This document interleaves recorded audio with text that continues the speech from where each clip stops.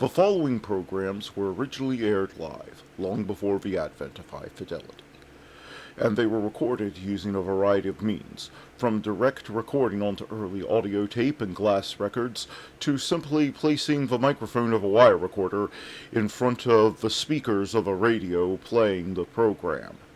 I hope, however, that any variance in audio quality will not take away from your pleasure in listening to these, some of the all-time favorite shows.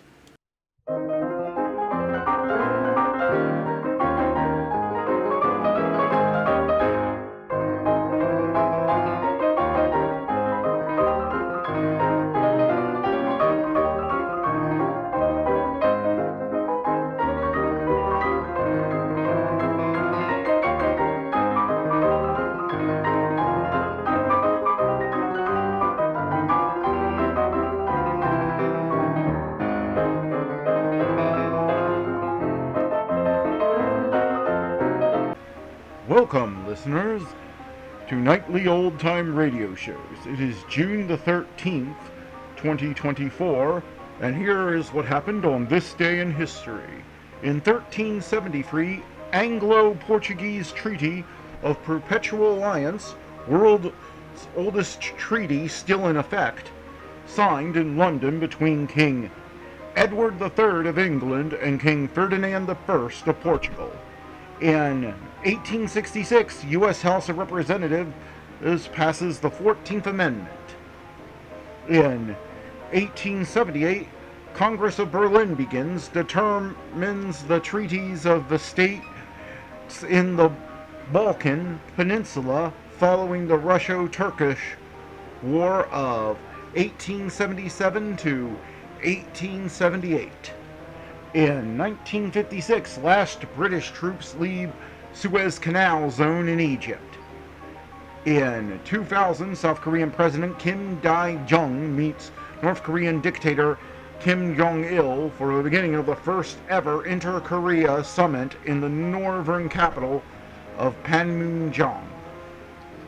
In 1962, Lolita, film based on Vladimir Novik's novel, directed by Stanley Kubrick, starring James Mason and Sue Lyon, is released. In 1995, Bjork releases her second art pop solo album, Post. In 1895, Emile Lavisar wins the first automobile race in history, the Bordeaux-Paris, taking 48 hours, 48 minutes, 1,178 kilometers. And that was this day in history. Now let's get on with the shows. Hey, Maya, who's on first? Why, it's Bud Abbott and Lou Costello who are up next.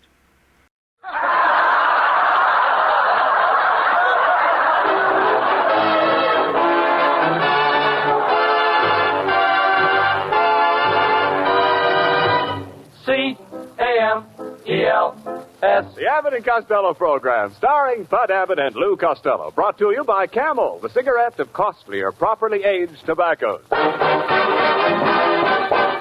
Abbot and Costello program, with the music of Carl Hoff and his orchestra, our singing star Amy Arnell, and spotlighting that chunky, chubby little cherub who, when caught putting a needle and thread in his Uncle Artie Stebbins' pocket because he heard him say he was going out on a tear, calmly said, I'm a bad boy!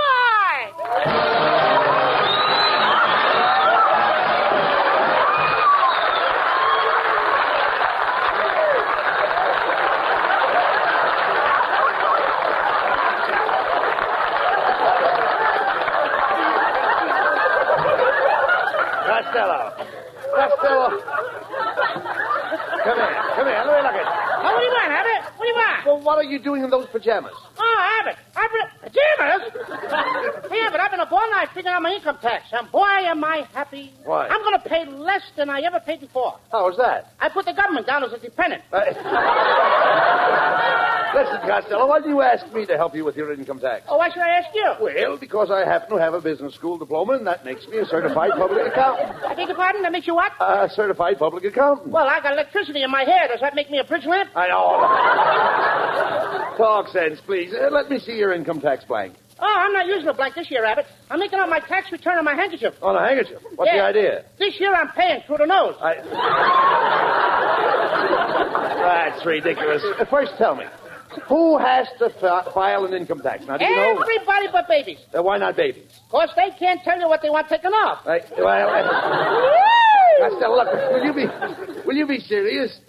What does the blank say about salaries? Well, it says like this. Where did I read it? Read it carefully. Yeah. Salaries are income received from others consisting of wages, fees, commission, bonuses, and other compensation for personal services and interest accrued in excess of exemption, and anyone around my base is it.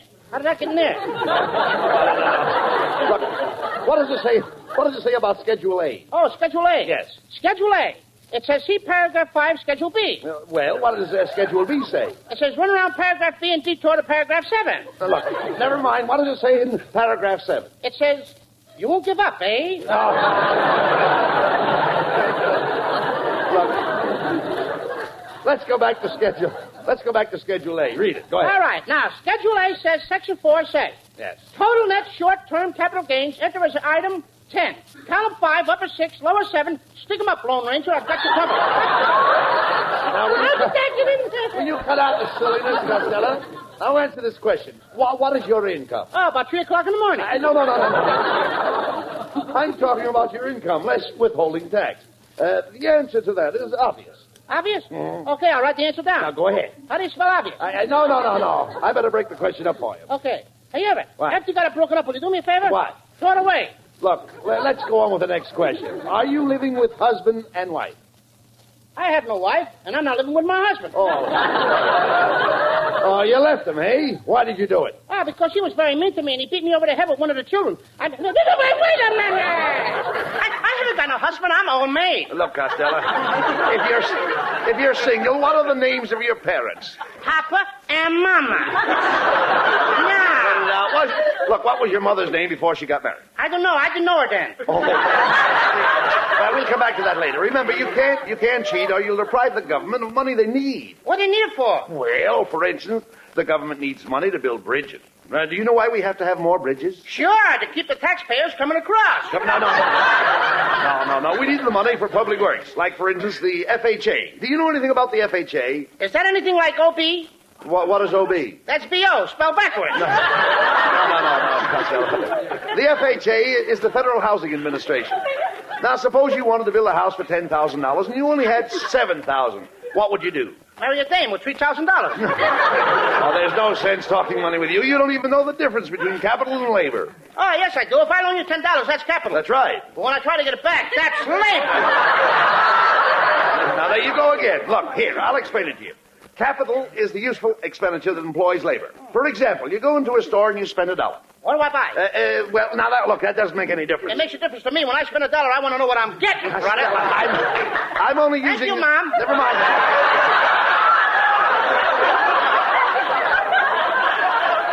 Will you listen to me? I'm trying to straighten out your affairs here. I'm only trying to use that as an example. I'm trying to make a point. Yeah, but you're shooting my money. No, look. I'm only trying to show you how money circulates. Suppose you spend $1. It starts to circulate. 30 cents of your dollar might wind up in the pocket of some man in New Hampshire. What's his name? What's whose name? That guy in New Hampshire that just gripped me for 30 cents. No. That's just an illustration. The man could be in Florida. How do you like that? Now he went south with my 30 cents. Costello, you know so little about money, it's no wonder you are able to pay your taxes at all. Oh, I got all the money I need to pay my taxes. Then what is worrying you? Where I can borrow a couple of bucks to live on. Oh, no. Why, that's the silliest thing I ever heard of. Listen, Costello, no matter how much taxes there are, the government always leaves you something. Oh, yeah. Do you know my girlfriend leaned against her? Yes. Well, she walked into the tax office wearing a hat by Daché, a dress by Schiaparelli, and jewels by Tiffany. And when she got through paying her taxes... What happened? She walked out wearing a beer bottle by Schlitz.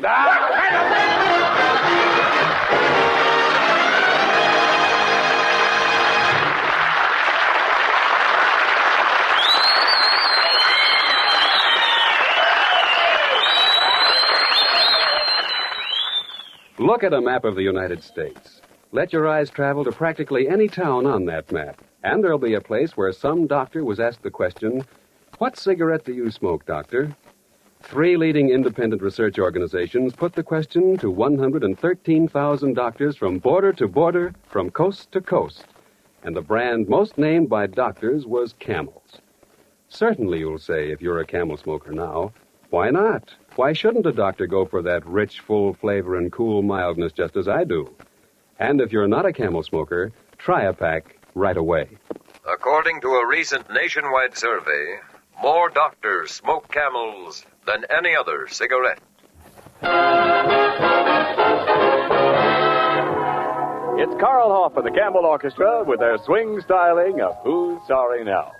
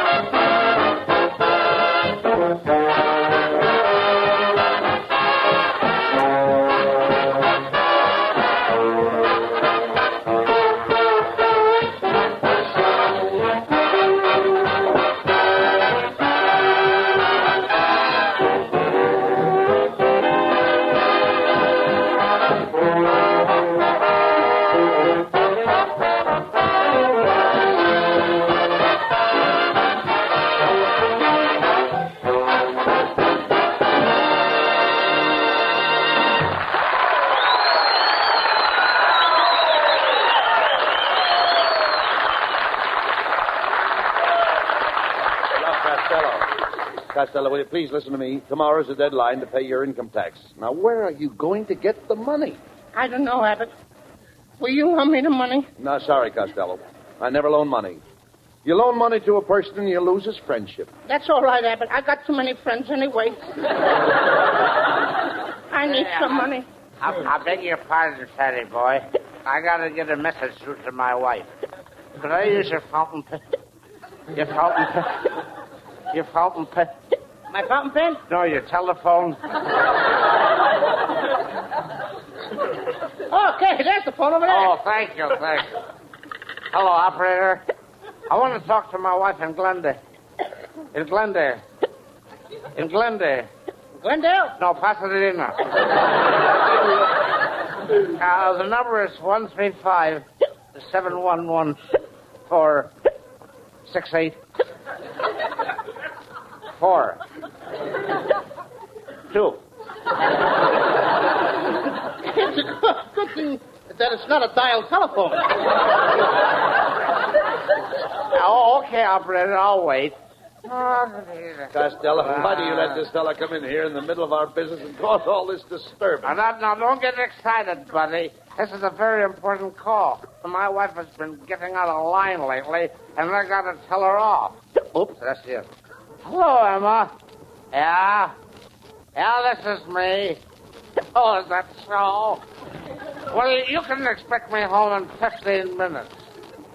What? Well, put it back on the stove and keep it hot for me. Goodbye. Oh, you're trying to tell her off, mister. You think she'll do it? Why, sure. She knows I can't wash dishes in cold water. Oh, so long, fatty boy. Fatty boy. Boy? No, Stubby. Oh.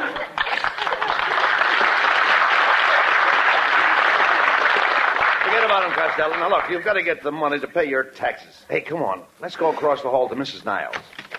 Now, look, talk nice to her, Costello. She might loan you the money. Hello, Mr. Abbott. Oh, you brought back the wash tub you borrowed. What wash tub? Oh, pardon me. That's Costello. Now, I wish you hadn't said that, Mrs. Niles. I was just going to tell you that you look like $1 million. Costello, you never saw $1 million. That's right. You look like something I never saw before. Now, don't talk like that, Costello. I think Mrs. Niles is beautiful. She has a lovely smile. Oh, thank you, Mr. Abbott. I should have a lovely smile. I go to see my dentist twice every year. Yes, ma'am. Once for each tooth.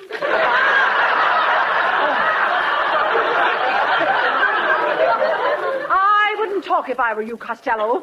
I just saw your latest picture called The Little Giant. Oh, you did? How'd you like it? Oh, I thought it was very funny. Thank you. But with you in it, they should have called it The Oversized Wart. I heard you tell Costello off, dear. Oh, you're so refreshing, dear. You're my little grapefruit. Oh, no, Kenneth, you're my little grapefruit. Oh, no, I insist that you're my little grapefruit. And I insist that you're my little grapefruit. Ladies and gentlemen, you just heard from a couple of old squirts. Costello, remember what you're here for. Oh, yes. Mrs. Niles, I need money to pay my income tax. Could you lend me $500, please? $500? Don't be absurd, Costello. I haven't that much money. Didn't you get any money from the accident? Accident? I never had any accident. Don't tell me you were born with that push. Costello, I refuse to argue with you. You're no gentleman. In my day, men didn't fight with women. In your day, the men were too busy fighting the Indians. Well, you certainly fixed yourself with Mrs. Niles. What are you going to do now? Hey, wait a minute.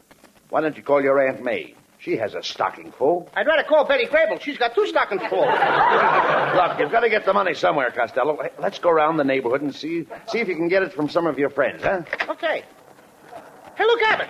It's the actress, Fussy May Mucho. Hello, Miss Mucho. Hello, boys. Aren't you working today, Miss Mucho? Well, I was working in a picture at Magee, and they had to postpone it. The leading mon had a severe attack of streptococcus. Streptococcus? Ah, sure, Abby. You know what streptococcus is. That's where you get those little boobs in your tonsils.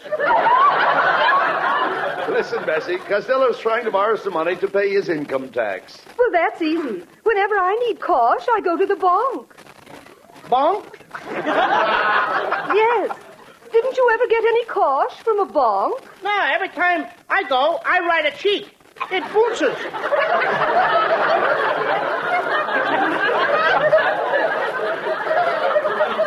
Well, I must be going now, boys. Good luck to you, Mr. Costello, and off we the same to you. And a hot weenie sandwich to you, too.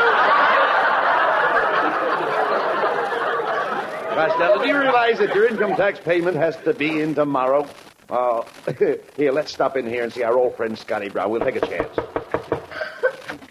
I wish you would not knock on my door, laddies. When you come to my house, it's bad. It wakes up the termites, and they start chewing on the foundation. Hey, Scotty, old friend, I'm in trouble, and I need $500 to pay my income tax. Oh, I'd like to help you, laddie, but I just suffered a terrible financial setback. Financial setback? What happened? Well, I bought a pound of rice for supper.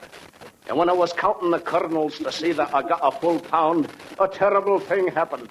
One of the kernels rolled down the drain pipe. Well, Costello, this is what you get for waiting until the last minute to pay your taxes. Now, what are you going to do? What are you going to do? Can you please loan me some money? No, I'm sorry, Costello. I paid my taxes last week, and I don't have a cent. I'm a pauper. Well, congratulations, Abbott. What was it, a boy or a girl? I didn't know you was a pauper. Will you stop the nonsense, please? Now, you need money to pay your taxes, don't you? Yeah. Well, why don't you go into this phone booth right here and call up your Uncle Artie Stebbins? He's got plenty of money. Oh, that's a good idea, Abbott. Well, let him loosen up. Good old Uncle Artie Stebbins. He wouldn't turn me down. Number, please. Operator, give me my Uncle Artie Stebbins. Beverly Hills, 312. Hello? Hello, Uncle Artie. This is Louis Costello. How are you, Uncle Artie? Just fine. What can I do for you, Louis? Uncle Artie, I have to pay my income tax, and I wondered if you could loan me $500. Talk louder. I can't hear you, Louis. I said, could you loan me $500? I can't hear you, Louis. Could you loan me $500? I can't hear a word, Louis. Pardon me, Mr. Stebbins. This is the operator, and I can hear him very plain. Then you loan him the money.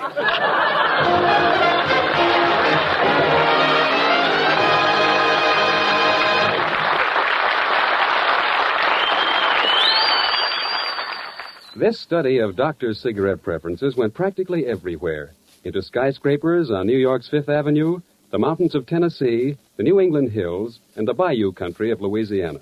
Into every state of the 48. What cigarette do you smoke, doctor? Was the query. And the result? Well, the brand named most was Camel. Try Camels on your own T-zone. That's T for taste and T for throat. The most critical laboratory for testing a cigarette. See how your taste responds to Camel's rich, full flavor.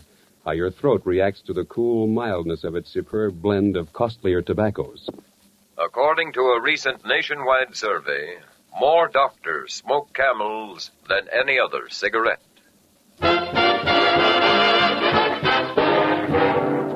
For Camel fans everywhere, here's lovely Amy Arnell to sing... Onesie, twosie, I'll kiss yousie. Twosie, threesie, you kiss mesie. Threesie, foursy, kiss some moresy. Let's start counting higher. Foursy, fivesy, let's get livesy. Fivesy, sixy, hug me quicksy. Sixy, sevensy, this is heavensy. My heart's on a flyer. Keep the numbers going till the song is done. Love will keep on growing, and we'll have lots of fun. 7Z, 8Z, you're my datesy. 8Z, 9Z, 8 is fine Z. 9Z, 10Z, start again Z. 1Z, 2Z, I love you Z.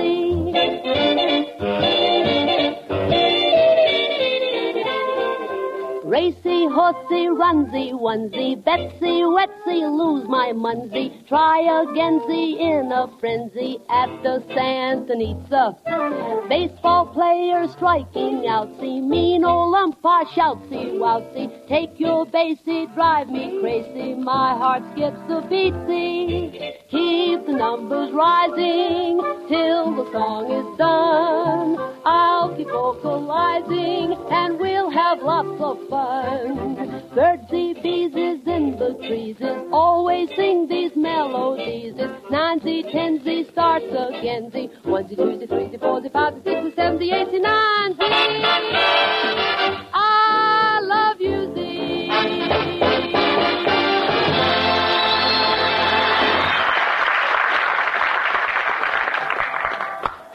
Well, come on, Costello. Walk faster. I can't have it. I walked all over town. Nobody will loan me $500 to pay my taxes. Well, it's your own fault. What do you do with all your money? Well, it cost me a lot of money to live. Yesterday, I spent over $1,000 for car fare. $1,000? Yeah. Oh, now, come. How could you spend $1,000 in one day for streetcar fare? I forgot to ask for transfers. Costello, why don't you save your money? Do you realize that if you save $10 a week, only $10 a week, in 10 years you'd have $20,000. Just think, Costello. If a depression came along, you'd have $20,000. Suppose we don't have a depression in 10 years. There I am, stuck with all that money. Costello, there's only one way to raise your tax money. You've got to borrow the money from a loan company. Come on, I think there's one down this street. Pardon me, young man. Do you know how to get to the office of the OPA? No, I don't. Well, you go down this street, turn to the left, the next corner. Go 3 blocks to the right. Wait a minute. And then you come... Wait a minute!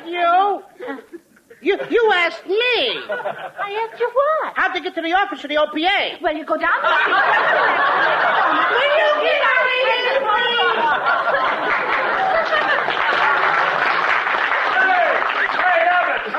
Hey, look, Costello, it's Melonhead. Oh, Melonhead. Hey, I'm in a hurry, Melonhead. I gotta go across the street to the loan office to borrow some money. I'll see you later. Wait a minute. Where are you going to be later? I don't know. I might be anywhere. Oh, now I should chase all over town looking for you, huh? I should leave my poor doubting wife sitting alone while I'm running all over town looking for you. No, don't leave your wife. Stay with her. Stay with her every minute. Oh, 24 hours a day I got to look at her ugly puss, huh? Well, what do you want to see me about, Costello? I didn't want to see you. Oh, don't want to see me, huh? And why did you say you'd see me later? That's just an old expression like your father's mustache. What's wrong? What's wrong with my father's mustache? Nothing. I'd like to see it. Oh, you would, huh? Get this guy. My father's been dead for 20 years. He wants me to dig him up just so he can see what his mustache does. Look, Malahide, I'm trying to get money to pay my income tax. You come here, you're driving me to distraction. I gotta drive you, huh? Too proud to walk. I love walking. I think everybody should walk. Oh, a fine thing. My brother John sells bicycles. But no, you say everybody should walk. I've got none against bicycles. Thanks, John. I hope your brother fellow sells 1 million bicycles. I hope he makes a fortune. Sure. His income tax isn't high enough now, huh? Look, Melonhead, I'll agree with you. Your brother's income tax is too high. He shouldn't pay so much. Oh, he should cheat the government, huh? Look, Melonhead, anybody that cheats the government is a no-good rat, a heel, a chiseler, and a thief. Go on, hint. Go on, make my children ashamed of me. Look, Melonhead, your children ain't ashamed of you. They've never been ashamed of you. No, then why didn't they come to see me last summer in Alcatraz? Will you wait? I hope you're satisfied, Costello. Now you've told everybody in the country I'm a convict. I ought to punch you right in your fat nose. Now you got me good and mad, Melonhead. Put up your hands. All right, my hands are up. And my hands are up. And my hands are up. And my hands are up. All right, our hands are up. Well, what are you going to do about it? Let's play patty cake.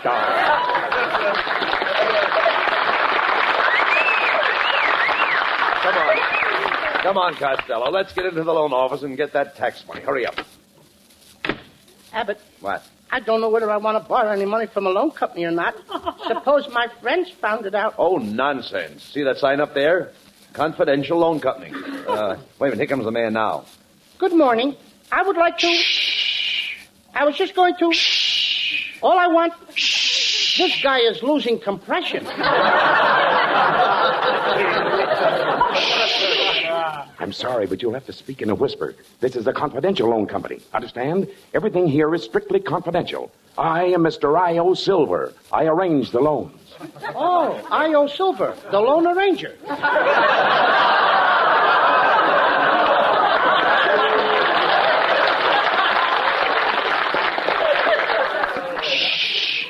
Now, I'll have to ask you a few simple questions. Where were you born?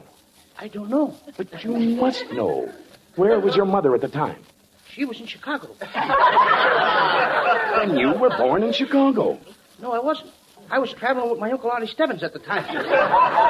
You dummy, will you talk sense to the man? Please. What day of the week were you born on?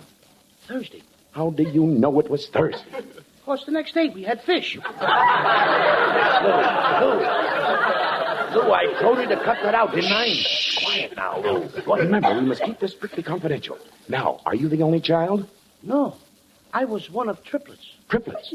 What were they, all boys? No. One was a boy and one was a girl. But you said triplets. What was the other one? I don't know. The day we were born, the third one flew away and we never found out.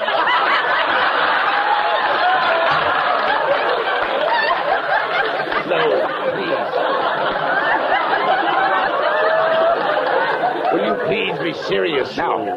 Now listen, what's your name? What's your name and how much money do you want to borrow? Well, my name is Lou Costello, and I want to borrow $500 if you'll promise to keep it very confidential. My dear boy, that is the name of our company, the Confidential Loan Company. Now, I don't have $500 in the office right now, but I'll call one of my associates right down the block. We'll keep it all very confidential, of course. Okay. Pardon me while I open the window. Why don't you try Sam on 59th Street? Okay. While you're at it, say hello to my aunt in Patterson, New Jersey. Costello, will you keep your voice down? Hey, Sam, have you got $1,000? Wait a minute. I only need $500. Quiet. I need $500 for myself. Come on, Abbott. Come on, I'm getting out of this place. Wait a minute, Costello. The man will get the money. Yeah, but everybody in the world will know that I want to borrow money. That's ridiculous, young man. Maybe one or two people might heard me, but they'll forget all about it. Well, if it's just one or two people heard you, then I guess it's all right. Extra! Lou Costello's broke!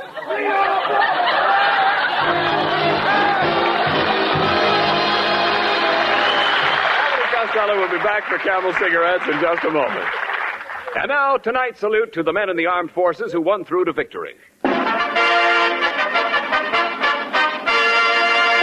Tonight we hail the famous 102nd Ozark Division, heroes of the Siegfried Line, the Ruhr, and Mönchengladbach.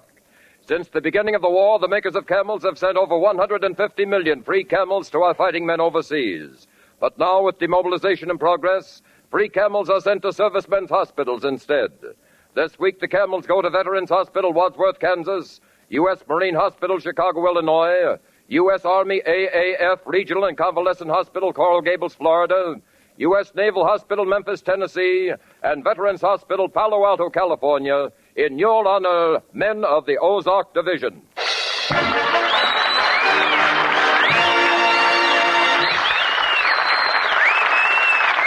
Broadcast go out to the United States twice a week. Our rebroadcast to practically every area in the world where our men are stationed and to our good neighbors in Central and South America. And now here are Bud Abbott and Lou Costello with a final word. Well, Costello, you want to feel pretty good now that you've got your income tax all figured out. Oh, yeah, Abbott. There was nothing to it. In fact, I feel like an expert, and I'm coming down in the middle of the audience, and I'm going to help all you people with your income tax. No, to jail! Send us to jail! No, anything but that! Get him on! Wait a minute, you! Wait a minute! Gee, you don't know how smart I am. Well, if you're so smart, tell me. Why is a lollipop like a racehorse? I don't know. Why is a lollipop like a racehorse? The more you lick it, the faster it goes. Good night, folks. Good night, everybody. And don't forget to give to your local Red Cross.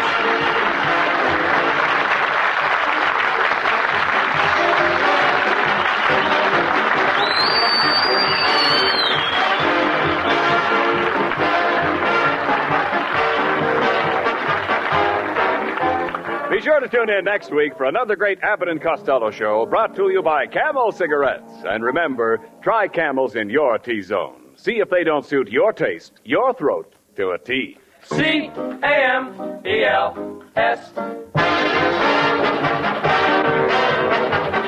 National Joy Smoke. That's Prince Albert smoking tobacco. Yes, Prince Albert is smoked by more pipes than any other tobacco on earth.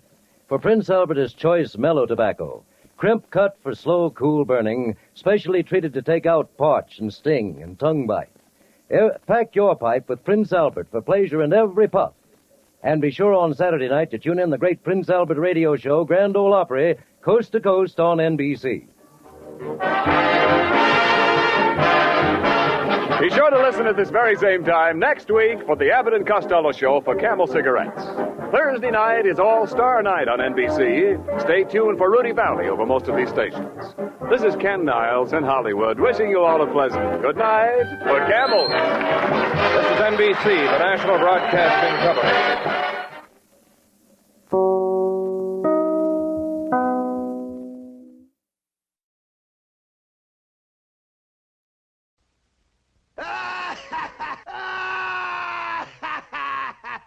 Oh, lonesome roads.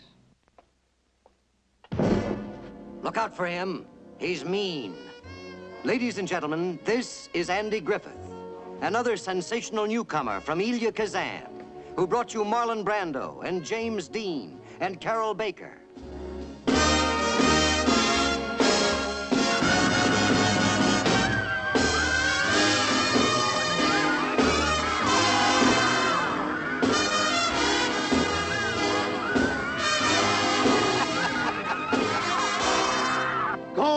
Be a free man morning. Free man in the morning. Free man in the morning. Loved by millions, an idol of the people. Bye. Bye, Lucy. So long, Luther. You write to me now. I'll be thinking of you, good people. Boy, I'm glad to shake that dump. Look, don't try to play the noble defender of the sanctity of marriage with me, Papa Man. I know where you've been some of those nights when Betty was waiting up for you. You know, you hit me and it'll be all over the papers as much as the people love you tonight. You're they can fired. I'm not just an entertainer. I'm an influence, a wielder of opinion, a force. A force. Oh, if they ever heard the way that psycho really talks.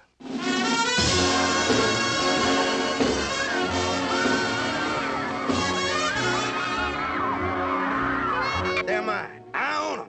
They think like I do. But they're even more stupid than I am. So I gotta think for them.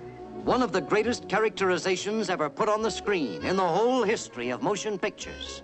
Maybe I'm just a country boy. But if the president tries to stop me, I'll flood the White House with millions of telegrams.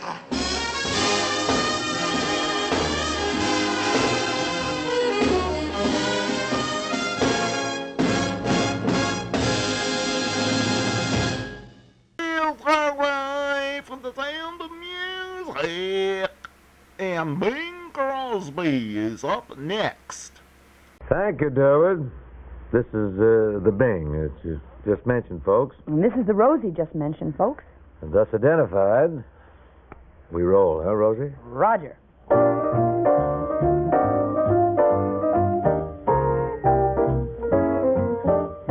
I'm not the girl who cared about love. I'm not the girl who cared about fortunes and such. Never cared much, but look at me now. I never knew the technique of kissing. I never knew the thrill I could get from your touch. Never knew much, oh, look at me now. I'm a new girl in the world. Never knew love was like this. With a new heart, brand new style. Gonna be a Mrs., not Miss. So I'm the girl who turned out a lover. Yes, I'm the girl who laughed at those blue diamond rings. One of those things, oh, look at me now.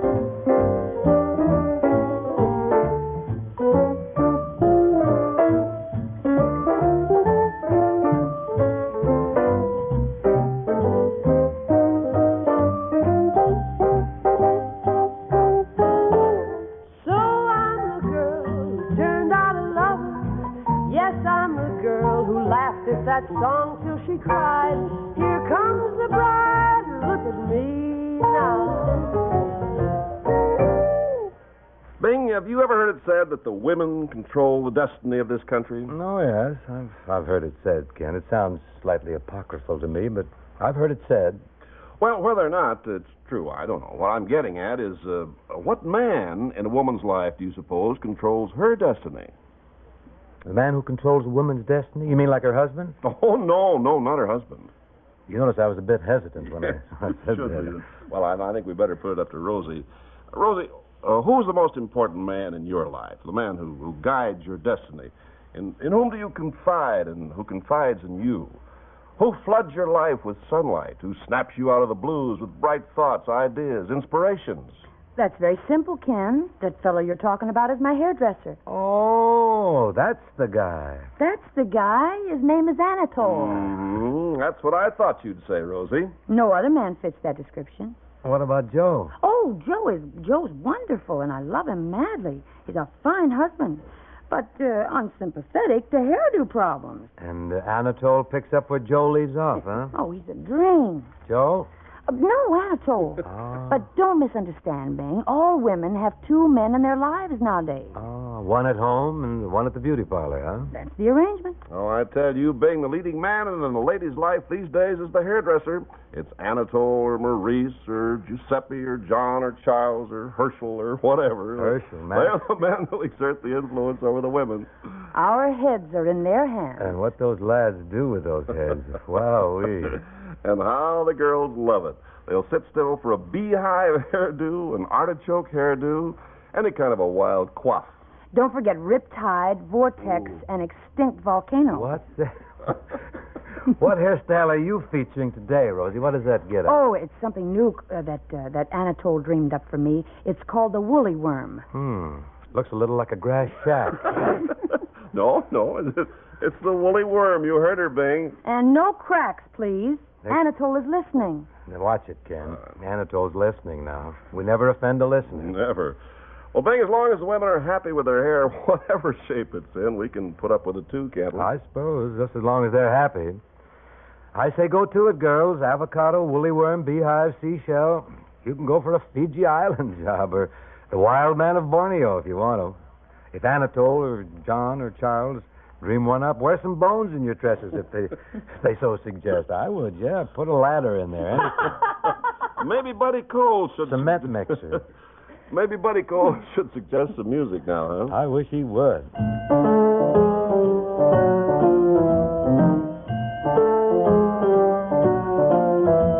Rain, let us cuddle while the rain pitter-patters on the pane, and we're alone. A chance to while away a dreamy afternoon A lovely, peaceful afternoon. No one can see us. Hooray. It's so cozy in the rain. There's no reason to complain if she's with you. To hold her hand, and then it's 10 to 1, you kiss her in the rain. Rain, rain.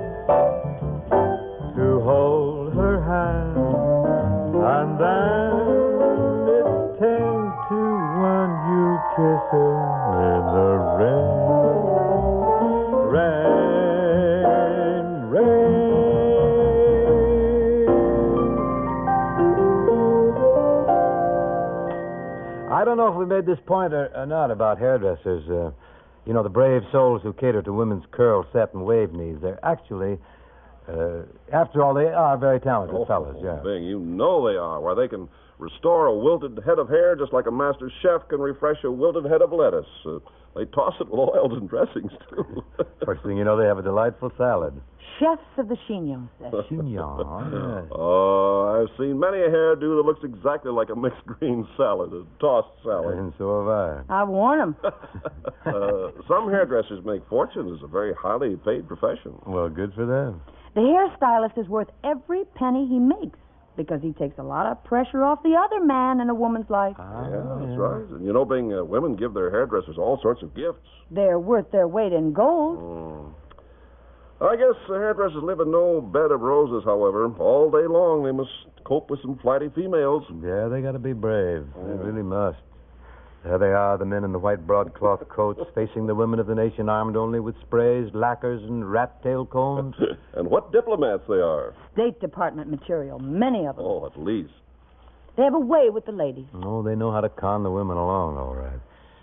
And I take my hat off to them for that. No, you better keep your hat on, Bing. Somebody's have to slip up and give you an avocado. Do. But it'd be a pretty tiny avocado. Be a nut. A shell.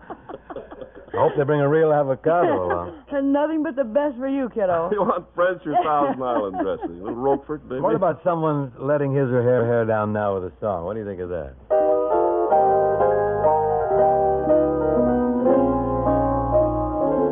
Something wonderful happens in summer when the sky is a heavenly blue. You fall in love. You fall in love with someone who loves you too. Something wonderful happens in summer when the moon makes you feel all aglow. You fall in love. You fall in love. You want the whole world to know. You carve initials on a tree. You kiss and exchange a ring. June and July go by.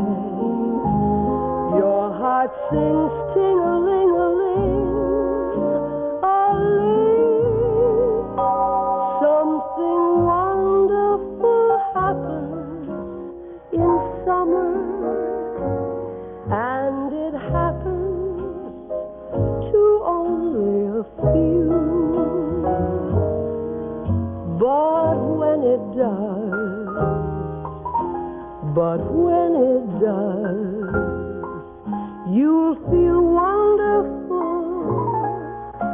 It happened to you.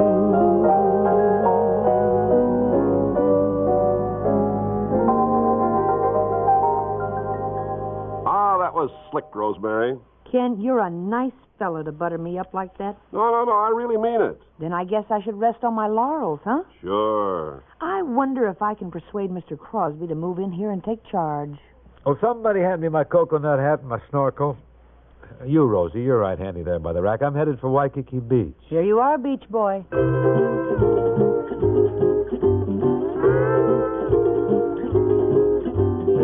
You like a ukulele lady like you. If you like to linger where it's shady, ukulele lady linger too. If you kiss the ukulele lady while you promise ever to be true, she see another ukulele lady fool around with you.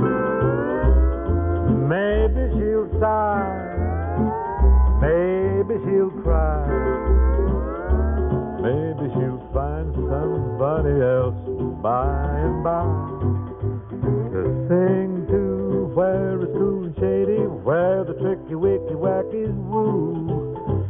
If you like a ukulele lady like you. I saw the splendor of the moonlight on Honolulu Bay. Something tender in the moonlight down on Honolulu Bay. And all the beaches are full of beaches who bring the ukes along. And in the glimmer of the moonlight they love to sing this song. If you like a ukulele lady like you. If you like to linger where it's shady, ukulele lady linger too. If you kiss a ukulele lady while you promise ever to be true, she see another ukulele lady fool around with you.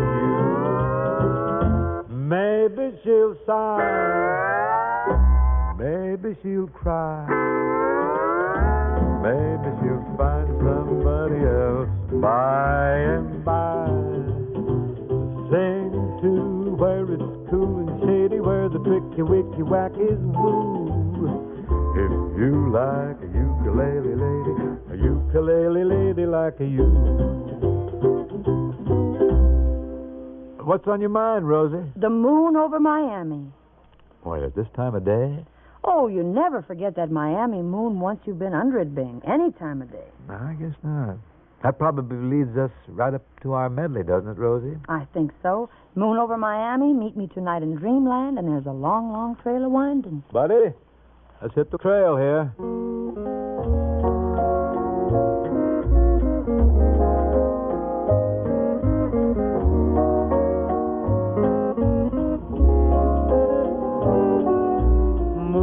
Moon over Miami, shine on my love and me, so we can stroll beside the road of the rolling sea. Moon over Miami, shine on as we begin a dream of two that may come true when the tide comes in. You'll hear the song of the smiling troubadours. You'll hear the throbbing guitars. Hear how the waves offer thunderous applause after each song to the stars. Moon over Miami, you know we're waiting for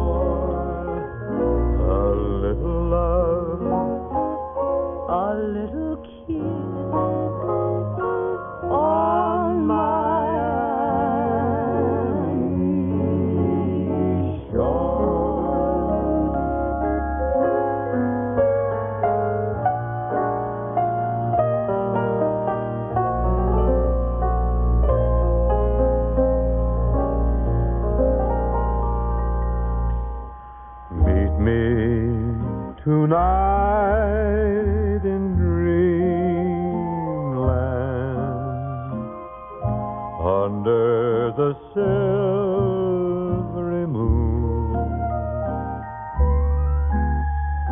Meet me tonight in dreamland,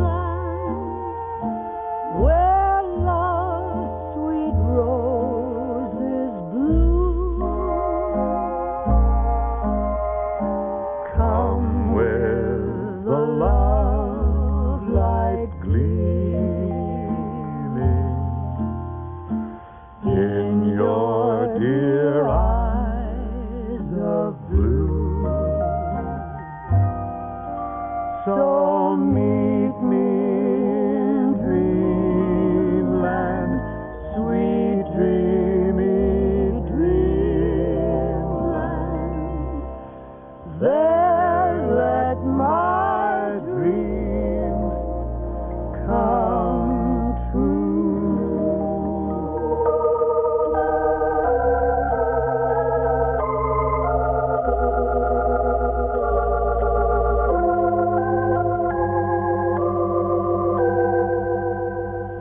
There's a long, long trail a-winding into the land of my dreams, where the nightingales are singing and the white moon beams.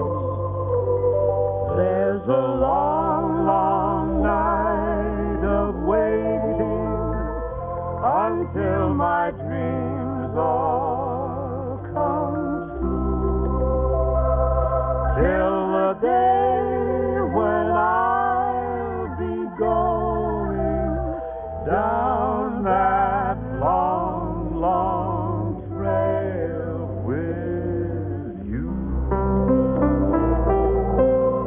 The day when I'll be going down that long, long trail with you.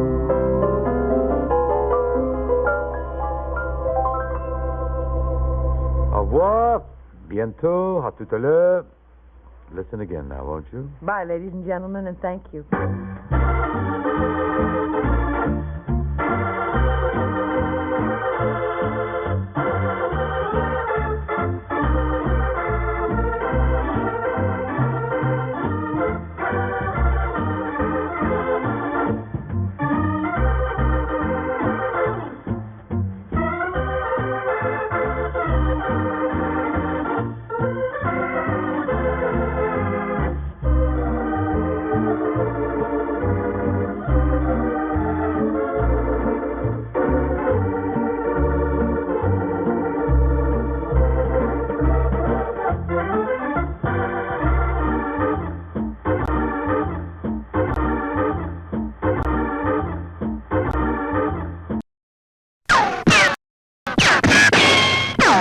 Hello, my name is Dum Dum. I'm a bullet. Did I scare you? I'm a movie star. I play in this movie called A Shot in the Dark.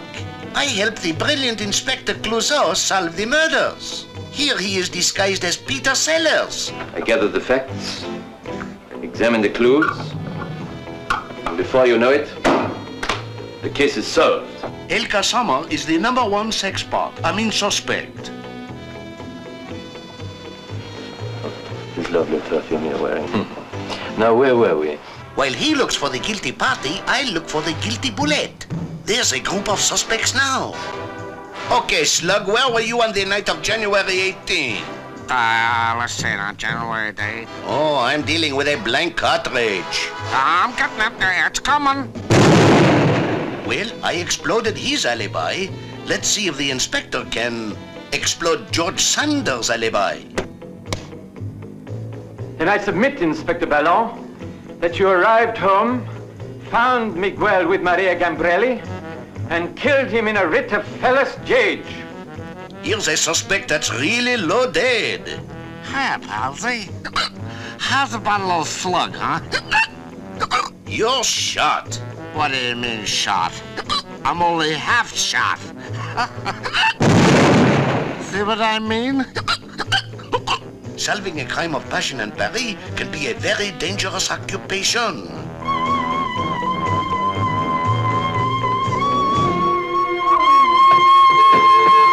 He gets to the bottom of things fast. Finding a murderer is like looking for a needle in a haystack.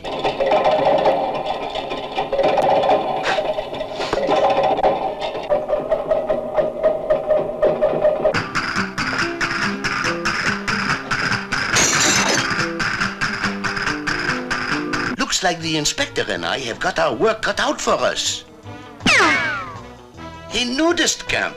Well, there's the inspector in a new disguise.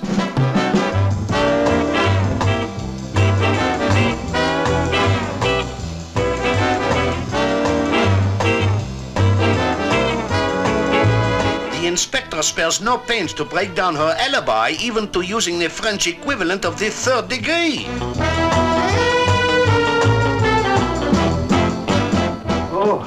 Oh, this is too much for a simple prison.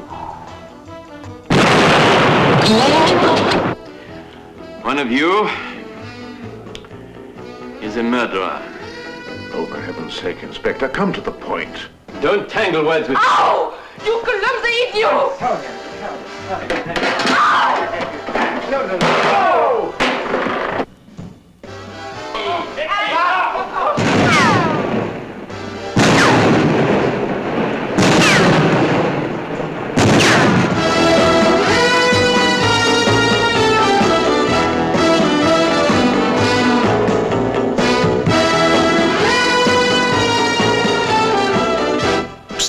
Confidentially, the murderer is... If you want to know who the murderer is, you'll have to come and see the picture. Yeah. A true legend of American comedy, Bob Hope, is up next. The 4 hits in the mist, the Les Brown Band, and yours truly, High Averback. We get a better break with fun. How about you? Yes, how about you? Who, me? Yeah, are you an Easter bunny? No, I'm an Easter chick, and I'm getting even with Rita Hayworth for turning me down. I'm going to fly over her house and lay an egg on Ollie Kahn.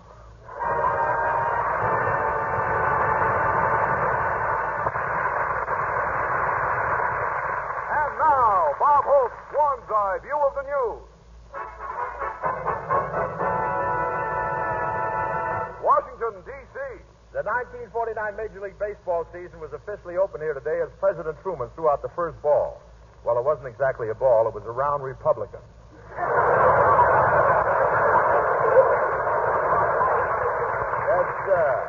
And Jane Russell was in the stands for the opening game here in Hollywood. Of course, it made everything the pitchers throw look like a straight ball.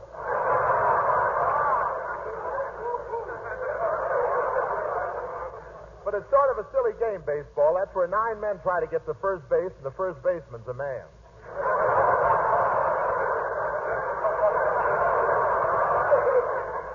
The flag-raising ceremony at the Cleveland opener was delayed when they found the pennant was missing. One of the players' wives took her baby to the game and forgot to bring along a change.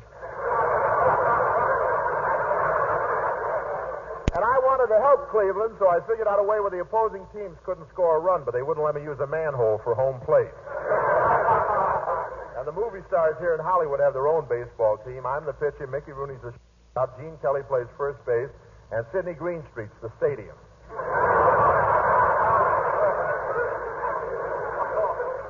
We finally had to let Sinatra play. He got tired of being the bat.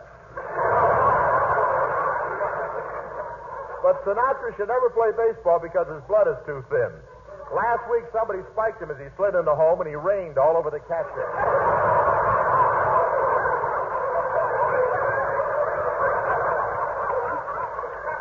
Detroit, Michigan. The National Automobile Survey here disclosed that 15,000 trailers took to the road as the annual caravan of tourists started across the country. Hollywood's really loaded with tourists. I took a walk down Hollywood Boulevard and signed so many autographs, my coin changer was red hot.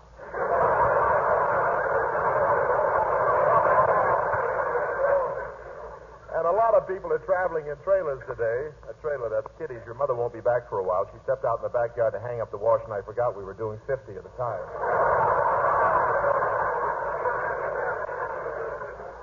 Yes, sir, everybody's traveling, and I'm going on tour this week. I got the traveling urge from my uncle. He went through 48 states in 27 days.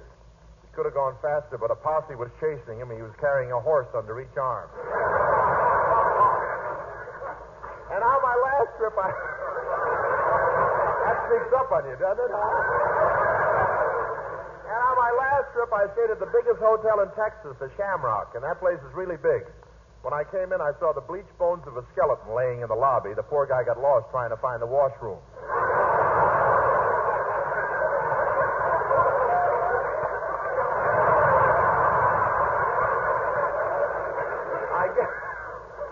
I guess I like to travel because I was in vaudeville. I did an act with a trained seal, and the seal was so smart, I used to put a vest on his fat little tummy and a toupee on his head, and he'd sing. I never knew what happened to him until last week when I heard the Philco show.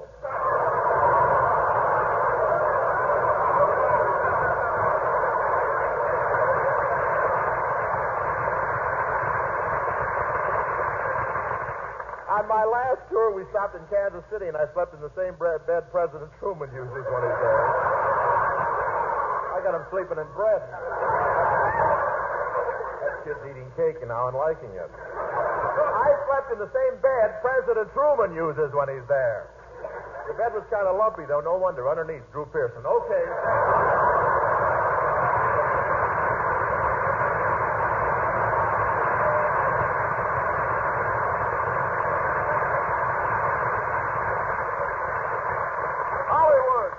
The Motion Picture Association announced here this week that the number of drive-in movie theaters in America had more than doubled in the last year. Yes, sir, those drive-in movies are really catching on. Drive-in movie, that's where every car is a balcony. When I go to one of those drive-in theaters, I like to park my car right down close to the screen. That way Charles Boyer's lower lip washes my windshield.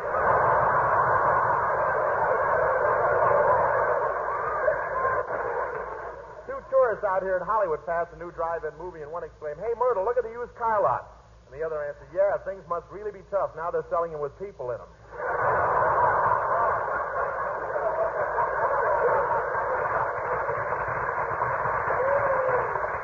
They caught one guy cheating in a drive-in theater. He drove in with a new Buick with his 3 kids under the hood. They were watching the picture through the porthole. And I don't know if those romantic pictures have any effect on those automobiles or not, but one guy got out to buy a candy bar, and when he came back, there was a note from his car that said, "I'm sorry, but I ran away with a cute little Pontiac. I know it was impetuous, but I'm a convertible, and I blew my top."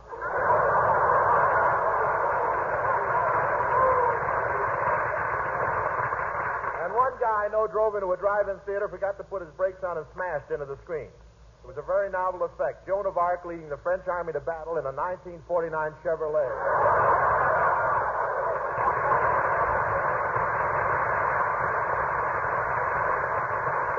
And now, the question of the week. Have you discovered why you get a better break with Swan? Have you broken a cake of Swan in 2? That's the way to prove Swan gives you a better break. Yes, it's true. The inside of the cake tells you that Swan is the best soap afloat. That you get a better break with Swan. Just break a cake and see. Well, sure, just the way I'm breaking a cake right now. There, a smoother break. Now I press the inside of the cake. It's firm and solid. It's not soft and spongy. Then I press the edges. Again, firm and solid. No wasteful, crumbling edges, no matter how hard you press. That proves Swan will last longer. It's more economical. That you get a better break with Swan. Just break a cake and see. And, ladies, Swan is better because it's made by an exclusive patented process that no other floating soap can use. So buy some Swan soap tomorrow. You'll discover that for dishes and your hands, for bath and for baby, you get a better break with Swan. To prove it, just break a cake and see.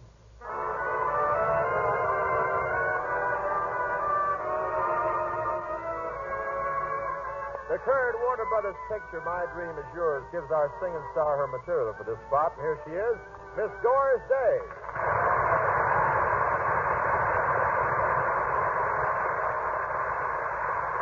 My dream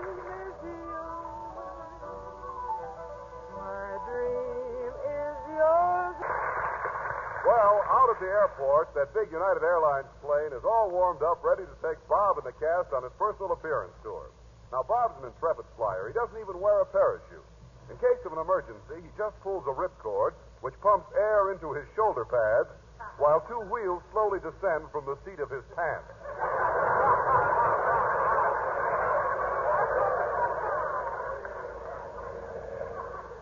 Oh, Bob, it was nice of you to pick me up so I could drive out to the airport with you. Oh, glad to do it, Doris. Say, are you going to rent out your house while we're gone like you did the last time? No, not the house, just the swimming pool. I rented it to Phil Harris. Well, why does Phil Harris want a swimming pool? He needs a bigger place to mix martinis. Oh, that's silly. No, it isn't. He puts in 3 parts gin, 1 part vermouth, and stirs it with his guitar player. Bob, with the pool that big, how does he get the proportions right? Well, when it's all mixed, he throws in a Cocker Spaniel, and if it comes out a Mexican hairless, that's it.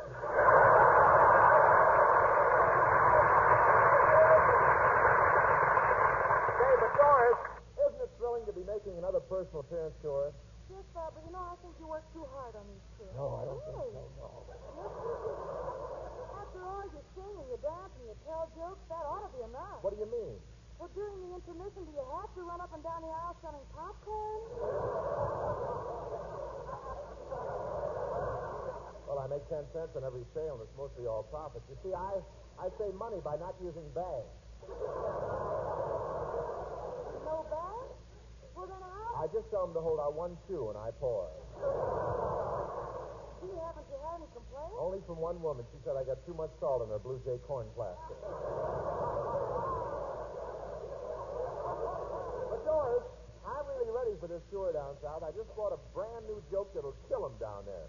When anybody asks me where I'm from, I just say Shamokin, Pennsylvania. Shamokin? Shamokin, where's that? That's where they make the Shamokin tobacco.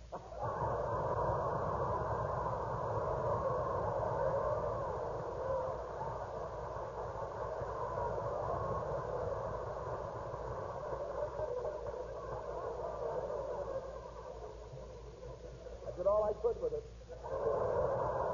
Doris, how do you like the joke? Just drive into a gas station, Bob. Don't wipe it off the windshield.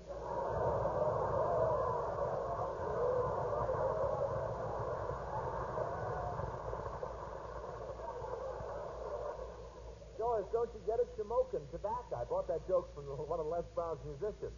Which one? You know, the smart one, the one who sits there throwing up peanuts and catching them in that hole in his head. When his head gets half full of peanuts, they shake it for rumbus. Bob, watch where you're going. This next house is Miss Ryan. Oh, yeah, there she is waiting on the curb with her suitcase. Oh, hello, Miss Ryan. Hello, Mr. Hope. Hello, Doris.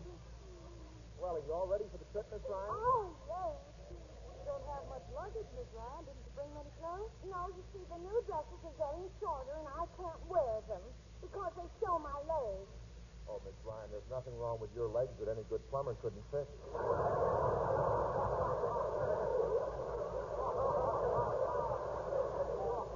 Oh, Mr. Hope, I used to have pretty legs when I was a girl. In fact, they told me I had legs just like a racehorse.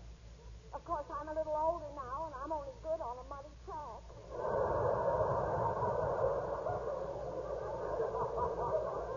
Oh, Miss Ryan, your legs aren't that bad. Oh, yes, they are.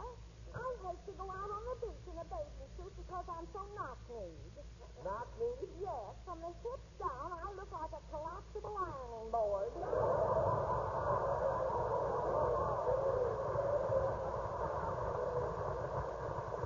My legs are the same way. Why don't you do what I did? Have your knees sharpened so you can clip hedges.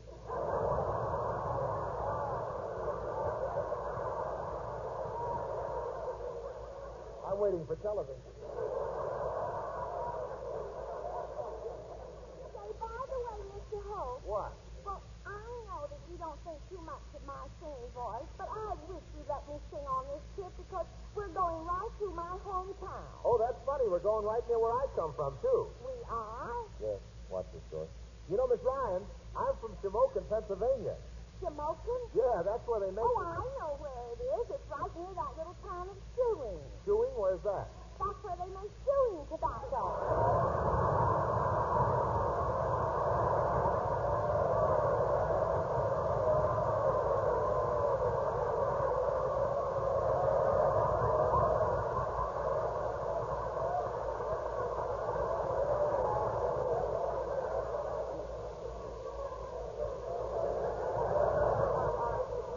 And where did you get that joke? From one of Les Brown's musicians for 10 cents. He gave me the joke and all of the peanuts that fell out of his head.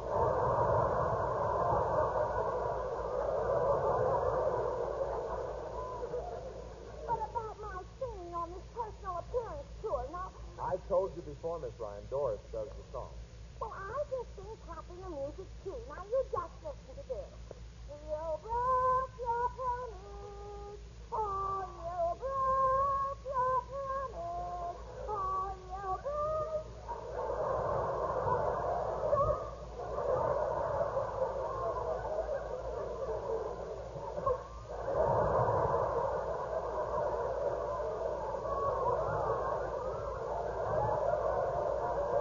Miss Ryan, just break it. Don't fracture it, please.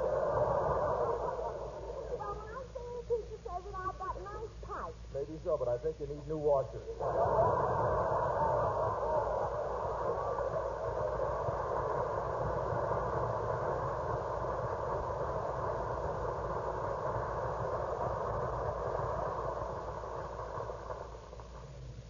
Well, here we are at the airport, Doris. I hope we're not late. The United DC-6 that will carry the Bob Hope Swan Show is now ready to leave on runway 5. Come on, everybody. We better hurry. This plane is taking off for El Paso, Waco, and College Station, Texas, Shreveport, Chattanooga, and other southern towns. We are holding the plane now for the arrival of an important passenger. That's me. The important passenger is Albert. We can't leave for the south without Albert. Well, who's he? Prince Albert. He makes all the smoking tobacco.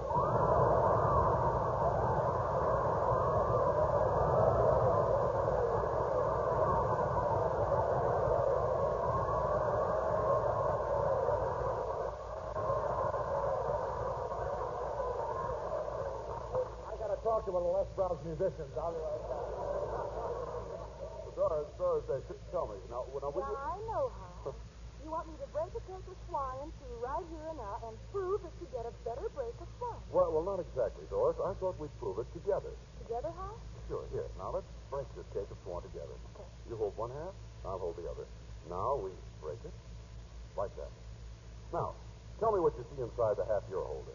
Why, I see the same thing I always see. Every time I break swan into it, it's really firm, solid soap all the way through. With no wasteful, crumbling edges. Yes, Doris, when you break swan, you see instant proof that you get a better break with swan. Then press the inside of the cake, never soft and spongy. You can feel how firm swan is. A better break for thrift. Swan lasts longer in the dishpan.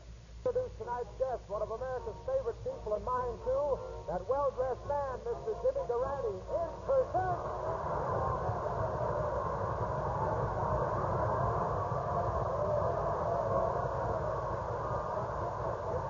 Got off the stage with a song.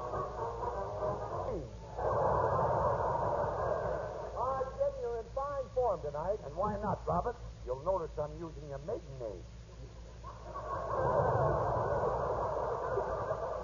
You know, I'm in the pink. Why, I feel like a 20-year-old boy. Yeah, now all you got to do is convince a 20-year-old girl. Well, it's sure nice. It's sure nice having you drop in on us, Jim. Thank you, Bob. And while I'm here, I think it's time we cleared up a false impression. You mean? Yes. Ladies and gentlemen, in spite of the fact that Bob Hope and I have the same facial characteristics, almost 12 inches long, Jimmy Durante is not my father.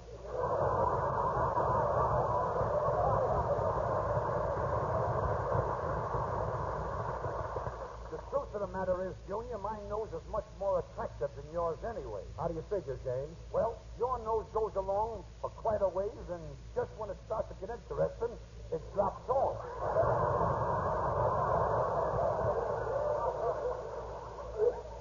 My nose continues to the bitter end.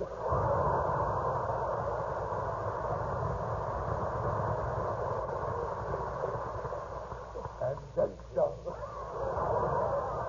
Well, tell me, James, how does it feel being together with us on our show again? Robert, this nostalgic reunion typifies the gregarious characteristics of our vocation. That means that brings two pedestrians together in such an ecstatic and momentous occasion.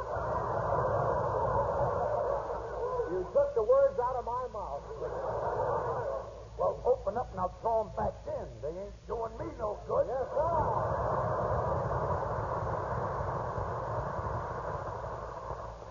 only guy I know whose English isn't housebroken.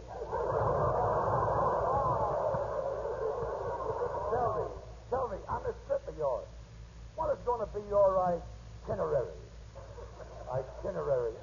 Punk must be shaking hands with Wagner tonight.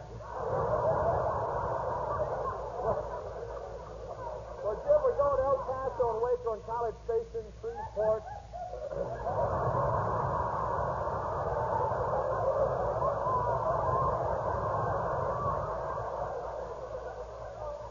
What joke are you working on, honey?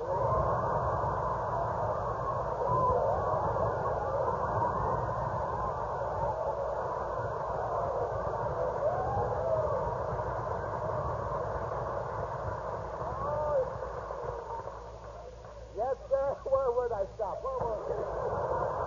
Shreveport, Louisiana, Little Rock, Columbus, Mississippi, Winston-Salem, North Carolina, Birmingham, Providence, Erie, Pennsylvania, and Columbus, Ohio. That's a distance of 4,000 miles in 12 days.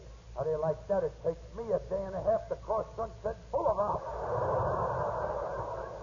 You know, Bob, I'd like to go on your tour with you, but I'm busy getting ready for television. Oh, yes, television. I was reading about it just the other day down on my plastic surgeon.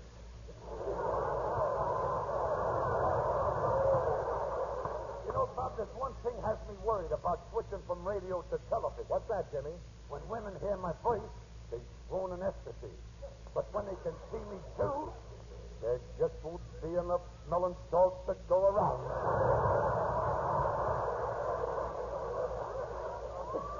You've heard of Alley Can. Shake hands with Freeway Durante. Robert, I've already started to change my personality for television. Can't you see me as a gay laughing playboy sitting in my New York penthouse?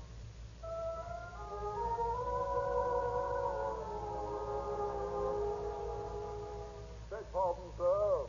Oh, it's my butler, Chippendale. Have you drawn my box?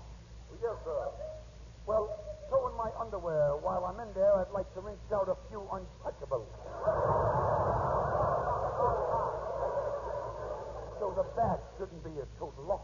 Very good, sir. I came in to tell you, sir, that Robert Carlyle Poonington III is here to see you. May I take a hat, sir? Yes, just put it in that cell. Oh, there you are, James. Hello, Robert. I've been missing you at the polo matches. What have you been doing with yourself?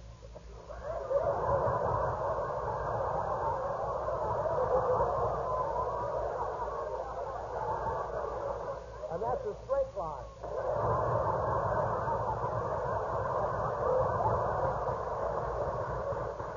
I didn't grab you, James. What have you been doing with yourself? Oh, the usual things. Monte Carlo for the gambling season, Long Island for the yachting season, and Pomona for the orange picking season. Now, I say there, James, your fountain pen must be leaking. There's ink all over your cheeks. Oh, that's not ink, Robert. No? No, I cut myself shaving.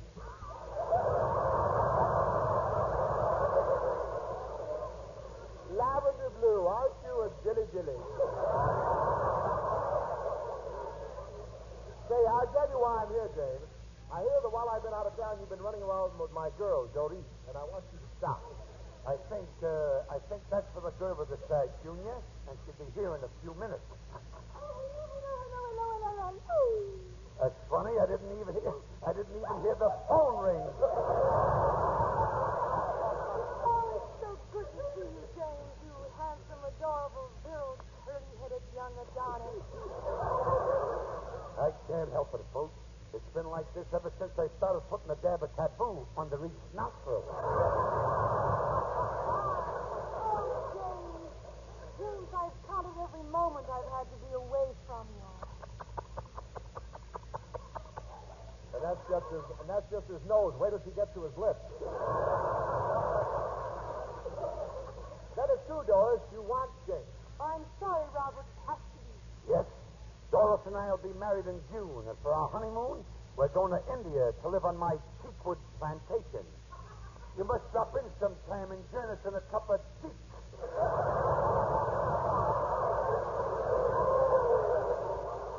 Doris, what is there in Durante that you love so much?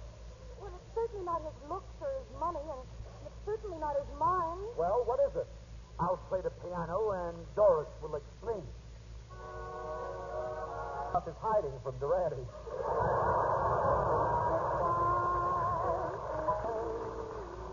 Got it, thank you. Ladies and gentlemen, the baseball world got a big thrill today when the Major League opened their 1949 season. And if you want another king-size baseball thrill, open up a terrific new book entitled The Cleveland Indians. This book has not been banned in Boston. In fact, even the Braves are buying it.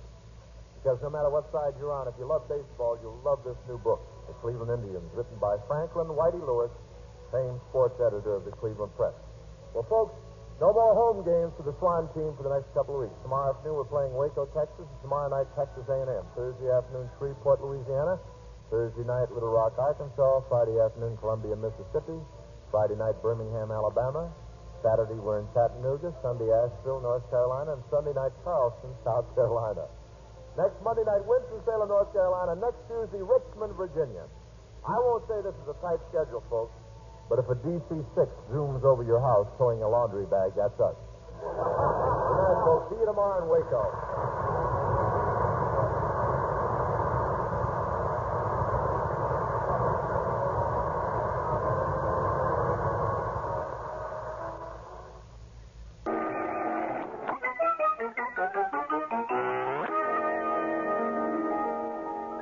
Let's see, 7 into 49 goes, Dexter, if you don't hurry up, we'll never get your homework finished.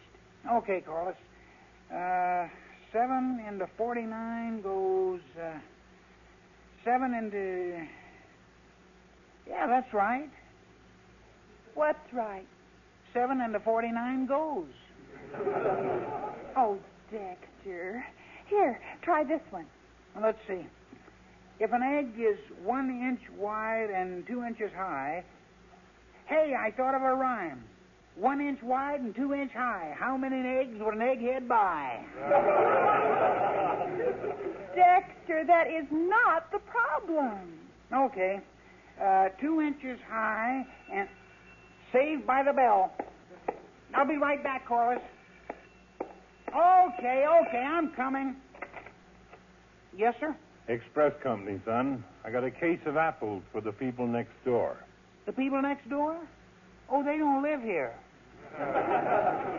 Yeah, I know. But do you mind if I leave their apples here? There's nobody there. Well, that's what I'm trying to tell you, mister. There's nobody there. Sure, that's what I'm saying. They aren't there, so I want to leave their apples here. Now, do you want to take them or not? Well, sure, if you put it that way, sure. Fine. Sign right here. Yeah, okay. Look, just sign it, kid. Don't write me a letter. There you are. Thanks. Now, here's the... Hey, I can't even read what you wrote. Do you sign everything like this? Sure. With oodles of love, Dexter Franklin. Oh, well, thanks, Oodles. Here's the apples. Boy, a whole case of apples. Dexter, am I going to help you with your homework or not? Sure, Corliss. Just as soon as I get the lid off these apples. Look at that. A whole box full. Where'd they come from, Dex? The express company. They're for the people next door. McDonald's? They moved away months ago, Dexter. You know they don't live here anymore. Holy cow, I told the man, but he insisted on leaving them anyway. Gosh, that sure is a lot of apples. How are we going to eat them all? Golly, I don't know unless... Wait. Why don't we have a Halloween party? We can duck for apples and eat candy apples. Hey, yeah. And snap at apples on a string. You're looking at a first-class apple snapper. Oh, Dex, we'll have a lot of fun. Come on, let's go over and ask my mother. Okay. As soon as I get another apple. Another one? Dexter, you're eating two now. Well, if there's going to be a prize for the best apple snapper, I got to know how to snap from all sides.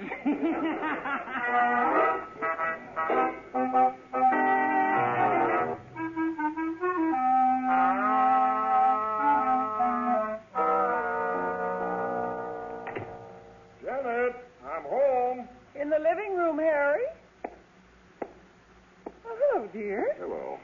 I just got home myself. How were things at the office today? Not bad. We settled the Ferguson case. What in the name of heaven is that? Our new lamp. It's made out of an old milk can.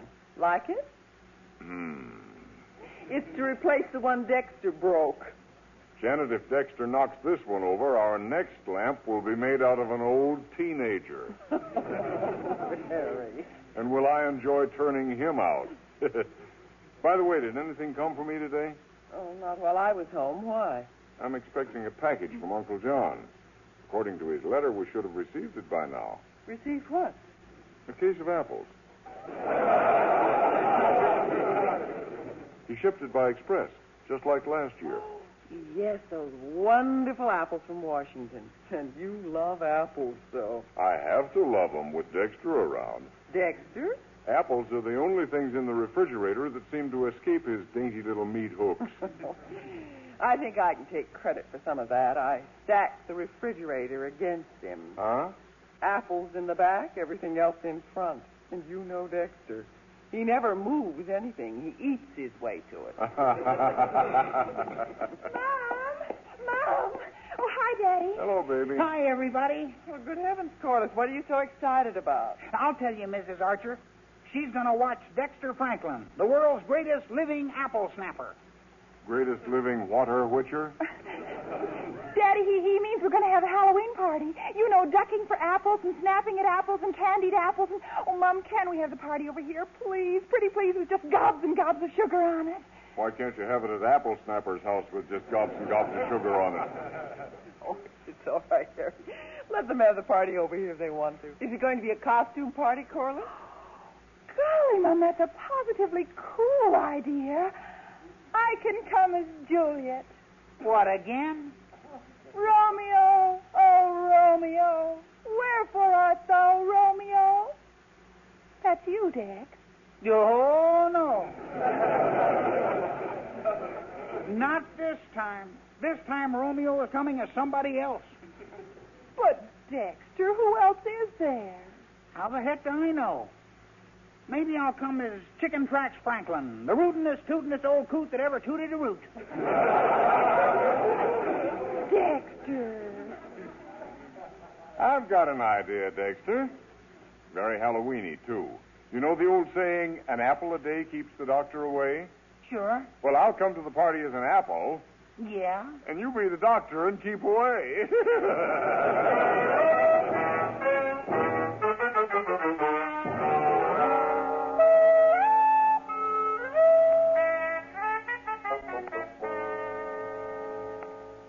Hi, Mary. Where's Dexter? Oh, Bill, you're home early. Dexter's next door at the Arches. Oh? Hey, what smells so good? Oh, that's apple pie. Swell. You making an apple pie? I'll say I'm making an apple pie. And another apple pie, and another apple pie, and another apple pie. Wait a minute. Say that again. Okay, and another apple pie. You...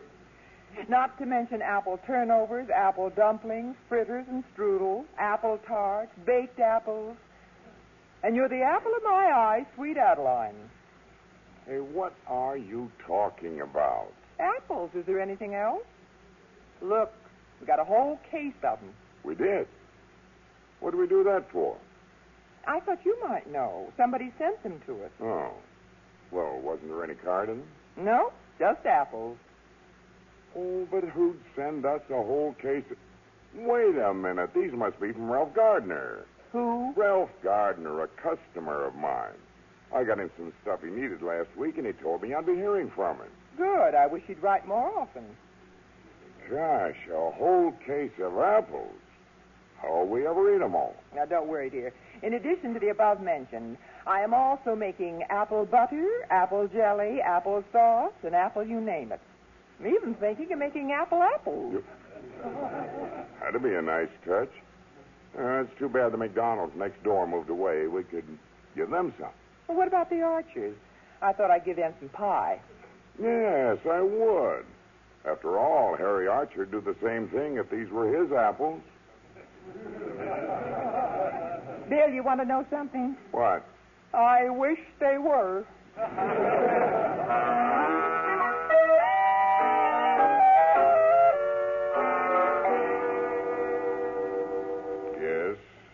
I see. Well, thank you very much. Bye. Oh, Harry, who was that on the phone? Western Union. I wired Uncle John and just got an answer. He sent that case of apples nearly a week ago. What are they running, a slow express company? Well, don't fret about it. Maybe they'll get here tonight. Mom, look how our candy apples turned out. They do look delicious, dear. Greatest living candy apples in the world. Want a bite, Mr. Archer? No. And the next person that says apples is going to go flying out that front door. Hi. What's going on? Oh, come on in, Mary. Hi, Mom. Want a bite? No, thanks, son. Oh, here, Denis. I brought you a pie. Well, thanks.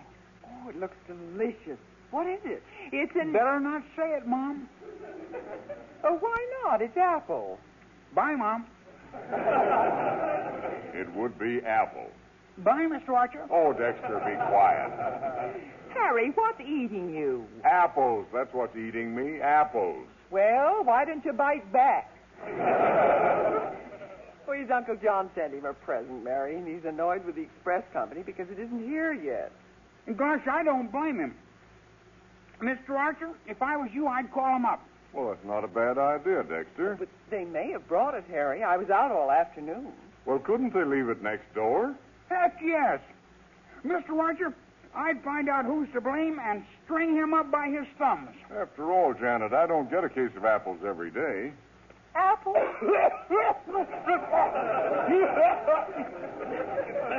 Dexter, what's the matter? He's all right, Janet. His apple went down the wrong way.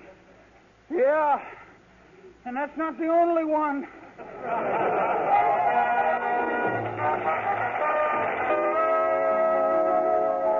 I don't know how it happened, Corliss. I figured since the McDonald's moved to another city, we could just keep the apples.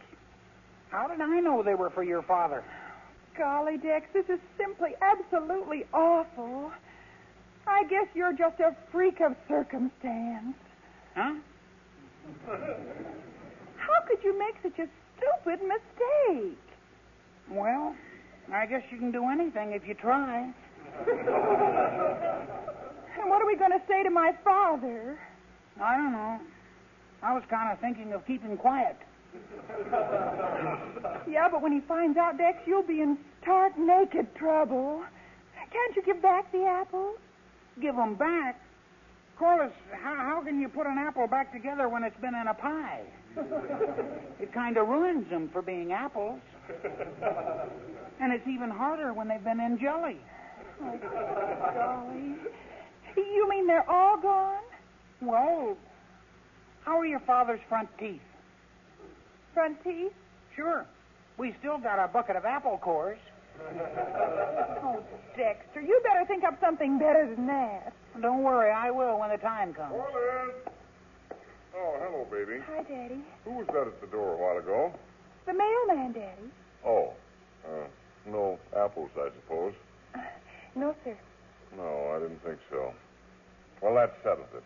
I'm not going to waste any more time waiting. I'm going to get to the bottom of this fiasco and find out who's responsible for it.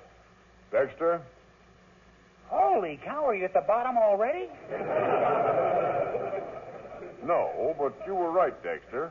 Well, somebody was wrong. What do you mean he was right, Daddy? Why, Dexter's the one who said I should call the express company. Oh, sure. Corliss? Dexter, you didn't say my father should call the express company. Sure, I said Dexter, you didn't say my father should call the express company to find out where they left his apples. Sure. Don't you remember I said... Who, me, Miss Rogers? Well, of course, it was your idea. Oh, but, Daddy, we change our ideas as we get older. Yeah, and I'm getting older every minute. Well, whoever said it, I'm going to do it. Dexter, do something. The express company will tell him you got his apples. Holy cow. Oh, Mr. Archer. Hey, Mr. Archer. Wait a minute, Dexter. Mr. Archer, you're not calling the express company. No, I'm just giving my dialing finger a workout. Hello, express company? This is Mr. Harry Archer. Yes. Do you have a record of a delivery for me? Apples. Yes, I'll hold on. Mr. Archer, you shouldn't have called him just because I said so. Look, I'm loony as a goofball. See? Dexter, be quiet. Yes? Hello? You did deliver it? Next door, huh? Even loonier, Mr. Archer. Well, who signed for it? Oh, Dexter. Oh, you can't. Well, can't you make out any? Yeah. Yeah? Oodles? Who? No, I don't. Thanks very much. Well, Daddy? Yeah. Well? Corliss, what's the name of those people who moved in on the other side of us? Petler. Oh, Petler. Oodles Petler? I don't know. Then let's go find out. Why? Because if it is, Oodle better hold on to his noodle.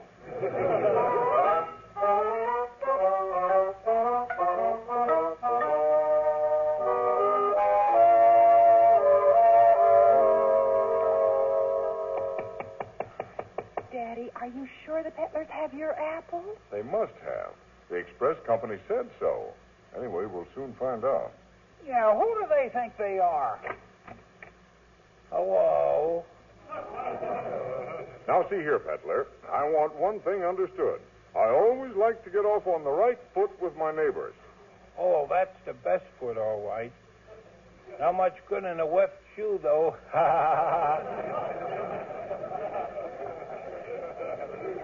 Yes. Well, in this neighborhood, when a neighbor takes a delivery for another neighbor, the neighbor who takes the delivery usually delivers the delivery to the neighbor. Uh-huh. Do I make myself clear? Well, no. But it's a catchy tune. Look, Petler, I didn't come over here to make jokes. I believe something was delivered to you yesterday by mistake. Well, don't apologize. We all make mistakes. What is it? A case of apples. Apples? Oh, then it couldn't have been a mistake. I just love apples. But these are my apples. Well, they're certainly not here. You mean you don't have my apples? I don't even have my apples.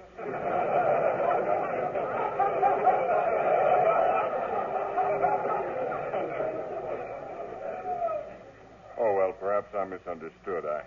I'm sorry. I thought that... Excuse me. Do you really like to get off on the white foot? Yes, I do. And would you mind, please, getting it out of my door? Oh, yes, of course. Much obliged. Daddy, maybe Mr. Petler doesn't have your apples. Yeah, Mr. Archer. Maybe the express company made a mistake. Well, somebody did. And Dexter, I'm going to do what you said. What, Daddy? When I find out who's to blame, I'm going to string him up by the thumbs. Oh, holy cow, did I say that? You certainly did. Yeah. Well, yeah, but Mr. Archer, don't forget what else I said. What? Want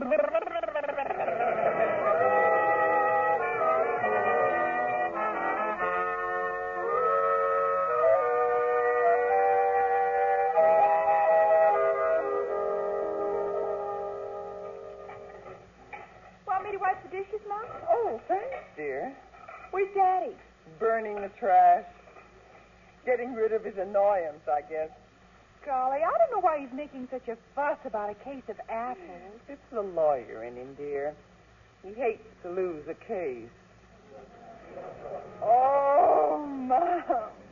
Sorry, dear. How can he get so excited about such a small, minor molehill? He claims he's being patriotic. Patriotic? Yes, he says it's National Apple Week, and anything that's national must be patriotic. Oh, golly.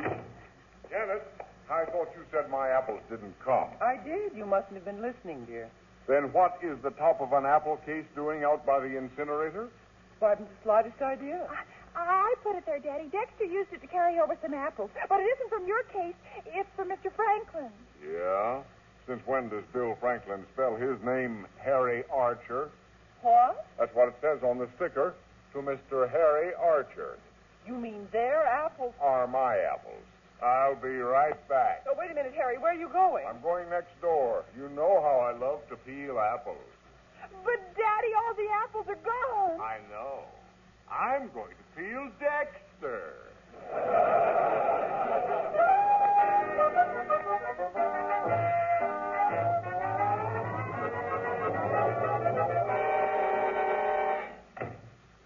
Hello, Bill. Mary. Hi, Harry. Harry, do you have to slam it? Harry, don't you dare make a scene. Oh, look who's talking. Janet, did you have to slam? Daddy, don't get angry, please. Everybody stop slamming the door. I've got a cake in the oven. Oh, sorry, Mary. What kind? Apple. Apple. An apple cake. Cake made out of apples. Somebody else's apples. Hi, everybody. Oh, there you are, you snapping apple snatcher. Huh? I'll tell you what, huh? Those apples you got are mine. What? Now, wait a minute, Harry. There must be some mistake here. I'll say there is. And you made him.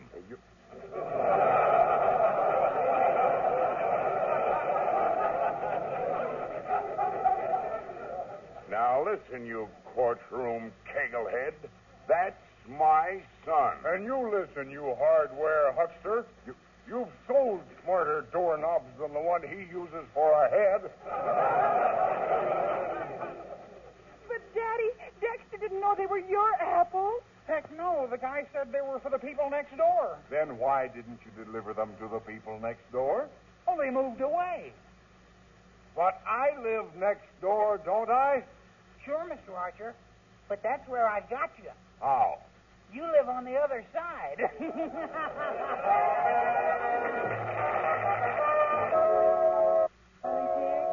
I'm sorry the Halloween party was such a disappointment. Oh, that's okay, Corliss. It's just that I'm no longer the world's greatest living apple snapper. Yeah, but you came in second. Gosh, who'd ever think he'd beat me? And by only half a snap. He's the last person you'd ever think of as the world's greatest living apple snapper. But I never dreamed he'd beat you. I'm sorry, Dex. Okay, Corliss. But the next time you have any apple snapping at your house... What, Dex? Will you please ask your father to go to the movies?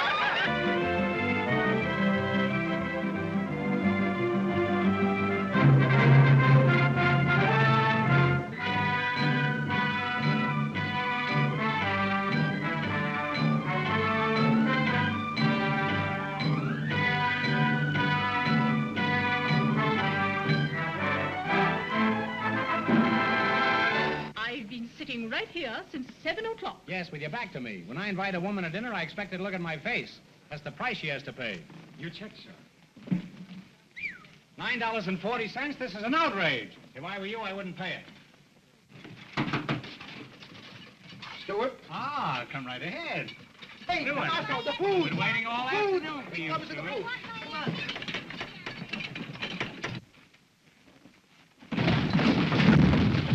You're fired. Do you understand? You're fired. Hey, you big bully. What's the idea of hitting that little bully? Will you kindly let me handle my own affairs? Get out. Now, what do you got to say to me? Just this. Can you sleep on your stomach with such big buttons on your pajamas? Why, you...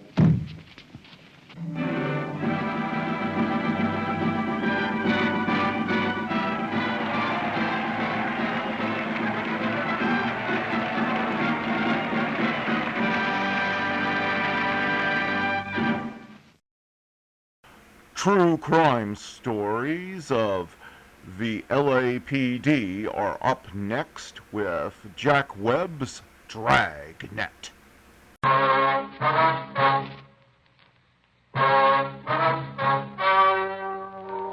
Ladies and gentlemen, the story you are about to hear is true. The names have been changed to protect the innocent. Fatima Cigarettes, king size, extra mild and soothing, brings you Dragnet on both radio and television.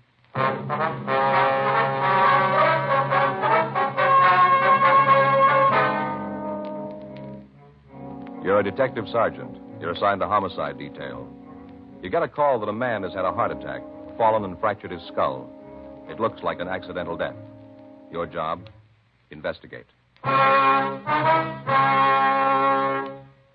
Friends, the name Fatima has always stood for quality. Fatimas are distinctive, with a truly different flavor and aroma. And in king-size Fatima, you get an extra mild and soothing smoke, plus the added protection of Fatima quality. Remember, in Fatima, the difference is quality. Because of its quality, its extra mildness, its better flavor and aroma, Fatima continues to grow in favor among king-size cigarette smokers everywhere. Switch to Fatima yourself today. Ask your dealer for Fatima in the bright, sunny yellow pack. King-size Fatima. The difference is quality.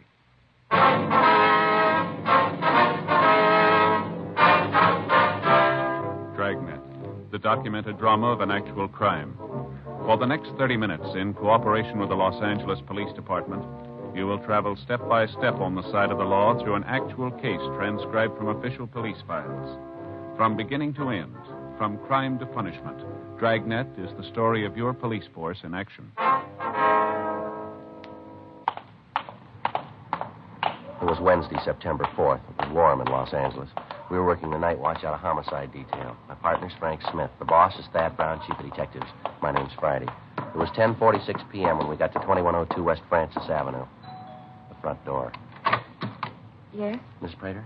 Yes, that's right. Police officers, ma'am. Oh, yes, of course. Come in. Thank you. Well, I'm Sergeant Friday. This is my partner, Frank Smith. How do you do? How do you do, ma'am? How do you do, Mr. Smith? Won't you sit down? Yes, thank you very much. Doctor said you'd be here. Guess he told you about the accident. Yes, ma'am. Well, if there's something you want to know, I guess I can tell you about it. Mm-hmm. Your husband's full name was Alfred Kenneth Prater, is that right? Yes, Alfred Kenneth. I wonder if we could go in, Miss Prater. Yes, he's in the dining room. Yes, ma'am. We just finished dinner, and Alfred got up from the table, said he wanted to see the ball game on television. Excused himself and got up, then all of a sudden he put his hand on his chest and started to stagger. Said something about his heart. Asked me to help him. Yes, ma'am. Go ahead. Well, I jumped up to go to him. He just crumpled and fell. Hit his head on the table. Lay there, didn't move. The doctor said his skull might be fractured. That's what it might have killed him. Did you call the doctor right away? No, I stayed with Alfred. My mother called Dr. Adams.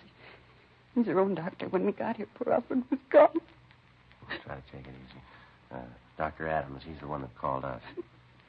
Yes, he said he would. Something about a death certificate. I didn't understand it. Well, Miss Prater, maybe you'd like to go into the living room. Yes, please. All right. Can we get you anything? Glass of water, anything? No, I'll be all right. It'll just take a minute.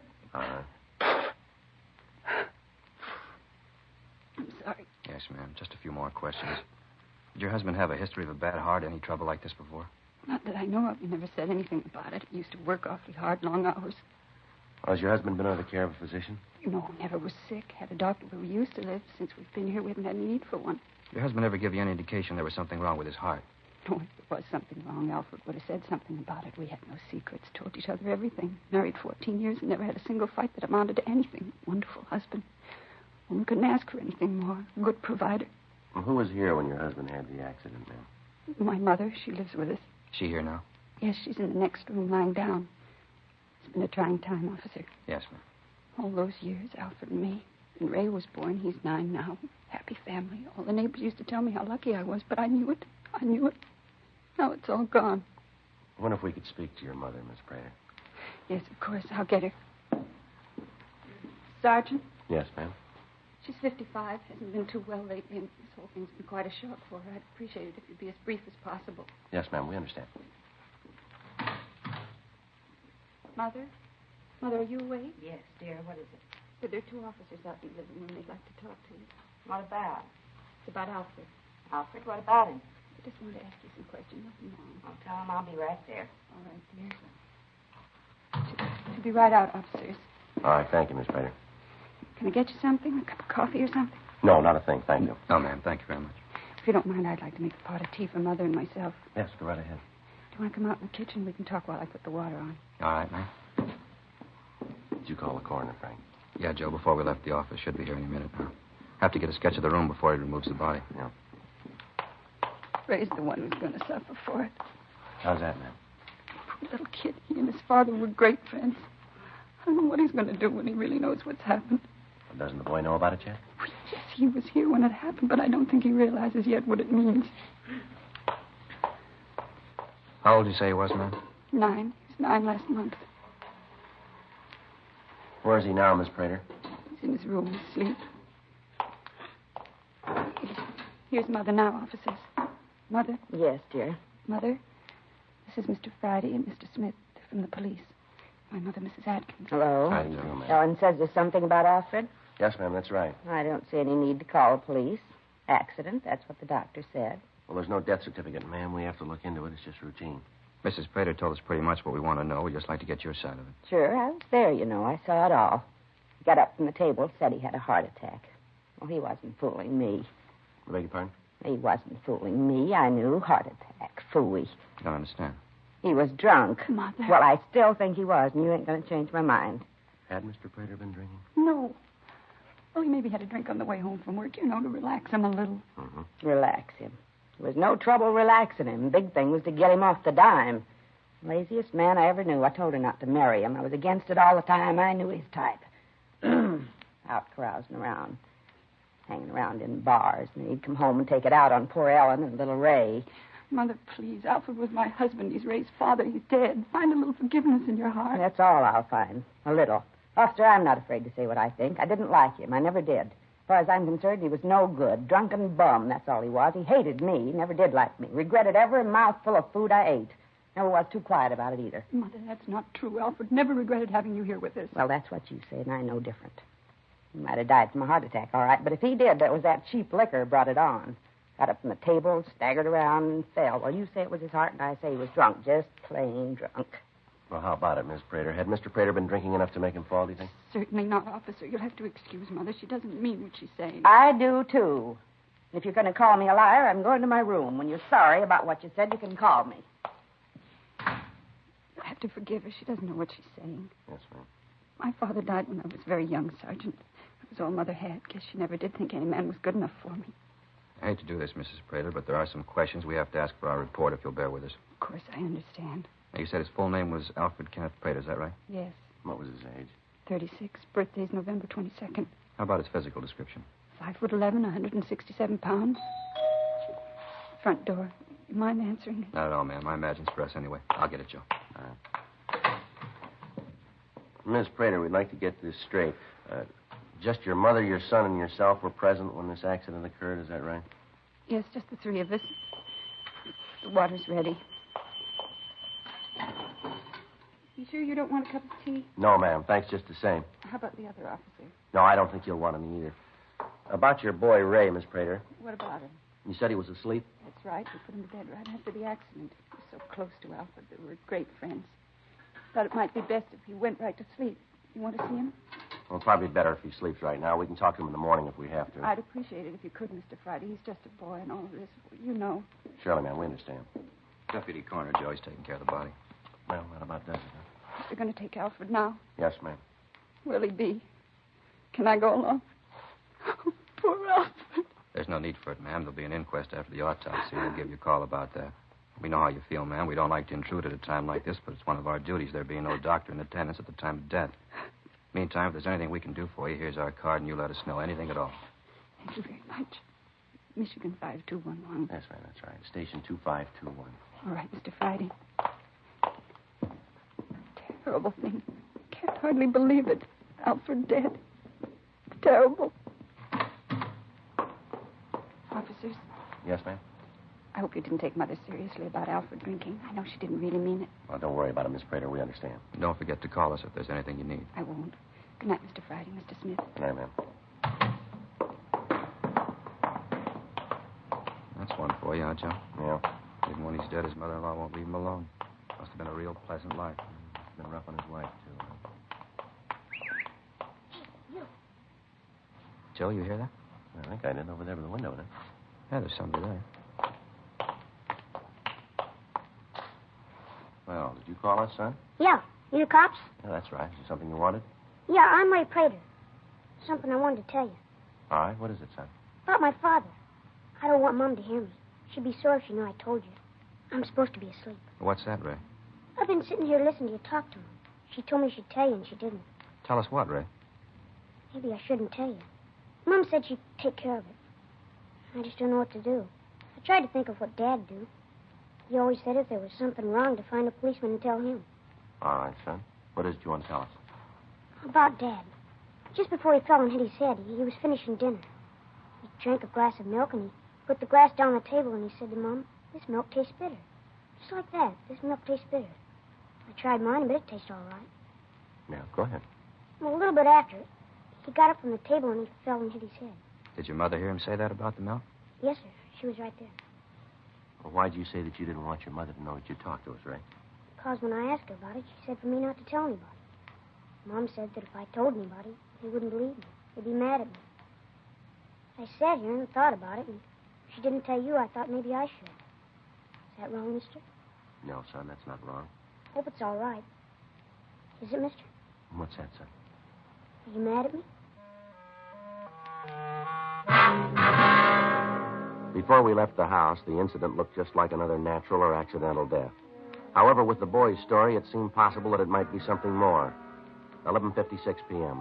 Under the pretext of getting additional information for our report, Frank and I went back into the house. We talked to Mrs. Prater for another hour. It was possible that the boy's story about the glass of milk was his imagination, but it had to be checked out. While we talked to her, we had to be careful not to let her know that we'd seen or talked to little Ray. We noticed that the dishes from the evening meal had been washed and put away. We commented about this, and Mrs. Prater said that she'd done the dishes to keep her mind occupied while she waited for us. Frank and I asked her about her husband's insurance policies, and she gave us the name of the company that had written them. We asked if she and her husband had quarreled much, and she told us that in 14 years of marriage, they hadn't had one serious argument. During the conversation, we gave her every opportunity to tell us about Mr. Prater's remark concerning the glass of milk. She didn't mention it. Until we received the results of the autopsy, Frank and I figured we'd better wait before questioning her further. 12:34 a.m. We got back to the office and signed out. The next morning, we put in a call to the insurance company to check on the husband's policies. The deputy coroner said we'd have the results of the autopsy by noon. Thursday, 11:20 a.m. Yes, sir. Mm-hmm. All right, sir. Thank you. Yeah, that's right. Smith, 2521. Thanks again. Bye. Anything? Insurance company says when they wrote the policy on Prater, there was nothing wrong with his heart. Yeah. Good-sized policy, Joe. Yeah. $25,000 double indemnity in case of accidental death. Who's the beneficiary? His wife. The guy at the company told me that Mrs. Prater called last week, wanted to know the premium on a larger amount. Mm-hmm. He gave it to her and said they'd like to send a salesman over to the house to talk to her and her husband. She said it wouldn't be necessary. She'd bring him down to the office. They haven't heard from her since. $50,000. Sure a good enough motive, isn't it? Yeah. It's funny about the kid, isn't it? What do you mean? Figuring what his father said about the milk might have meant something. Must have been a tough decision for the little guy to make, whether to tell us or keep quiet. I'll get it. On the side, Friday. Yeah, just a second. All right, go ahead. No. Okay, thank you. Abernathy at the coroner's office just finished the autopsy. Anything? Yeah. Considerable amount of poison in the victim's stomach.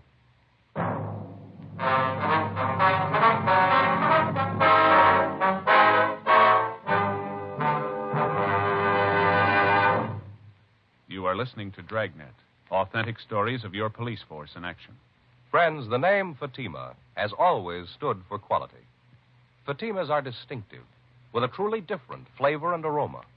And in king-size Fatima, you get an extra mild and soothing smoke, plus the added protection of Fatima quality. Yes, there's a good reason why Fatima continues to grow in favor among king-size cigarette smokers everywhere. In Fatima, the difference is quality. Quality of tobaccos, the finest Turkish and domestic varieties, extra mild and superbly blended to give you a much different, much better flavor and aroma. Quality of manufacture.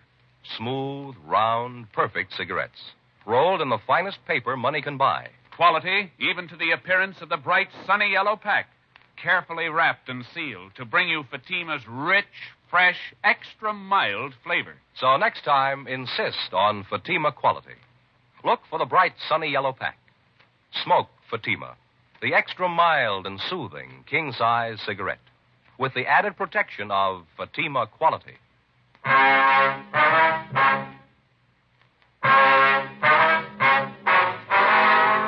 The finding of the poison in the stomach of Alfred Prater had definitely ruled out natural or accidental death. There was still the possibility, however, that he'd taken his own life. The story given us by the Sun made this unlikely, but still within the realm of possibility. 1:15 p.m., Frank and I arrived at the Prater residence. Yes? Oh, you're the officers who were here last night. Won't you come in? Thank you, ma'am. Something more that you wanted to know? I think I told you everything last night. Well, something's come up, ma'am. Kind of changes things a little. What's that? Well, originally, ma'am, we thought your husband's death was natural or accidental. You mean now you don't think so? No, ma'am, he died of poison.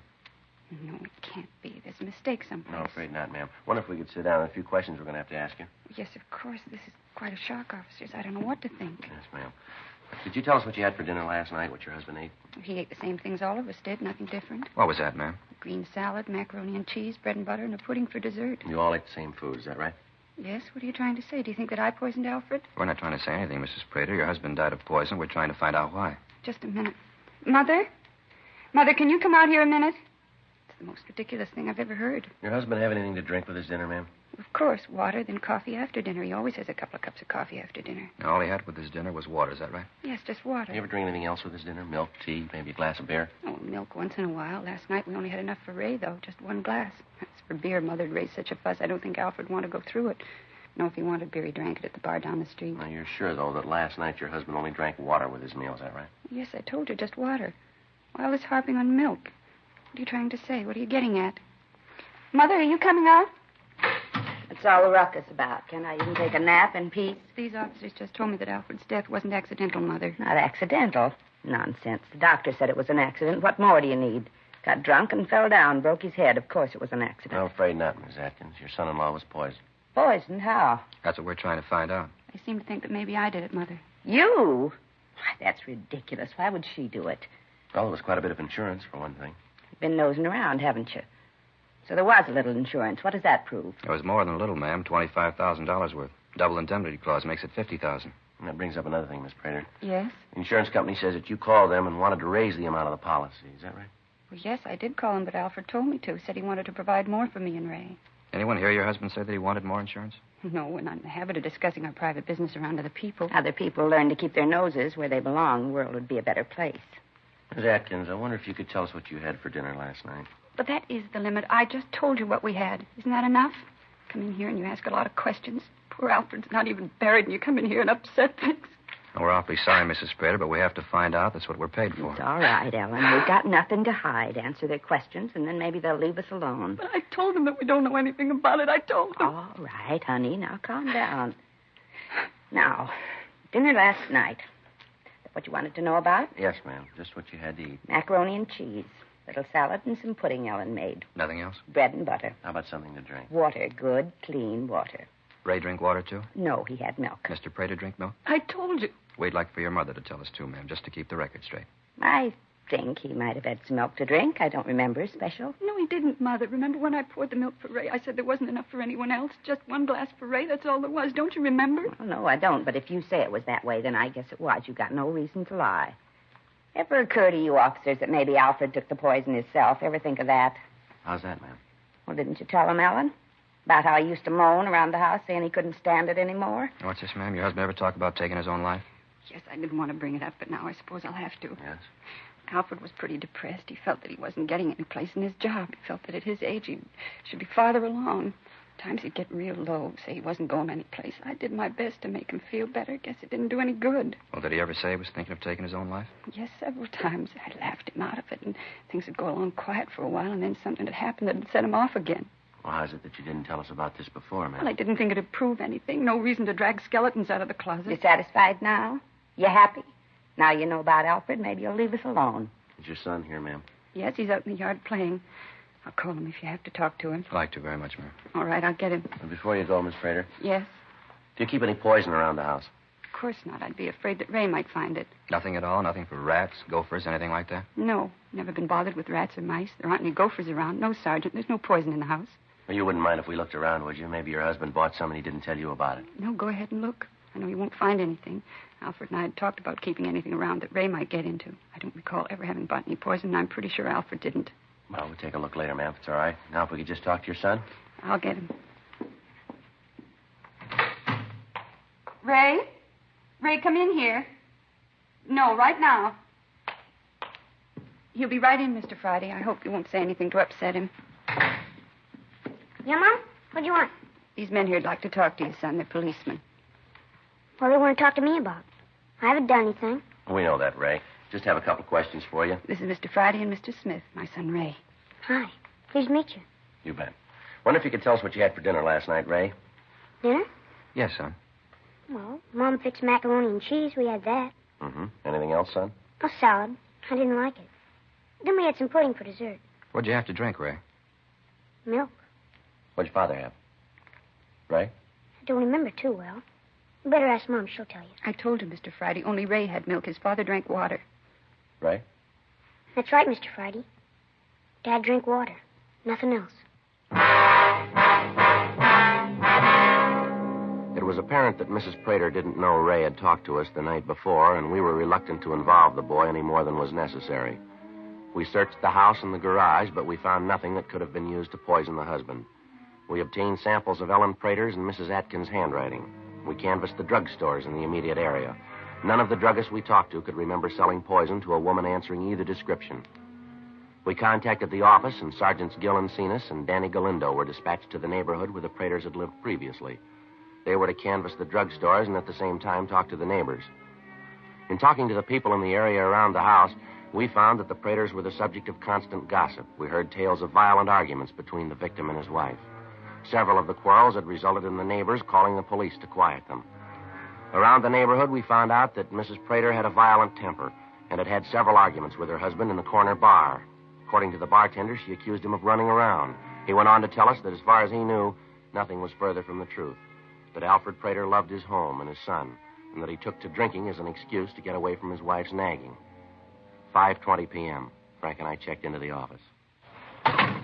Rough day. Yeah, a lot of legwork. Not that so much. Just hoping Cenas and Galindo did better than us. Well, we didn't do too bad. We pretty much proved that what she said about the happy home life wasn't true. I suppose. Without being able to show they were in possession of the poison, we aren't going to be able to prove much. I got it, Joe. Homicide, Smith. Yeah, Gil. Mm-hmm. How about that? Yeah, ask him to, huh? Okay. Said what? Yeah, I got it. Right. See you then.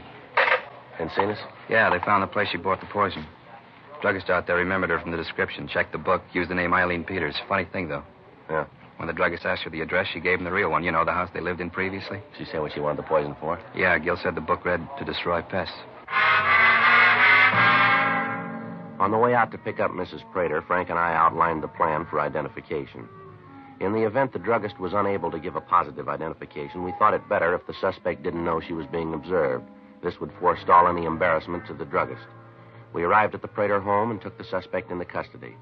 She said that she couldn't understand why we were arresting her, but that she'd be more than happy to go with us to get the thing straightened out. 6:40 p.m. Frank and I talked with Mrs. Prater in the interrogation room. Alfred and I got along perfectly, never a misunderstanding. Well, your neighbors don't bear that out, Miss Prater. What? They said that you two used to fight all the time. Had to call the police a couple of times. They're busybodies, Mr. Friday, busybodies. They were jealous because Alfred and I were so happy. Once in a while we had a little fuss, but nothing worth mentioning. How about the police being called, ma'am? Well, they might have come by when we were playing the radio a little loud, having a party, something like that, but never an argument. And you said your husband didn't drink any milk the night he died, is that right? That's right, I did. Your boy Ray seems to disagree with that. He said that his father did drink some milk, commented on the fact that it tasted bitter. The little sneak, he's lying, of course, you know that. Wait a minute, you talked to him. He said that his father drank water, like I said. What are you trying to do, cause trouble between me and my son? No, ma'am. I should hope not. Poor little kid, father dead, and you trying to say that I did it, that I killed Ray's father. You ought to be ashamed of yourself. Yes, ma'am. Frank? Yeah, Joe. It's a little warm in here. You want to open the door for a minute? Yeah, sure. Thank you. That's better. Not too cold on you, is it, Miss Prater? No. Miss Prater, did you ever buy any poison for any purpose? You asked me that before. I told you no then. The answer's the same now. You're sure that you never bought any poison of any type? Absolutely. You ever do any business with a Mr. McLean in your old neighborhood? McLean? Don't recall the name. He's a druggist. No. No, I always bought from Mr. Swenson, little drugstore in the corner near the house. Excuse me a minute, will you please? I want to check something down the hall. Yeah, all right, fine. Listen, maybe you haven't got anything else to do, but I have. So if you'll get this foolishness over with, I'd like to go home. Well, we're almost finished, Miss Prater. Just a couple more things. Well, get 'em over with. Same one, Joe. He's positive. Mm-hmm. Miss Prater? Yes? Maybe if we lay this thing out for you, it'd be a little better. Anything to get it over with. I want to go home. I got to get dinner for Ray and Mother. All right. In the first place, you told us that you and your husband were happy. The neighbors tell us that you fought all the time. The bartender says that you used to come in there and raise the roof with your husband. That you claim he was going out with other women. So the part about you and your husband being happy is a lie, isn't it? I don't know what you're talking about. Well, you said your husband didn't drink any milk for dinner the night he died. Your son says he did. What's all this about milk, anyway? What's that got to do with it? Well, according to what your son said, it looks like that's what your husband got the poison in, doesn't it? Where would I get poison? I didn't buy any. I told you that. You searched the house and the garage. You didn't find any. We've got the man who sold it to you, Mrs. Prater. He just gave a positive identification. And Don Meyer, our handwriting man, checked the samples of your handwriting with a signature in the druggist's buy book. They're the same. You might have wanted to collect on that insurance policy. Any way you look at it, Miss Prater, the facts point out that you killed your husband. No, why not admit it? I didn't want to kill him. I only wanted to make him sick. Just sick, that's all. So he'd stop drinking, stay home a little bit. I didn't want to kill him. Didn't mean it. I didn't want the money. I just wanted him home with me. Yes, ma'am. Frank, you want to call the stenographer? Yeah, Joe.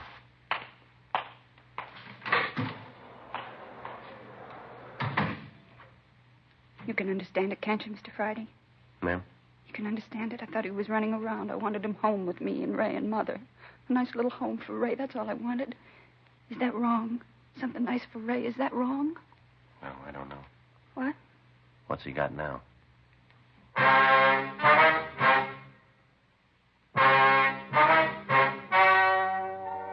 The story you have just heard was true. The names were changed to protect the innocent. On January 13th, trial was held in Superior Court, Department 87, City and County of Los Angeles, State of California. In a moment, the results of that trial.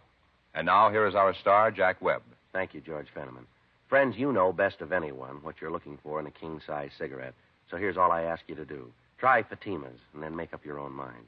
If you're looking for an extra mild and soothing smoke and a really different flavor and aroma, then Fatima is the king-size cigarette for you. Ask for Fatima in the bright, sunny yellow pack. King-size Fatima. The difference is quality.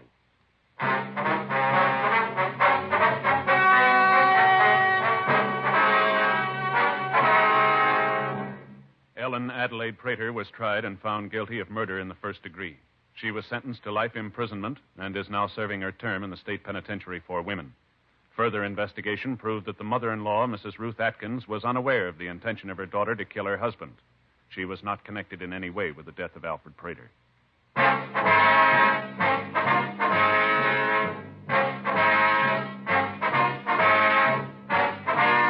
You have just heard Dragnet, a series of authentic cases from official files.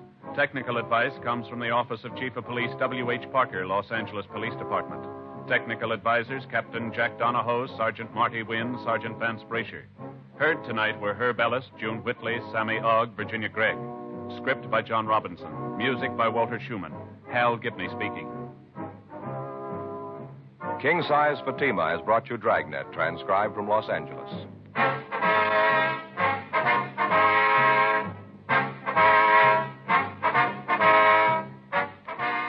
This is NBC, the national broadcasting company.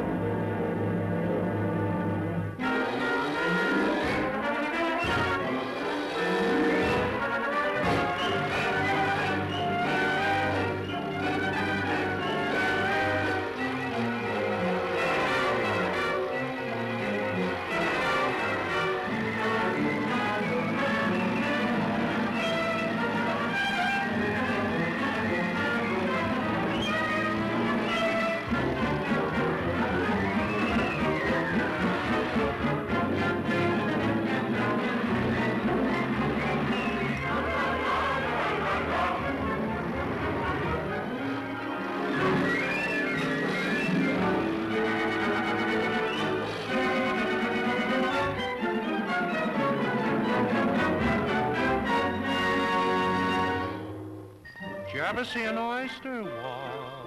Did you ever hear a turtle talk? Did you ever see a caterpillar puffing on a pipe? Or a mouth with a sail on the tip of his tail? Certain little girl once did, and she got into a hole, poor kid. Yeah, she got into a hole of a funny old bunny, and down, down, down she slid. Of course you understand, the girl was Alice, and little Alice was thrilled she could be. The place was Wonderland, where even rabbits have human habits, the land of Tweedledum and Tweedledee. In the kitchen was an ugly cook, and a duchess with an ugly look. And the duchess had a baby that was turned into a pig, and the cook was a bear when she flung kitchenware. Alice even saw their queen, but she didn't even dare to call.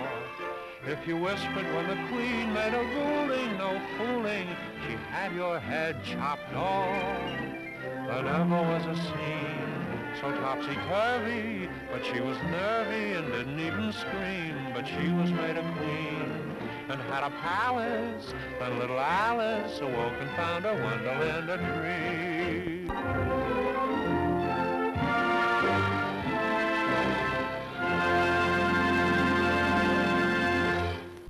And now, let's drop in to Duffy's Tavern.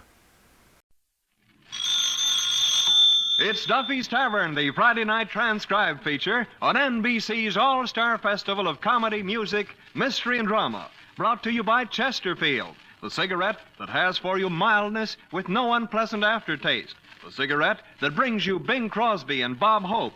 By the makers of Anacin for fast relief from pain of headaches, neuritis, neuralgia. And by RCA Victor, world leader in radio, first in recorded music, first in television. And now here we go, friends, to Duffy's Tavern with our guest, Shelley Winters, and starring Archie himself, Ed Gardner.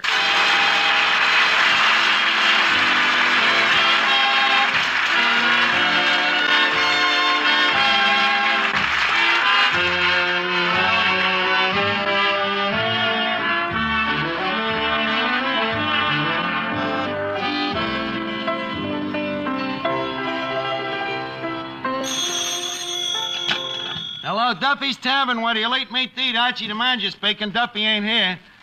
Oh, hello, Duffy. You sound mad. What's wrong?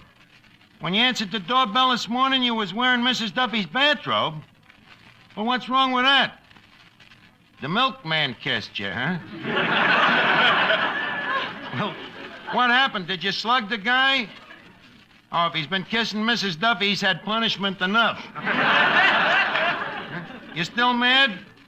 You think you'll come down here to cool off? Duffy, tonight the tavern ain't no place to cool off. Shelley Winters is coming down. Yeah, Winters is the name, Duffy, but it really should be Summers, you know. The way she raises a guy's temperature. What she look like? Well, you know, I told you about the temperature, and with the sweat pouring down into your eyes, you can't get a good look. She's a very versatile dame, Duffy, you know. She acts on the stage, she's in the movies, and sings in musical comedies, and she's packed to the hilt with talent. And, brother, what a hilt. Also, a sensational pair of gams. Yes, sir, with them legs, she's made more successful crossings than Pan American Airways. Well, look, I got work to do, Duffy. I'll call you back. Oh, Yasha! Yasha! Where is that Yasha Penya Slavnik? How do you do? Tell me, Yasha, Yes? Did any letters or mail come in today? Like an avalanche. Oh. Well, let me see the mail. Hey, these personal letters of mine. They've been opened. I can read them closed. Yasha, it might have been personal correspondence from a dame, you know. I don't want you to be reading me private mail. Okay, my boss. Or may I call you Cuddles? But opening somebody else's letters, how can you do such a thing? How? Yeah. It's easy. I am holding them over a tea kettle. By the by, here is one letter that I'm thinking you will find extremely interesting. What, Billy Do from a female admirer? No, Billy Do Overdue from the gas company.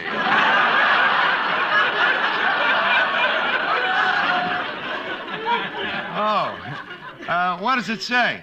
Unless you pay your bill immediately, you will hear from our attorneys. Yeah, throw it away. What's the next letter?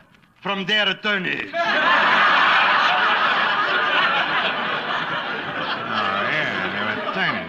Yeah. Well, they can't scare me into paying their dirty bills. If I don't pay them, what can they do to me? What's the next letter? It's from Sing Sing. Well, at last, some social correspondence. Well, it's from my old friend Nitro McNulty. Oh, what did he say? What does he say? Let me see. Dear Archie, planning to escape. Meet me outside of main wall in automobile and bring my wife. Signed, Nitro. P.S. Bring along another girl for me. Signed, the warden. I'll leave us get to the next letter. I wonder who this is from. It's from Peaches Latour, the striptease. But you didn't open it. How do you know it's from Peaches Latour, the striptease? The stamp is peeling off. Give me that letter. Let's see. Hey, I'm wrong. It ain't a letter. It's a valentine. A valentine? Yeah, let's see. Love to you, my sweetheart mine. Will you be my valentine? I'll be yours if you'll be mine. To you from me, from swine to swine. It does not say that, Yasha. I'm afraid you're just jealous. Me jealous? Me jealous? I am also having a girl writing me letters. Writing you letters? Yes. Every day she is wanting to see me. She is calling me on the telephone. She is writing me letters, always wanting to see me. Fortunately, I put a stop to it. How? I let her see me.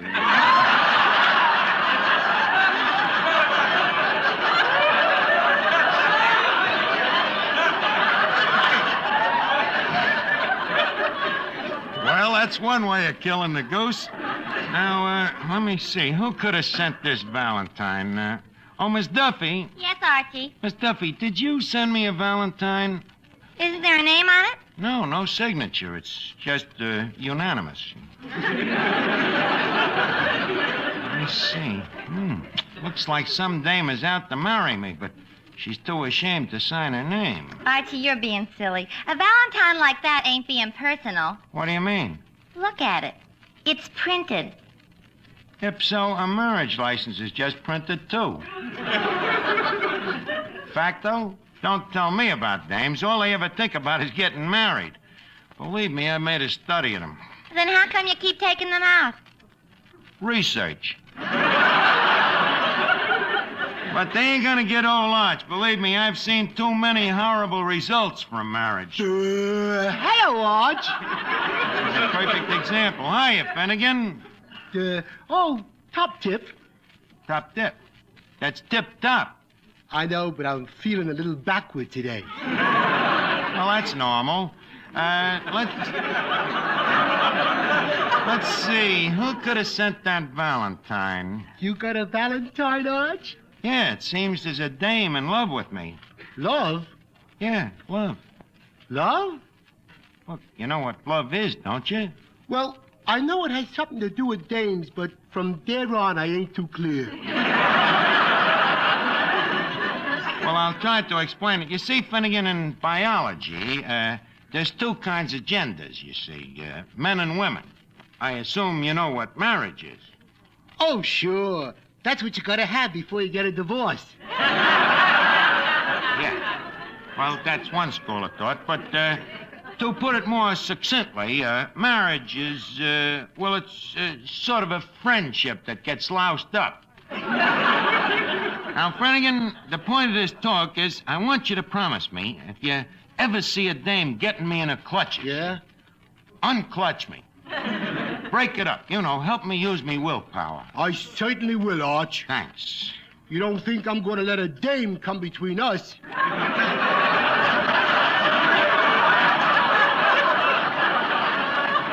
Finnegan, old man, how does it feel to be an idiot? Well, not too bad, Arch. The trouble is the hours are so long. Leave us quit this nonsense talk now. Now, who could have sent this Valentine? Maybe I better forget about it. Shelley Winters will be coming down here any minute. Shelley Winters. Humph! And what's the humph? Well, not that I want to take anything away from Shelley Winters. Go ahead, take it away. You need it more than she does.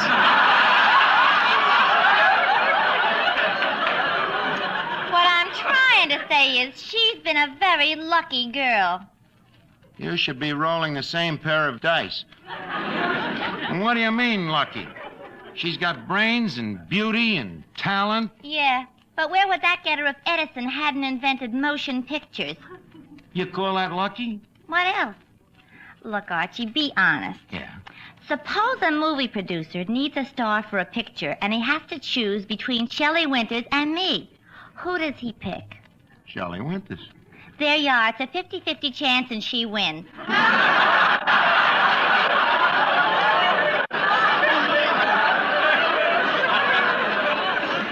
And you don't call that luck? Believe me, one screen test, and I'd have Ray Milland and Clark Gable chasing me, too. With a baseball bat. You would have Ray Milland and Clark Gable chasing you. They wouldn't touch you with a 10-foot Louisville slugger. And if you think you're so hot, why don't you try to get into the movies? What? And have men bothering me morning, noon, and night? Men bothering you? That's bad? Frankly, I'm bored with men. Oh, no. This from a dame that sits in the front row at circuses waiting for a human cannonball to overshoot the mark.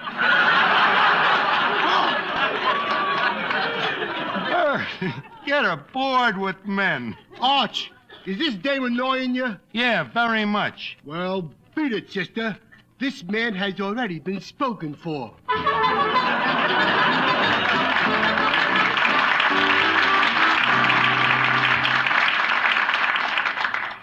Say, Arch. Yeah? I've been giving quite a lot of thought to what you told me. You've been giving a lot of thought, huh? Well, good for you, Finnegan. Only I forget what it is. Okay, I'll explain it again. Now, and this goes for you, too, Planyaslavnik. You guys gotta help me to keep me willpower, you know. Now, if a dame starts making passes at me, what do you do? Well, we break it up. Right. Now, how you gonna do it? Very simple. I merely say, Madame, I believe you dropped your handkerchief. Then, when she bends over to pick it up... Yes? I kick her right in the teeth. Well, it ain't exactly Emily Posty, but at least it'll be effective. Now, let me see this Valentine. Hey, this I didn't notice. What's under the heart? What's under the heart? Yeah. The liver. No, I mean, what's under the heart on this Valentine? It's a poem. Let's see here. Roses are red, licorice is black. Kiss me, sweetheart, and I'll kiss you back. Hey, wait a minute. This proves it. I know who's after me. Who? Shelley Winters. Shelley Winters, are you kidding? Look, Miss Duffy, this is poetry, ain't it? Yeah. Did you ever hear of a poet named Byron? Yeah. Keats? Mm-hmm. Did it ever occur to you that there is also a poet named Shelley? And as further proof, just take a look at this word. What word? Sweetheart. Please, this is so sudden. Please. Slavnik, I'm talking about the word sweetheart in the poem. And, Miss Duffy, in the word sweetheart, what's the first two letters? S.W. I suppose it's a coincidence that Shelley Winters' initial is also S.W.? Finnegan, you better keep your eye on me tonight and watch that willpower. I'm afraid the dame has interior motives. Don't worry, Arch. We'll protect you. I think I'll need it. You know, she's at that dangerous Hollywood age. Between husbands. So don't forget your promise, fellas. The first time you see a gleam in your eye, I want you to quick hop in and frustrate her. Well, you better put your frustrators on quick, 'cause there she is coming in the door right now. Oh, brother, look at those. I mean, look at that. Arch, don't forget, willpower. Okay, Finnegan, I'll play it safe. I'll only look her in the face. Yes, sir, I'll bridle me passions. I'll stifle myself. I'll dam up me emotions. Hello, Archie. Run for the hills, boys. The dam has burst. Oh, Shelley Winter.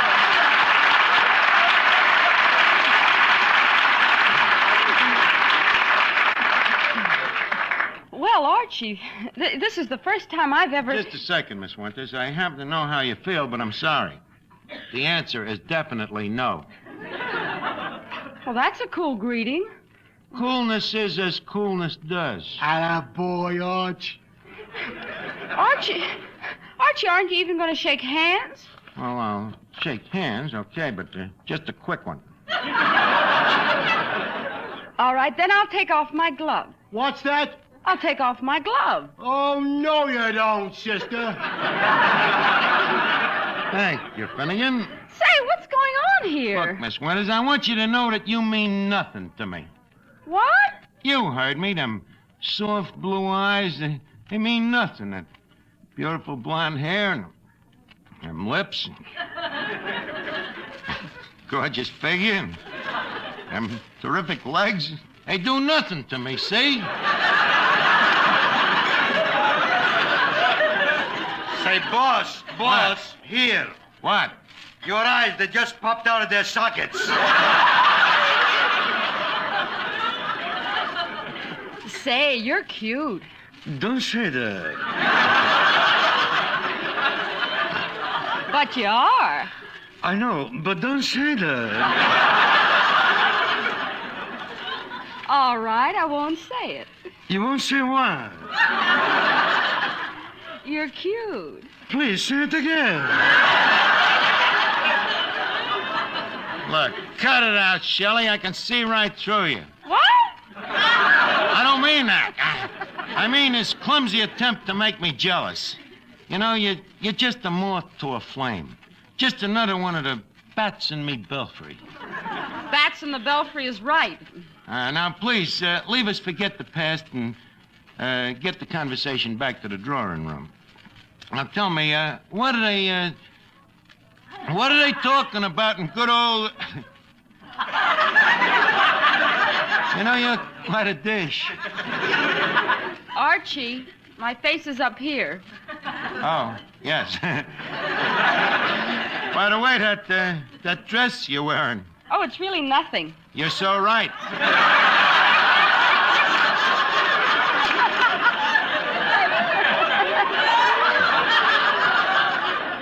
But I must say for you, though, Miss Winters, that with a figure like yours, you don't need clothes. Tell me, what are people talking about in good old Hollywood these days? Oh, the same thing. Each other. How dull. I wonder if they still remember me out there. You know, I once starred in a picture for Paramount. Oh, yes, they're still talking about you. Yeah, huh? What are they saying? I don't know. I'm a lady. I always leave the room. Well, tell me, what pictures you been making lately? Well, I just finished a Technicolor picture for Universal. Well, what's it called? Frenchie. It's called Frenchie, huh? Arch, don't forget, your willpower. Don't worry, I'm just toying with the dame. By the way, Archie, do you mind if I sit down? No, sit down on that bar stool. Speaking of the movies... Archie, this bar stool is rather high. We keep it that way so the customers won't feel small if they don't buy a second drink. Speaking of movies... It's so nice to sit down. Oh, these high heels are killing me. Yeah, they're killing me, too. Speaking of movies... Archie, do you think these black stockings go well with these shoes? Black stockings? Yeah, very well. Smoking of speakies, making of spookies, Archie, what's the matter with you? What's the matter with me? Nothing. Nothing that a cold shower couldn't cure. Quiet, Panya Slavnik. Miss Winters, speaking of Hollywood, by the way, you got a run in your stocking. Oh, I'll have to fix it. Can I help you? May I get you a needle and thread, Miss Winters? Well, that would be very sweet of you, Archie. Not at all. In fact, I think you're a very sweet boy. Really? And handsome, too. Honest? Of course. Cross your legs and hope to die?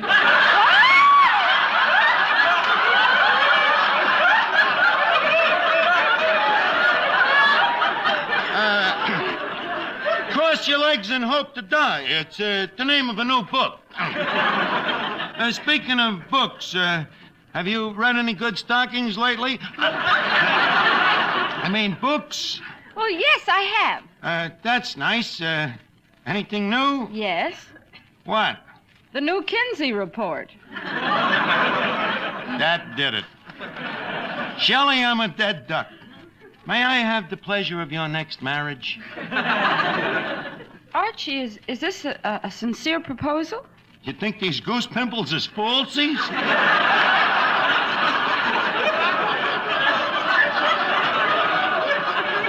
Of course it's a proposal, so what do you say? Well, I'll have to think it over. Well, why? You just told me I was sweet. Yes? And handsome. I'm sorry, Archie, but the man I marry must have a lot of money. Well, it was nice while it lasted.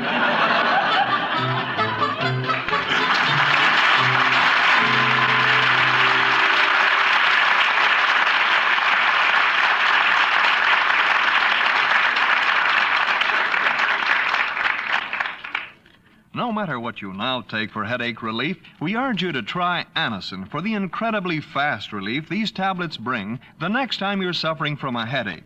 Now, the reason Anacin is so wonderfully fast-acting and effective is this. Anacin is like a doctor's prescription. That is, Anacin contains not just one, but a combination of medically proven, active ingredients in easy-to-take tablet form.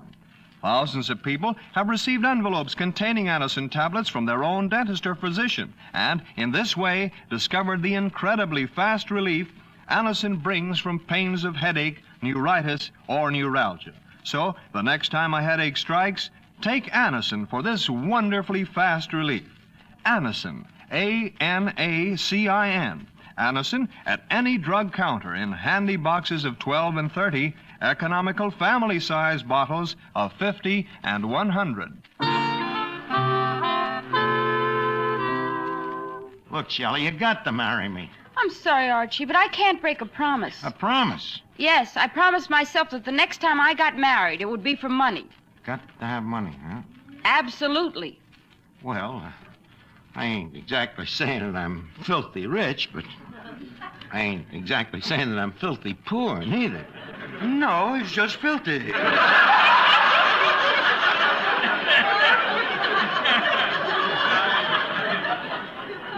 Thank you. You see, Shelley, if I wasn't rich, you'd think this peasant would insult me. But if you have so much money, why do you work in a place like this? Look, Shelley, this tavern is just a hobby with me. You think if I worked here, I could afford to own a Rolls Royce with a mink tail and a radiator cap? Which reminds me, Yasha, take the Rolls Royce down to one of my oil wells and fill it up with diesels. I'm beginning to be impressed. You ain't heard nothing yet. Oh, excuse me, the phone. Probably me wealthy stockbroker. Hello? Oh, hello, Whitcomb. Duffy, it's a knack. Tell me, Whitcomb, how are all me stocks and bonds on Wall Street? Uh-huh. And what about Consolidated Amalgamated Inc.? Huh? They've incorporated? Gad, they've done it again. Buy 1 million more shares. And this time, not just them little common ones. Get me the big ones, the preferred. Very good, Whitcomb. And by the way, what happened to maternity ward?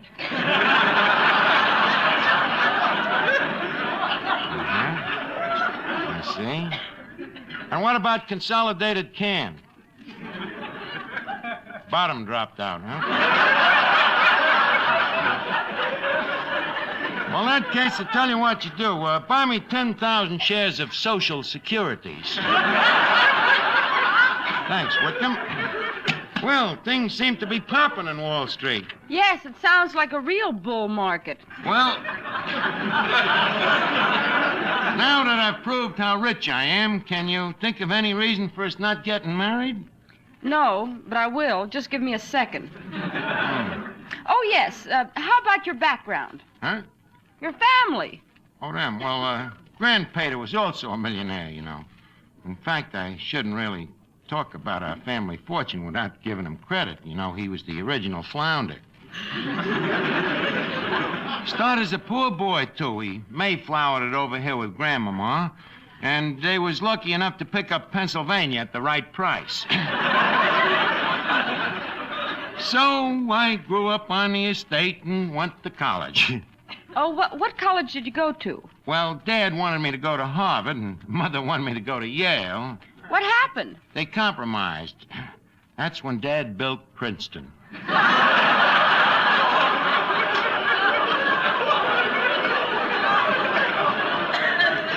So, you see, Shelley, I have both money and background. So what do you say we take me 2 yachts and start on a little honeymoon? 2 yachts? Yeah, marked his and hers. Now, leave us quit wasting time. Yash, if Duffy calls, tell him me and Shelley is on our way down to the little church around the corner, huh? Little church around the... Oh, no, you don't, sister. Finnegan, please, stay away from this. But, Arch, what about your willpower? I know, but this time I'm really in love. In love, he says. This is what he is telling all his wives. Oh, no. Panya, Slavnik, please, stay away from this. And Miss Winters, did he tell you he has 12 wives and 48 children? 48 children? One for every state in the Union.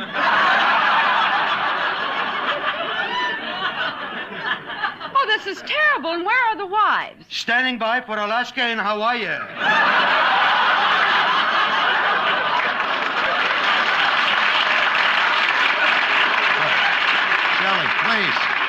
Shelley, please don't listen to them. They're nuts. Can't you tell just by looking at them that they're nuts? I don't know. Around here, there's no basis for comparison. Look, everybody, will you shut up and forget that willpower stuff? I'm proud to say that I have conquered me willpower. This dame I want to marry. You want to marry? Yeah. After I spent all that dough? What dough? The dough I spent on that Valentine. Oh, no.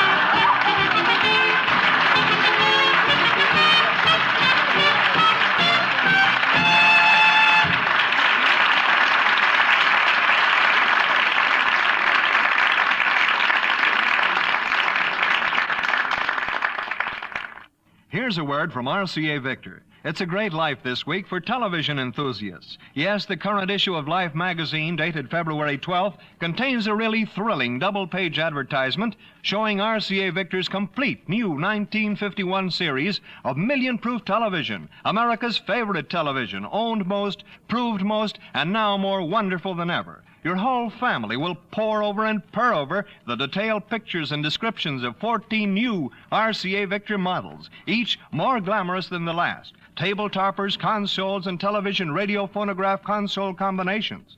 Cabinets ranging from an exquisite 18th century lowboy to a stunning modern swiveler. 14, 17, and 19-inch screens with such beautiful pictures, well, you'll simply have to see them to believe them. So run, don't walk, to the nearest RCA Victor dealers and meet all the glamorous new million-proof models in real life. Here's hoping you can take home your favorite set soon and start having the time of your life, enjoying the life of your time with matchless RCA Victor television.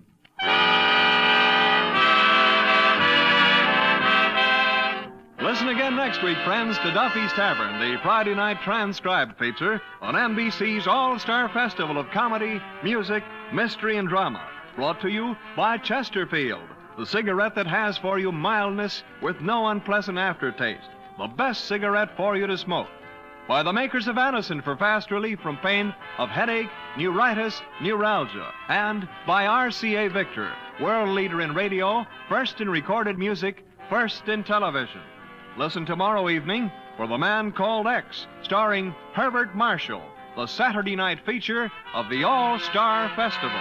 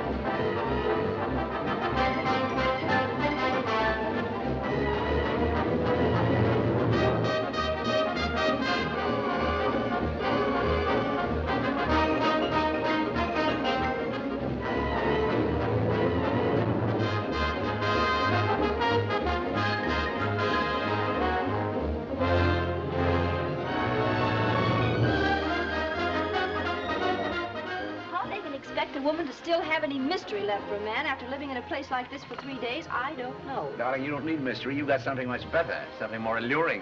What? Me. You.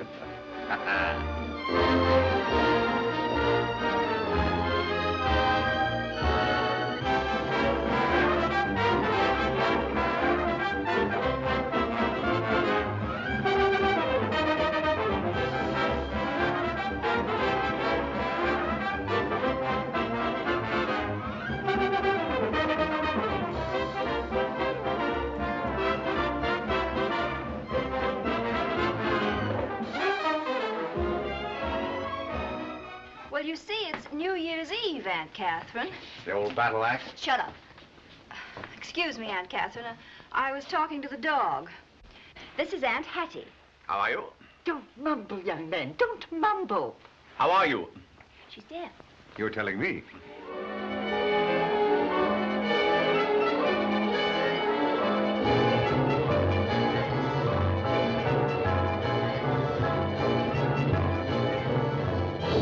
A gun? No. What'd you do with it? I never had one. Miss Burns has a brother who has a gun. If that little rat tries to hang anything on me, I'll... You leave my brother out of this. Take it easy, take it easy. That's what they want. They want to get you at each other's throats. Just answer what you wanna and don't let them get you. I can't stand that shyster. I was beginning to suspect that.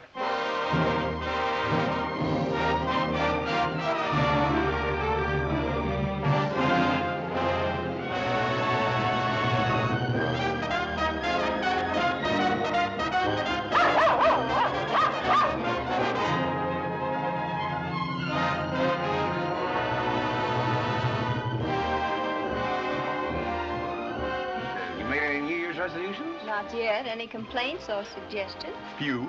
You don't scold, you don't nag, and you look far too pretty in the mornings. All right, I'll remember. Must scold, must nag, mustn't be too pretty in the mornings.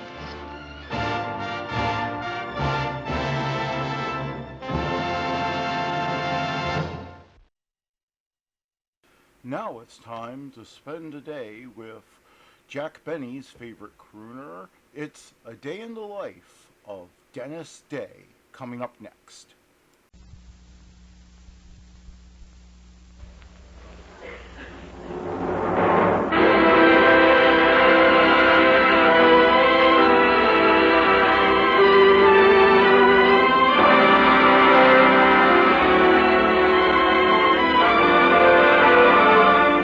Ladies and gentlemen, Denis Day.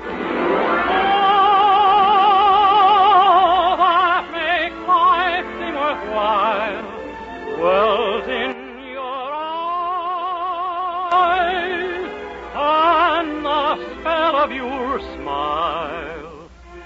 Denis Day is brought to you by Colgate Dental Cream and Luster Cream Shampoo.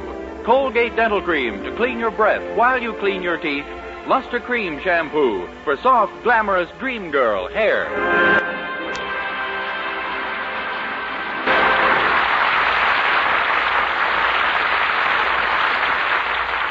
The Dennis Day Show with Barbara Eiler, B. Benaderet, John Brown, Charles Dant in the orchestra, and yours truly, Vern Smith, is written by Frank Galen and stars our popular young singer in A Day in the Life of Dennis Day.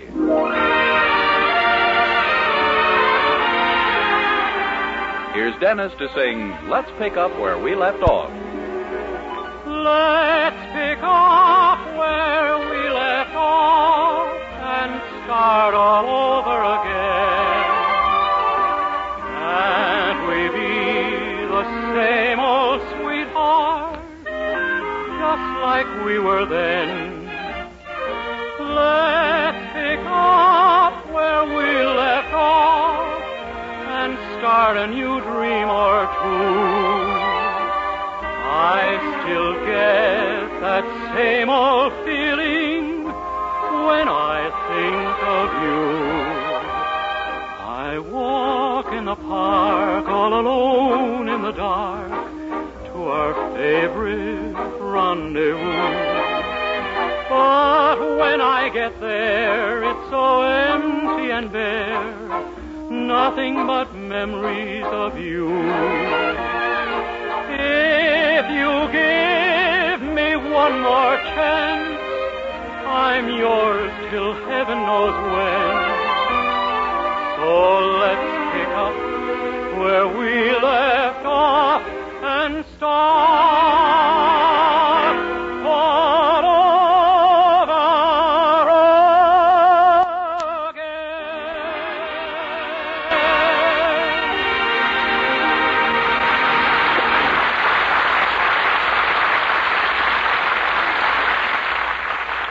Colgate Dental Cream cleans your breath while it cleans your teeth. No other toothpaste does a better job of cleaning teeth than Colgate Dental Cream. For Colgate Dental Cream has a safe polishing agent that cleans your teeth both gently and thoroughly, brings out their natural sparkle and beauty.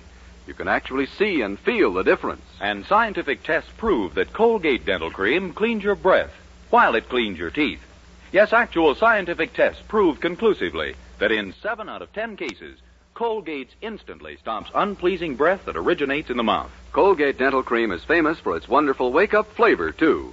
Nationwide tests of leading toothpastes prove that Colgate's is preferred for flavor over every other brand tested. Yes, preferred over every other brand tested. And no wonder, for Colgate Dental Cream is the result of constant effort to produce the finest toothpaste in the world today. For cleaning teeth, for flavor, for sweetening breath. So see if you don't agree with the millions who have made Colgate Dental Cream America's favorite toothpaste. Try Colgate Dental Cream to bring out the natural sparkle and beauty of your teeth. For a wake-up flavor you'll thoroughly enjoy. And always use Colgate Dental Cream after you eat and before every date to clean your breath while you clean your teeth.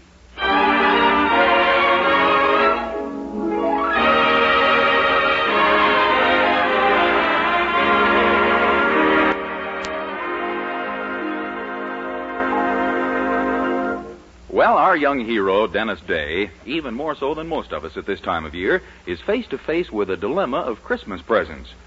There are 3 questions confronting him. What should he buy? Who should he buy it for? And for heaven's sake, what with? In particular, he's concerned about a gift for the head of the Anderson household, his present landlady and prospective mother-in-law. And since this requires thinking, he's wasted no time and gone directly to his girlfriend Mildred for help. A present for Mother? Well, you don't have to get her anything too grand, Dennis. Just buy her something you can afford. That's the trouble. They don't sell them that cheap. Don't sell what? Name it, and they don't sell them that cheap. But, Dennis, you must have some money. You've been saving up out of your salary for months. Yeah, I know, but an emergency came up Monday afternoon that wiped out half of my savings. An emergency? Yeah, I got a little hungry and bought myself a hamburger. Oh, golly. Well, you'll simply have to do the best you can, then. After all, it isn't the gift so much. It's the spirit behind it that counts. Well, I wish your mother knew that. I didn't like her suggestion at all. Her suggestion? You mean you asked Mother and she told you what to get? Sure. What? Lost. Oh, I'm sure she didn't mean it. It's just that she's been so preoccupied lately with all those meetings and her campaign and the speech she's... Say. Huh? Listen, you know about Mother being an SOW, don't you? Mildred, I might think it, but I'd never say it.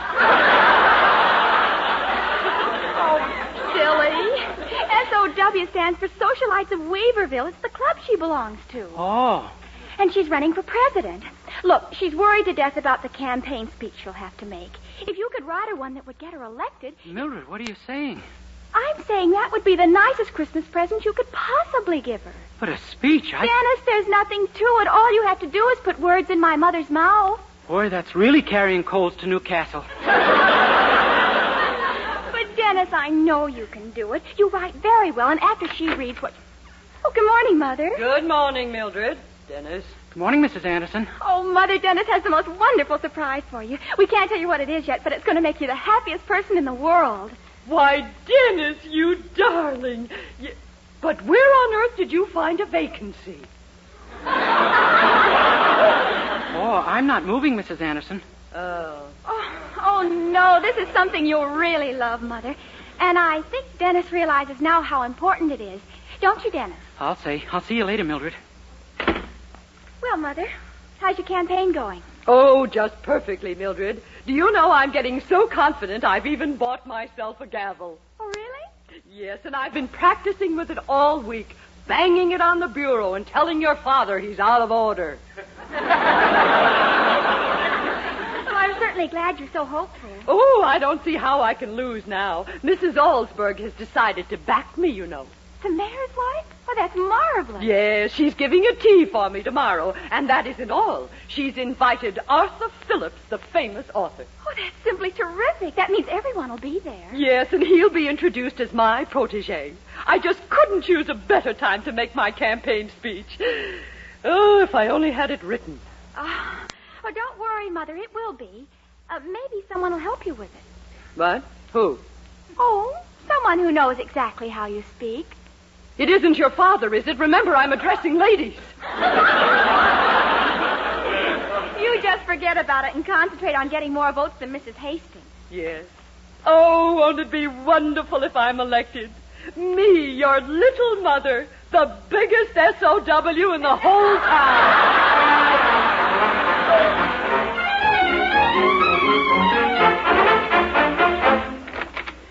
Mildred, I've got it. It's all done. The speech? Yeah, I went down to the public library and stayed up all night writing it. And it's really good? Oh, it's magnificent. It's a speech that Washington or Lincoln or Jefferson might have delivered. In fact, they did. What do you mean? Well, Mildred, I couldn't trust my own brains for this. There was too much at stake, so I borrowed things from all the great speeches of history. Why, Denis, that's marvelous. What an idea. Yeah, and look who it occurred to. You never know, huh? Oh, it's wonderful. Mother's got to hear it right away. Oh, Mother, would you come into the living room a minute? What is it, Mildred? Mother, get ready for your big surprise. Your campaign speech is all written for you. Denis wrote it. Denis? Denis Day wrote... Mildred, I'm your own mother. Blood must be thicker than this. Wait, Mother. It's all done and it's marvelous. At least give him a chance to read it to you. Oh, very well. Go ahead, Denis. Only it better be good. Oh, it is, Mrs. Anderson. Listen, here's the way it starts out. 7 years ago, when I was born,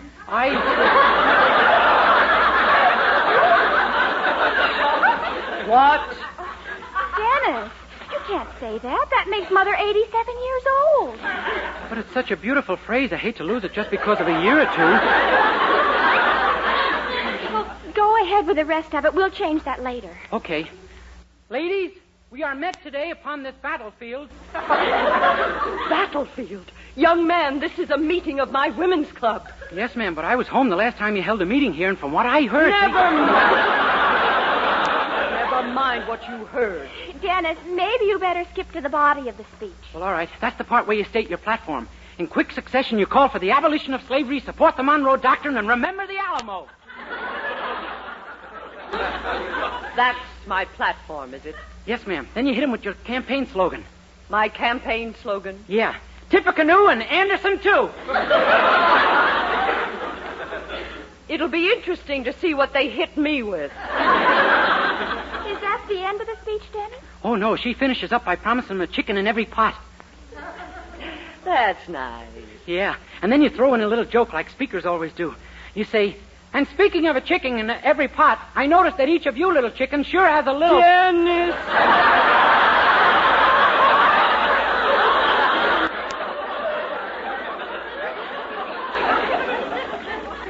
What's the matter? Is it off color? Dennis, I think you better get to the conclusion. Oh, yeah, wait till you hear that. Boy, is it dramatic. She cries out, "I am dying, Egypt, dying." And with that, she pulls out an adder and lets it bite her. I let an adder bite me? Oh, not a real adder, of course. That might sting. You can have a worm stuck down your dress. And that's the speech you've written for me. Why, Mrs. Anderson, you don't like it. It's no use denying it. I can see it in your face. I thought you might. It needs work, Denis. I suggest you go someplace and work on it. Go someplace? Yes, like Outer Mongolia. And don't come back. Gee whiz, yesterday she despised me, and today our relationship has deteriorated.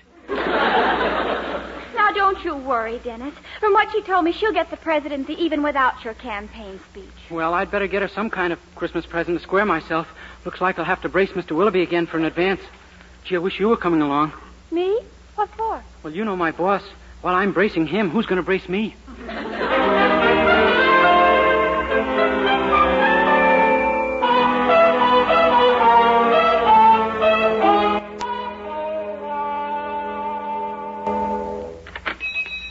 Morning, Mr. Willoughby. Good morning, Denis. Oh, Mr. Willoughby, there's something I got to talk to you about. You see, it's this way. Business has been terrible. This is the worst month in 10 years. Can't pay the rent. On the verge of bankruptcy. If something doesn't happen, we'll have to close up the store. Huh? Sorry, did I interrupt you? No, I didn't know it, but I was through. Well,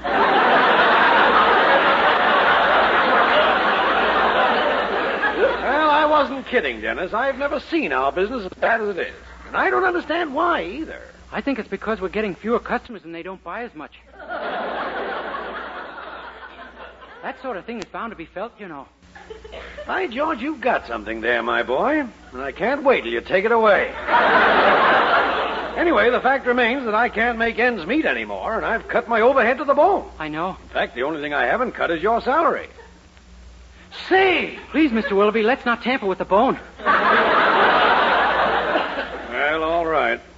What this store really needs is a publicity angle. Something to get us talked about all over town. Anything. Anything? Well, sure. I think it was Jimmy Walker who said, "I don't care what people say about me just so they say something." That's publicity. Oh, you just want people to talk about the store, huh? Exactly. The more people talk about you, the surer they are to think of you when they want to buy something. If you want to earn a raise, Denis, start thinking up some publicity angle for us. A raise? Boy, I'll get my brain working on it right away. I was afraid that's what you'd call on. Well, get up front. I'm going to work on the book. Yes, sir. Gee, what a funny business. Now, if I could only think of something. Oh, good morning, madam. May I... Oh, hello, Mrs. Alsberg. How's the mayor this morning? He's fine, thank you. I'd like a jar of skin softener, please. And a dozen... Hey, gosh, Mrs. Alsberg, I just got a wonderful idea. Would you do something for me? What? Well, would you mind talking to people all over town about Willoughby's? You know, how nice it is to trade here and how courteous we are to customers and all that? But why on earth should I? Well, I'll bet you'd tell people about it if we insulted you. Indeed I would. Oh, I see. Now, would you kindly take my order, please? What's the hurry, Fatso? Keep your bloomers on.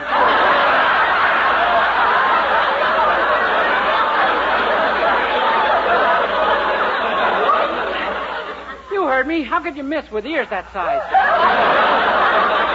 Why, this is fantastic. I've never been insulted like this before in my life. Well, that's your fault for not getting in here more often, Broadbean. I warn you, young man, one more impertinence and I shall walk out of this store. Now we're getting somewhere. Come on, Fatso. What is it you wanted? I told you I wanted something to soften my skin. Have you tried a pneumatic drill? This time you've done it, young man. I have, huh? So what are you going to do about it, flappy lips? Blab it all over the room? I certainly am. Atta girl. I knew I couldn't have picked a better blabberer. I'm going to tell this to every member of my club. Atta girl. And particularly, I'm going to tell it to Mrs. Anderson. Atta girl. Pardon me, could I have a clarification on that? You live at her house, and if you're the kind of person with whom she associates, I shall withdraw my support of her for president of the club. For president... Mrs. Alsberg, I feel that I have made a series of nasty blunders. Oh, you do you? Yes, ma'am. You're a dreamboat, Mrs. Alsberg. I love you. I want you in my harbor. Please sail into my... And so, as the sun slowly sinks in the west, we say farewell to Denis Day.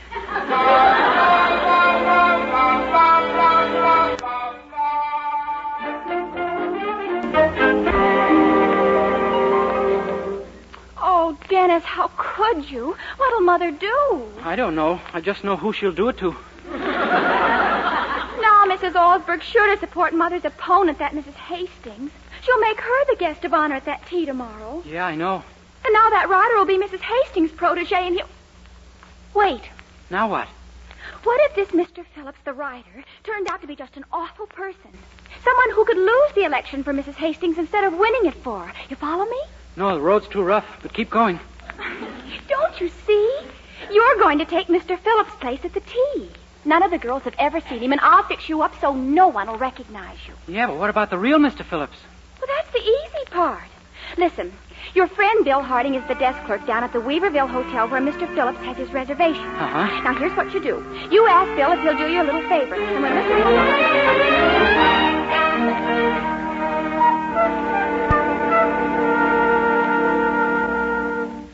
Gee, it sure was nice of Bill to let me take his place behind the desk. But if that Mr. Phillips doesn't show up soon, well, Dennis, look. I'll bet that's him coming across the foyer now. At last. Boy, I sure hope this works. Oh, it's just got to, Dennis. I'll duck into the office here. Good luck. Yeah. Yes, sir. Can I help you, sir? My name is Arthur Phillips of New York City. Yes, Mr. Phillips. We've been expecting you. How are you, sir? My train was an hour late. I'm due at a tea. I'd like a room and in a hurry, please. Mr. Phillips, when I ask someone how they are, they generally tell me. Oh, I beg your pardon. I'm fine, just fine. Who cares?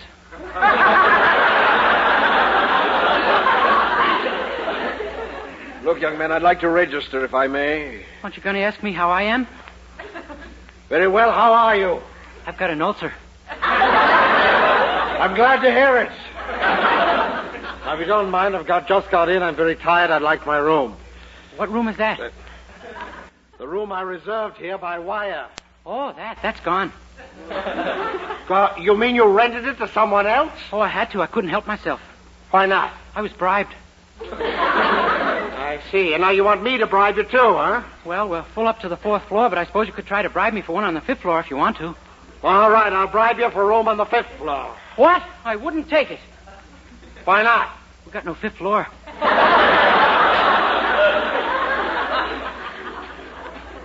Now, look here, my man. This hotel wired me confirming my reservation. And I demand a room! You understand? That's the way you feel. We do have one room left, 306. Is it a nice room? Sure. Here's the key and the flit gun. Flit gun? What's that for? Well, the room is vacant, but not entirely unoccupied. Oh, heavens, has this room got a bath? No, but the bathroom is pretty convenient. Just walk to your right as you leave the room. How far? Just to the first traffic light. The first traffic light? But from there, you can't miss it. Just turn right again. It's the next filling station on your left. Why, this is ridiculous. Oh, but you'll love the room. It's very attractive. And if you like to lie in bed and read the Police Gazette, it's... I don't. Oh, too bad. That's what the walls are papered with. What? And it's nice and cozy and warm, too. The chimney for the incinerator's right outside your window. Young man, you think I'm going to stay in a flea bag like this? You're very much mistaken. I'm taking the next train back to New York. That's the way to talk. You had me a little worried for a while. Just do one last favor for me. Call up those SOWs and tell them they'll have to wallow around without me. Goodbye.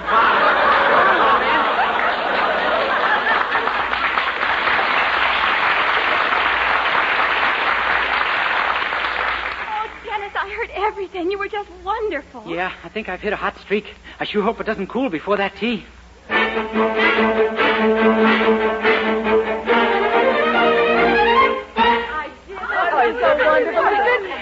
Mrs. Allsberg, won't you reconsider? After all, what Dennis Day does can hardly be considered... Mrs. Anderson, please. I've made up my mind to support Elizabeth Hastings, and that's final.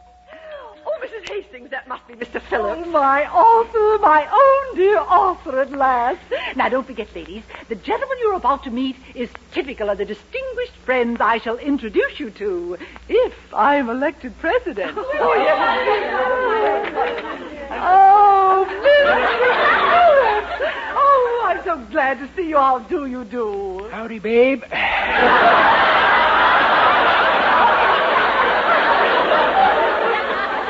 Thank you. Won't you come in? I've told told these other ladies that you and I are very old personal friends, Mr. Phillips.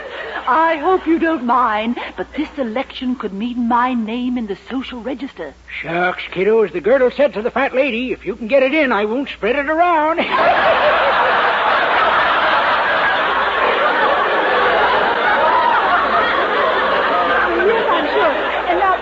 I do want you to meet my club members. Oh, Mrs. Allsburg, this is Mr. Phillips. Oh, Mr. Phillips, this is the thrill of my life. I can't tell you how delighted I am to meet you. Well, you ain't a bad-looking hunk of stuff yourself, Aldy. Why, Mr. Phillips. So, Mr. Phillips is typical of your old friends, is he, Mrs. Hastings? Why, Oh, sure. Me and Liz been pals ever since our old man used to run that big saloon on 47th Street here. What? Why, he never. Come off it, Liz. Ladies, you should have seen this kid put it away when she was a little tyke. She used to holler bottoms up so often she began walking around on her hands. Really, I knew you were... Hey, what a looker, boy. Remember how proud the old man was when you got into the chorus at Minsky's, Liz? Boy, she really had a shape once. Yes, sirree, the kid was really stacked. Never know it the way she's come unpiled, huh? Now, really, Mr. Phillips, ladies, this And man sing. Oh, what a voice. Come on, Liz, let's give him one of those old songs of yours. Hey, come on. Why, I don't know what you're talking about. Come on, Liz. How about that cute little thing you used to do called She Thought They Drive in the Park, but instead they parked in the drive. Or say, how about that little ballad you introduced, Liz, called We Kissed on the Roof Neath the Moon's Soft Glare Through the Trap of Your Father's Long Underwear. Yeah. Well, Mrs. Hastings, is that the kind of woman we want for our president, ladies? I, for one, am leaving. Well, no, really, ladies, honestly, this man... Well, I guess I gotta be shoving off, too. Say, Liz, how about you and me getting together real soon down at the tattoo parlor and talk over old times? Because to spend one night with you in our old rendezvous and reminisce with you, that's my desire. A little blunted by time, but still mighty powerful. Well, good night, girl.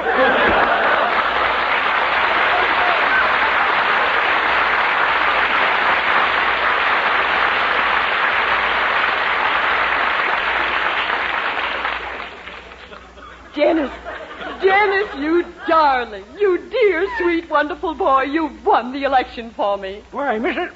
Anderson, gosh, you knew who I was all the time. Oh, yes. That shirt you put over your sweatshirt has a button missing, and every once in a while I could see Mickey Mouse staring at me. Gee, well, it worked anyway. I know. That voice you use, that old man's voice, and when you sang... Yeah. To meet where gypsies play down in that dim cafe and dance till break of day. Oh, that's my desire. Oh, you're Valterini tonight, Daddy. I'm a regular.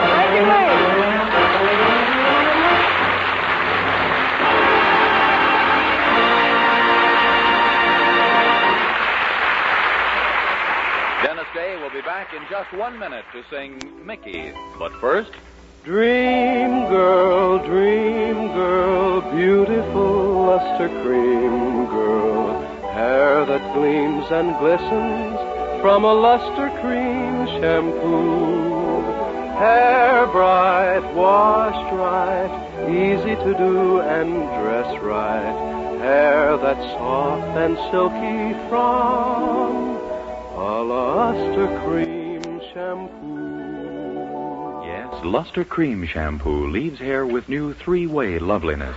Fragrantly clean, glistening with sheen, soft and easy to manage.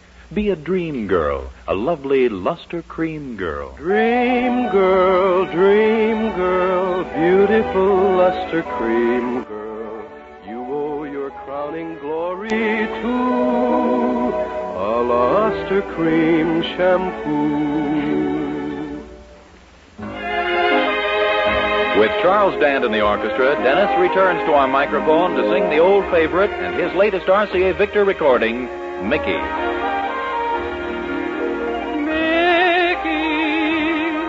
Pretty Mickey, with your hair of raven hue, in your smiling, so beguiling, there's a bit of Killarney, bit of the Blarney too. Childhood in the wildwood, like a mountain flower you grew. Pretty Mickey, can you blame anyone for falling in love with you? Oh, what a shame they gave you the name of Mickey. Where is the rose that grows in repose like you? Lucky the birds and the bees you'd meet, lucky the moth and the violet sweet, when they were trod by your bare little feet, there in the morning dew. How can you blame me when I find weary to change your name to mine? Mickey, pretty Mickey, with your hair of raven hue, and you're smiling so beguiling, there's a bit of Killarney, bit of the Blarney too. Childhood in the wildwood, like a mountain flower you grew. Pretty Mickey,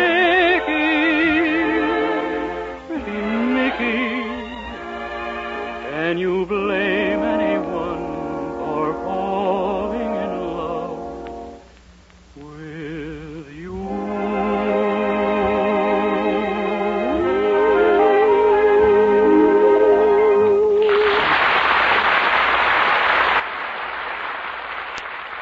Good night, everybody. Remember, doctors prove the Palmolive plan brings 2 out of 3 women lovelier complexions in 14 days. And this beauty plan with Palmolive soap was tested on women with all types of skin. Dry, oily, even skin that was not clear. Yes, 36 doctors proved the 14-day Palmolive plan improves all types of skin, brings fresher, brighter, younger-looking complexions. So get Palmolive soap and start your 14-day Palmolive plan now. This is Vern Smith reminding you that Dennis Day returns again next week, same time, same station, for the special Christmas Eve show, The Boy... This is NBC, the National Broadcasting Company.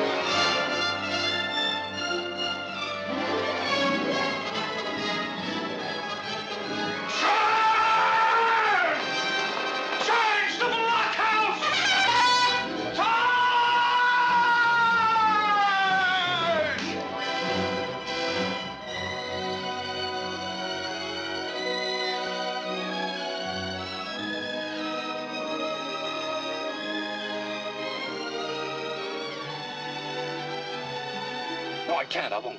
I can't go through with it. I won't marry you, and that's that. Look, don't you see, marriage, it's a superstition. It's old-fashioned. Oh. Mr. Brewster! Now, look, don't you... Goodbye, dear.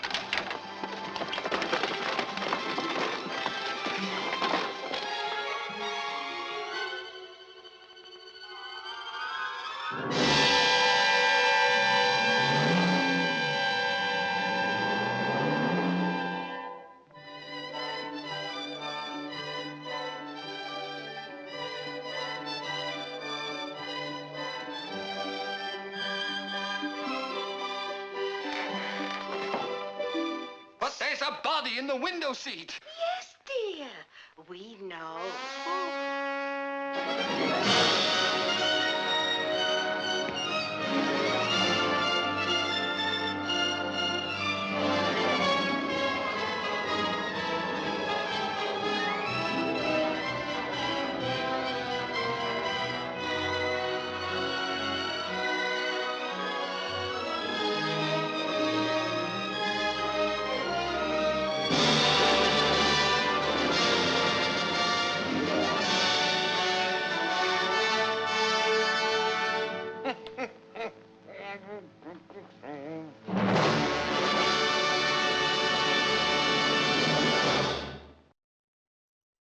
Hey, man, how about we check in with Fibber, Magee, and Molly next?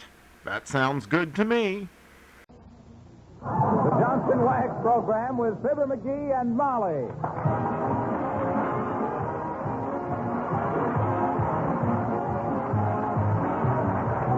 The makers of Johnson's Wax and Johnson's self-polishing glow coat present Fibber, Magee, and Molly, written by Don Quinn with music by the King's Men and Billy Mills Orchestra.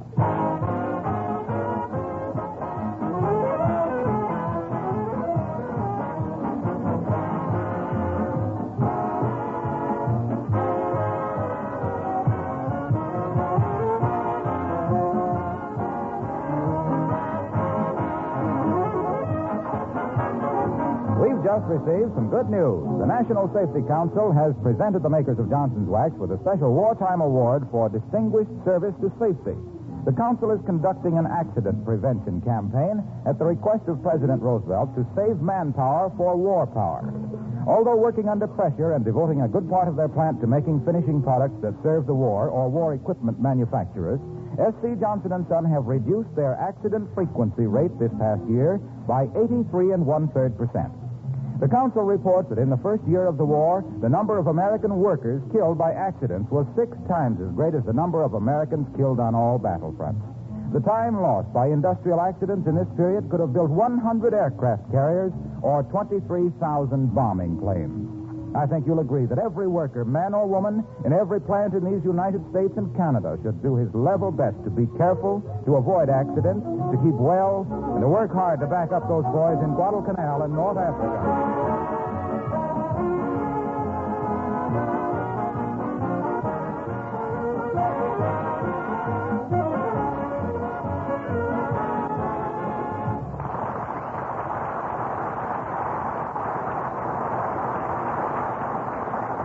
Was the night before Wednesday. And here, as usual, are Fibber, Magee, and Molly.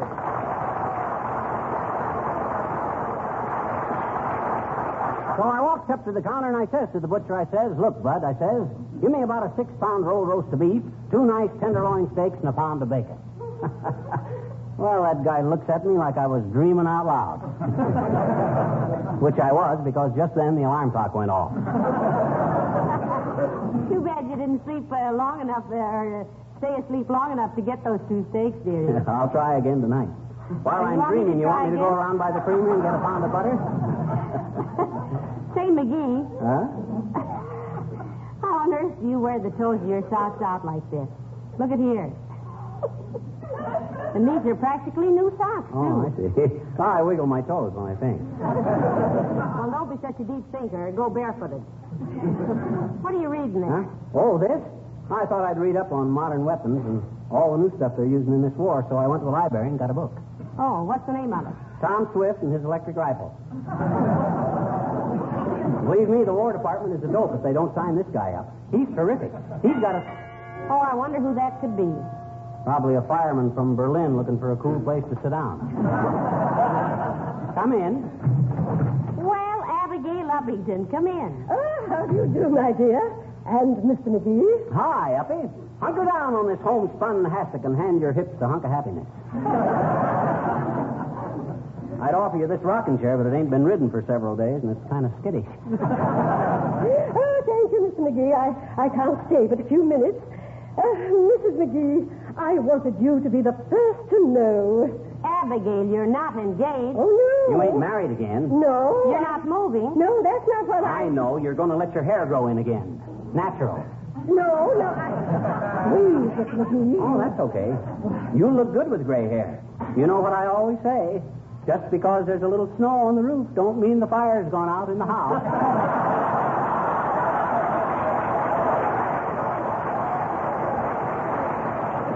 Besides, up in you all... Huh? Be quiet a minute, dearie. Now, what was it, Abigail? Oh, my dear, I am about to join the WACS, the No. Women's Army Auxiliary Corps. Oh, have you put in your application yet, Abigail? No, but I believe I meet the basic qualifications. Oh, I bet you do at that, Uppy. You got more basic qualifications. McGee. Will you be quiet a minute, dear? Sure, but I was just trying to ease the tension. This is a serious moment in a young girl's life. Just before she goes into the Army. What are the basic qualifications, Abigail? Well, one must be a citizen of the United States, and I am, and one must submit satisfactory proof of birth. That always seems awful silly to me. You got to prove you were born. Where do they think a big gal like you came from? A box of Cracker Jack? One of these days, somebody... McGee, please. What else do they check, Abigail? Oh, general health, height, weight. Quiet, McGee. Quiet my clavicle. I didn't say anything. Well, you were going to. I know, but you moved in too fast. Then, one must pass a mental alertness test and present 2 character references. Oh, my dear, I'm really thrilled about this. Oh, I do hope you'll go with me when I apply. Well, I'd love to, Abigail. I've even considered joining myself. Yeah, Molly. What was that? Oh, no, you don't. You got a home and a husband. You got responsibilities. You know what happens when I eat my own cooking. Oh, no, you don't. You can't do this, Molly. I refuse my permission. Well, excuse me, but I must be going, Mrs. McGee. I'll call you this afternoon, and we'll go down to headquarters together. Yes, you do that, Abigail. I'll be thrilled to death. Yeah, so long, Uppy. When they get you handling them army mules, I'll be thinking of you. Thank you, Mr. McGee. I shall naturally be thinking of you, too. Goodbye.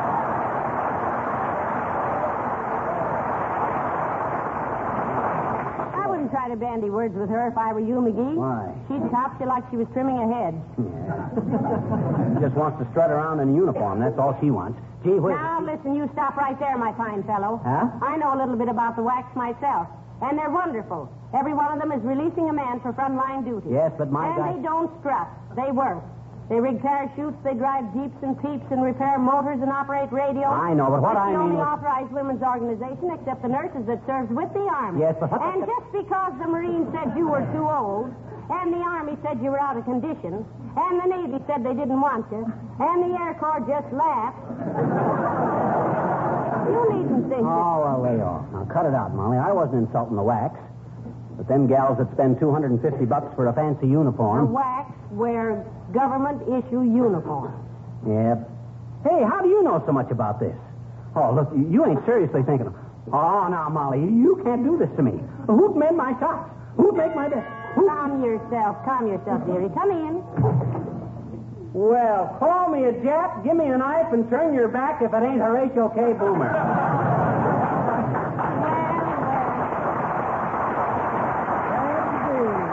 Hello, Mr. Boomer. Long time no NBC.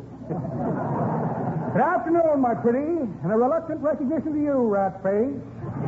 What, to use a vulgar colloquialism, is cooking?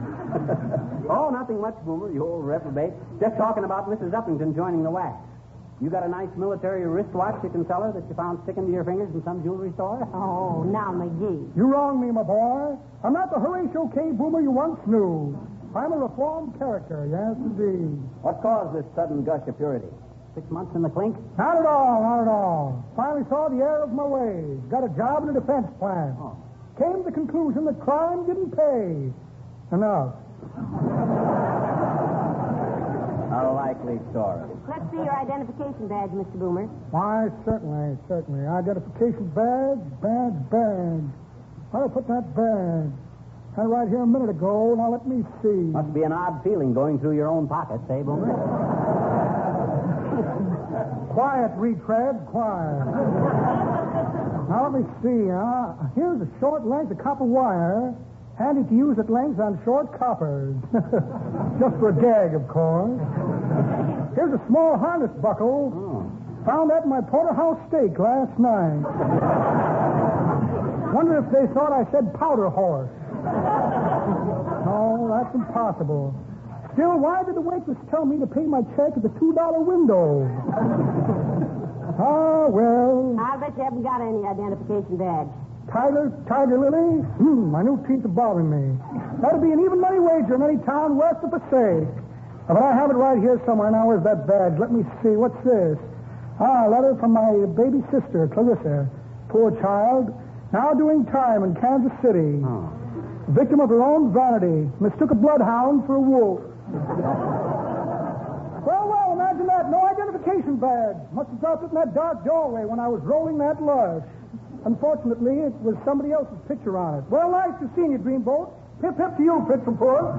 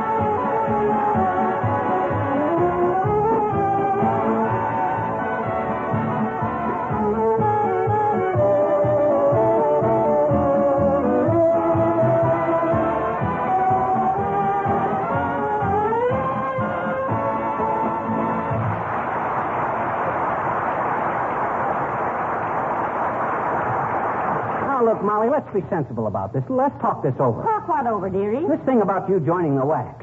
Gee whiz, I know they're wonderful and all that, but think of me. I'm your dependent. For sake, stop wringing your hands and be sensible. And don't pace up and down like that. You make me nervous. I make you nervous. Here I am all alone, full of worn-out socks and eating out of cans. With you over there in Egypt someplace, bouncing all over the geography while I stay here with a star in the window. Wondering how much flour to put in the gravy, which I probably won't even have any gravy on account of I can't get any meat. And Hello, folks. Hey, what's this I hear about Mrs. Uppington going to join the wax? Well, she's going to try, Mr. Wilcox. I'm going down with her very shortly to put in her application. Why, Junior? Oh, I just wondered. Somebody told me. I think it's great. Good old Abigail in the wax. Stand by, folks. 5 will get you 10 that here comes the most obvious and corny commercial of the year. Well, I hope Abigail makes it. It's a great outfit, and she'll be a credit to it. Well, what are you staring at me for, Fibber? I'm just waiting. For what? Oh, just waiting, that's all. So you're in favor of Uppy joining the wax, eh, Junior? Sure am. She has no dependents. She's intelligent. Probably do a swell job. In the wax? Yeah.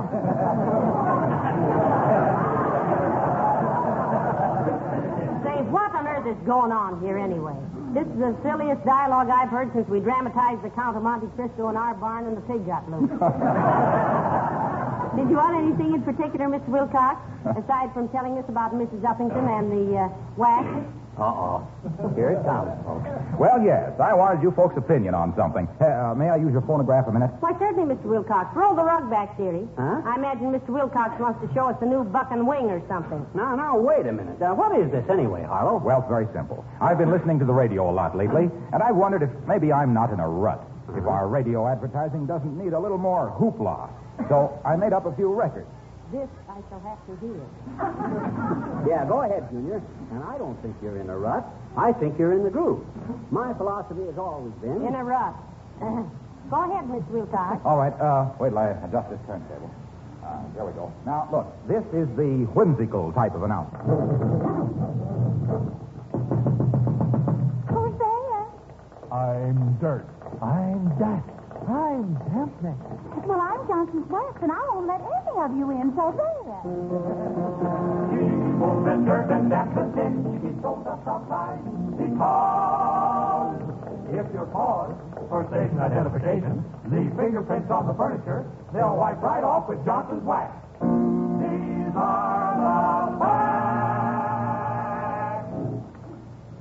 Well, I think you got something there, Junior. And I hope it ain't catching. But listen to this one. Now, this is the dramatic type, the heartbreaker. No, George, I simply can't go to the fireman's ball tonight. My housework has simply worn me to shreds. I feel like a cat that something had dragged in. Lamb chop. And don't call me lamb chop. This is Meatless Tuesday, and you know it. Dumpling, you wouldn't be so worn out from housework if you used Johnson's wax on floors, furniture, and woodwork like other good housekeepers do. Mr. Jones is right. Use Johnson's wax. It's great. It saves time, saves energy, saves work. Get some from your dealer today. That's the dramatic type. Yeah. That's the dramatic type, all right. I'll bet those phonograph records aren't turning over half as fast as Edison is. What else you got, Junior? Well, look. Then there's the novelty type, like this.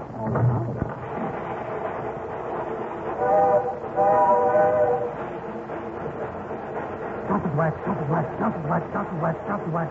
It's good.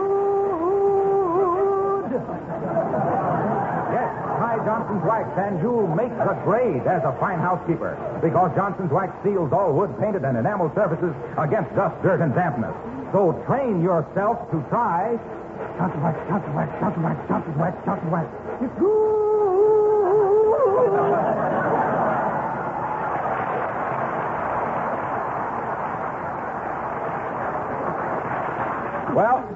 Well, folks, what do you think?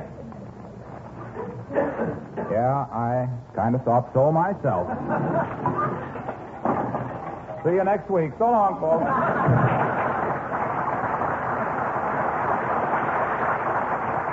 Well, it was the old college try anyway, Magee. Yeah, we'll give him an A for effort. He always was. Magee, look at the time, and I've got to go with that gill down to the wax. Oh, now look, Molly, I don't mind giving Uncle Sam the best years of my life, but after all, you got a home to keep up. I won't even have time to change my dress. How does it look, dearie? Oh, it's all Don't tell me. I just hope it's all right. Have I got my face on? Yes, It'll have to do. Well, where's my purse? I don't- Here it is. I got it. I won't be long, dear, and I wonder if I need an umbrella. No, I guess I Oh, don't. Molly, please don't rush away like this. After all, when a girl joins the army, she's... Well, at least you could kiss me goodbye. Why, sure I could, darling. Goodbye. There goes the best wife a man ever had. Off to the war. And here I am, a lonely old man, sitting by the fires with only an old cat for company. My gosh, I haven't even got a cat. Where can I get a cat? Maybe if I... Maybe that's a cat now. Come in. Hi, mister. Oh, hello there, little girl. Sit down and be quiet. I'm in a bad mood. My wife is joining the army. Oh, gee, really? Mm. Well, that's peachy. You used to be in the army, didn't you, mister? Who, me? Yeah, I was in France in the last war, sis. Did you learn to parley who? Parley boo, sis. Who? Me. You? Yeah. You mean you could parley who, French? Who? It's vous, sis, not who. Vous means you in French. Oh. No, it couldn't mean me, I bet you. Huh? I was wasn't even born yet. What I meant was who is the French for the word you. What'd I say? Who? Me? I mean, you said who. I meant you. Yes, I know, but look, sis, what I'm trying to get past your little sinuses is this.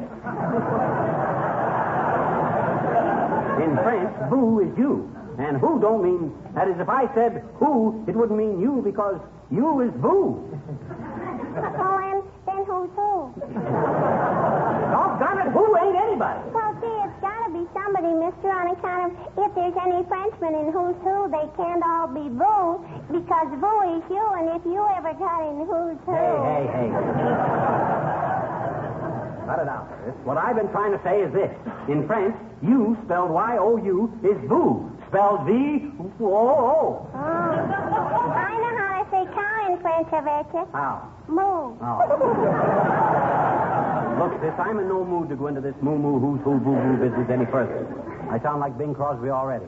Not enough, though. Huh? Look, little girl. Hey, mister, will you please tell me a story? Will you please? Well, if I tell you a story, will you paddle your little princess slippers out of here and leave me to my dreams? Sure I will, I bet you. You promise? Cross my heart, you see? That's your Adam's apple. I know, mister, but you tell a story so wonderful, my heart's always in my throat. Oh, my gosh. This you're as full of baloney as a baloney. Here goes. And remember, as soon as I finish the story, you scram. It's a deal, mister. Shoot the literary to me, Harry. And don't be such a smart aleck. Once upon a time, a famous author went deep, deep, deep into the forest to write a novel. One day, he fell asleep, and a big hyena came sneaking along and ate the novel. Is that all? Yes, it was a novel ep. Oh, murder.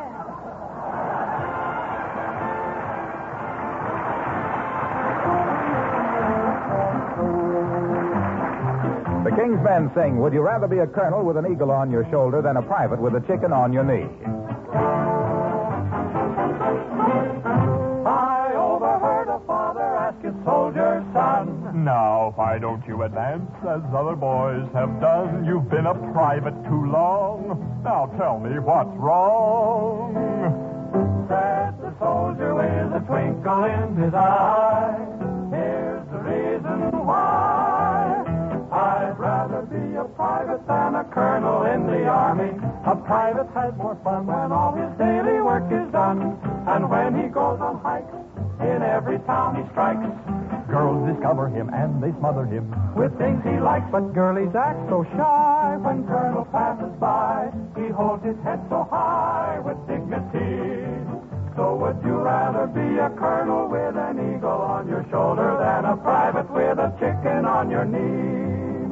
Well, colonels and majors and captains are fine with eagles and medals and buttons that shine. Corporals and sergeants and lieutenants too, all giving orders for privates to do. I ask you, what good would the colonels and majors and captains and lieutenants be if it weren't for the privates who carry out the orders that will win the victory? So would you rather be a colonel with an eagle on your shoulder than a private with a chicken on your knee? Not me. There's nothing on his sleeve except a girl when he's on leave. And when he goes on hikes, in every town he strikes, the girls discover me and they smother me with things I like. But girlies act so shy when Colonel passes by. He holds his head so high with dignity. So would you rather be a colonel with an eagle on your shoulder or a private with a chicken on your knee?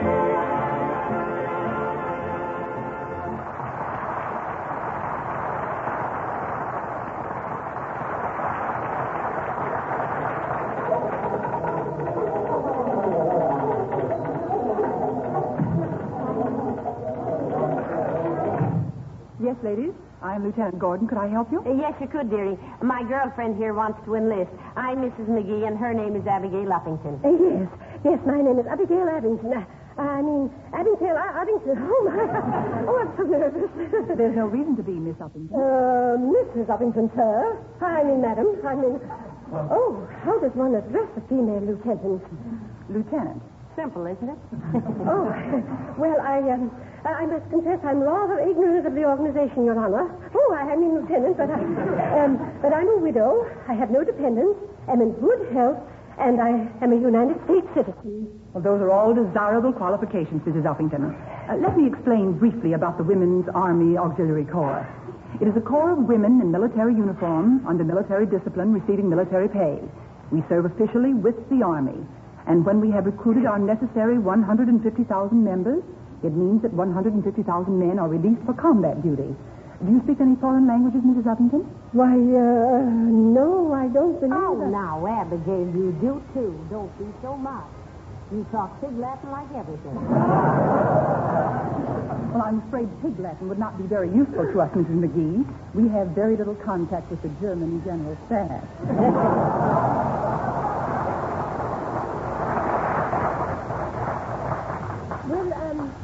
What are the physical requirements? Just general good health, Mrs. Uffington. You don't have to be a perfect physical specimen. Oh, Abigail, you lucky girl. Yes. How much is the pay in the West, Lieutenant? Exactly the same as in the Army, with all living expenses paid. We feel this is a great opportunity for American women. Many of them will develop special skills which will be very useful after the war. Besides which, we feel that we are drafting. Now, let me see. It says half a cup of shortening, cup of graduated sugar,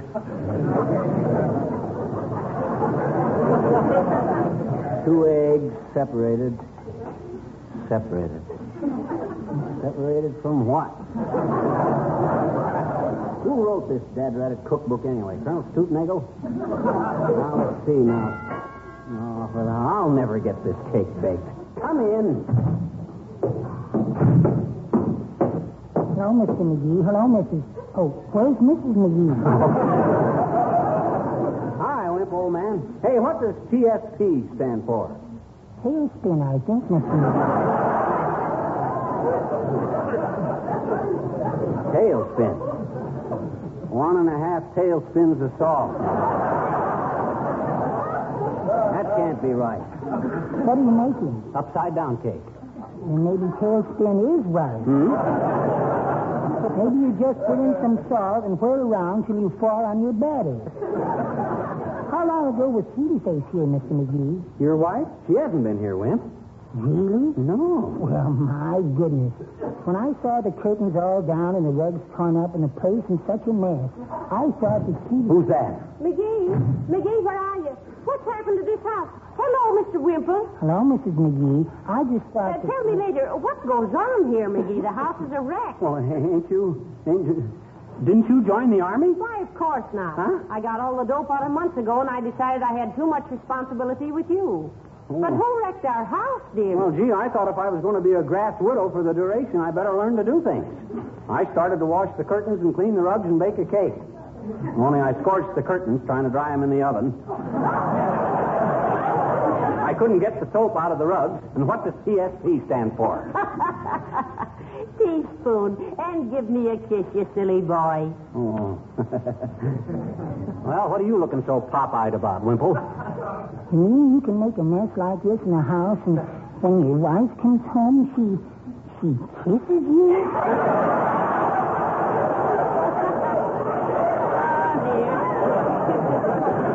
Well, why not, Mr. Wimple? What would your wife do? Oh, let me take that bowl of batter. Let me take that bowl of batter, Mr. Magee. I might as well be stirring it while I shudder.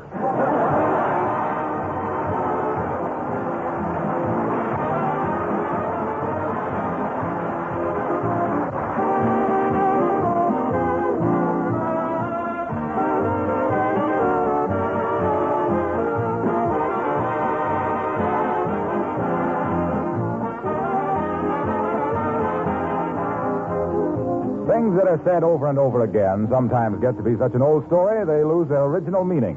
They are worn smooth from much use.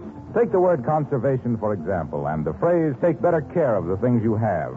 Yes, we've heard them often, but we'll hear them many more times before this war is over.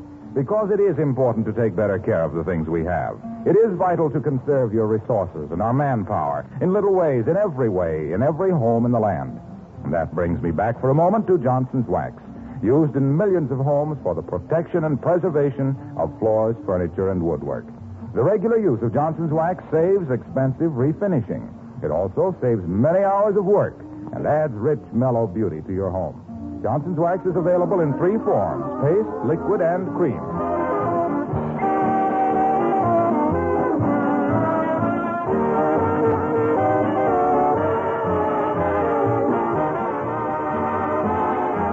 Ladies and gentlemen, or rather just ladies, the Women's Army Auxiliary Corps, known as the WACS, really does need 150,000 members. This is the answer to the question lots of you have been asking: what can I do to serve? Yes, and after seeing some of those snappy-looking women, I think they ought to change the old slogan to join the Army and let the world see you. Good night. Good night, Al.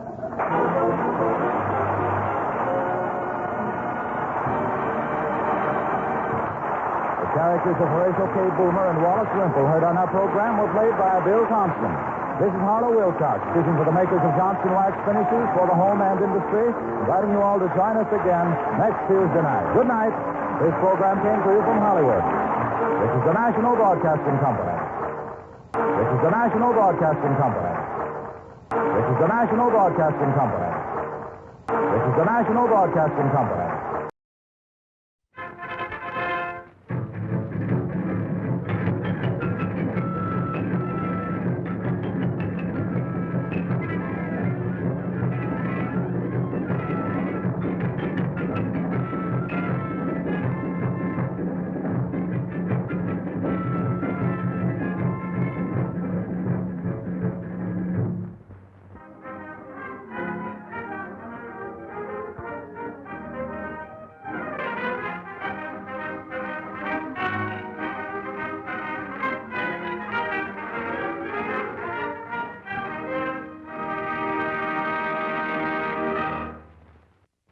Play now one of my own compositions by Victor Herbert.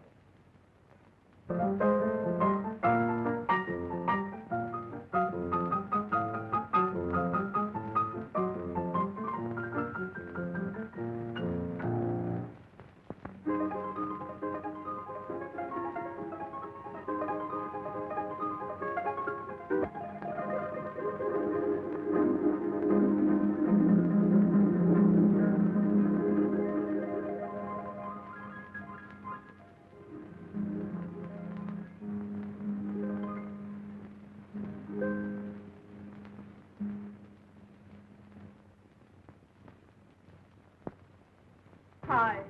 Take the professor's hat and coat. And send for the fumigators. Oh, my... Bonjour, bonjour de la bonne Say, don't you see there are ladies present? What do you think this is? Put that hat down, will you? What do you do with it? Get out. Let's go.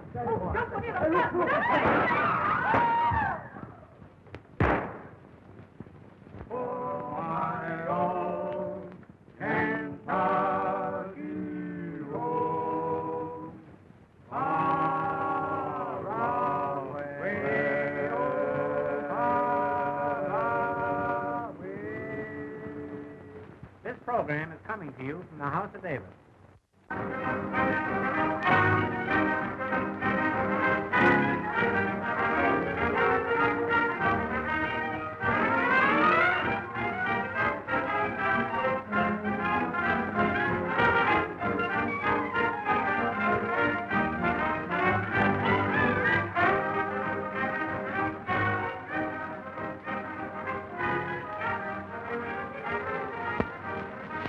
I sure hope Jack Benny doesn't mind that Fred Allen is our next show.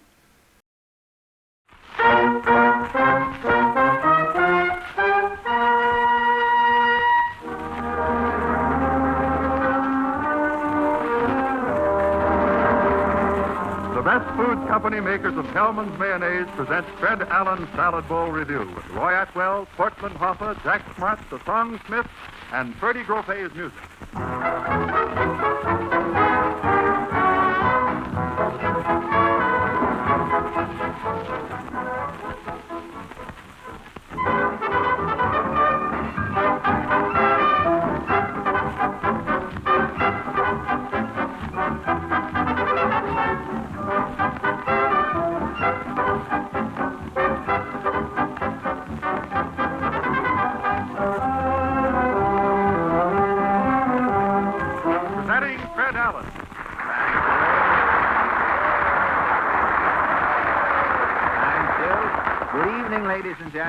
welcome to our weekly presentation of the Salad Bowl Review.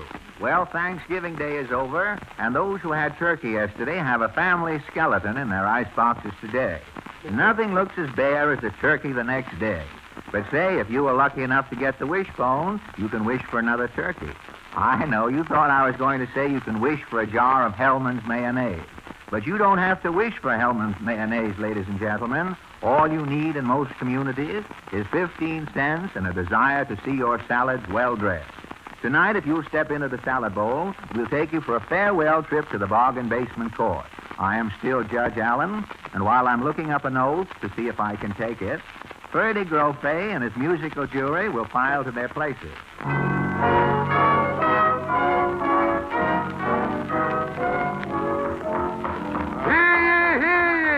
Rise, please. It's on at Judge Allen. Good morning, prisoners. Just a second, Judge. Yes, officer? I've got a boat lady here. What'll I give him? What we always give him, $2 a quart. Right-o. First case? The Holland Tunnel versus Nick Myers. Charge? Sneaking through the tunnel without paying toll.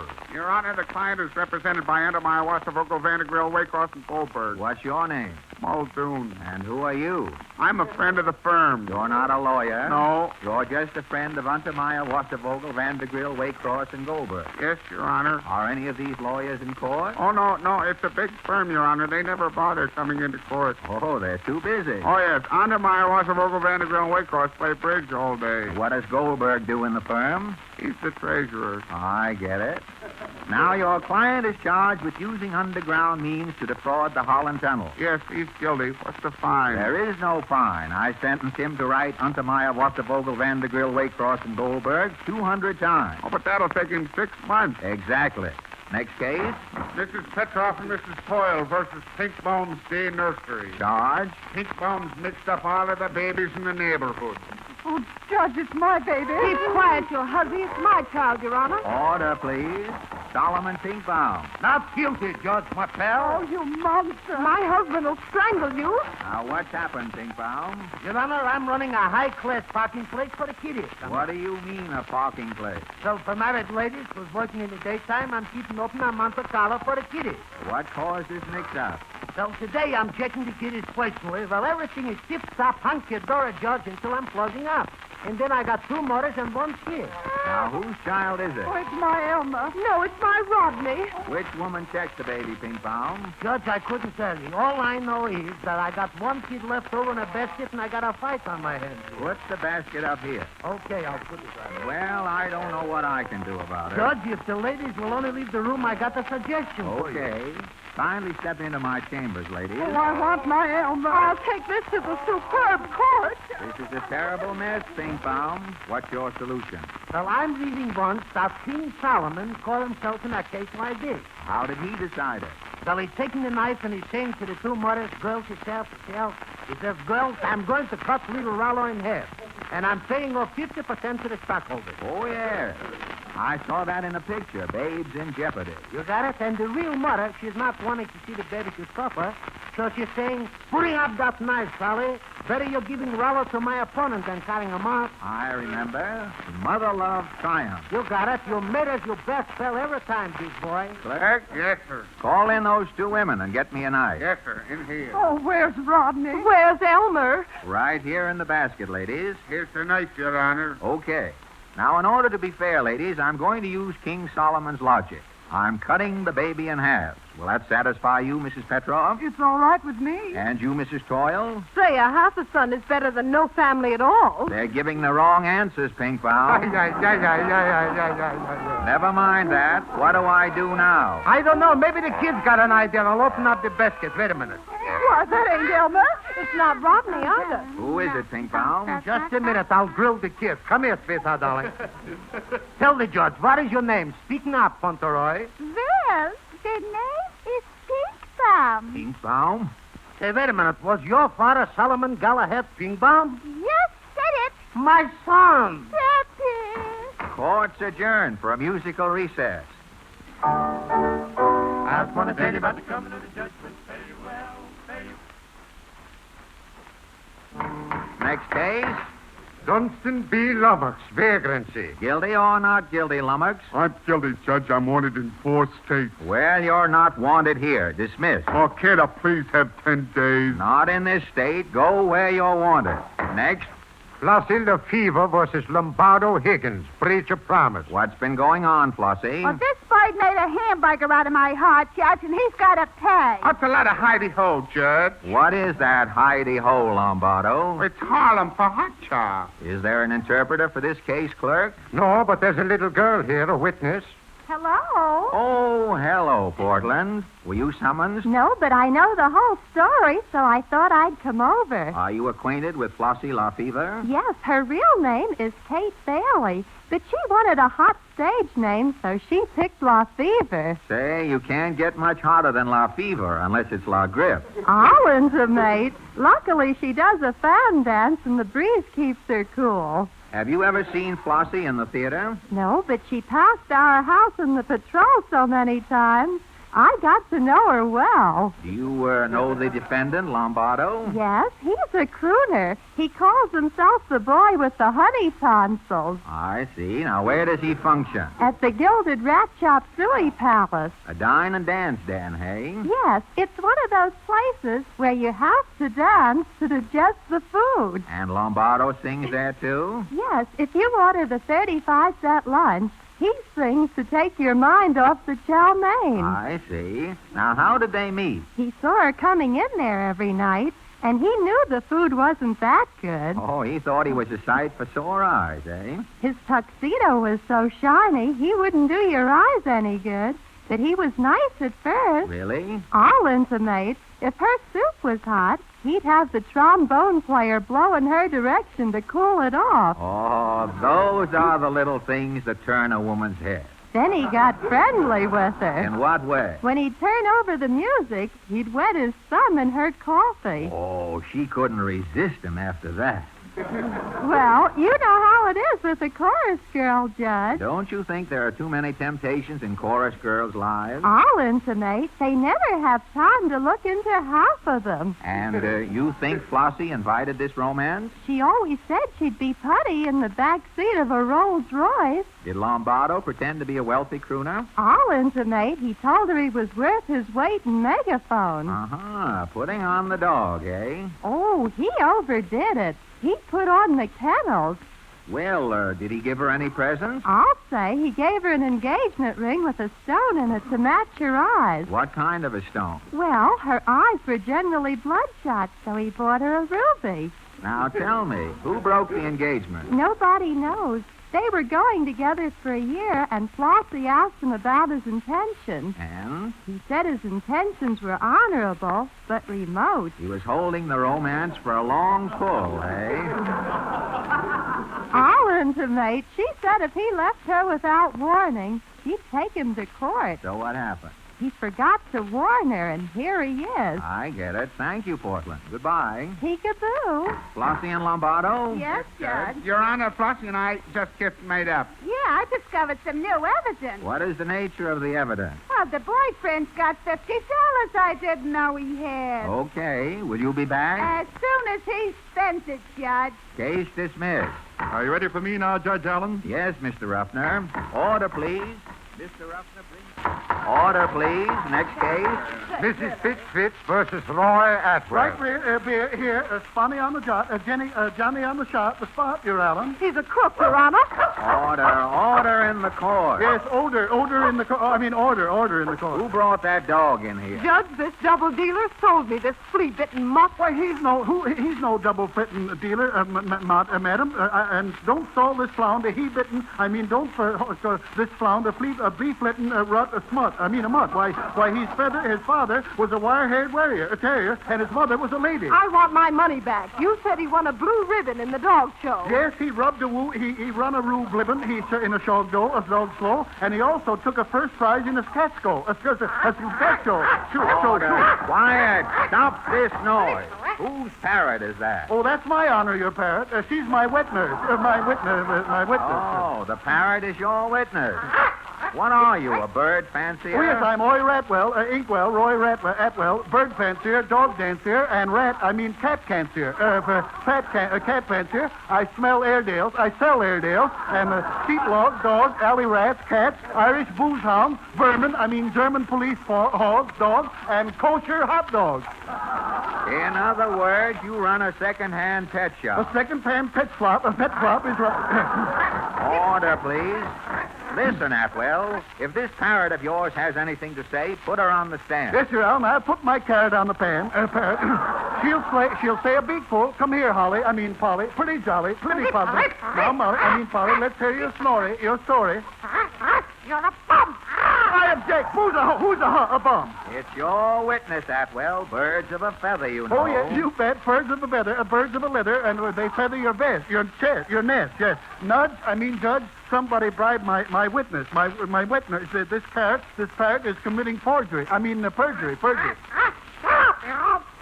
I object. I demand a change of menu. I want my money back, Judge. He sold me this mangy cur under false pretenses. Who sold? Who a mangy fur under false pretenses? Why, he's a blue-blooded, he's a blue-mudded, a blooded, thoroughbred. Why, he's not he's got a long filigree, a pedigree, and a family tree. Just what's wrong with the dog, madam? In the first place, this faker said he's a circus dog and can do tricks. Of course he can do tricks. Why, he's full of tricks. Why, there you are. No sooner said than done. Say, you don't call barking a trick, do you? I guess you call wagging his tail a rare achievement. Sure, I'd call wagging his tail a rare achievement, certainly. Can you do it? Why, he's a watchdog, and he'll flight at the hop of a drop of a brat. No, he'll drop at the fright of a... He'll watch at the... let it go. Why, he'd run away from a tin can tied to his tail. Oh, horse feathers run away from a tin pail tied to his fan. His fan. Quiet. This dog is a second cousin of Rin Tin Can. Tail. Tail. Keep that parrot quiet. That's a hop with your own. Do you want to buy a parrot? No, you can't give me the bird, and you can't call me a bum. Oh, I didn't swallow you a drum. I demand a trial by jury. Quiet. And I order you to retract your dog and give this woman her money back. Okay, I'll give the money whack. Here, Mrs. Nitwit, take your gold. And here, take your alley hound. Come on, Rover. Come on, come along, little doggy. Come along. Oh, let go my pet. Help. Oh, I'm mad dog. He-hoo. Order, please. Order in the court. Stop this applauding. Have some respect for justice. Mr. Tom Smith.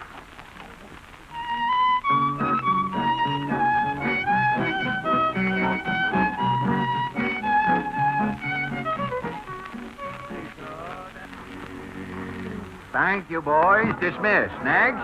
The Sisters of Law and Order. Have they been raided again? Oh, no, Judge. We girls came to notify you that you've won the Pulitzer Prize for honesty and justice in your courtroom. Oh, thank you.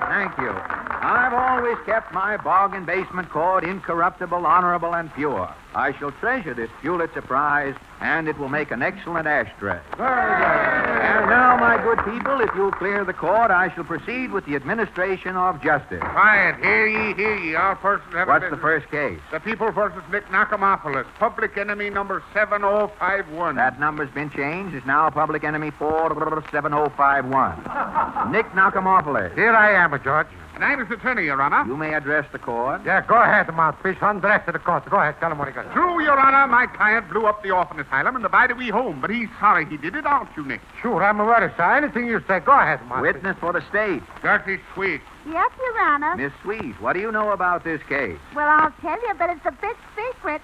This lawyer here gave me $50. Your Honor, that's an ace fabrication. Well, that's horrible. Quiet. Oh, so this lawyer bribed you. Well, it wasn't exactly. Your Honor, I object. Officer, lock those two up. Together? Bribery in my court. Lock them up. Sure, Your Honor. Come along with me I now. demand a habeas corpus here. I demand Come on, get moving now. Come on. The prosecuting attorney will take up the case. Yes, Your Honor. I say that our homes must be protected from fiends like Nick the Knockamophilus.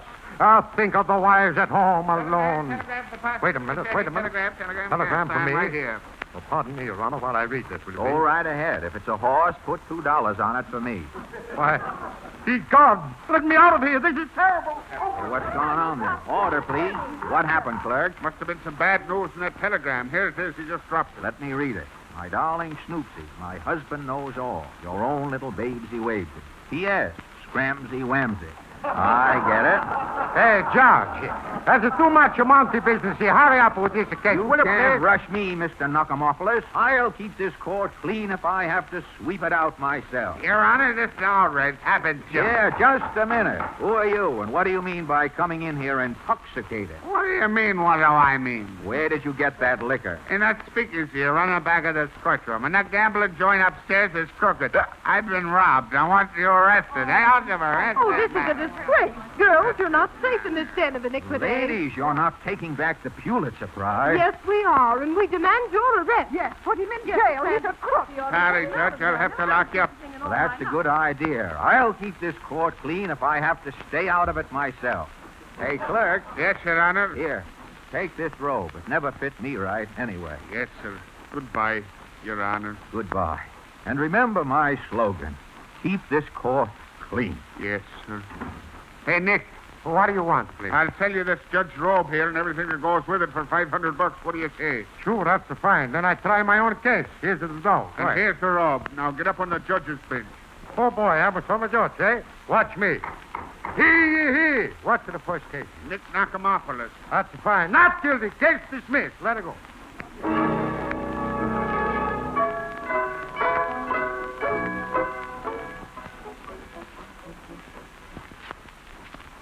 Company. I want also to thank the makers of Hellman's Mayonnaise for having made this series possible. And so then, ladies and gentlemen, with a regretful nani and sort of a feeble cha-cha, I'm going to ask Roy, Portland, and Jack Smart to say their own goodbyes. Roy? Yeah, this is Roy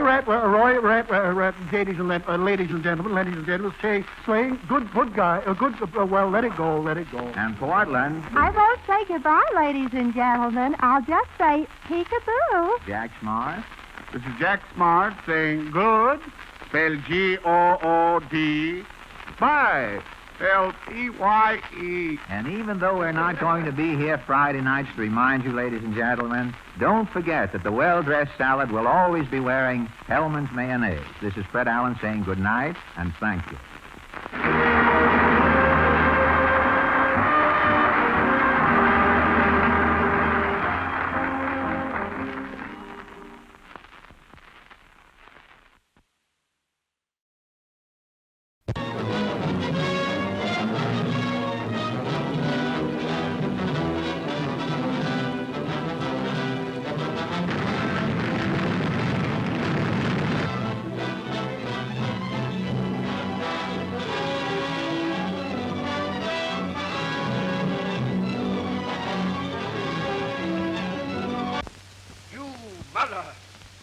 How much you're needed?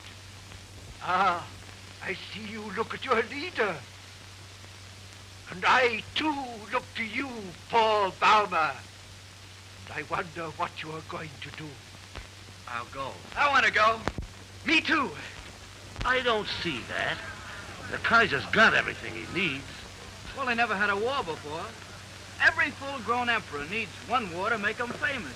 I'll tell you how it should all be done. Whenever there's a big war coming on, you should rope off a big field... And sell tickets. Yeah. And on the big day, you should take all the kings and their cabinets and their generals, put them in the center dressed in their underpants, and let them fight it out with clubs. The best country wins. Never before, and perhaps never again, will the screen capture so completely, so profoundly, the emotional crises of men whose utter loneliness ate away their hearts, whose pathetic yearning for love drove them to distraction, whose sheer terror knew no bounds.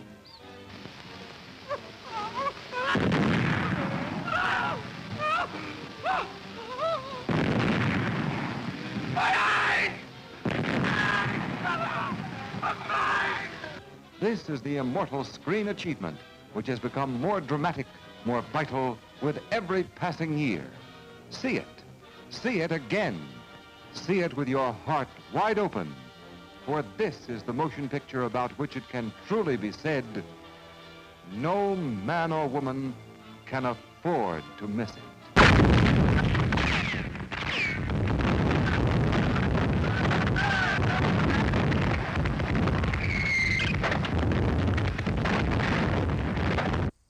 Now it is time to go back to Dodge City with Gunsmoke.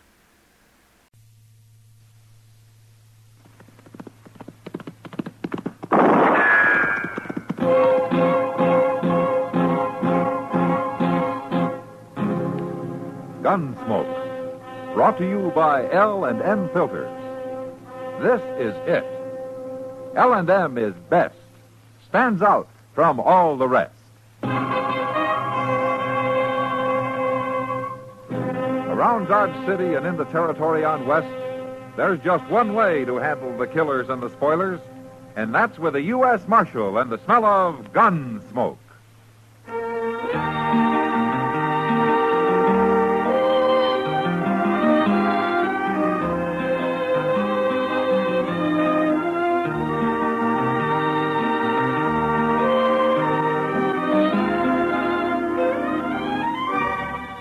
Gunsmoke, starring William Conrad. The transcribed story of the violence that moved west with young America. And the story of a man who moved with it.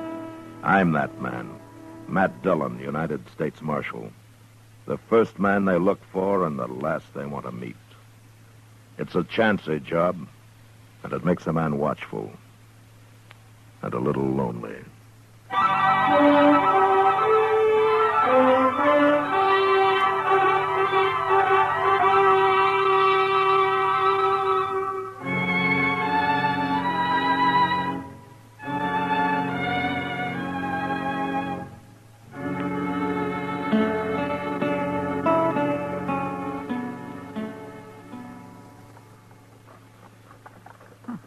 That's funny, Mr. Dillon. Oh, what is, Chester?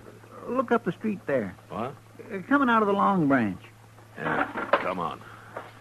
I don't understand it. I didn't hear no gunshots. Well, that man they're carrying got hurt somehow, Chester. If he'd only passed out drinking, they'd probably left him under the bar and stood on him to improve their reach. Oh, I've seen that happen, Mr. Dillon. I've really seen it. Now, look, there's Doc with him. Well, he's got better ears than I have if he heard any gunfire. Now, there are other ways of killing men, Chester. Oh, yes, sir, that's true, Mr. Dillon. I saw a man killed with a bullwhip once. Oh, that was You bad. men carry him up to my office. The door's open. I'll be along as soon as I talk to the marshal. Okay, take him on. Matt, you'd better get into the Long Branch or there's going to be more of this. What happened, Doc? That's Bill Zant they're carrying. I don't know him. Well, neither do I. Well, that's what they said it is. Well, it doesn't matter. What happened to it? Well, he's been cut bad with a bowie knife. Who did it? That big drunk buffalo man, Noli Meeker. Noli Meeker, huh? Is he still in the Long Branch? Yes, he is, Matt. And you watch out for him. He's in a mighty dangerous mood. Did you see it? Well, I saw part of it. I was in there having a beer when it happened. Zant had a knife, too, but Noli Meeker knocked it out of his hand. Oh, then Noli did this in self-defense. No, he didn't. Everybody says Noli started it. Well, I've got to go and take care of Zant before he dies. Now, you watch out for Noli, Matt. Nobody can get anywhere near him. Come on, Chester. I saw Noli Meeker drunk once, Mr. Dillon. He sure does get mean. Mean enough to start killing people? Yes, sir. But when he's sober, he always seems plenty calm. I just don't know what happens to him. Now, that's what happens to other people I don't like. Being drunk's no excuse for murder. No, sir, it sure ain't. See what he's going to do now. Yeah, sure, here's now. Oh, look at him. He's got the whole bar to himself, Mr. Dillon, and oh, that bloody knife in his hand. How you going to take him? You stay here.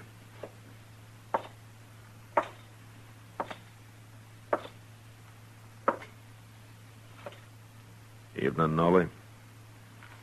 Get away from me, Marshal. Why don't you drop the knife, Noli? You're in enough trouble now. I killed Zant, didn't I? I'll kill you next. Zant isn't dead yet, Noli. Then I'm going to have to keep you in jail till we find out if he's going to live. I ain't going to jail. Not if I have to cut me a path all the way out of Dodge. If Zant dies, you murdered him. You're not leaving Dodge. Now, you can't be so drunk you don't understand that.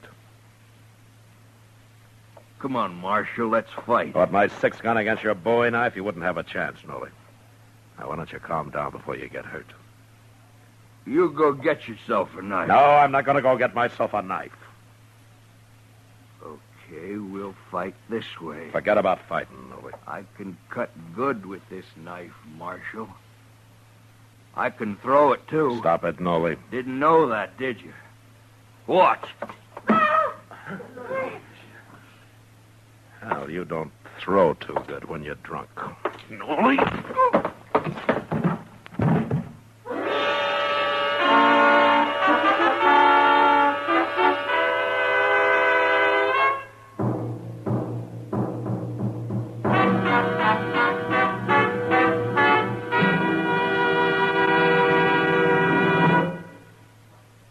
This is it.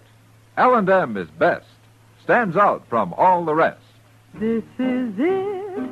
L&M filters. Perfect gift for Christmas, too. Light and mild. L&M filters. Holiday carton just for you. Holiday carton just for you. Holiday carton just for you. This Christmas, why not give the very best to all the filter tip smokers on your list? This is it. L&M is best. Stands out from all the rest. L&M stands out for flavor. The miracle tip draws easy. You enjoy all the taste. L&M stands out for effective filtration. No filter compares with L&M's miracle tip. King size or regular, L&M is best. Stands out from all the rest. It's got everything.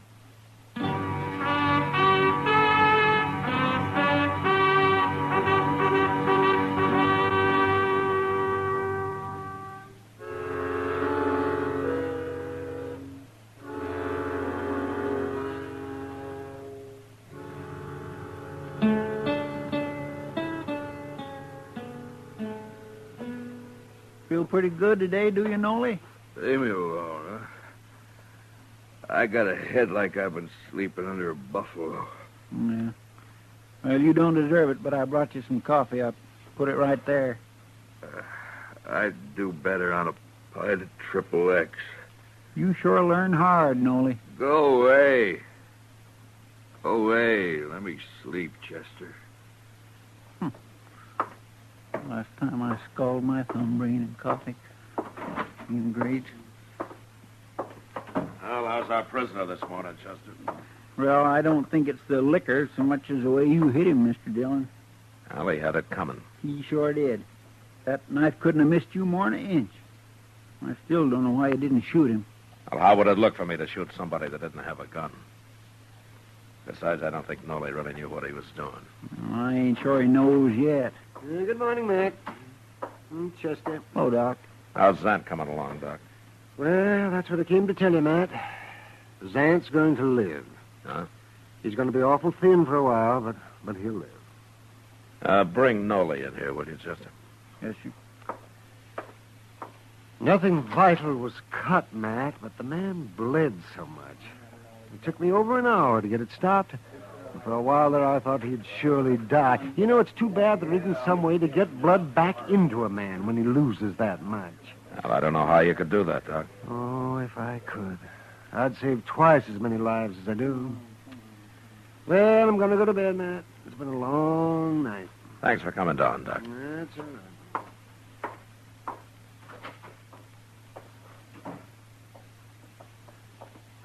Quit complaining about sleeping, Nolly.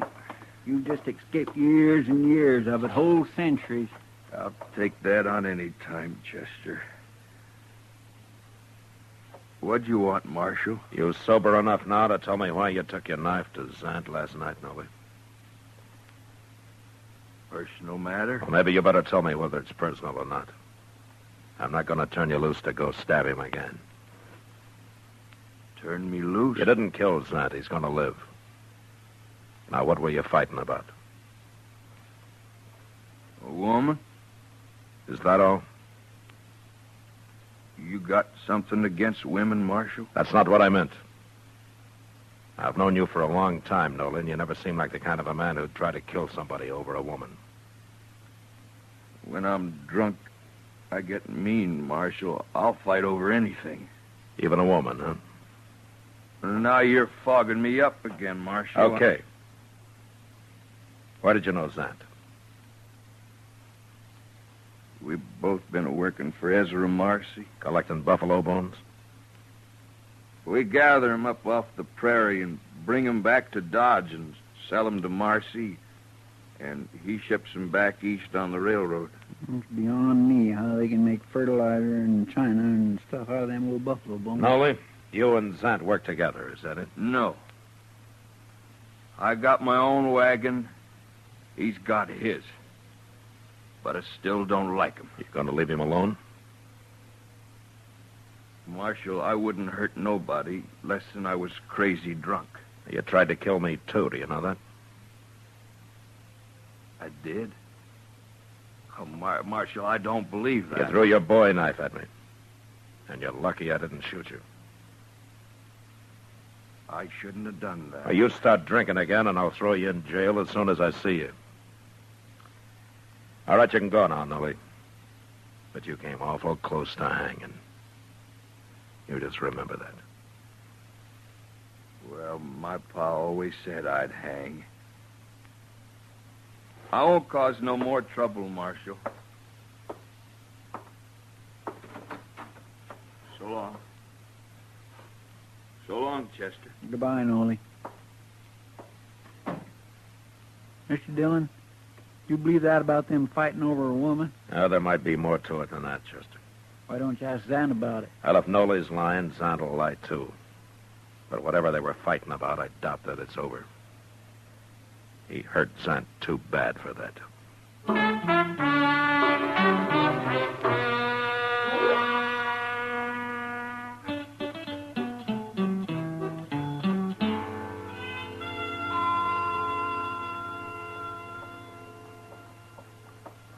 Morning, Matt. Well, hello, Kitty. You waiting for the stage to come in?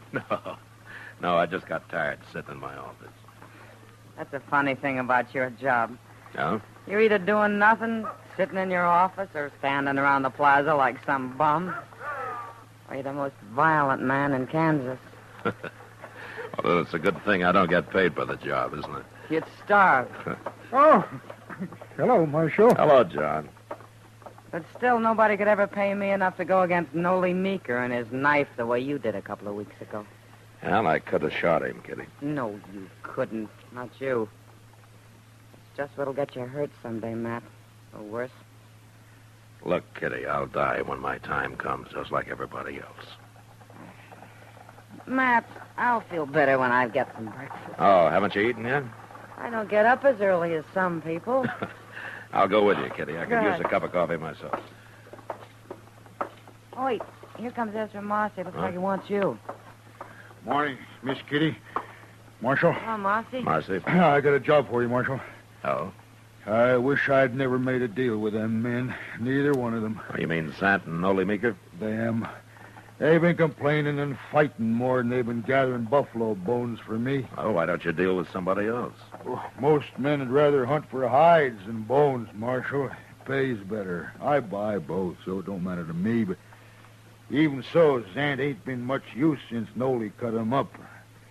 Now he ain't no use at all. Why not? Noli's got a shack down past the Opera House at the edge of town, Marshal. Let's go ask him. He got drunk again last night. I thought you were talking about Sant. It's about Zant I want to talk to Noli. Oh, why do you need me? Noli killed him, Marshal. What? Zant was due in with a wagon load of bones this morning, and he was late. So I rode up the river to look for him. And I found him, sitting on his wagon with a hole through him like a Sharp's 50 would make. You think Noli did it?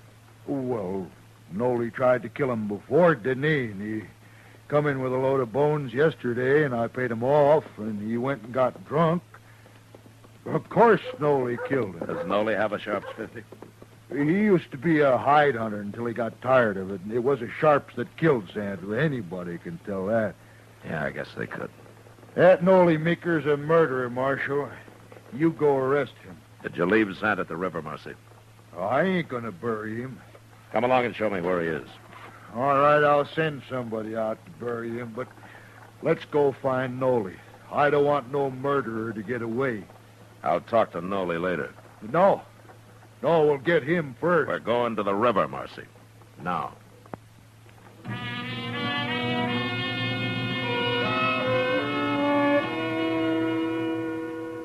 I went by the office and picked up Chester, and he and I followed Marcy up the river. Zant had stopped in a little cottonwood grove, apparently to water his oxen, a couple of miles above Dodge. And we found him there, slumped over the seat of his big Studebaker wagon, shot in the back. The wagon, piled high with sun-bleached buffalo bones, was headed toward the river. But the oxen had stopped when Zant was hit and were standing patiently, waiting for their next command. We laid Zant's body onto the sand, and then I had Chester lead the oxen down to the water. A few minutes later, he was back. You gonna bury Zant out here, Mr. Dillon? Well, it's as good a place as any. While we're fooling around here, Nolly's probably on the run. I'll find him, Marcy. But I don't know how I'm going to prove he did it. Well, you got all the proof you need. What if he's got a good alibi? What if he can prove he was someplace else when this happened? Marshal, now I ain't gonna miss Zant. But I ain't gonna watch a murderer go free, neither. I'm kind of against murder myself. Well, you're awful slow showing it. Wasting time coming out here and now all this talk about proof and such. I'm telling you, Marshal, if you don't see Nolly Meeker hung for this, I will. Lynch talks something I won't stand for, Marcy. Now, don't make it around me and don't start making it around Dodge. You're threatening me, Marshal. I don't threaten people. I warn them. Now, you know me. You know what I mean. We'll go find Nolly and see what he has to say. Chester. Yes, sir? We'll send somebody out for the wagon and those oxen. They can stand here a while longer. They've had their water. Well, you know, that's the funny thing, Mr. Dillon. Them oxen didn't drink no water. They didn't? No, sir. And they hadn't been to the river, neither. There wasn't no tracks between where they was standing and the river. Then why was Zant heading them toward the river? I don't know. But you'd think Zant would have known if they wasn't thirsty. Of course he would. Well, I guess it don't matter much, Mr. Dillon. I'm not so sure, Chester. I'm not sure at all. But let's go find Nolly.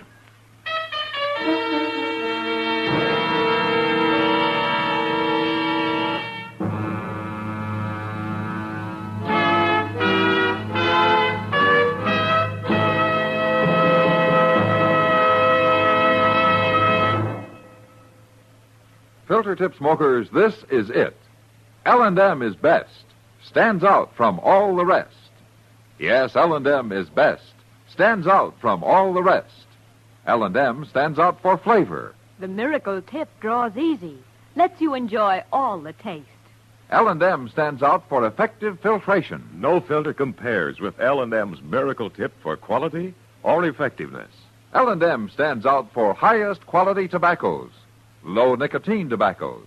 L&M tobaccos. Light and mild. L&M's got everything. King size or regular. It's America's best filter tip cigarette. Yes, L&M stands out from all the rest.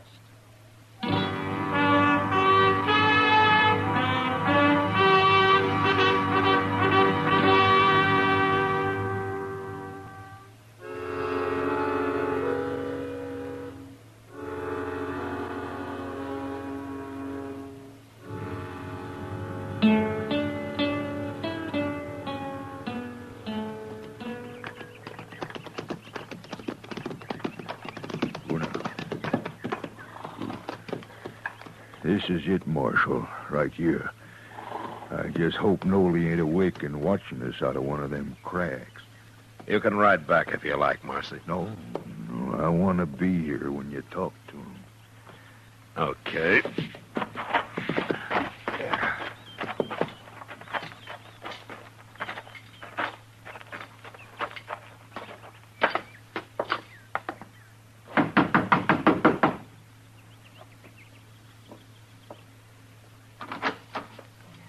want to talk to you, Nolly. What's Marcy here for? You're still drunk, ain't you? No, I ain't drunk. I done slept it off. Were you drunk last night, Nolly? I didn't cause no trouble last night. Were you drunk? Of course I was. I didn't see you in any of the saloons. Well, I was out here, sitting on the ground. I was sitting right there against the wall, me and a friend of mine downed a jug of corn whiskey. Took us most all night. What did you want to know for? You had a friend with you? He was here till about an hour or two ago. Who was it? Well, you don't know him. He's an old Indian, a Cheyenne. Where is he now? He's on his way home. Where? Absaroka Mountains. Absaroka Mountains in Wyoming? Well, that's what you're doing here. Looking for him 'cause he run off the reservation down south. Well, you won't find him, Marshal. That old Cheyenne's traveling alone, and he lives like a wolf. You'll never find him. No, I don't expect we could. Well, there goes his alibi. Alibi? What are you talking about? About Zant's murder. Zant's murder? You'll hang for it now. Wait a Nolly. minute, Marcy. Zant was shot in the back with a Sharps 50 this morning, Nolly. A couple of miles up the river. Marshal, you're thinking I did it? Well, you tried to do it once before. I didn't kill him, Marshal. If I was to kill a man, I wouldn't do it that way. I ain't no coward. Arrest him, Marshal. He can do his talking in jail. I didn't do it, I tell you. You know I ain't that kind of a man. I ain't a good man, but I ain't like that. Okay, Nolly. I believe you. I couldn't prove it anyway. Now, look here. Shut up, Marshal. Marcy. What you... And you remember what I told you. I don't want to hear any talk out of you. Come on, Chester. There's something I want to do in town.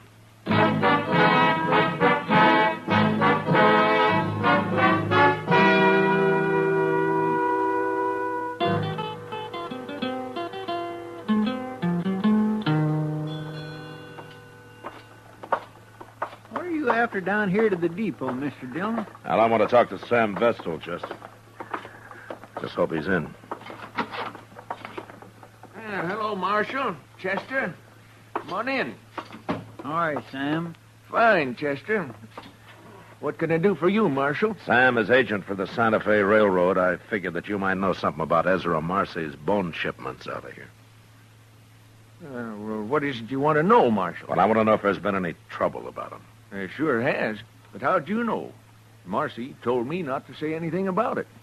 Tell me about the trouble, Sam. Well, the buyers back east have been calling Marcy a crook. But I know he ain't, Marshal. I weigh them loads myself, and I'll personally guarantee they ain't short on weight when they leave here. But they are short when they arrive back there, huh? Some of them are. Uh-huh. Zant's? How'd you know that? I guessed it. Well, you're right. I checked on it for Marcy, and it's the loads Bill Zant brings in that come up short back east. Marcy pays Zant by the load, doesn't he? Sure, but it made Marcy terrible mad being called a crook like that when he ain't one. If you ask me, maybe it's them fellas back east. They're the crooks. All Marcy wants is to be paid for the weight of the bones he ships out of here. They come up short back there. Ain't his fault. Uh-huh. Well, thanks, Sam. I'll go talk to Marcy about it. I think maybe I can straighten this whole business out now.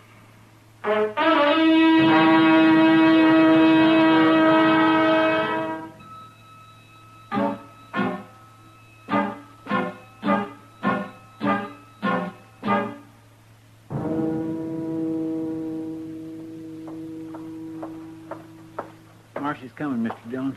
I found him in the Texas Trail. You know what he was doing? What, Chester? Stirring up a bunch of men in there about how they got to go get Nolly Meeker. He was telling them you ain't going to do nothing about it. I'm going to do something about it.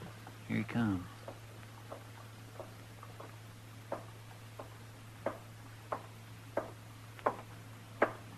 It's no use, Marshal. You can't stop me now. I already got 10 men in there on my side. Well, that's 11-1 against Nolly, isn't it? We shouldn't have much trouble taking him. Except for one thing. You ain't gonna stop us. I'm stopping you right now. All I gotta do is yell. And they'll be out here, Marshal. Marcy, I had a talk with Sam Vestal down at the depot. What? The bones Zant's been hauling in. They've been losing weight on their way back east. All right. So I told you. That's my trouble, Marshal. I'll handle it. You've already handled it. What are you talking about? You're scared to death, aren't you? I don't know what you're saying. Those oxen weren't thirsty at the river.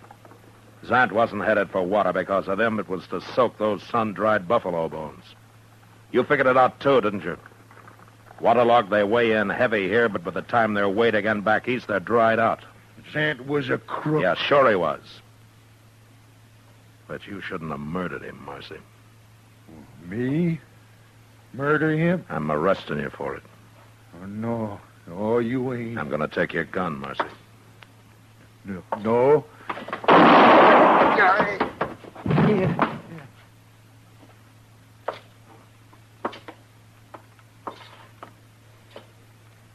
He shouldn't have tried that, Mr. Dillon. He's about the poorest gunfighter I ever saw. Yeah, he was slow, Chester. But he'd have killed me if I'd let him. Why'd you try it? I don't know how you could have proved he murdered Zant anyway. I couldn't. But Marcy was feeling so guilty and so scared he didn't stop to think. If he had, he might have bluffed the whole thing out and gone free. No, it was his own guilt that did him in, Chester.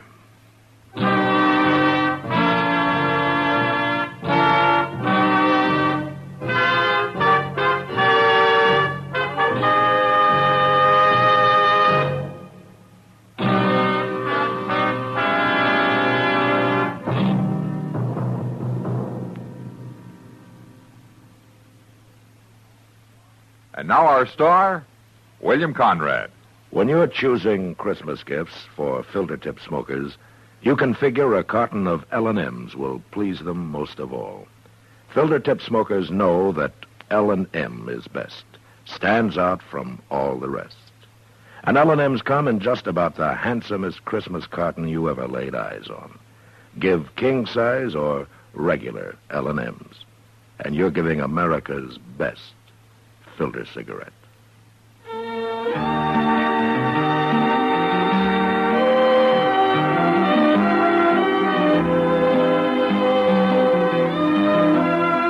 Gunsmoke, transcribed under the direction of Norman MacDonald, stars William Conrad as Matt Dillon, U.S. Marshal. Tonight's story was specially written for Gunsmoke by John Meston, with music composed and conducted by Rex Corey. Sound patterns by Bill James and Ray Kemper. Featured in the cast were John Daner, Herb Ellis, and Frank Cady. Marley Bear is Chester, Howard McNear is Doc, and Georgia Ellis is Kitty. Join us again next week as Matt Dillon, U.S. Marshal, fights to bring law and order out of the wild violence of the West in Gunsmoke.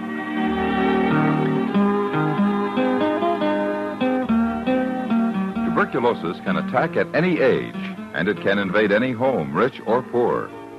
But Christmas seals fight tuberculosis. Help protect you, your family, and all of us from our country's #1 infectious killer. This year, use Christmas seals on your cards and packages.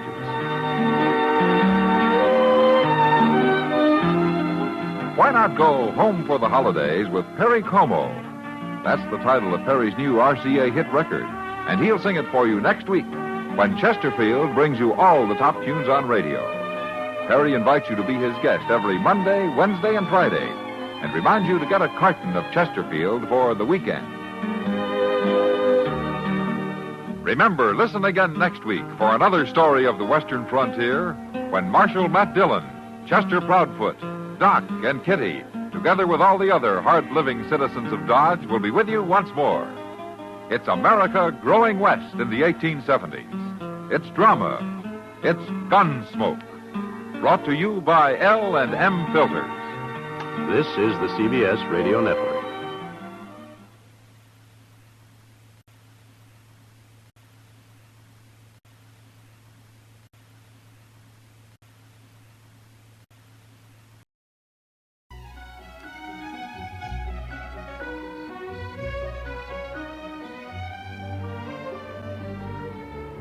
This holiday season, Universal Pictures brings you a very special motion picture experience.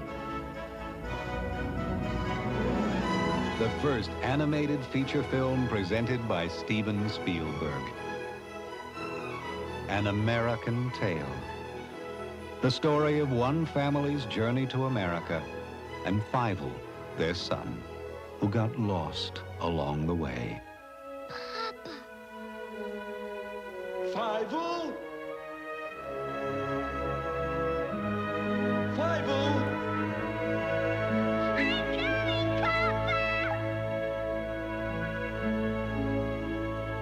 An American Tale, a Don Bluth film.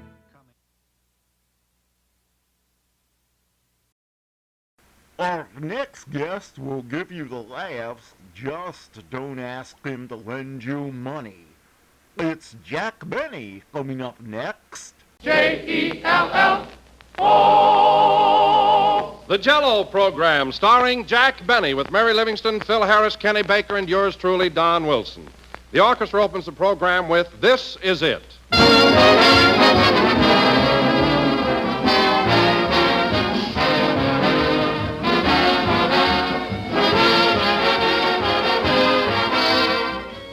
You know, it's always quite a compliment to say that somebody is a good mixer. Well, that's just what Jell-O is, for Jell-O combines perfectly with every sort of fresh and canned fruit, and that's a swell idea for right now to brighten up wintertime menus. Perhaps a game mold of orange Jell-O with canned apricots inside. Maybe rich red strawberry Jell-O combined with sliced fresh oranges. Or delicious cherry Jell-O arranged in shining layers with sliced bananas and canned cherries. There are dozens of combinations to choose from, and they're all grand. For Jell-O brings you that wonderful extra-rich fruit flavor, so tempting and good it rivals the taste of the real ripe fruit. And Jell-O's clear, glowing colors look so lovely with the fruits held shimmering inside. So give your family some of these delicious Jell-O combinations soon. But be sure to make them with genuine Jell-O if you want to enjoy Jell-O's extra-rich fruit flavor. Look for the big red letters on the box. They spell Jell-O.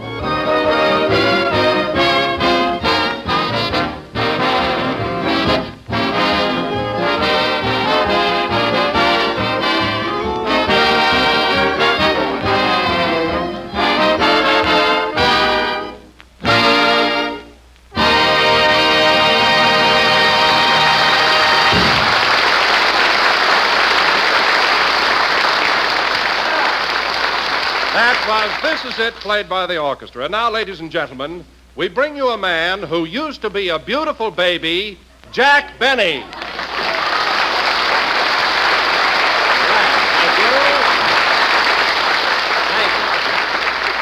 Thank you. Hello again. This is Jack Benny talking. And, Don, I like that beautiful baby introduction. Was that just a lucky guess, or did you have authentic information?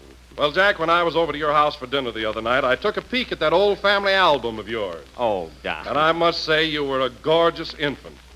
Were you really so good looking? Well, I don't want to sound foolish or anything like that, but for the first 17 months of my life, I was a length ahead of Robert Taylor.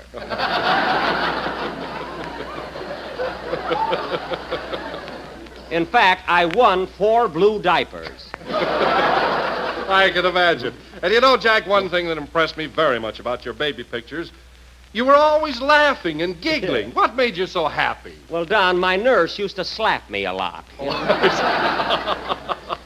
Say, I bet you were quite a healthy-looking kid yourself, weren't you? Well, Jack, Yeah, I can just see you as a baby, Don, bouncing your mother on your knees. Yeah. Well, anyway, I'd like to be a baby again. Gee, I really shouldn't keep talking like this, but I was about the cutest little Dickens in Waukegan. In fact, people from all around used to come to my father's meat market just to see me. Meat market? Why, I thought your father ran a clothing store. Well, Don, it was a combination meat market and clothing store, you know. On Saturdays, we used to have a special, a pound of hamburger with 2 pair of pants. Oh, it went over very big. Say, that's quite a novelty. A combination meat market and clothing store. Yeah, we used to sell legs of lamb with garters on them. Oh, those were the days, believe me. You know, I remember one time when I was only... Hello, Jack. What are you talking about? Me? Oh, that again. See you later. Mary, come back here. It's not my fault. Don just happened to mention that he saw my family album and that I was a beautiful child. You beautiful? Yes, I was. Not only that, I developed very quickly. When I was only 3 months old, I had 4 lovely teeth. Well, you're right back where you started from.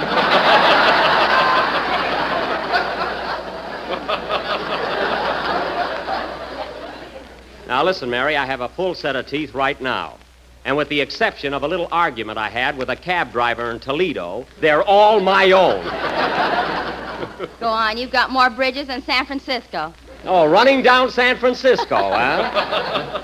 That's the trouble with you Los Angeles girls. Jack, did I hear you say that you had an argument with a cab driver in Toledo? Yes, but of course that was years ago. What was the fight all about? Oh, nothing. He just happened to say something I didn't like, and he hit me.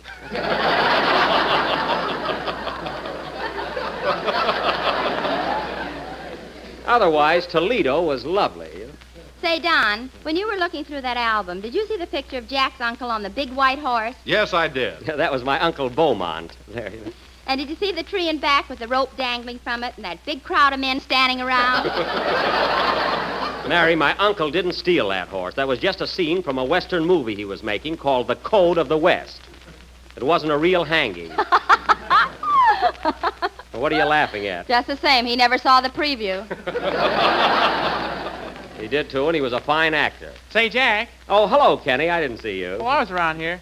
I heard you telling everybody what a beautiful baby you were. Well, Don brought up the subject. I'd have never mentioned it.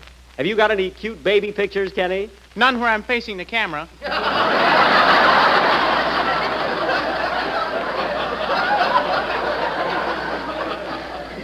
Oh. You know, Jack, I wasn't a very pretty kid, but I was as smart as a whip. Smart? I'll bet you were. All right, you can laugh. Yeah. But when I was 12 years old, I recited the Gettysburg Address. At 12, what's clever about that? Could Lincoln do it?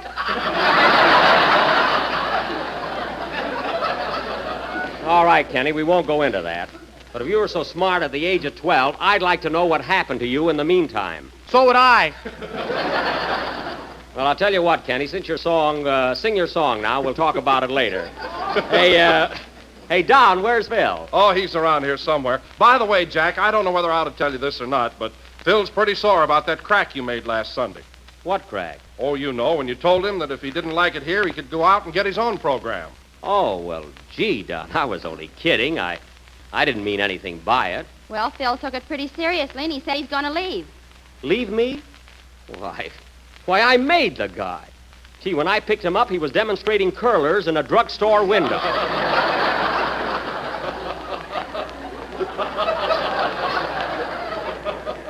Oh, I must talk to him. Sing, Kenny. Gee, people are so sensitive nowadays. You tell them to quit, and they quit. I can't understand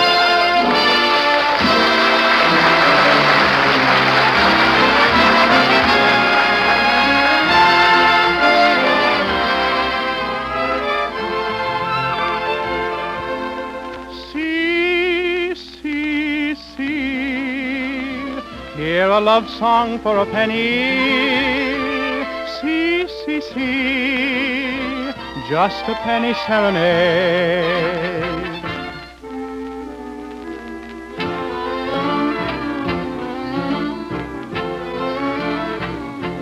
Once I strayed 'neath the window of a lovely, lovely lady, and she smiled while I softly played a penny serenade.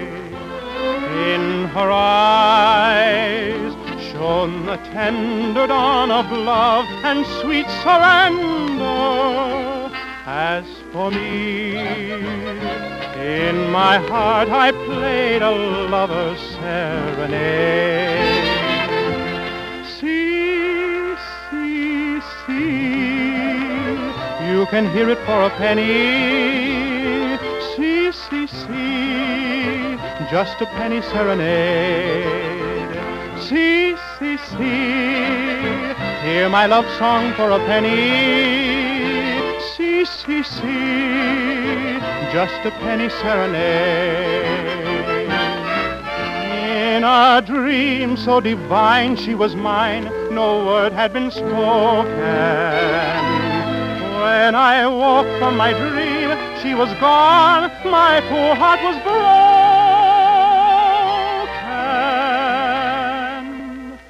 Still I pray that wherever she may be, she will remember in her heart. She will always hear my penny serenade. See, see, see.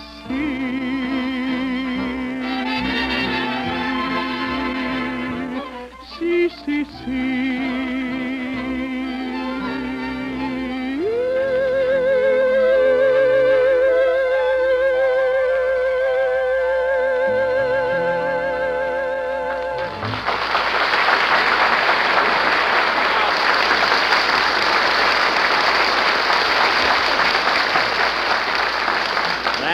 Penny Serenade, sung by Kenny Baker, my favorite tenor.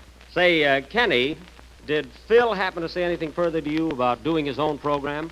Yes, he mentioned it. He did, huh? Well, what'd he tell you? Plenty, but I ain't no pigeonhole. That's stool pigeon. Pigeonhole. Say, Mary, did Phil say anything to you about this wild scheme of his? Well, yes and no. What do you mean, yes and no? Yes, he told me, and no, I ain't going to tell you. Anyway, I think Phil ought to be at least loyal enough to discuss it with me before he takes any definite steps. Hey, Jack, here comes Phil now. Oh, yeah. Oh, hello, Phil. Hiya, Jackson. How's the boy? Jackson? You know, Phil, it's cute the way you call me that every week, you know. Say, what's this gag I hear about you getting your own program? It's not a gag. You and I have been fighting so much lately that I thought it'd be better to call it quits. Oh, that's silly. Silly nothing. You're just tough to get along with, and that's all. Who, me? Yes, you. You're always flying off the handle. I am not. I'm sweet and lovable. And you're always yelling and shouting at me. Shouting at you? And you're always losing your temper. Why, you baggy-eyed ingrate, I never lose my temper, and you know it. I love you, you rat. Oh, sure, sure. Now, you listen to me, Phil Harris. Gee, you'd think they were married. Keep out of this, Kenny. Let's forget it, Jack. You're just tough to work for, and that's that. Oh, I'm tough to work for. Did you hear that, Mary? You think I was a regular Simon Legree? All you need is a whip. I wasn't talking to you. Now, look, Phil. Look, I'm not begging you to stay on this program. And get up off your knees. I'm not on my knees, and I wish this was television so I could prove it. Look, Phil, I'm not begging you to stay, but if you leave, you're making a serious mistake. All right, Jack, give me one reason why I should stick with you. Just one reason. Well, in the first place... Go ahead, give me one reason. Well... Ladies and gentlemen, while Jack is thinking of one reason, why don't you run out to your nearest grocer and ask for a package of Jell-O? It comes in 6 delicious flavors: strawberry, raspberry, cherry, orange, lemon, and lime. Well, for one thing, Phil Harris... All right, come on. Why should I stick with you? Well, for one thing, we've got a contract. A fine contract. I supply the orchestra, and when people throw money at us, I have to split it with you. Well, how often does that happen? Maybe once in a fortnight. And another thing. Oh, Jack, what are you beefing about? If Phil wants to go, let him go. Certainly. You can get Abe Lyman to take his place. Oh, that would be fine. Abe Lyman happens to be the cab driver that punched me in Toledo. That's all I need. Jack, you know a lot about music. Now, why don't you form an orchestra of your own? Well, maybe I will. Say, I could organize a darn good swing band, believe me. If you do, I got a swell name for it. Never mind. What is it, Mary? Jack Benny and his cut rate 12. Listen, Mary, I don't have to worry about getting a band together because Phil is only bluffing. If he went out on his own, where would he get a sponsor? Don't worry about me. I've got a sponsor. Oh, you have, eh? Well, who is it? I mean, what's your product? Bixby's Bubble Gum. Bixby's Bubble Gum? I never heard of it. Well, here, have a stick. Keep it. Bubble gum. That's not the only offer I had. I could have gone on the air for Macmillan's Corn Plasters. Corn plasters? Yes, corn plasters. Well, that would be more your style. Half the time you're corny and the other half you're plaster.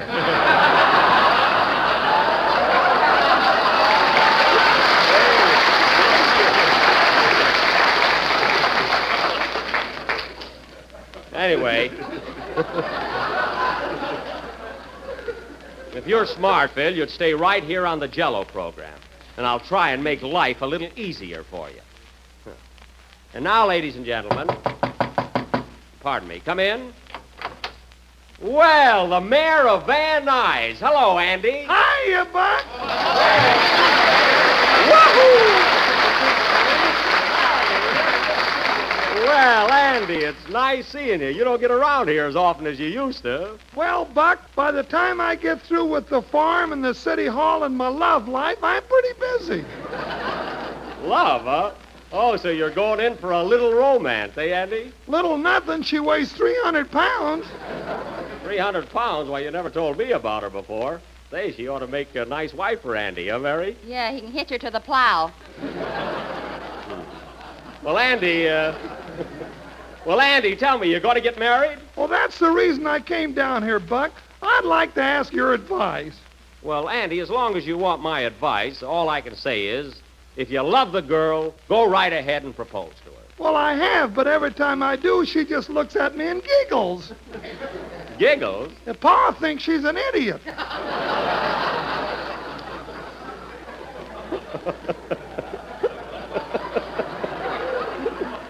Oh, what does your ma think? Ma says Pa's a fine one to talk.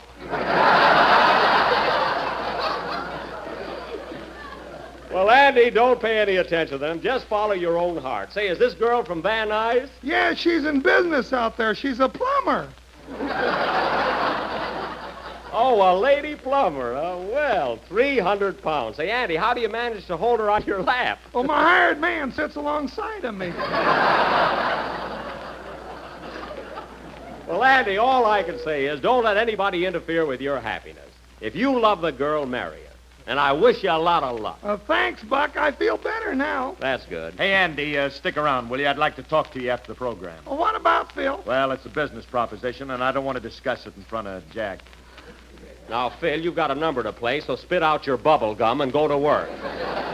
Okay, boss. Oh, Andy, how about coming over to my house tomorrow for dinner and bring your folks? Thanks, Buck. Is it all right if my girl comes along? Sure, Andy. Bring her to dinner, too. Why not? It's about time she lost some weight.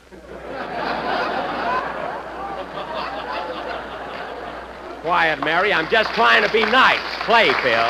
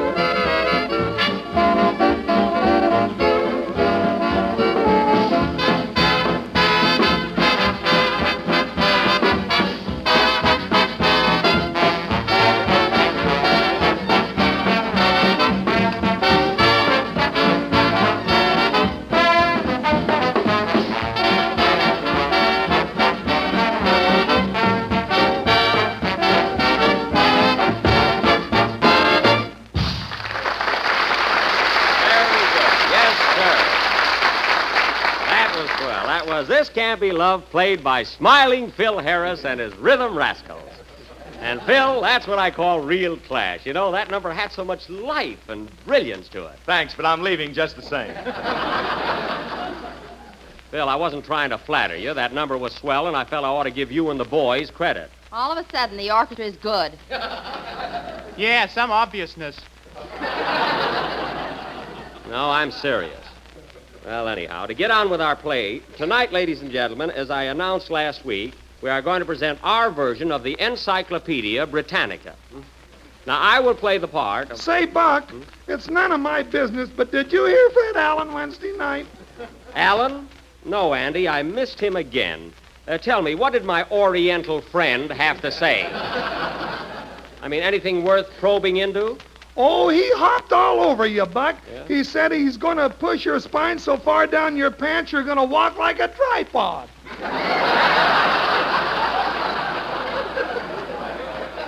Ha, ha, and poof. No kidding, Jack. Fred make you look like a nickel. Listen, Mary, he couldn't make me look like a nickel if my father was a buffalo. He's nothing but a fake. Fake? Then how come he challenged you to a fight? That's a laugh. How can he fight? In the first place, he's terribly nearsighted. Nearsighted? Yes. I saw him at a party one night trying to make a date with a hall tree. I finally had to tell him that the umbrella stand was her little boy.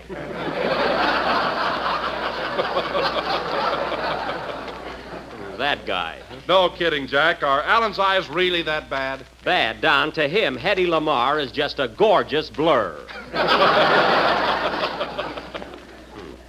I'd go in the ring with Alan any time. Careful, he might hit you from memory. Listen, Mary, he couldn't hit me if he put wheels on his wrist and they ran up to my nose on a track. Now, listen, fellas. Come here a minute, will you? I got a secret about Alan that I've been guarding for years. I never was going to mention it, but I'm so burned up that tonight I'm going to show you what a heel he really is. What do you mean, Jack? Well, in the first place, he ought to be the last one in the world to ever say anything against me. Why? Well, because 12 years ago, when we were in vaudeville together, I saved Fred Allen's life. That's why. You saved his life? Yes. Now, let's forget it. I don't want to talk about it. Okay. Oh, no, you don't.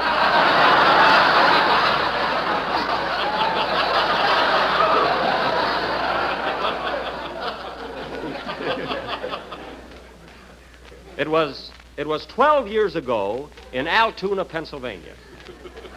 We were both on the same bill, Fred and I, at the Palace Theater. I'll never forget that night. Alan, who was then a juggler, was standing in the wings, waiting to go on.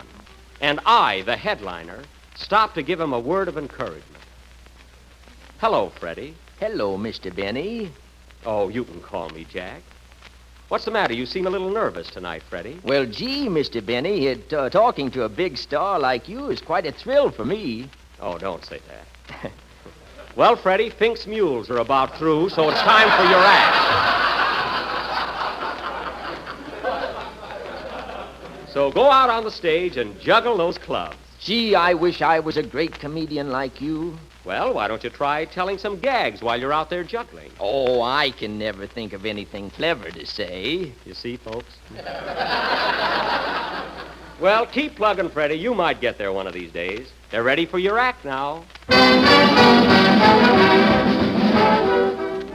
That was his theme song, folks. Chinatown. Get it? My first trick, ladies and gentlemen, will be juggling 3 Indian clubs at the same time. 3 clubs, some trick. There he goes, dropping him as usual. Darn it. We want Jack Benny. Yeah, bring on Benny. Altoona was one of my best towns, folks. Gee, Alan is nervous. And now for my next trick, ladies and gentlemen. I will juggle 3 Indian clubs and a cannonball at the same time. Cannonball? I never saw him do this one before. Say, that's pretty good. Oh! Good heavens! The cannonball dropped on Alan's foot. He's hurt badly. Ring down the curtain.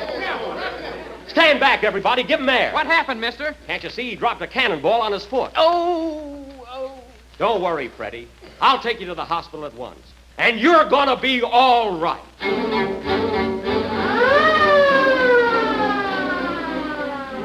Well, folks, we finally got Alan to the hospital. And after I paid his entrance fee, which I never got back, they took him to the operating room, and the doctor called me aside and said, Mr. Benny, I'm afraid this is serious. What do you mean, Doctor? When that cannonball dropped on Alan's foot, it severed the femur and the anterior portion of the tibia. Oh, my goodness.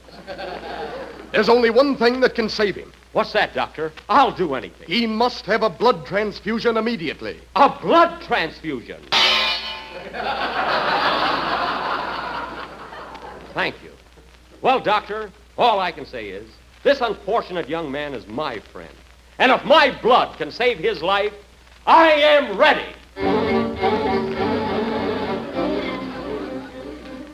So they took Alan to the operating room, placed my foot next to his, and the doctor said to the nurse, Are you ready for the transfusion, Miss Stewart? Yes, Doctor. Then hand me that ice pick.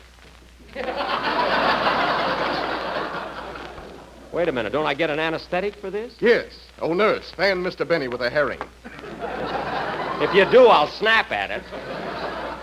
Make it quick, Doctor. Oh, Doctor. Hurry, Doc, please. Alan is sinking fast. All right. We'll just tap your vein here and attach a hose to it. Go ahead, Doctor. I'm not afraid. Oh, I'm in awful pain now, folks. See what I went through for that mandarin? There we are. All right, Miss Stewart, open the valve and draw the blood. Yes, Doctor.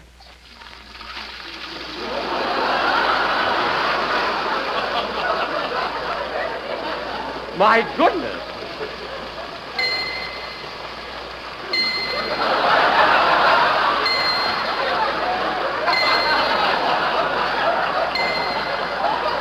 Here, take it easy, Doc. That's not ketchup, you know.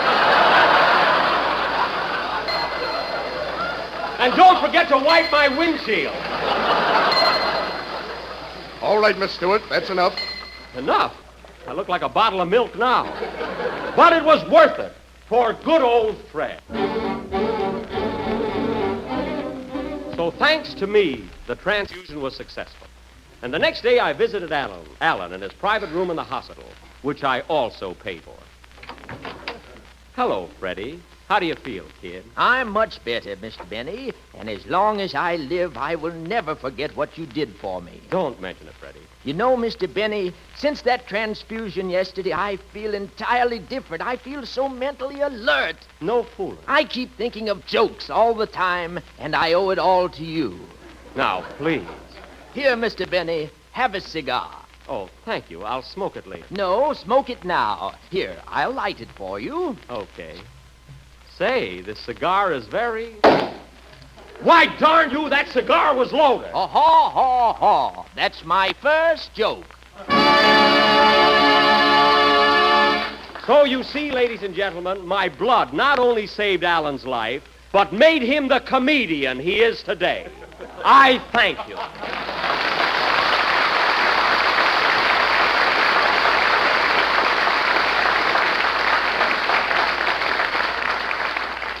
There you are, fellas. That little play shows what a heel Alan really is. Oh, Jack, I don't believe that big cannonball really fell on Alan Foot. Oh, you don't, eh? Well, for your information, young lady, he still buys his shoes from the same store as Donald Duck. Play, Phil. Ease, speed, and mouth-watering goodness combined in one delicious new dessert. You'll want to try it and try it soon. Jell-O chocolate pudding with that old-time homemade goodness. Yes, sir, it's every bit as good as the kind that Mother used to make. Rich, smooth as satin, and real chocolatey. Full-flavored and tempting with a grand appetizing color and a marvelous taste.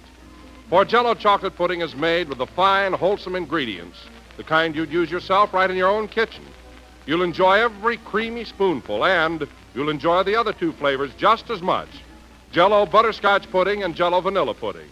For all three new Jell-O puddings are smooth and rich-tasting and delicious. And all three are easy to make. You'll find the simple directions on every package, and the handiest way to buy is 3 packages at a time. So ask your grocer tomorrow for Jell-O chocolate, butterscotch, and vanilla pudding. The real homemade kind. This is the last number of the 17th program in the new Jell-O series, and we will be with you again next Sunday night at the same time. And don't forget, folks, if you have not already done so, you can help fight infantile paralysis by joining the March of Dimes. You know, Mary, I hated to expose Fred Allen like that, but after all, what could I do? Well, I don't blame you. I'll tell you something else, Mary. I'm the kind of a guy that if Allen needed another transfusion, I'd be the first one to volunteer. Go on. You haven't any more blood than a piece of salt pork. Good night, folks.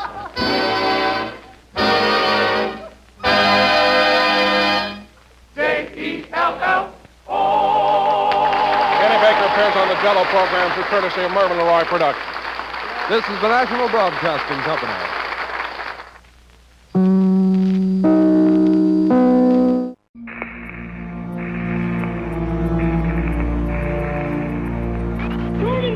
Do you copy?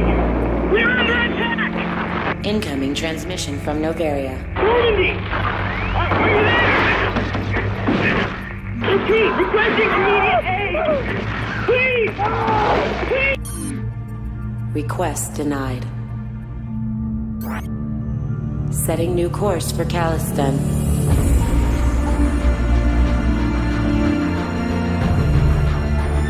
Many decisions lie ahead. None of them easy.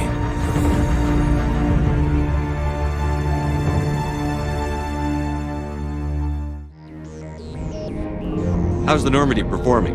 Is she everything they said she'd be?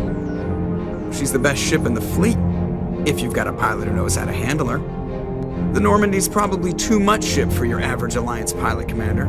Lucky for you, I'm anything but average.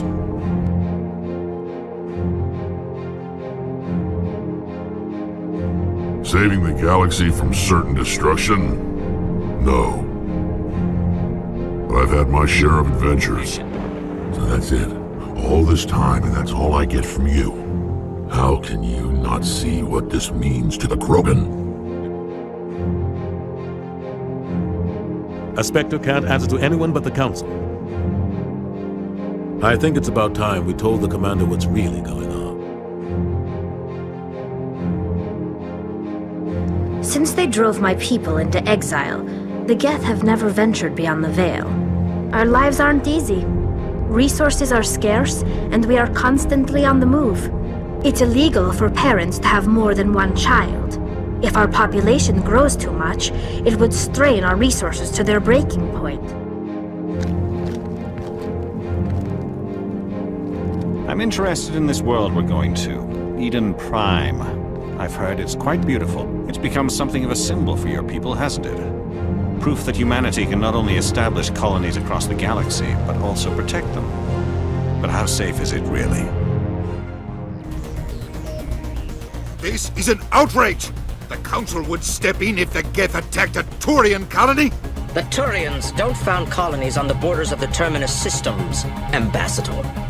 You can't just ignore a rogue Spectre. I demand action! You don't get to make demands of the Council, Ambassador. We will discuss the CSEC findings at the hearing, not before. We identified the ship that touched down on Eden Prime. There is power in creation. To shape a life, turn it toward happiness or despair. How did you end up serving on an Alliance ship? I enlisted right out of med school. Earth always seemed boring to me. Too safe, too secure. I figured the colonies were teeming with exotic adventure. I wanted to travel the stars, tending the wounds of tough soldiers with piercing eyes and sensitive souls. You all know the mission and what is at stake. I have come to trust each of you with my life, but I have also heard murmurs of discontent. I share your concerns. We are trained for espionage. We would be legends, but the records are sealed. Glory in battle is not our way. The age of humanity is ended. Soon, only ruin and corpses will remain. Is it madness to see the future? To see the destruction rushing towards us? To understand there is no escape? No hope? No. I am not mad. I'm the only sane one left. Say goodnight, Manuel. The darkness is coming. The end is near. Ugh.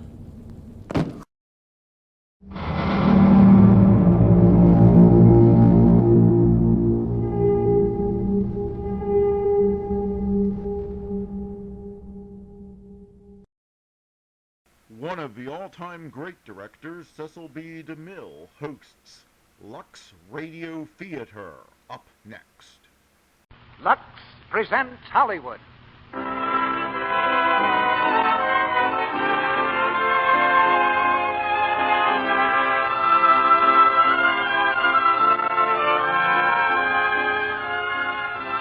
The Lux Radio Theater brings you Rosalind Russell, Laurence Olivier, and Gail Patrick in My Favorite Wife. Ladies and gentlemen, your producer, Mr. Cecil B. DeMille.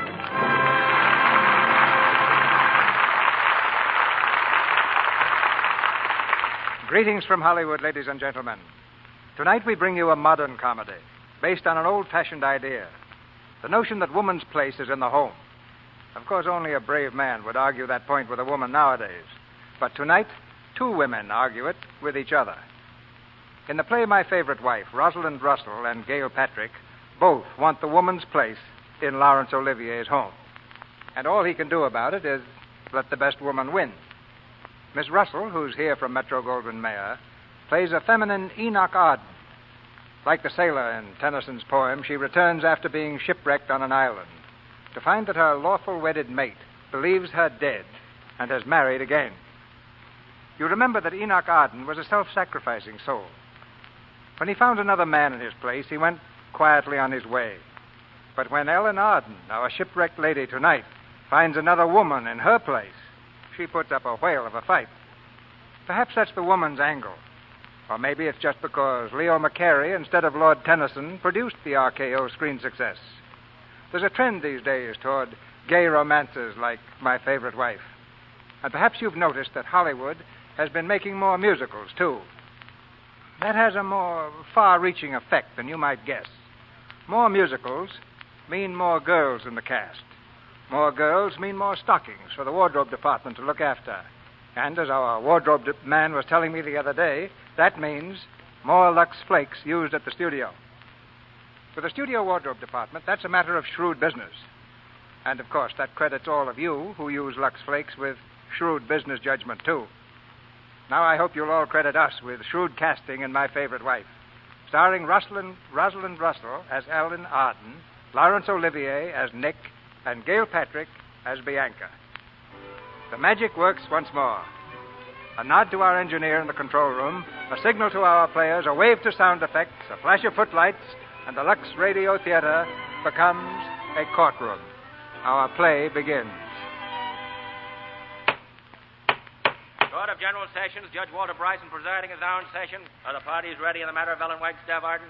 What's the matter, clerk? Let's get on. I'm sorry, Your Honor. The matter of Ellen Wagstaff Arden. Oh, here. Right here. Present. That's about time. I'm sorry. I didn't hear the case called, Your Honor. I wonder if you could... Just a moment. Clerk, wasn't I supposed to marry somebody this morning? Why, yes, Your Honor. Well, let's get it over with. This can wait. This is a very complicated case, this Arden matter. Your Honor... Yes, but, Your Honor, the Wait a minute. Go ahead, clerk. Your Honor, this man is Mr. Arden. Says his wife is dead. Huh? Says what? She's dead. Who's dead? Ellen Wagstaff Arden. Drowned. Oh, that's sad. Very sad. If Your Honor, Your name, please... Arden? Yes, Your Honor. I know it. That's what I thought. Well, Mr. Arden, according to this brief, your deceased wife, Ellen Wagstaff Arden, was a member of an anthropological expedition shipwrecked off the coast of Indochina. Yes, Your Honor. What was she doing on an expedition? Mother of 2 infant children. Well, you'll find the circumstances set forth in my brief, sir. Said Ellen Wagstaff Arden was engaged as photographer for a period of 3 months. That's it. You see, we were going to take the trip together, but I became involved in the case and I couldn't leave, so we talked it over, and finally she decided she'd like to take the trip herself. She needed a change. She had a tough time with the children, teething and all that. Just the facts. Never mind the teething. Yes, Your Honor. You're a lawyer. Stick to the facts. Yes, Your Honor. They're in my brief, sir. Well, let me read it. Stop interrupting. When did you say the ship went down? Page 7, on September the 3rd, 1932. Page 7 here. I'll find it. Page 7. Last seen entering one of the lifeboats, but what's shining in my eyes here? I beg your pardon? There's something shining in my eyes I can't see. Last seen entering... You over there, that young woman. You mean me? What do you think you're doing? Put that confounded mirror away. Do you want to blind me? I'm very sorry. Better wash your face instead of painting it. Be sick. What are you doing in this court, anyway? I'm here with Mr. Yeah, Arden. she's here with me, Your Honor. Well, go over there and sit down. Stop using this court as a boudoir. Now, where was I? On page 7, the The shipwrecks. What efforts did you make to trace the whereabouts of your wife? On page 8, I went to Bangkok and interviewed all the available survivors who agreed that the said Ellen Wagstaff Arden had been swept overboard before aid could reach her. Depositions appended. Quiet! Yes, Your Honor, but I'd like to explain. There's nothing to explain. Testimony's here, sworn affidavits, no evidence to the contrary. The law is clear. I hereby pronounce Ellen Wagstaff Arden legally dead. Wasn't I supposed to marry somebody? Yes, sir. Us. What do you mean, us? Who's us? Mr. Arden and myself, Your Honor. What's that? You going to marry again, Mr. Arden? Yes, Your Honor. Are you quite sure you've had time to think it over? Your Honor, Mr. Arden is over 21. Now, be anchored quiet, dear. All right, hold hands, hold hands. Oh, Nicky. Here we go, darling. Hang on. We're gathered here in the presence of these witnesses to join in matrimony. This man and this woman.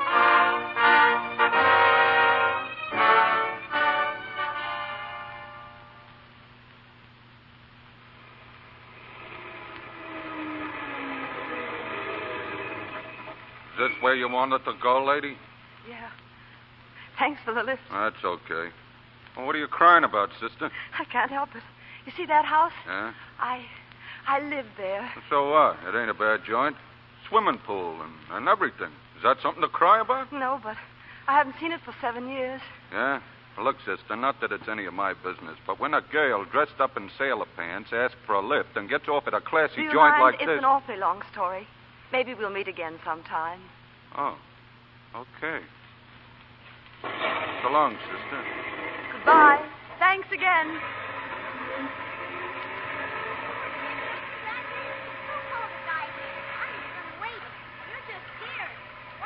Swan dive, Chinch. I can do a swan dive better than you can. You cannot either. Whee! Boy, it's like an iceberg in here. Hello. Hello there. Hello. Hello. Are you a lady or a man? Well, I used to be a lady. Well, then what for are you wearing sailor pants? Are you a sailor? Well, not exactly. My mother was practically a sailor. She went down in a shipwreck. We're not supposed to know. Oh. Do you miss her very much? Oh, sure. Would you like to have her back? Can't have her back. She's drowned. We put flowers on her grave every Easter with Daddy. You do? And then Daddy buys us hamburgers and root beer. Oh. Tell me, is your grandmother in, Timmy? How'd you know my name? Oh, I just guessed. Is she in? I forgot. We're not allowed to talk to strangers. Maybe you can tell me. Is your grandmother in? Pardon me. We're not allowed to talk to strangers. Is she good in the house? Yeah. I wonder can Grandma speak to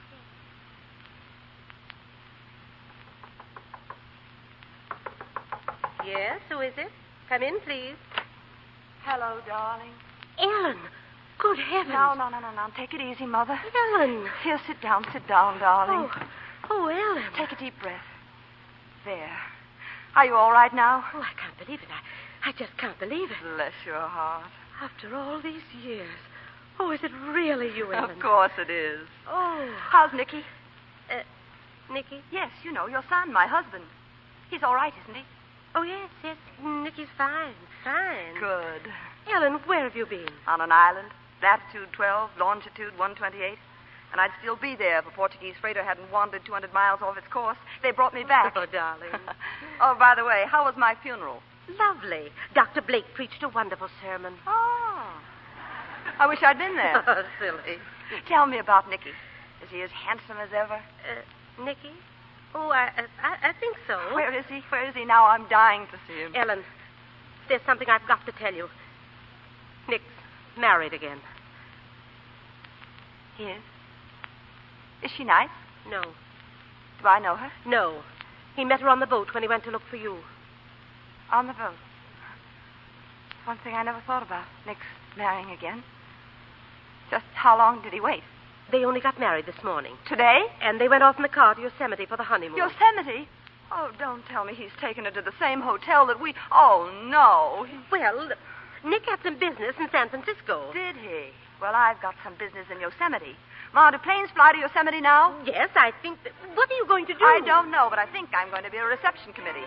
I'm going to get to Yosemite first.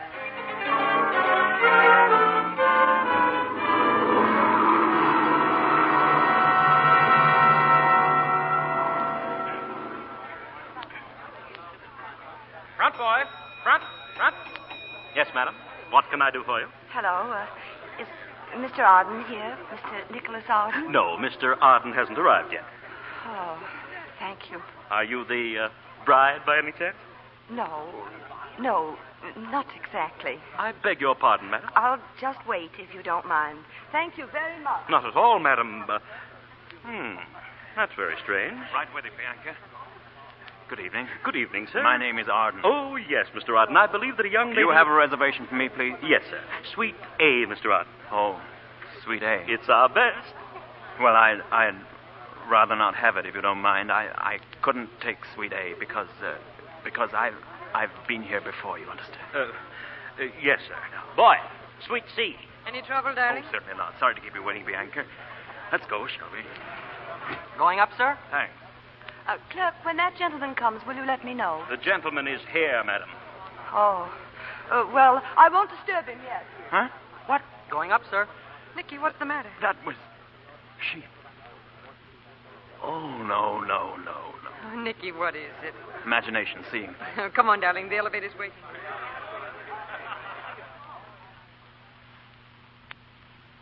Oh, Nicky, I just love our room. Look at the view. Yeah, beautiful. Nicky, darling, aren't you going to kiss me? Huh? Oh, sure. But, Bianca, I've got to go downstairs again. Oh, what on earth for? Well, I've got to make sure that, I'll be right back. I was expecting a call, you see. But they'll ring up here. Will they?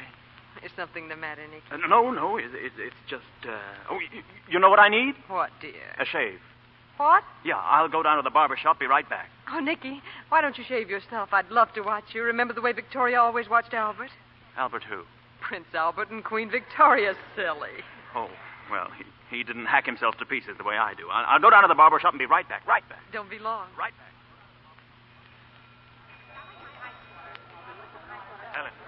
Helen. Hello, Nick. Helen. It is you, isn't it? Yes. Oh, Helen. Kiss me. Oh, that's all I wanted to know, Nick. Look, let's go somewhere where we can talk, huh? Where? Well, let's go to your room. I haven't got a room. Oh, well, I'll get you one. Oh, clerk. Yes, Mr. I'd like to have another room. Another room? Yes, I just said that. Oh, certainly, sir. Thank you. Is Suite A available? Suite A? Yeah. Yes, Suite A. Front. Suite A. That's all there is to tell you. It's an awkward situation, of course, but you'll have to face it, Nick. Yeah. You mean telling Bianca? Yeah, I know, but what am I going to say? Well, that depends on what you feel. Well, it's not as easy as all that. You see, Bianca's very sensitive. She's high-strung. Oh, one of those. Yeah. This is going to be a horrible shock. Nick, are you in love with her? No. You must have told you were, didn't you? Well, Sure you did. All right, sure I did. Oh, Nick, how could you? The minute my back was turned. The minute? Oh, Nick, look at you. If you could only see your face. Oh, don't choke, darling. It's too serious. I'll take it. It's probably for me again. Hello? Mr. Arden, this is the desk clerk. Mr. Arden, we don't like to interfere with the privacy of our guests, but your wife is calling for you again. Well, tell my wife I'll be right up. I'm still being shaved. You know, I've got a feeling you're enjoying my misery. Nick, did you think she'd make a good mother? Was that why you were attracted to her? Yeah, that's it. You thought she'd be good for Timmy and Chinch? Yeah, of course. Oh, of course. Well, you don't believe me, huh? I didn't say I don't believe you. I'm just facing facts. You love this woman enough to ask her to be your wife and the mother of my children. That takes a lot of love. You sure you don't love her? The moment I saw you downstairs, I knew. Ah, go on. I bet you say that to all your wives. You know, I could strangle you. Well, that's a way out. But I can't just barge in and say, sorry, my mistake, marriage is off. Can I? What am I, a dope? Look, let's try something like this. I'll be, what's her name again? Bianca. Bianca. All right, I'm Bianca. Now, you come in. Huh? Come in. You've come to tell me. Oh, yeah, all right, I'm in. Yes, well, now say something. Hello, Bianca. Oh, that's good. That is. Now, she'll say, hello, darling. Really, I'm terribly sorry. You've been such a long time. She doesn't talk like that. Oh, well, what's the difference? And then she'll say, darling, aren't you going to kiss me? Well, aren't you? Ellen. Oh, Nick. Darling. Could I see you a minute, please? Say, what do you mean by barging in here? Mr. Arden, I'm the clerk of this hotel. Yeah, I know who you Mr. are. Arden, I feel it's my duty to inform you that we run a first-class place, and we don't like to be made a party to an intrigue. We've maintained a reputation for respectability for 33 years, and we don't intend to lose it in one night. My reputation for respectability is just as high as your hotel. And don't forget mine. It's a very simple situation, mister. Explain it to him, Nick. All right, I will. Now, I came up here with my wife, my bride, really. My wife, not my bride, my wife. Oh, why should I bore you with all the details? I won't be bored. Listen, it's as simple as A, B, C. Don't tell me you've got somebody in B.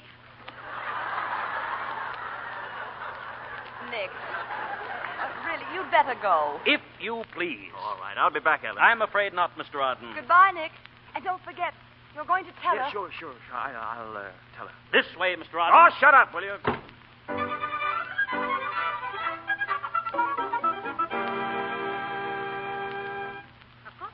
Business, Ellen. But you've been home here since last night, and the children are beginning to wonder about things. I know, Ma, I know. Are you going to tell them who you are? Of course, as soon as I get the chance. Ma, did you hear anything from Nick? No, not a word. It's funny. Not to me, it isn't. Do you suppose he's having trouble telling her? Well, he's had a night and a day. That ought to be long enough. That's just it. It's too long. Listen, that must be Nick now. Yes, there he is, getting out of the car, but... Oh, Ma. What is it? He's brought her with him. Oh, dear. Don't you suppose he's told her? Guess he hasn't. Then perhaps it would be better if you weren't here, Ellen. Well, I don't see why I should leave. Well, it's just that it will be a little awkward. I know. Tell her that I'm an old friend of the family. From the South. Ellen, I don't like this. Look out. Well, here we are. Come on. Nicky, aren't you going to carry me across the threshold? It's good luck. Oh, yeah, sure. Watch it now. Hiya, Nicholas, honey. Huh? What? Oh. Surprise? Yeah, sort of. Oh, Mrs. Arden, do you don't mind if I kiss the bridegroom? Not at all. Just one big sisterly kiss. Hello, Bianca. She's visiting with us. Her mother and I went to school together in Virginia. How nice. Oh, Nicky, isn't he the sweetest thing, Mrs. Arden? I used to just adore him. He was the darnest boy I ever did see, but faithless. Just like a bumblebee going from flower to flower. No. Oh, I was only fooling, honey. I come from a fooling family. My great-grandfather, Lucius, was the first man to give the governor of North Carolina the hot foot. You all been married before, hadn't you, honey? Why, no, of course not. Now, whatever gave me the idea you was a widow? Not yet. Well, I'll mix a drink, shall I? You must be tired, son. You both look tired. Well, that's what I've been thinking, but not daring to say. Oh, ain't I just terrible? Did you all drive all night long? Yes, we did. Oh, now ain't that just awful? No wonder you look tired. Well, just you make yourself comfortable, and we're going to have a nice dinner for you. And after dinner, Tinny and Chimps are going to entertain you. If you don't mind, Chimps is going to play her latest piano piece on the piano, and Timmy is going to recite for you. Won't that be just grand? Yes, delightful. The village smithy stands. The smith, a mighty man is he, with large and sinewy hands, and the muscles on his brawny arms are strong as iron bands. His hair Nick, my head's splitting. I'm going to bed. Oh, no, Chick. I'm afraid I'll have to. Good night. Are you coming, Nick? Oh, yeah. I'll be up in a little while. I'll be waiting. Good night. Sleep well, honey. Guess she must be pretty tired. Hey, kids, quiet. I'm afraid somebody's got a very bad headache, kids. We'll have to quit. Oh, gee. I was just getting started. It's time for bed anyway. What do you say? Okay. Night, Daddy. Night, Chinch. Bless you. Night, son. Night. Just when the party's getting good. Good night, kids. Night. Night. Well, I all thought your old performance was mighty good this evening, Sister Ellen. I thought you'd like that. You've done a good job, Nick. They're nice kids. Yeah. They're really wonderful. I'm glad you think so. Timmy's just like you. Obstinate, jealous. Nick, I'm waiting. Oh, in a minute. What were you saying? I was saying Timmy's just like you. Obstinate, jealous, but adorable. I feel sorry for the woman who marries him. Why? Because he's a heartbreaker, just like you. Go on. I'm one of the most faithful husbands ever lived. With a wife in every room. Nick, I'm waiting. Oh, all right, all right. Are you going to tell her? Sure. Well, when? Right now. Of course, it's going to take tact and delicacy. Well, she's waiting. Yeah. Well, here I go. Good night, Ellen. Good night. You used to kiss me good night. Did I? Yeah. All right. Oh, you Casanova, you.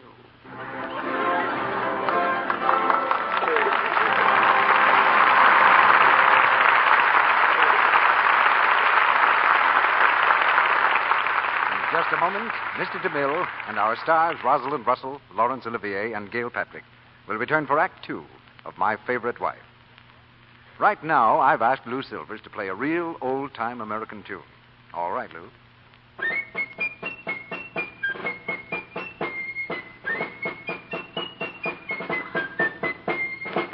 Yes, years ago, Yankee Doodle went to town. Nowadays... New Quick Lux has gone to town. Women say it's dandy. East and west and up and down. Millions keep it handy. Yes, New Quick Lux Flakes have gone to town with the women of America. From Boston to New Orleans, from New York to San Francisco, it's the same story. New Quick Lux is America's favorite way of washing nice things by a vote of 2-1. Twice as many women use New Quick Lux for stockings, underthings, sweaters, nice dresses. Twice as many as use any other flakes, chips, or beads. In answer to a nationwide survey, American women clearly indicate where they stand. For nice things, it's New Quick Lux for them, 2-1. And here's why they choose New Quick Lux Flakes. First, because it's fast. In water as cool as your hand, New Quick Lux dissolves 3 times as fast as any of 10 other leading soaps tested. And that means a lot to a busy woman. Second, because it's pure. There's no harmful alkali in New Quick Lux. It's safe for any color or fabric that's safe in pure water. Women know that they can trust their prettiest washables to these gentle suds. And third, New Quick Lux is thrifty. A little goes so far. Makes more suds, ounce for ounce, even in hard water, than any of the other soaps tested. Yes, it's really no wonder that New Quick Lux has gone to town. Women say it's dandy. East and west and up and down. Millions keep it handy. Ask for New Quick Lux Flakes in the generous big package. It comes in the same familiar box, costs you no more. And now, our producer, Mr. DeMille. Act 2 of My Favorite Wife, starring Laurence Olivier as Nick Arden, Rosalind Russell as Ellen, and Gail Patrick as Bianca.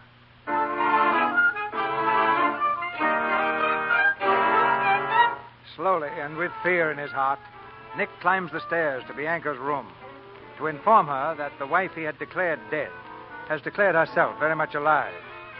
Slowly and with a sinking feeling, he opens the door of the room to hear Bianca on the phone talking long distance to her mother.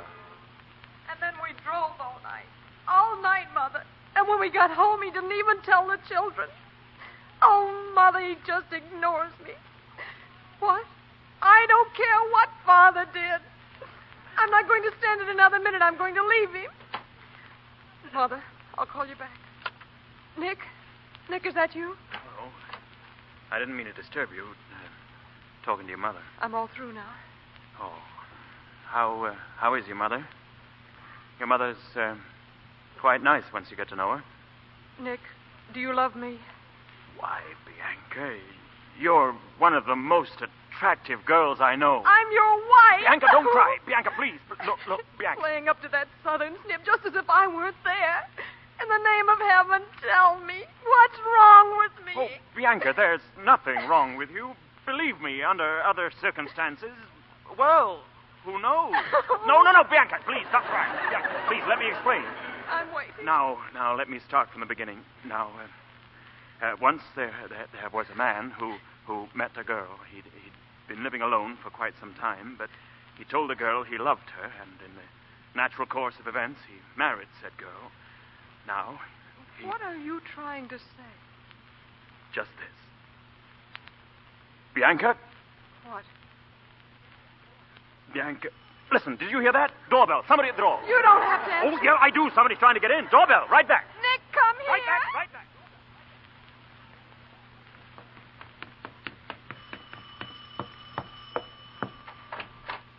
Come in.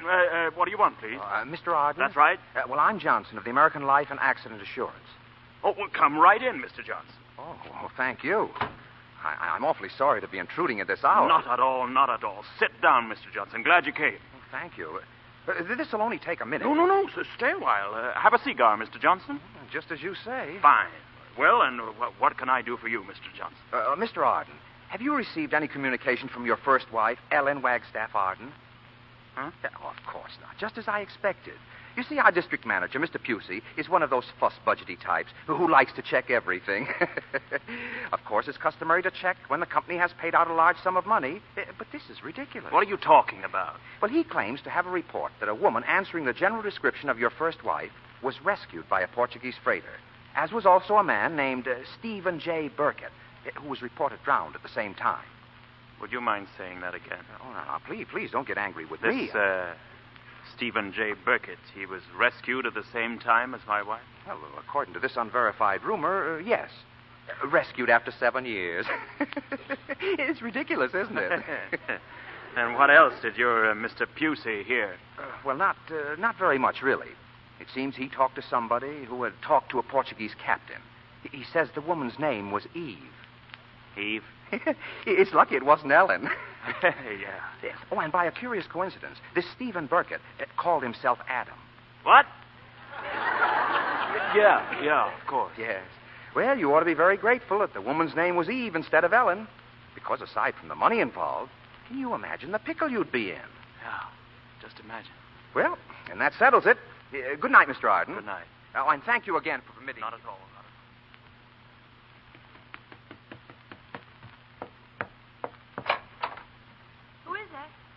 Oh, come in, Nick. How can you sleep at a time like this? I wasn't sleeping. Oh, dreaming about Adam, I suppose. Adam? Yeah, Adam. Why didn't you tell me you weren't alone on that island? Why didn't you tell me this man Burkett was with you? We didn't arrange it, Nick. We didn't want to be there. Those awful mosquitoes. Oh, never mind the mosquitoes. Why didn't you tell me about him? Because I knew you'd carry on exactly the way you're carrying on now. That's no excuse. I wanted to pick the right time to tell you. There never will be a right time for that. Really? You know, it just occurs to me that I ought to feel insulted. Huh? I go through 7 years of agony. I come home to find my husband in the arms of another woman, married. My children don't know me. But all my husband can think about is, did I carry on with some poor man who wouldn't hurt a fly? Oh, now, just a moment. You just a moment. Did you tell her? Huh? Did you tell Bianca? Well... No. Well, I was about to tell her when Mr. Johnson came. How long does it take to tell a woman my wife's come back? I can say it in 2 seconds. You've had 2 days. Oh, Nick, you don't want to tell her. That's why you're picking on poor Adam. Any excuse will do. Well, you can't blame me after hearing about Burkett from that man. You don't trust me. I thought you'd be so proud of me, loving you, thinking of you every day for 7 years. Well, where is he now? Who? You know who I'm talking about, Adam. Where is he? Oh, Adam, jealous of poor Adam. Gentle, harmless. He lives at his club. What club? What's the name How of it? should I know? But he's a clean, living, upright, 100% American, and a gentleman. How old a gentleman? Why, I've never asked him. Too personal, eh? Well, he's slightly bald, if that helps. About 5'3". Scrawny, huh? Like a chicken. You noticed that? Well, after all, darling, is there anything else you want to know? Yeah. When do I meet him? When do you tell Bianca? Good night, Nick. Good night.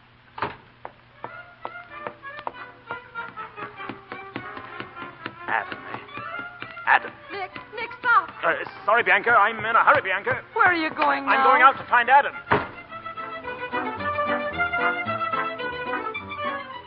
What do you mean you never heard of him, Stephen J. Burkett? Sorry, sir. There is no Mr. Burkett at this club. Hello. I want to speak to Mr. Stephen J. Burkett. Sorry, sir. We have no record of that name. Burkett? No, sir. Not here. I told you once before. No Burkett? Burkett? Yes, sir. We have a Stephen J. Burkett at the Pacific Club. Yes, he's here now.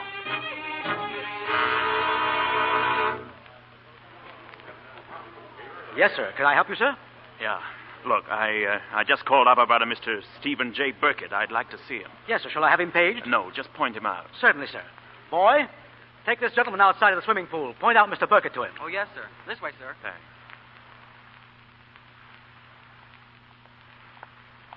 He ought to be around here, sir. He usually has his lunch served at the pool. Yeah? Well, wait a minute. I think I see him. That little bald fellow over there, huh? Where? Oh, no, sir. That's not Mr. Burkett. Oh, there he is, up there. Up where? Up there on the high dive. The high dive? You mean that fellow? That big fellow? Yes, sir. That's Mr. Burkett. It is, eh? They tell me he used to be a champion swimmer, sir. Champion, eh? Well, he ought to be with those shoulders. Yeah. There he goes. Gee, nice dive, wasn't it, sir? Well, will there be anything else, sir? Yeah. I want to reserve a table for lunch tomorrow, a table for two, right next to Mr. Burkett.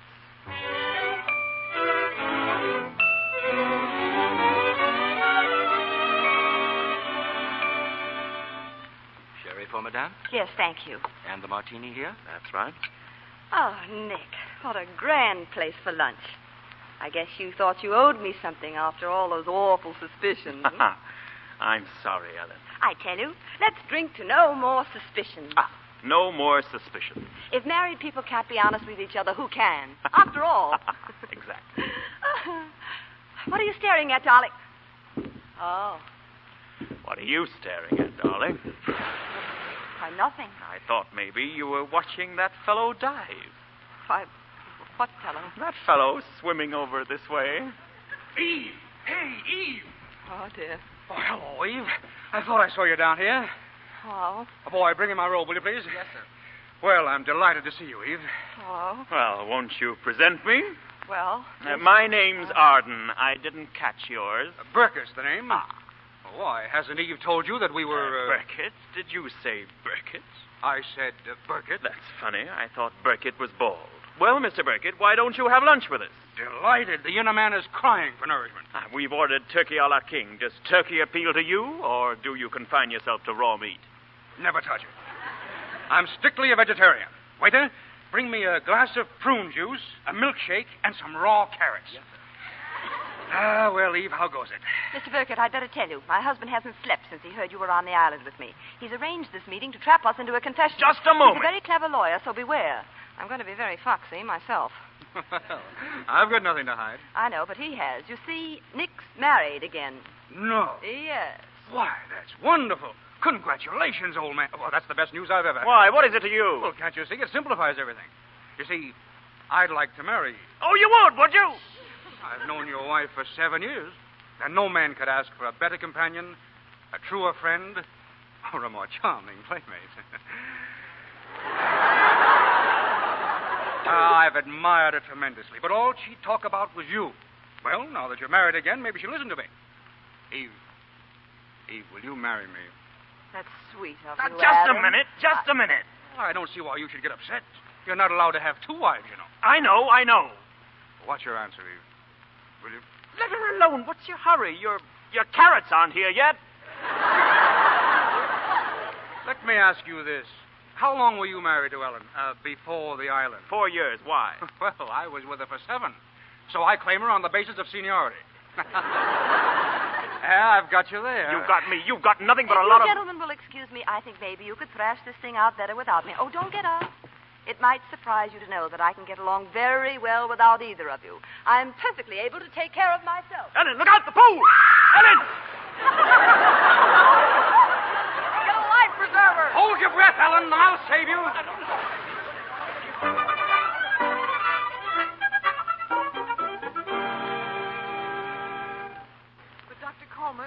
do you think it could be? We've been married since last Wednesday, and I've hardly seen him, Doctor. It's not at all unusual, Mrs. Arden. Really, Doctor? Oh, there are hundreds of such cases. Here he comes now.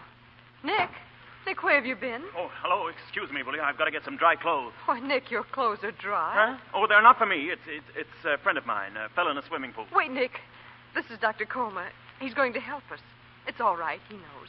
He knows what? It's not at all unusual, Nick. There are hundreds of such cases. Oh, well, it's been a pleasure, Doctor. But if you'll just excuse me, I've got to get some dry clothes. See you later. You see, Doctor, he just doesn't make sense. Sometimes I think I'm going mad. Stark, staring mad. No, not at all unusual. The mood and pose is characteristic of the frustrated individual. If I may make a suggestion... Yes, Doctor. You just rest. I'll talk to your husband, quietly, casually. Oh, please do. I don't care what you do, but please do something. There, now, don't worry. He's going out again. Nicky! So long, I've got to get right back, soaking wet. Where are you going? And what are all those clothes? Why, they're woman's clothes, Nicky. They're my clothes. Yeah, I know. Listen, I just told you, a friend of mine. Now, Mr. Arden, just be calm. Your friend can wait. Nick, if you'll talk to Dr. Coma just for a few minutes. What do you want? What do you both want? Can a man come into his own home without being pestered by... We're only trying to help you, dear. Don't you want to lie down? No, I don't want to lie down. And I don't need a doctor either. Listen, I might as well tell you right now. Tell me what, dear? I'm married. Of course you are, dear. No. Look, my wife's not dead. She didn't drown. She fell in the pool. I was getting her some clothes, and there's a fellow, a big fellow. He was on an island with her, and now they're at the Pacific Club, and I've got to go there. I understand, dear. No, you don't understand. Now listen carefully. She was at the hotel when we arrived from our honeymoon, and that's why I was so upset, so distant, and oh my goodness, isn't it clear to you? Do I have to draw you a diagram? You need a long rest, darling, doesn't he, Doctor? Yes, a long rest. Listen, what's the matter with you two? Phillips, the door. I think you're both crazy. That's what's the trouble. Mr. Arden here. I'll explain it once more. Excuse me. You Mr. Nicholas Arden? Not now. Now, look, my wife, the mother of my children, Ellen Wagstaff. Mr. Arden. What is this? What do you want? Mr. Arden, I'm from police headquarters. Got a warrant for your arrest. Arrest? You can't arrest me. What's the charge? Bigamy. Huh? Bigamy? You mind coming with us, Mr. Arden? Bigamy. I'm arrested. Oh, Nick! Now do you believe me?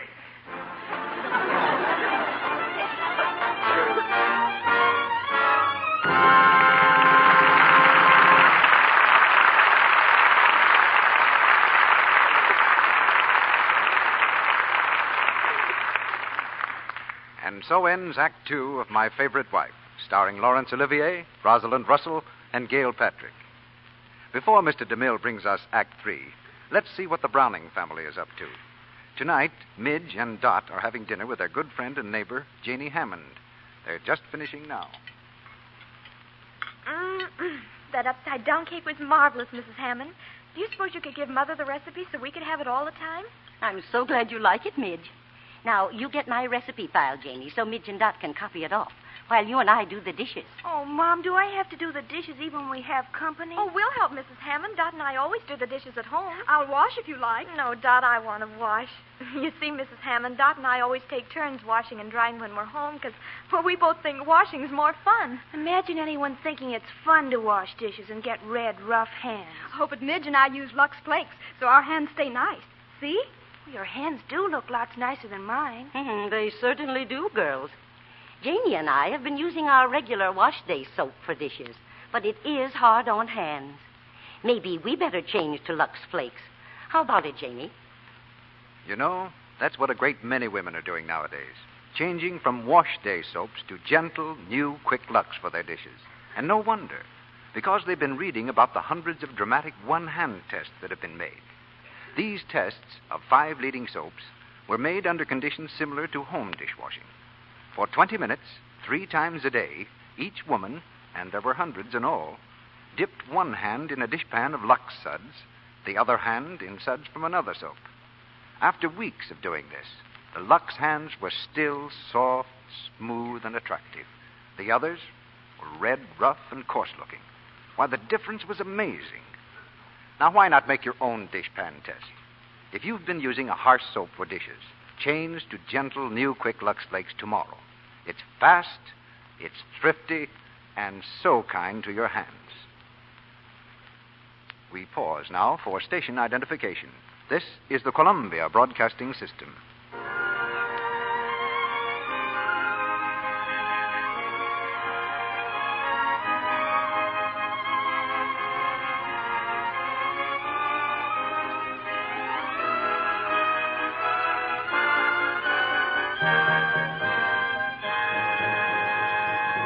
curtain rises on the third act of My Favorite Wife.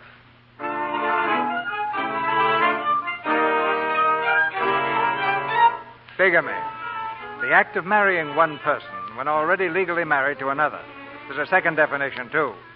Bigamy. An excruciating headache for all parties concerned. In a court of law, the parties concerned now seek relief before the same judge who declared Ellen dead. Well, it's easily understandable, Your Honor. Quiet! If Your Honor pleases, I was only stating... Quiet! I don't know what you're doing here in the first place, Mr. Arden. Bigamy's a criminal offense. Yes, I know, Your Honor, but I'm out on bail. I don't care anything about the bail. This is a civil court. What kind of a lawyer are you? Where did you go to school? Harvard. Harvard. Mm-hmm. I'm a Yale man myself. You the bride? Yes, Your Honor. Kissless? Yes, Your Honor. Harvard man. I see nothing wrong with my decision, Mr. Arden. You presented your brief. The evidence is all here. Yes, all here. Teething, so forth. What do you want me to do? Reverse myself? Your Honor, please. I have a precedent for this case. I cite the case of Mulligan versus Mulligan Benson in the city of Fresno in 1879. Your Honor, how long do I have to stay here and listen to this worm? Now, just a moment, Bianca. Go on, Nick. Tell us what happened in the Mulligan versus Mulligan Benson, whatever it was. Well, Mrs. Mulligan returned after an absence of considerable length to find that Mr. Mulligan, her husband, had remarried. Now, Mrs. Mulligan Benson, or rather Mrs. Benson Mulligan, the second wife... It was sort of a mulligan stew. Now, that'll cost you $25. Oh, Your Honor. You heard me, $25. But you can't do that, Your Honor. I'm legally dead. Do you think it's nice to take money off a corpse? That'll cost you $25 more. That's $50 you owe me. Clerk, you keeping track of this? Oh, yes. I'll see that you do. But she is legally dead, Your Honor. You declared her legally dead in this very courtroom. Your decision is on file. Clerk, did I do that? Yes, you did, Your Honor. I did? Uh-huh. Well, I'm going to declare her legally alive. And she can pay me that $50. Will someone swear she's a live woman? Sure, I will. You'll swear she's a live woman. I'll say she is. You shut up. Your Honor, you can't do this. If she's legally alive, I'm guilty of bigamy. Clerk, can you make anything out of this case? Your Honor, it's all there in I know it's there. I know. The brief. What's the matter with you, young man? Mulligan stew. Boy, that was a good one. Who are you? Well, you see, Your Honor, He was on the island with her, Your Honor. He's not important to this case. I'll decide what's important to the case. What island? Well, the island where my wife stayed for 7 years, Your Honor. They were on an island together for 7 years? Yes, Your Honor. Not alone? Yeah. Same island? Yes. Is that in the brief? No, Your Honor. Oh, that should be in the brief. Your Honor, please, it's not important to this I would like case. to get out of here before I explode. I want to go home myself. I'd like to tell my wife about this case. She thinks all my cases are dull. Well, it seems to me the only thing I can do is annul the second marriage so you can marry your first wife. I don't know what you're going to do about that other fellow, though. Well, I haven't had time to think that out, Your Honor. Your Honor, I just want to tell you Now, one thing. keep calm. Oh, Ellen, come outside. If you'd only come to me and told me... Bianca, I did come to you and tell you. You didn't say a word about it, Ellen, I wanted to speak to you alone. So your husband hasn't had time to think it over, huh? Poor Nick. Sit down, Ellen. Ellen, I'm the kind of a man who finishes what he starts. I'm going back to that island, and I want you to come with me. Back to the island? What do you say? Thanks, Steve, but I haven't waited 7 years just to give up in 3 days. Oh, I think you're just being loyal. Oh, but I respect you for it. Steve. Yeah? Will you do something for me? Anything. I know I shouldn't ask you, but... What is it? I've got to get him back. Will you help me? How? Come back into the courtroom and just repeat that invitation in front of Nick about going back to the island. All right. Why not? Come on. Now, Your Honor, there's just one other thing. I've taken all I can stand from this worm, and I won't take any more. Bianca, I feel terrible about it. This hurts me more than it does you. Yes, well, so will this. Ow! My nose. It's bleeding. Order. Quiet, or I'll clear the court. Young lady, I'll have no violence in my courtroom. That action will cost you exactly... I know, $25, and it was worth it. And as for you, Mr. Nicholas Arden, as far as I'm concerned, you are legally dead. Order. Well, Eve, I guess I'm not needed here. See you at the boat at 9 o'clock. All right, Adam. What is this? You see, Your Honor, we're not interested in civilization, if this is civilization. When a man finds his mate, he knows he doesn't have to think it out. And there's an island that can be paradise. Goodbye, Eve. Till tomorrow. Goodbye, Adam. Come back here. And it's all right with me if you bring the kiddies. Kiddies? Well, in all my experience on the bench, I have never... I'll have to study the brief, then I'll render my decision. Yes, Your Honor. Quiet. I don't care what happens or what your decision is. I'm going to get a divorce. Quiet. Court's adjourned till 10 o'clock tomorrow. Harvard man.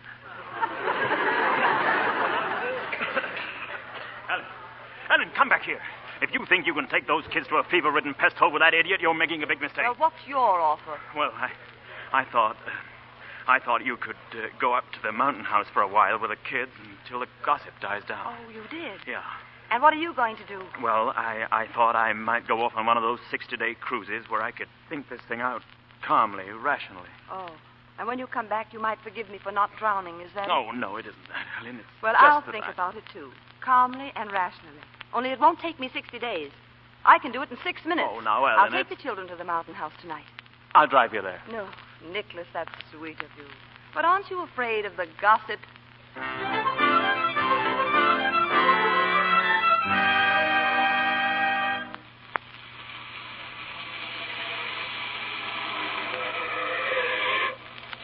All right, kids. Come on, Chinch. Be careful, children. It's dark in the house. We'll be careful. Well, come on, Dad. Aren't you coming in? No, Timmy, your father's going to drive right back. Oh. Are you going on another vacation, Dad? That's right. Going to Yosemite again? No. You don't have to get sore. I just asked you a question. Well, thanks very much, Nick. Oh, that's all right. Goodbye. Goodbye. It's going to be pretty dark going down the mountains on those hairpin turns. Oh, but you're such a good driver. No, I'm not worried about it. I don't think there's much fog. There isn't any fog. Goodbye. Goodbye. Oh, Ellen, I forgot. Look, when are you going to tell the children that you're their mother? I don't know. It may be a little difficult. I don't know how they'll take it from me. Well, would it help if I wrote them a letter? Oh, that would be nice, yes. Enclosed, please find your mother. No, this is my problem. I'll see how I get along with it, and if the right time comes, I'll know it. And if it doesn't, I'll know that, too. Goodbye. Goodbye.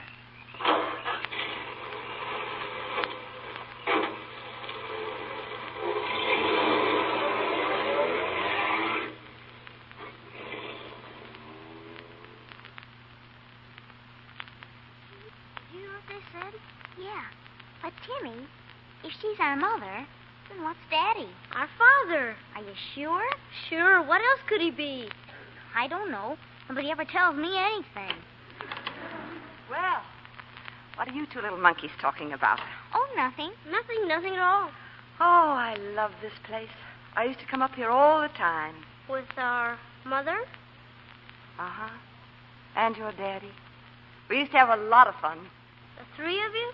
Well, uh-huh. By the way, was our mother good looking? Well, most people thought... well, some people thought... Oh, I don't know, really. Well, I just thought I'd ask. You see, we don't know very much about her. Listen. Suppose your mother didn't drown. Suppose she came back. You mean like a miracle? Yes. Suppose she were right here in this... What would you... Look here. You know, don't you? Sure. Well? How do you do, Mother? How do you do? How do you do? Well, don't you think it's about time somebody started kissing somebody? Okay, Mother. Oh, you darling. You adorable, sweet... Hello. Nick. I had a flat. Hello, Dad. I was going along and... Come on, children. Upstairs. Why? You've got to mind me now, you know. Oh, yeah, I forgot. Why don't you stay for dinner, Dad? Yeah, then we can all try out Mother's cooking. Oh, you told them, huh? Uh-huh. Oh, that's great. You know, I was What wondering... about the spare tires? Huh? Oh, no air in them. Do you want to phone the garage? Can't. The wires are down. You see, there's been a landslide. The road's blocked. Probably won't be able to use the phone till morning. It's fixed. Hello. Oh, hello, Ellen. Ellen, I have some good news for you. What? There was a call from Judge Bryson's office. They said that Nicky's annulment has been granted and that you've been declared legally alive and you owe him $50. I see. So you and Nick are husband and wife again, and you could just pick up where you left off. Oh, that's fine. Goodbye. Goodbye, dear. Who was that? They just phoned to say the road is open. Oh. Well, it's no use. I'm out of gas. You seem to be out of everything but ideas. May I stay? Yes, you can stay for dinner. Oh, thanks. I always sleep well up here. Let's see. I wonder where. The children have their room, and our room becomes my room. It looks like you draw the attic. Attic? It's perfect for thinking things out.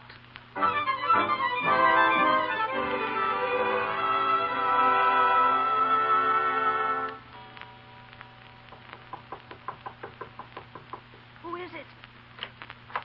Hello. You asleep? Yes. What do you want? What time is it?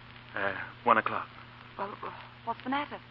Well, I just wanted to tell you were right about the attic. It's perfect for thinking. No good for sleeping, though. Mattress is lumpy. Oh. Well, why don't you take that one over there? That bed over there? That mattress. Take it upstairs with you. Oh. Thanks. Very nice of you. I'm sorry to have disturbed you. Are you comfortable? Very. You look beautiful. Thank you. Oh, look, Helen, what's the use? You know how I feel.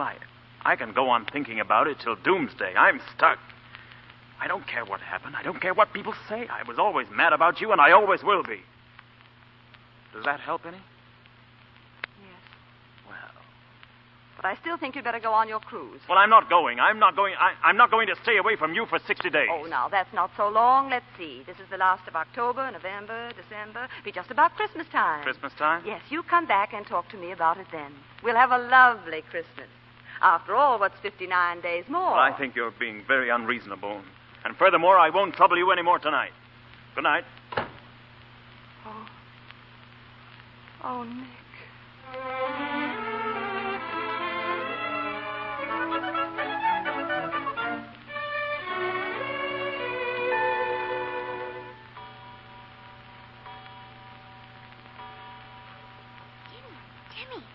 Timmy. Huh? Wake up, Timmy. It's Christmas. What do you mean, Christmas? This is October. It's Christmas, I tell you. Santa Claus is here. I just saw him coming down out of the attic. Santa Claus? With the long white beard and red pants and everything. Santa Claus in October? Say, when's Thanksgiving this year?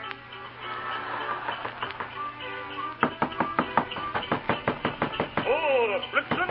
Oh, Dancer! Oh, Prancer! Who is it? What is it? What's the matter? Hello to one and all. Oh, Nick, you crazy. It's here again, that merry time, that happy time. Oh, Nick, you fool, come over here. Merry Christmas. Oh, Merry Christmas. Merry Christmas, darling.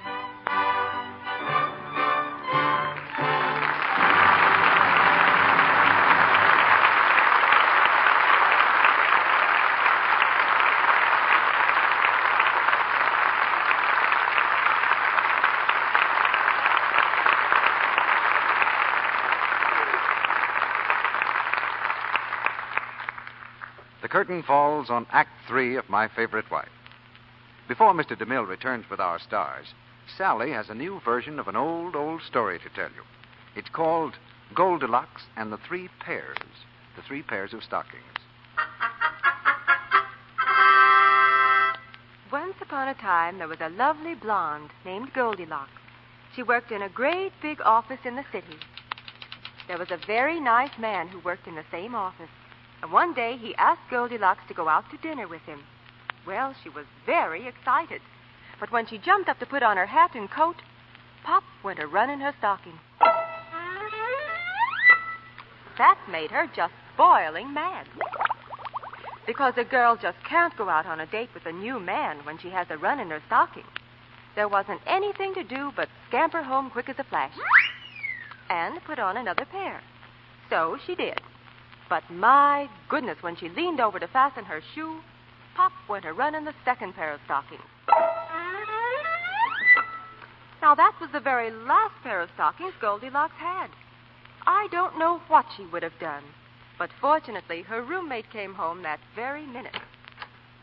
Now what'll I do? Why, Goldilocks, whatever's the matter? Oh, it's my stockings. Runs. No wonder you get runs the way you rub that cake soap on your stockings instead of luxing them.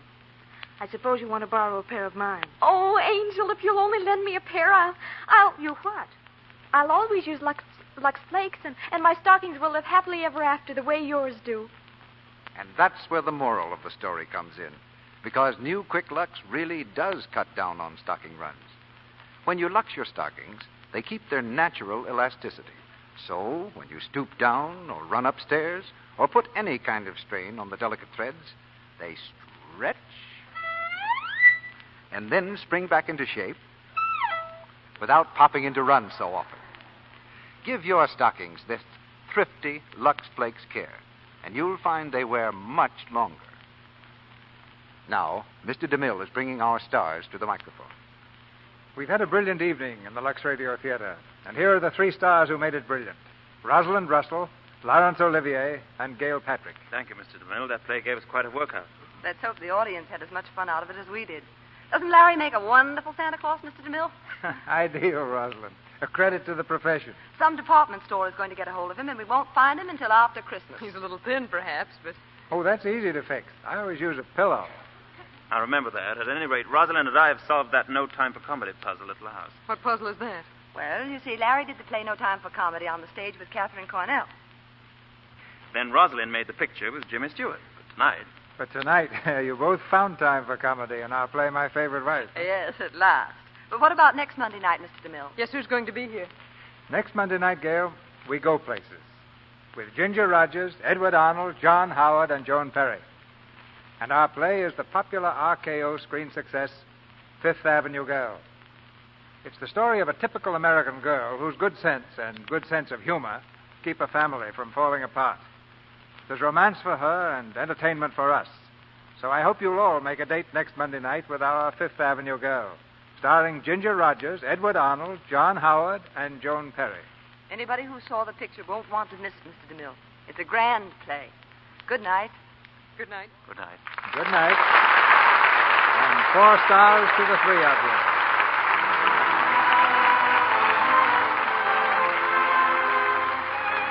Our sponsors, the makers of Lux Flakes, join me in inviting you to be with us again next Monday night when the Lux Radio Theater presents Ginger Rogers, Edward Arnold, John Howard, and Joan Perry in Fifth Avenue Girl. This is Cecil B. DeMille saying good night to you from Hollywood.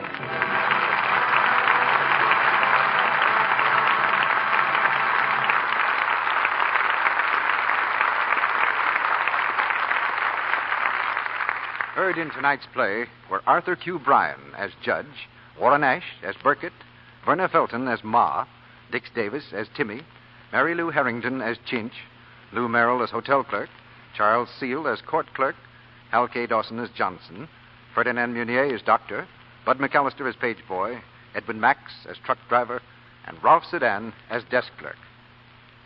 The original story and screenplay of My Favorite Wife was written by Samuel and Bella Spivak. Rosalind Russell appeared tonight through the courtesy of Metro Goldwyn Mayer and will soon be seen in the Columbia picture, This Thing Called Love. Laurence Olivier's forthcoming picture is Lord Nelson and Lady Hamilton, an Alexander Korda production. Gail Patrick will be seen in the MGM picture, Fighting Sons. Our music is directed by Louis Silvers.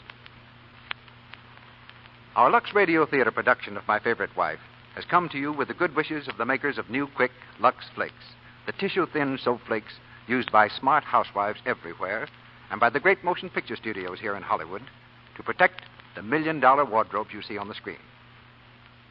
This is your announcer, Melville Roig, bidding you good night on behalf of our cast and the Lux Radio Theater. This is the Columbia Broadcasting System.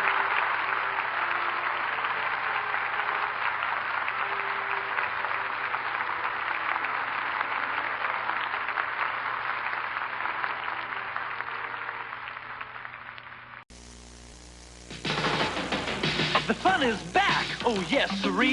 It's the 2600 from Atari. It's the video system with classics galore, from Space Invaders to cars that roar. A real hip joystick controls the screen. Solaris is hot and Midnight Magic's mean. And one more thing, it's got a special low price, under $50. $50? Now, isn't that nice? The fun is back, oh yes, sirree. It's the 2600 from Atari.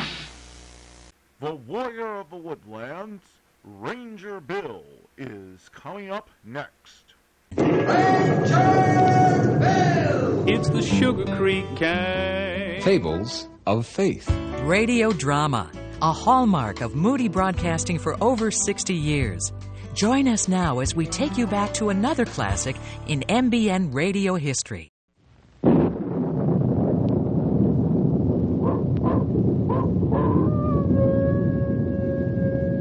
Ranger Bill, Warrior of the Woodland. Ranger Bill, Warrior of the Woodland, struggling against extreme odds, traveling dangerous trails, showing rare courage in the face of disaster. In the air.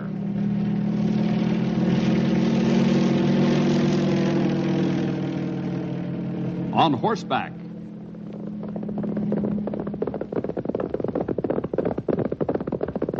Or in a screaming squad car.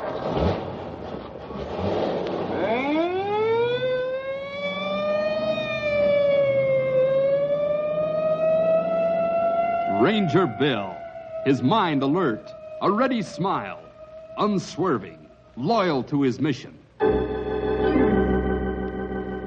And all this in exchange for the satisfaction and pride of a job well done.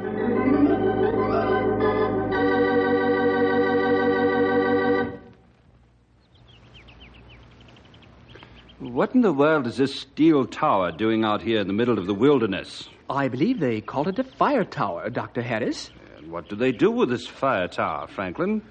Well, if we were to climb to the top of the tower and enter the little house, you'd be able to see for 20 miles. Oh, I don't believe it. He's quite right, Dr. Harris. Oh, good heavens. Upon my word, dear fellow, what are you trying to do? Scare us out of a year's growth? Where did you come from? I apologize if I startled you. My name is Tom Morgan. I'm the forest ranger on duty here. This is Tower 3. I was just telling my friend that you can see for miles and miles. Might we see this for ourselves? Certainly. I'd be delighted to have you be my guest. I don't have visitors very often. We Tower Rangers lead a pretty lonesome life, but it's worth it. But, how do you get to the top of this tower? I mean, where's the elevator? An elevator? All I see are those long, winding stairs. That's the only way up, gentlemen. I don't believe it. You will by the time you get to the top.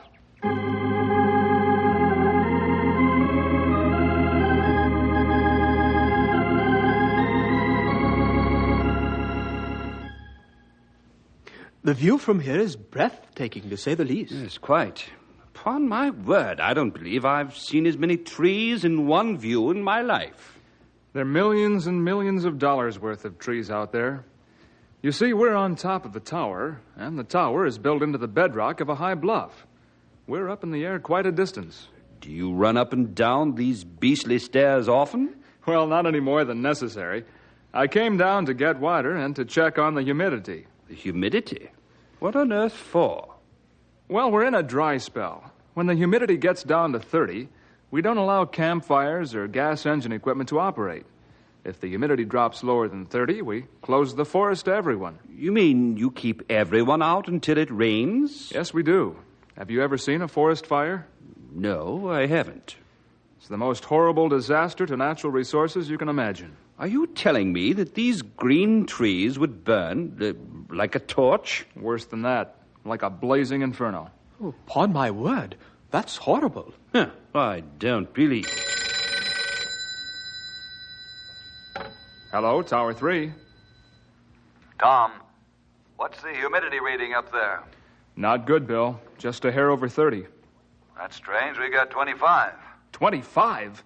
Are you sure? We've double-checked and checked the double-check. Wow.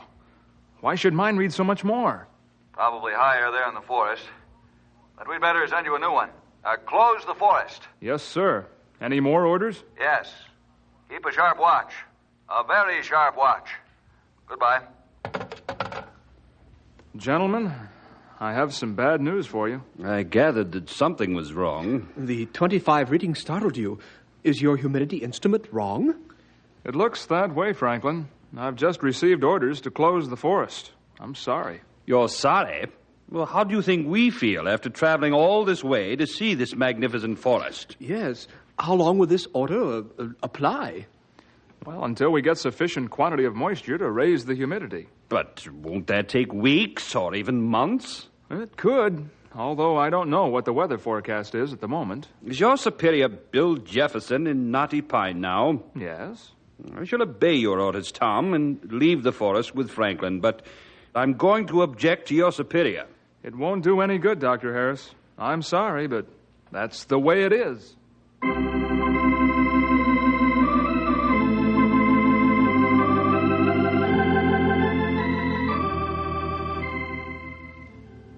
In this situation of low humidity and extreme dryness, the Tower Ranger becomes the most important ranger in the area.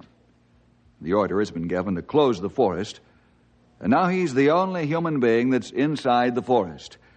He takes painful precautions so the fire tower won't be the spark that ignites the trees. He walks the steps with moccasins. He inspects the electrical wires to the tower to make sure, doubly sure, there isn't any bare wire. The Tower Ranger sharpens his usual alertness to razor edge. His eyes carefully probe and search with the help of high-powered field glasses and telescopes. Probe and search, watching for the telltale wisp of smoke. I get a report from the tower shortly after the forest is closed. Ranger Headquarters, Bill Jefferson speaking. Hi, Bill. This is Tom at Tower 3. This section's closed. I'm watching. Good boy. Don't hang up. What's on your mind? I had 2 guests today. A Dr. Harris and another fella. Name is Franklin. I know. You know? How do you know they were here? I know everything. He's a wealthy New Zealander. He's also quite a scientist, and he's also used to having his own way. I figured as much.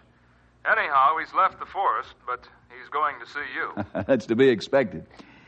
Keep a sharp eye, Tom. I will. Say, this Dr. Harris, why does he always say, "I don't believe it," when an unusual statement's made? Dr. Harris seems to distrust everything he doesn't authenticate himself.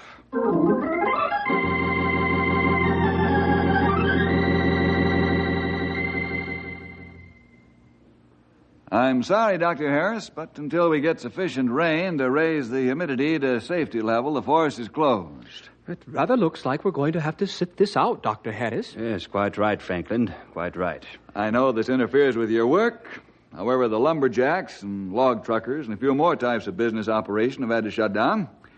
And all the resort areas as well. We don't want you to think that we're picking on just you. That's small comfort, Mr. Jefferson. I suppose it is. The next best thing is to pray for rain. I pray for rain, old boy? I, Dr. Harris, the great agnostic, pray for rain? Surely you're jesting. Not at all. God makes and controls the weather, just as he controls everything else in the universe. I suppose you believe that Bible you have on your bookshelf. And how? From the first page to the last, and everything in between. Yes, but how can you believe in something that doesn't exist? I mean, you're a man of science and higher learning. That's where I found the Lord Jesus, in science and higher learning. Science and learning are all well regulated and based on order. Only God could provide such precision and infallibility. Oh, you're confused, old boy. You allege fantasy, legend, and allegory as fact. By your standards, I'm as pagan as they come. But by my standards, I don't see how any intelligent man can swallow all of that hand-me-down over the centuries legends you call the Bible. Now, excuse me. Ranger Headquarters, Bill Jefferson. Bill, there's something that looks like smoke hanging in the air over Sector 33. Nick sees it too, but it doesn't act like smoke rising from the ground. It hangs in one place. It might be haze or some natural phenomena. Hold the phone. I want to check the map. Mm-hmm. That old road there.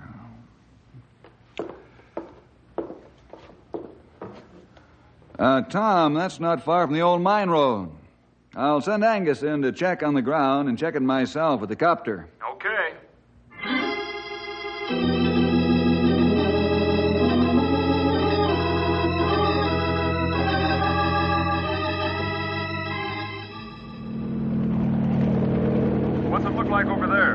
I don't know yet. Angus and his boys are just pulling up. What's that stuff in the air? You're almost in it. I doubt that it's smoke. Some freakish vapor accumulation, I'd say. Well, you'd know if it were smoke by now. You're looking right at it. Ground 5 to Ranger 1. Go ahead, Angus. What do you see? I see 2 squirrels, 1 blue jay, and a chipmunk. Good work, boys. You can go back home. Thank the good Lord it wasn't a fire. Amen, brother. Amen.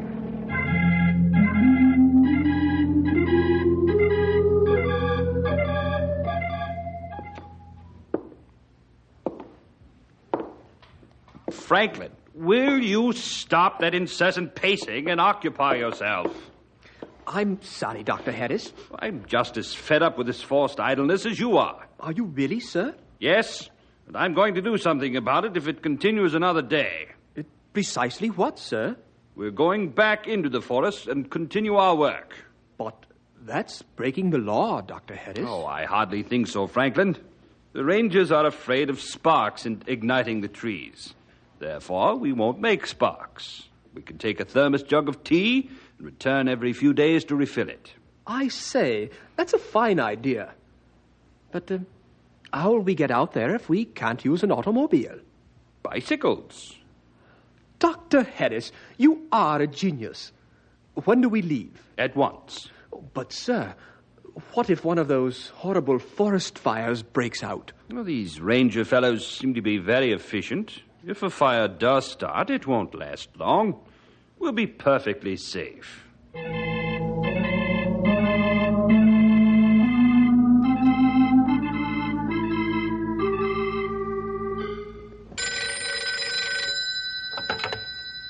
Hello, Tom's Grocery. If we don't have it, don't ask for it.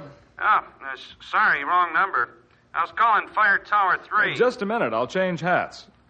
This is Tower 3. How's the grocery business, Tom? Oh, fine. I sold a bucket of honey to Papa Bear, some slightly used nuts to Mr. Squirrel. They aren't the best nuts, but what can you expect this time of year? Unless you have them flown in, and then the customers don't want to pay the prices. Tom, you're going tower happy. Bats in the belfry. Not in the belfry. Bats in the fire tower. Yeah. Oh, boy. My eyes are getting sore from so much probe and search. What's new over in your area, Tom? Same as yours. Nothing. Well, I got something now. What? Where? Yeah, this is it. Ground fire in Section 30. And this one is for real.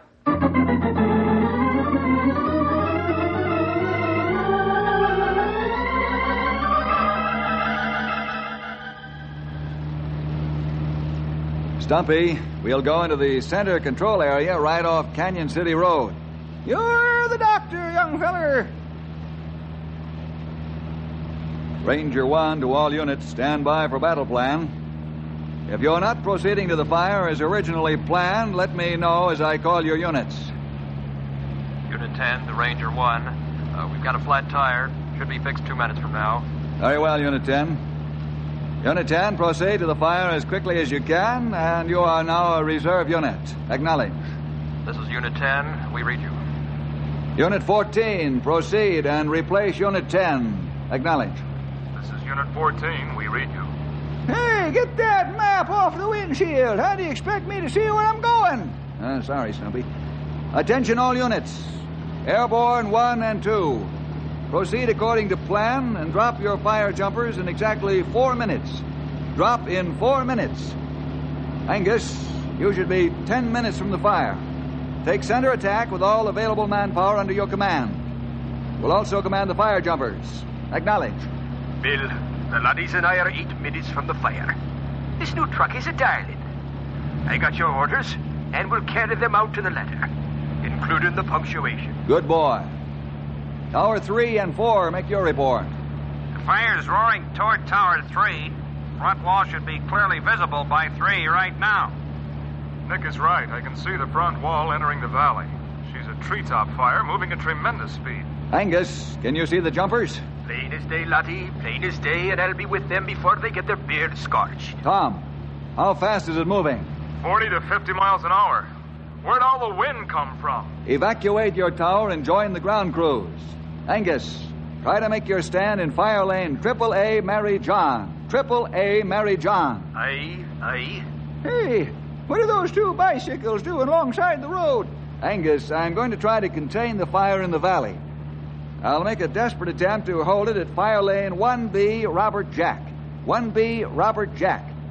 You can fall back when things get too hot for you. Try to delay as long as you can without risk to your lives. We'll make the last-ditch fight at 1B Robert Jack. Acknowledge. I read you, laddie. I read you loud and clear. And I'm rolling up my sleeves for a good fight. Good boy. Ranger 1 to all units. Ranger 1 control will be at fire lane 1B Robert Jack. All reserve and move-up units proceed according to plan. Unit 10, how's that flat tire? This is Unit 10. We're rolling again. Good work. Stumpy, what did you say about bicycles? So it finally sunk in. There are two bicycles laying alongside the edge of the road back there. How far back? Oh, a couple of miles, maybe more. It's too late now to find who rode them. The fire will be over that area in a few minutes.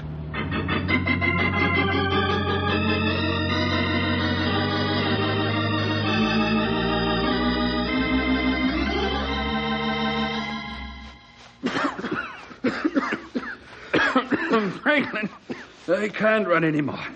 We've got to dig a hole here and cover ourselves with earth. You must run, Dr. Harris. Can't you understand? I'm not a youth. I can't run anymore. I just can't. All right. I'll dig the hole. Well, hurry, man, hurry. Fire's getting close now. You feel that tremendous heat? Will the hole save us? Yes, I believe it will. I read not so long ago that that's what the Rangers do. Well, get on with it, man. Get on with it. Dig just deep enough to lay in it and be able to cover up.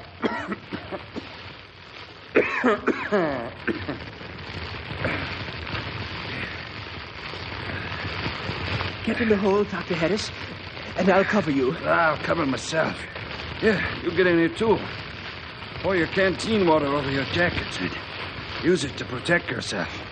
Well, hurry up. I'm ready. Yeah, well, bury yourself.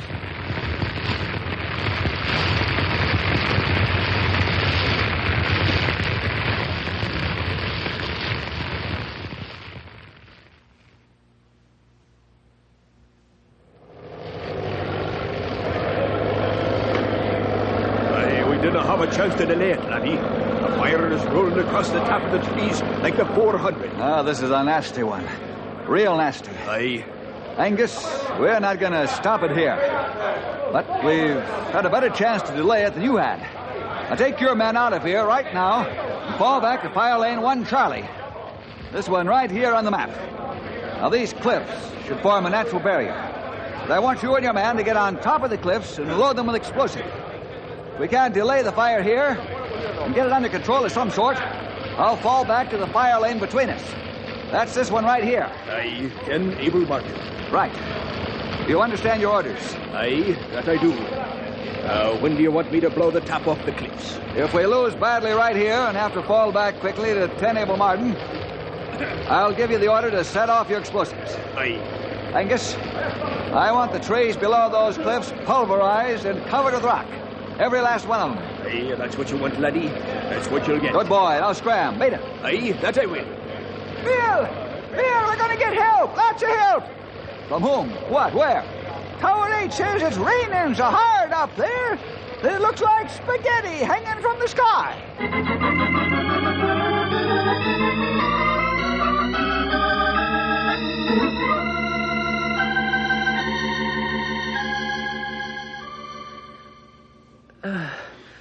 Help us. Somebody, help us. We're lost. Oh, God, help us. We're going to die. We're going to die. If we could only cool off and get some water. Water. Yes. Water. Oh, yes. Dr. Harris, listen. It's thunder. Yeah. It's rain. Water, help us. Please, help us. It's rain. No rain. Oh, please, God, help us. Oh, stop praying to God like a babbling child. Don't you understand? There is no God. Yes, there is. You possibly might not care to live, but I do. God may help us if we pray. Oh, I have prayed for water, cool rain, but there is none. Oh, it's so beastly hot. I'm too weak to move. Listen. Rain. Cool water. Cool air. There is a God, Dr. Harris.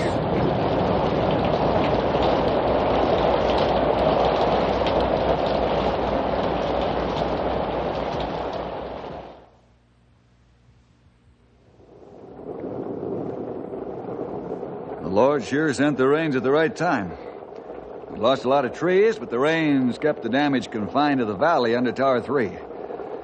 Boy, think of what could have happened if the fire broke out of the valley. Praise the Lord for that water. Amen. I say, young feller, it's been raining cats and dogs for 2 days now. How about erosion in the burned-out area? Not erosion I'm worried about right now, old friend. The roots of the burned trees will hold the soil for quite a while. We've got to reseed the valley right away. That's no problem. These 2 days of rain have cooled the ground. Right. The weather boys tell me that we're in for a spring wet spell now of about 6 weeks. I was going to have Hank and his boys from the tree farm at Central City come up and reseed the whole area. Also transplant some seed trees. This rain is only going to stop for a day or two, and a new rain front will be upon us. That whole place will be nothing but a mud hole for weeks, since the live trees have been destroyed. A full-grown tree can drink up to 400 gallons of water a day. Whew. Multiply that by the number of burned-out trees. Great jumping chipmunks. If the trees aren't there to drink and store all that water, it'll run off. And so will all the topsoil, as we get some seed in there and start growing new trees. We jumped right from the frying pan into the rain barrel, eh? I'd rather have the rain barrel problem any day. Let's take a ride out to the valley in the morning and have a look, Stumpy. And I'll talk it over with Hank and find out how long it'll take him to do the job. It'll sure take him a couple of weeks to hand seed that place. Right. Have to come up with a new idea to get the job done quickly. Well, I think I've got it. You're the man I'm looking for. Shoot. We can use an aeroplane. Going to spread the seed all over the area. That's a fine idea, except for one thing. You mean I'm not a genius? The plane would work fine, except with the updrafts and downdrafts of the valley and the wind disturbance, the planes couldn't fly low enough. In addition, it's too fast. Well, you've got to admit it's the best no-good idea I've had in some time.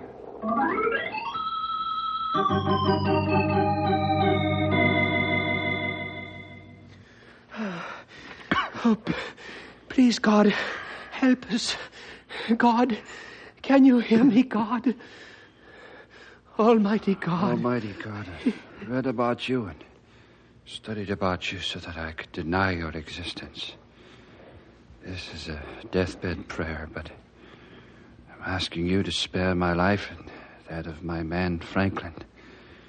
We've been out here in this barren and desolate place for 2 days and 3 nights.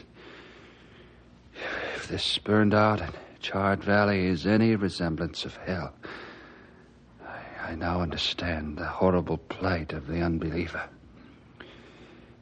If you'll spare our lives, I'll serve you for the rest of my days on earth.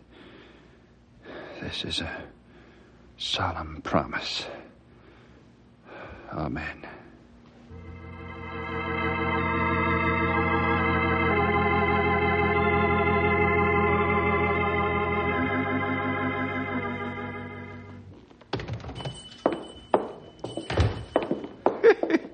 Your housekeeper's kind of put out with you, young feller.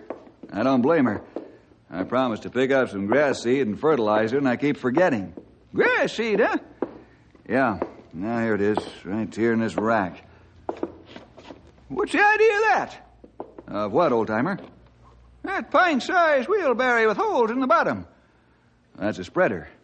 Spreads seeds out evenly over a lawn. Also makes it easier for the birds to find them. You sure are an optimist, aren't you?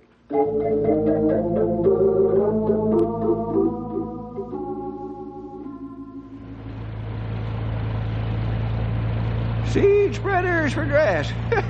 What'll you think of next? Hang on to your hat, old-timer. Hang on to my hat? Hang on to my body. What in the name of common sense is wrong with you? I've got the answer to the seeding job. You did? Where? From you? Me? You mean I'm a genius after all? Yep. When you talked about a seed spreader, you gave me the idea. What idea? What's seed spreaders got to do with it? We'll use a seed spreader, a planter like the farmers use, only with a helicopter. And the seeds will fall where we want them to, and we won't waste seed from wind loss. I knew you'd figure this out, Sonny, if I gave you the idea.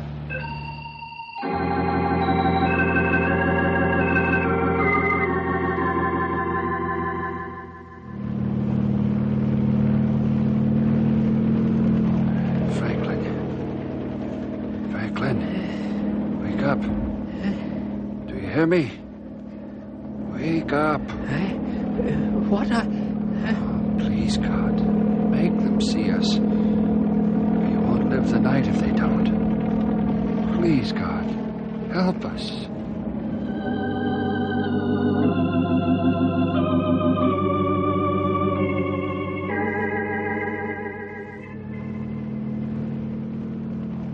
That flying machine sure doing the job fast. I'll say it is. He's doing it right. Hey, what's wrong with him? He's gonna crash. Great Scott, it sure looks like it. Oh, wait a minute. He's hovering just off the ground. Stumpy, he's looking at something out there. He sure is. Hey, that's where I saw the bicycles. Say, I forgot about the bicycles. I'll talk to him on the car radio. Ranger 1 to Copter. What's wrong out there? What are you looking at? Bill, I just discovered 2 men out here, and they're in awfully bad shape. Well, drop a flare close by and continue seeding. I'll radio for an ambulance and doctor.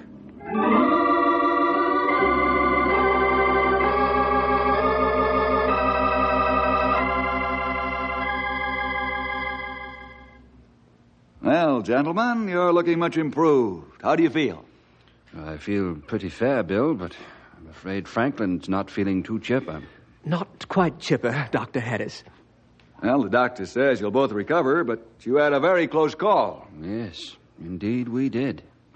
You know, the Lord sent that heavy rain to save your lives. He also made it necessary for us to reseed quickly so we'd find you. Contrary to what you may believe, Dr. Harris. I believe it. Would you say that again? I believe it. Well, praise the Lord. It appears the Lord was sowing 2 kinds of seed out there in the valley. Tree seed and spiritual seed. And they both fell on fertile ground.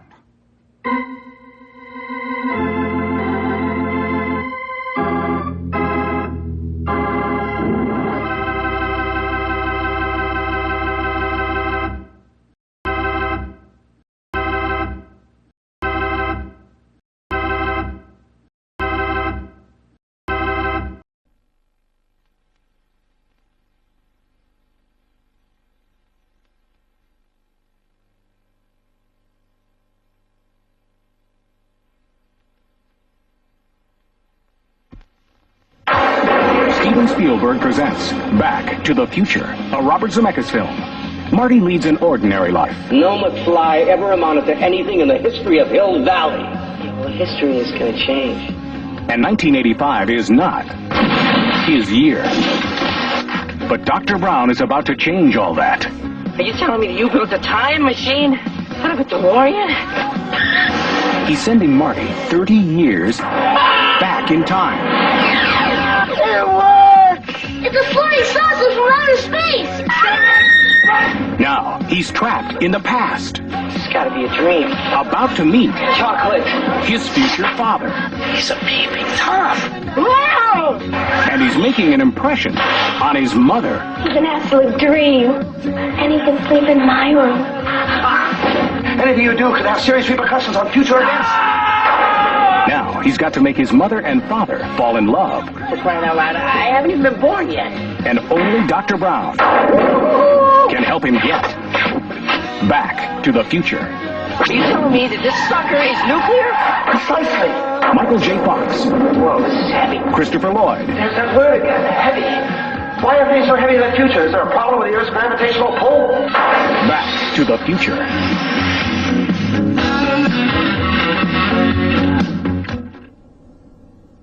Two of my personal favorites, George Burns and Gracie Allen, are up next in our lineup. Hello, are you there? Well, we're here. 1, 2, 3, 4, 5, 6, 7, 8 ways better. Swan soap. Yes, sir, Swan, the new white floating soap, 8 ways better than old-style floating soap, presents Paul Whiteman. Your Swanee announcer, Bill Goodwin.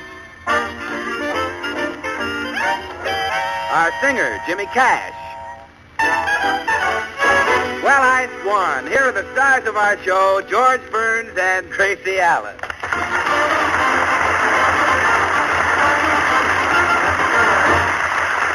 And now, let's go to George and Gracie's home. You know, Mr. Burns, you're the nicest people I ever worked for. Well, thank you, Hilda. Oh, geez, this Mrs. Burns is warm in the kitchen. I wonder if that cake in the oven is ready yet. Well, Hilda, I'll look at it as soon as I finish washing the dishes. Oh, Hilda, look. My cake is all ruined. Well, no wonder. You're supposed to put the icing on the cake after you bake it. Oh, that isn't icing. All the candles melted. Hey, Gracie. Shh, Hilda, let him look for me. Gracie? Hilda, have you seen Mrs. Burns? George, look in the gymnasium. Gracie, come on out. Come on out of the kitchen. Yeah, I'm coming. What have you been doing in there for 2 hours? Well, I washed the dishes, peeled the potatoes, and I baked a cake, and the whole cake... Gracie, we've got a maid. Why are we paying Hilda? Well, I don't know. She gives all her money to her sweetheart, Olaf. Oh, stop with that, Olaf. Hutza. Hutza? The idea of you doing all the housework. Well, the reason is I went to Magnum's and I bought Hilda a beautiful uniform for $85, and I don't think we could afford to have her soil it.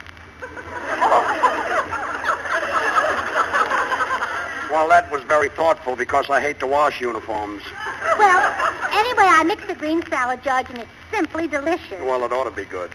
Nobody can mix things up like you do. Oh, thanks, dear. You're welcome, darling. Now, wait till you taste it. Lettuce and tomatoes, chives and onions, and I seasoned it with pepper and salt and plenty of vinegar and water. Water? Yeah. Vinegar and water? Well, it's a new recipe of mine.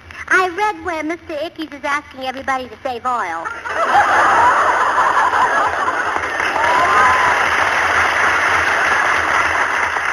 Well, with a thing like that, you can get a lot more mileage out of a tomato. Well, I always say... Well, never mind what you always say. I'm not in the mood today. Oh, don't be so grumpy, George. You're still upset over what happened yesterday. Well, why shouldn't I get upset? That's the second time the insurance doctors turned me down. They say my blood pressure is higher than it should be. Well, why worry? In times like this, everything is going up. Imagine those doctors turning me down twice. Well, being turned down twice never stopped you before. You finally married me. Well, that's right, dear. It was on a Tuesday. Yes. Remember how we eloped? Mm-hmm. Remember how my mother ran down the ladder to show me how to do it? Yes, and if she hadn't tripped, she'd have spent the honeymoon with us. Yeah. Well, anyway, dear, you'll be happy to know I made an appointment with another insurance company, and you're going to be examined again today. Well, I'll try it again. But this time I'd like things quiet so I can be calm and sort of relax when the doctors get here. The only reason I got turned down yesterday was because I was excited. It was Lasvogel's fault, that Snoopy neighbor. Kept looking in our windows. He's certainly a Snoopy, isn't he? I'll say he's Snoopy. He probably knows exactly what we had on our dinner table last night. Oh, never mind, George. It was better than that macaroni and cheese he was eating. Yeah, especially with that homemade sauce he was using. Yeah. Hilda, the door. Oh, that's probably the doctor. Oh, I hope so. You look swell. Do I? Stick out your tongue. No, put it back. You look better with it in. Oh, I do. Oh, hello, Hilda. Oh, hello there, Mr. Goodrich. Hello, everybody. Hello. Well, I was in the neighborhood, so I just dropped in. Came from the park. I was feeding the swan. You feed the swans? Oh, why, sure, George. Why shouldn't I feed the swan? Swan feeds me. Okay, I know you made it. Look, Bill, will you calm down, please? Calm down. Bill, will you calm down? George has to relax today, so don't even talk loud. Oh, well, gee, I'm sorry. Oh, well, Gracie. that's all right, Bill. Incidentally, all our neighbors are talking about Swan, even Mrs. Lasvogel. Well, and why not? And why not? Isn't Swan the first really new white floating soap since the gay 90s? Yeah. And yet, even though Swan is 8 ways better than old-style floating soaps, it costs no more. I know. So you see, Swan gives you more real soap for your money. Yeah, that's right, Bill. And keep talking softly. You bet it's right, Gracie. And what's more, Swan is as white as snow, as fresh and clean-smelling as a morning in June. Swan is as pure and gentle as a baby's kiss. Sure. What are you two whispering about? Gracie, did you have to tell Bill that I was turned down by two insurance doctors? George, I didn't say a word about that. We were talking about Swan soap. You were not. We were, too. Oh. And I was just going to say that Swan is not only pure and gentle, why, it's as mild as the finest imported Castile soaps. Well, stop whispering. I'm not whispering. You are, too. I'm not. Swan is swell for your complexion. It's perfect for your bath or shower. Swan comes in a green wrapper with a white swan on the front. Go ahead, say it again. Swan comes in a green wrapper with a white swan on the front. Well, say it again. Swan comes in a green wrapper. Please, boy, please. It isn't polite to whisper. Trying to pull the wool over my eyes. Probably somebody at the door.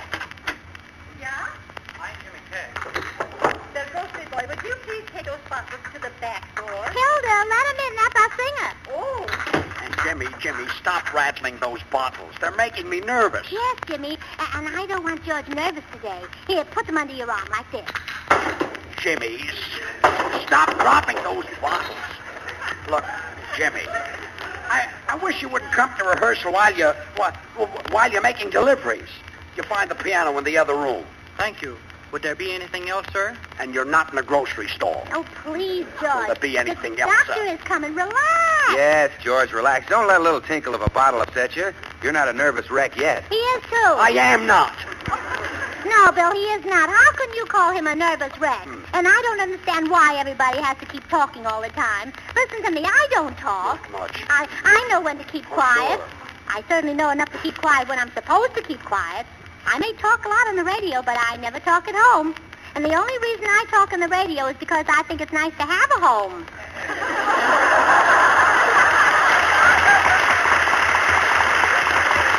Well, I'm going in to hear Jimmy's song. No, George, you just sit here and be calm. Bill and I'll hear it. Be calm. I'll never get any insurance. Oh, why worry? If Uncle Frank got insurance, you can get insurance. You were there the day he got his. But he was dead. Well, you look as good as he does. Well, thanks, Gracie. All right, Jimmy, we're ready.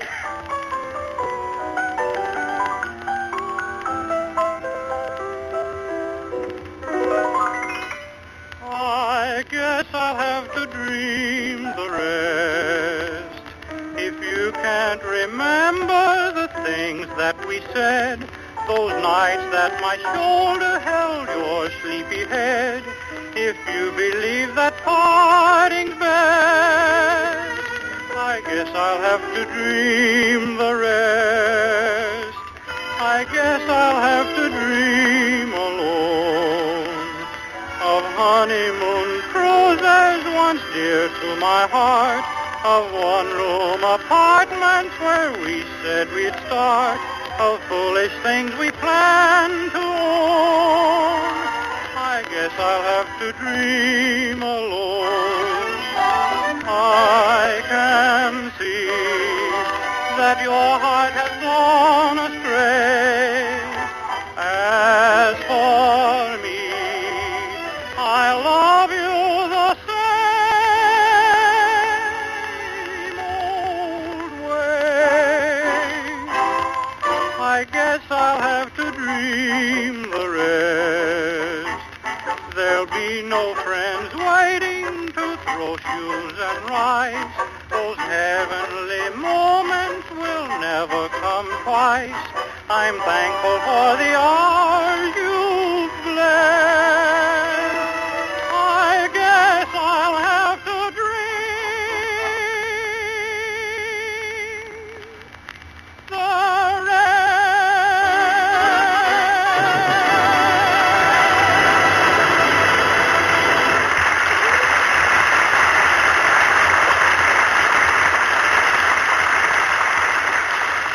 Jimmy, that was swell. Let's see how George likes it. Gracie, George is asleep. Oh, good. Come on, Jimmy, you better go down the back way.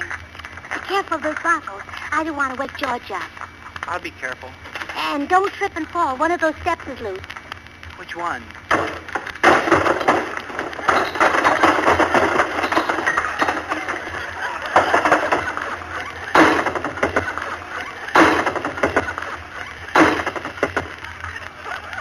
The top one. What was that? Quiet. Quiet. You want to wake George up? I'll take a chance. What was that racket? Oh, it's you. Oh, yeah, it's me, yeah. George, Jimmy Cash fell down the back stairs with all that soda pop. Well, it sounded like bedlam. Oh, it was sarsaparilla. Yes, it couldn't be bedlam. No. Bedlam comes with those paper cartons. Yeah, 15 to a dozen. Yeah, the tall cartons, yes. 15 to a dozen. With all this excitement, by the time the doctor gets here, I'll be a cooked goose. Oh, George, can't you make Bill Goodwin happy and be a cooked swan? All right. I'll make Bill happy. Bill, I'm a cooked swan. Thanks, George. I'm happy. Good. Gracie, I'm warning you. If you keep on with this talk, by the time the doctor gets here, I'm going to be a nervous wreck. George is right, Bill. And it's your fault if he's a nervous wreck. You've got no right to be happy because George is a cooked swan. Excitement like this isn't even good for a man who's well. I'm not worried about his high blood pressure, but it's just that high blood pressure makes his heart weak. Gracie, the doctor is here. And you know he's been turned down by 2 insurance companies. Gracie, the doctor is here. The only way he can pass this is if the doctor is some dope and doesn't know what he's doing. Gracie, say hello to the doctor. How do? When a fellow's in his condition, he... Oh, the doctor. The doctor, yes. Oh, how do, Doctor? Sound. I've just been rehearsing a scene that I did in a picture 2 years ago. Bravo. Oh, thanks, Bill. Doctor, I'm Mr. Burns. How do you do? Well, let's get started with the examination. But we must have absolute quiet and no excitement. Why, Doctor? I haven't got blood pressure. Perhaps not, but I have. Oh, fine. Now roll up your sleeve. Oh, see, George, it's a good thing you washed high this morning. Gracie, will you stop? Now open your shirt. I want to put this stethoscope on your chest. There's someone at the door. Now take a deep breath. Oh, come in, Mr. Weissman. I'm so happy to see you. Why, Hilda, in that new uniform, you look as cute as a bug in a rug. How about giving a lug a hug? Oh, Mr. Weissman. Jesus, where did you learn to speak like that? Used to play an accordion. Hello. Hello, Gracie. Paul, I wish you'd teach George how to play the accordion. Oh, Gracie, please. Take another deep breath. Well, get a load of that guy with the earphone. George, I knew you were old, but I didn't know you were a crystal set. Very funny, Paul. Loosen your belt and see if you can take a bow. Well, come on, Doctor. Let's go into the library. Please, Mr. Burns, don't walk so fast. You mean on account of my heart? No, the stethoscope is stretching my ears. Oh. This way, Doc. Hey, Gracie, what goes with that Army show? My boys are all sitting outside in the bus. I thought we were going to the camp to entertain the soldiers today. Oh, Paul, I had to call it off on account of George's examination today. I spoke to the captain on the phone, and I said to him, Captain, we can't come over and entertain the Army, but if you send the Army over here, we'll be glad to have them entertain us. Oh, I see. I scratch your back and you scratch mine. Later, Paul. Anyway, the captain said he's sending over some company. Gee. He didn't say he's sending over Company G? That's what he said. Isn't that cute? He called me G. That's short for Gracie. So I said, thanks, K. I see. K. That's short for Captain. No. For his name, Clancy. Oh. Paul, do you think George is passing his examination? I doubt it. He's got a heartbeat that sounds like my drummer when he gets caught in his own traps. Say, I just thought of a wonderful idea. Paul, if you open the window and have your boys play a number, the doctor won't be able to hear George's heart, and he'll have to give George the policy. Now, don't you think that's a wonderful idea? Anything you say, Gracie. Hey, Lugs, get ready out there. We're going to play a little bit chango. It's a little on the Latin side. A 1, a 2. Oh, and the whole thing is my idea. My wife or my wife. How much do you genius to think of anything like that?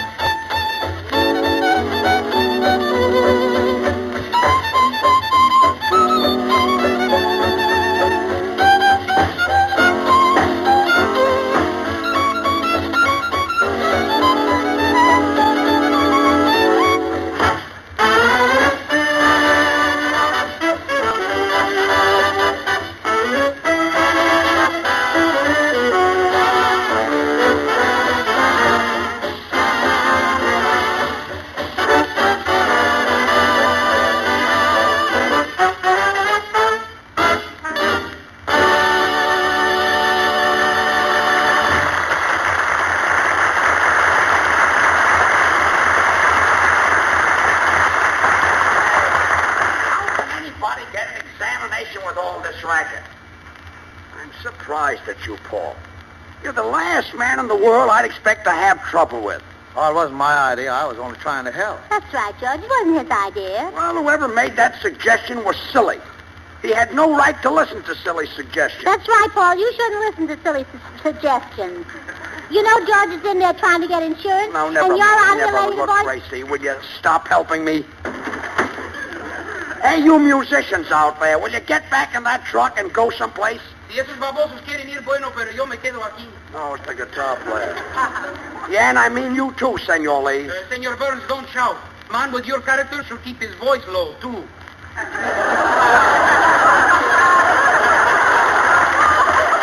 Look, Senor, the doctor's here to take my blood pressure. Why, couldn't you keep up the payments?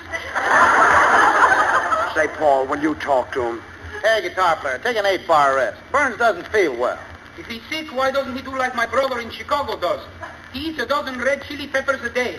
12 of those red-hot peppers? Si, senor. Comes the first snowfall, my brother will make a fortune. How? Breathing on sidewalks. Hey, senor, why don't you go? Si, senor. Adios, hasta luego. Yeah, and so are you. Well, this is a fine thing. And, Gracie, I'm surprised at you. Allowing a thing like this to go on when you know how much this examination means to me. Oh, now, wait a minute, sweetheart. I didn't mean to make you cry. George, you ought to be ashamed of yourself. Gracie thought she was doing all this for you. Oh, Gracie, please. Look, I don't like to see you cry. Look, honey, you can go and get that hat that you like so much at Magnet's. It's in my closet. Well, I'm glad you got it, but please stop crying. Look, you can go back and get that dress you like so much, too. It's in my closet, too. Look, you've got a new hat and a new dress. What are you crying about? The shoes didn't come yet. Oh, all right. Stop crying. The shoes will be here in a minute. Mr. Burns, I have other patients to see. Do you mind if we continue? Just a minute. Stop crying, Gracie. All right, Doc. And look, Paul and Bill, do you think you can keep quiet for 2 minutes? Now, go ahead, Doc. Well, now sit back and relax. Now, take a deep breath.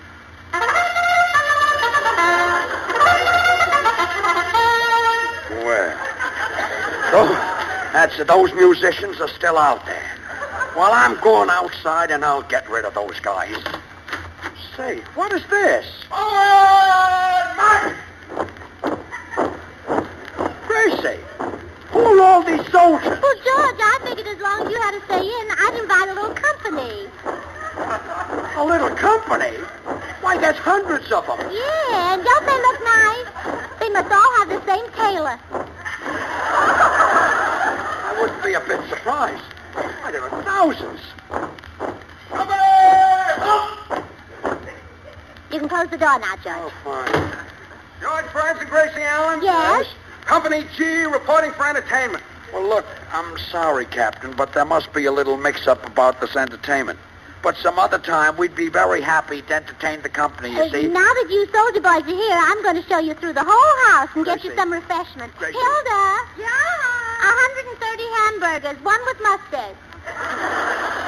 Well, this is the last straw. Bill, will you do me a favor and show the boys through the house? Oh, I'll be glad to, George. Company, mark time.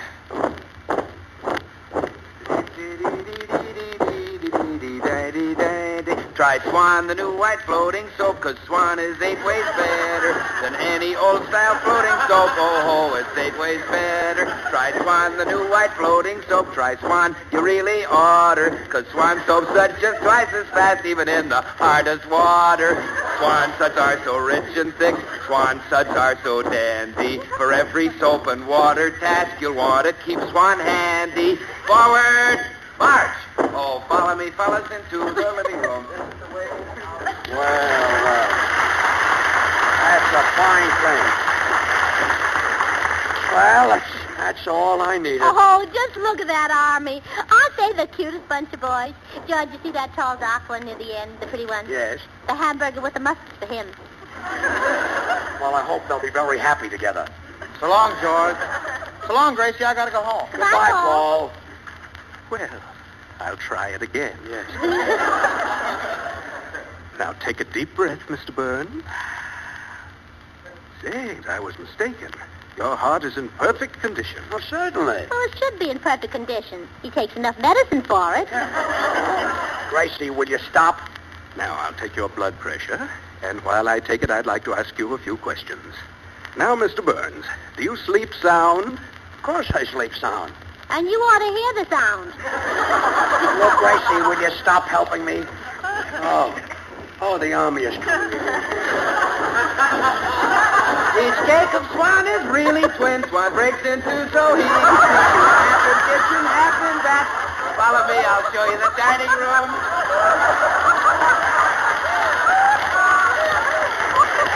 Well, it was a little too low for him, I guess.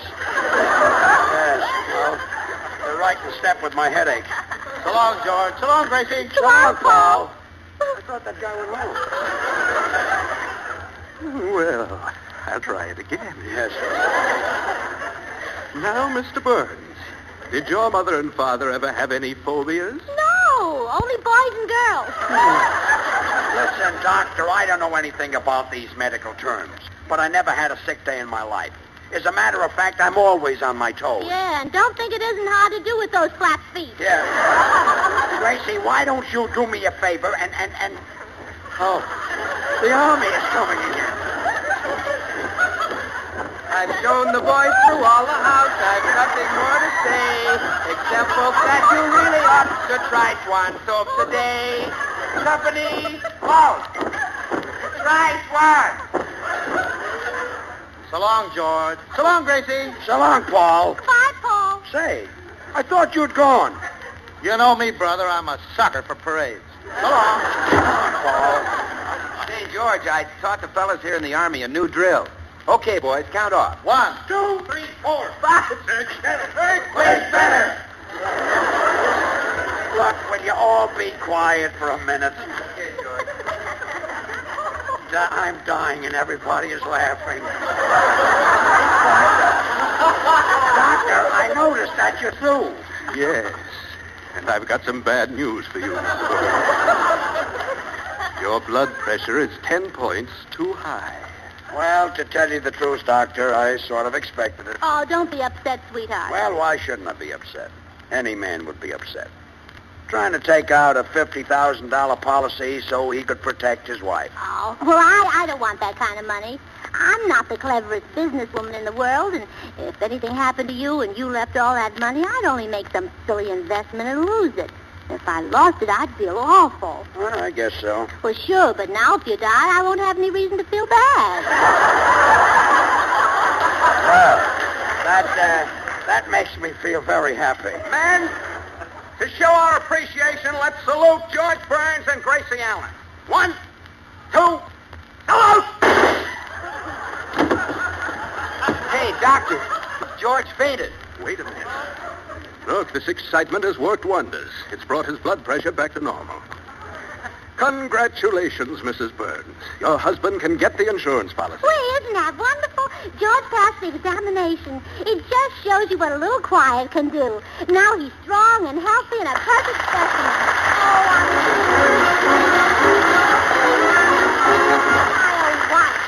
Well, I got my insurance the hard way after all. Now, Gracie will sing Don't Stand There, Do Something. There's a moon in the sky. There's a love light in your eye. Well, don't just stand there, do something. I'm falling in love. What have you got to fear? Can't you see the coast is clear? Well, don't just stand there, do something. I'm falling in love. Can't you make your mind up? Don't wait till the moon is gone. Clocks will need a wind-up. For time marches on. Oh, take some good advice. Don't you want some shoes and rice? Well, don't just stand there, do something. I'm falling in love. Girl, boy, bench, park, breeze, trees, night, dark. Well, don't just stand there, do something. I'm falling in love. Eyes, lips, girl bold, arm charm, boy cold. Well, don't just stand there, do something. I'm falling in love. Why must I remind you? This night will be gone too soon. Guess you just resigned to make a fool of the moon. You're like a cake of ice. Say, what are you, man or mice? Act as if you knew something. Don't just stand there, do something. 'Cause I'm falling in love.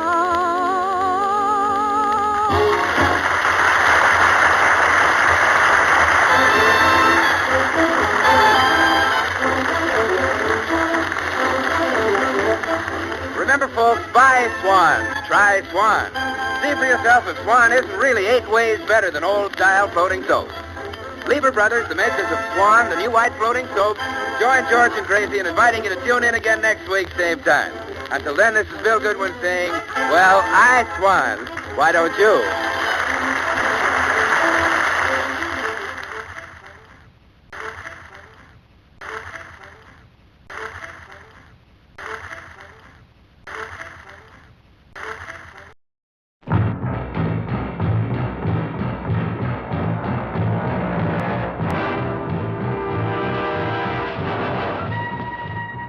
planet where apes evolved from men? There's got to be an answer. Don't look for it, Taylor. You may not like what you find.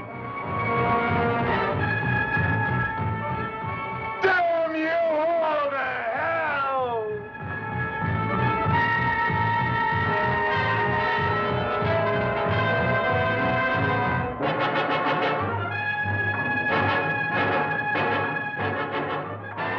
The year, 3955. Charlton Heston as Taylor, a 20th century astronaut, space-wrecked in the incredible future. Linda Harrison as Nova, a savage beauty from the enslaved and voiceless human race. They're marked for target practice.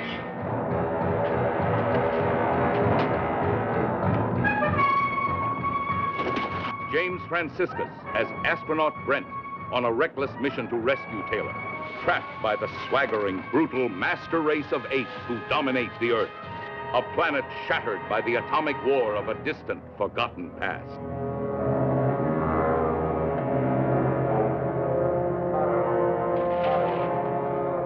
Where are you going? Into the Forbidden Zone. Someone or something has outwitted the intelligence of the gorillas. Invade! Invade! Face the terrifying dangers of the Forbidden Zone with them. Engulfing you in the shattering experiences that await beneath the planet of the apes.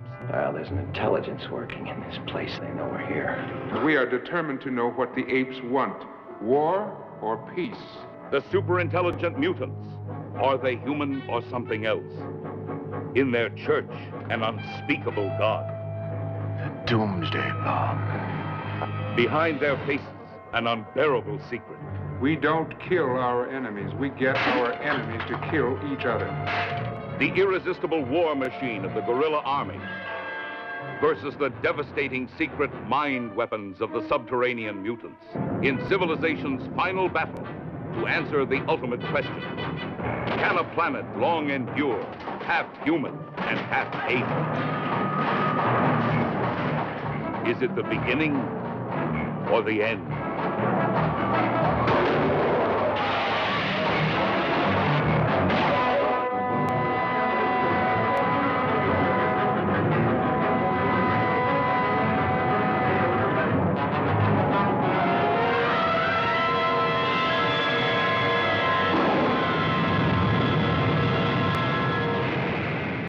Hunt the biggest of all game with the Green Hornet and Cato coming up next. The Green Hornet.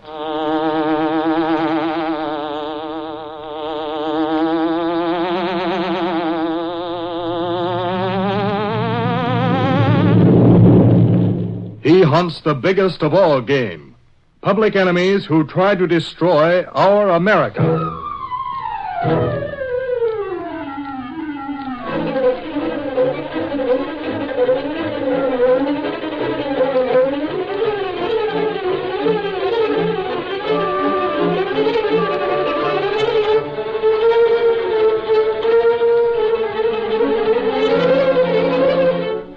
With his faithful Filipino valet, Cato, Britt Reed, daring young publisher, matches wits with racketeers and saboteurs, risking his life that criminals and enemy spies will feel the weight of the law by the sting of the Green Hornet.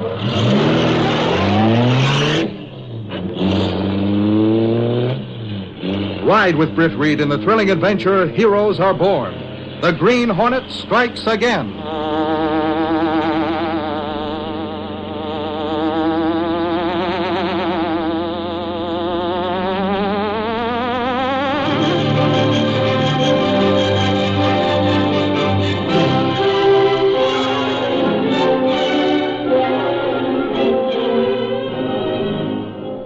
Next week, Johnny's going home on furlough, his last before duty overseas.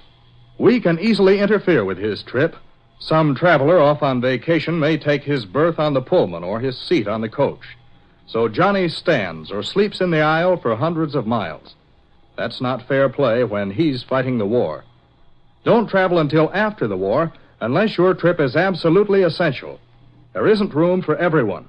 Even with a reservation, you can't be sure of a seat. Battle casualties are being given first priority on all means of transportation. Pleasure and non-essential trips must wait. And now, the Green Hornet.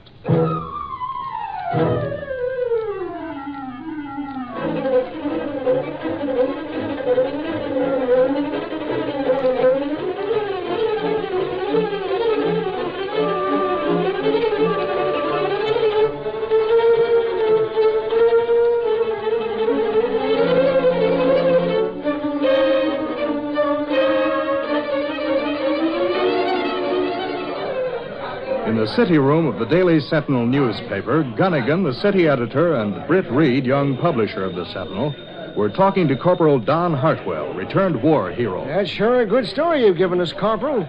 Even though you do say more about your buddies than you do about yourself. Well, any one of them would have done what I did if you'd had the chance, Mr. Gunnigan. I suppose your folks are mighty proud of you, Don. Well, they might be. Oh, my mother is. She's all the folks I have, Mr. Reed. Believe me, all that back pay I got will come in handy for her. It amounts to a good big lot of dough. Yes, you mentioned it in your story. What about your father, Corporal? Is he... Maybe Don would rather not discuss that guy. Oh, I don't mind, since I don't remember Dad very well. Mother never said so directly, but I've always understood that Dad died when I was a young kid. She never wanted to discuss it, though she did always tell me he was a swell guy. I'm sure he was, Don. I've often thought it'd be kind of nice to have a dad. Especially now when he could, pat me on the back and tell me what a good job I did. I guess I get sentimental thoughts once in a while, Mr. Reed. I understand that, Don. Oh, Mother said when I was little, Dad always called me Little Donnie. She always says Don. Of course, I'm not so little now. I'll say you are. That's right. Well, I guess I'll run along. Mom gets out of the war plant at 4:30, and I want to meet her at the gate. Well, we won't keep you then. Keep up the good work, Don. We're all proud of you. And I'm sure your dad would be, too, if he were here. Well, thanks, Mr. Reed. Thanks very much.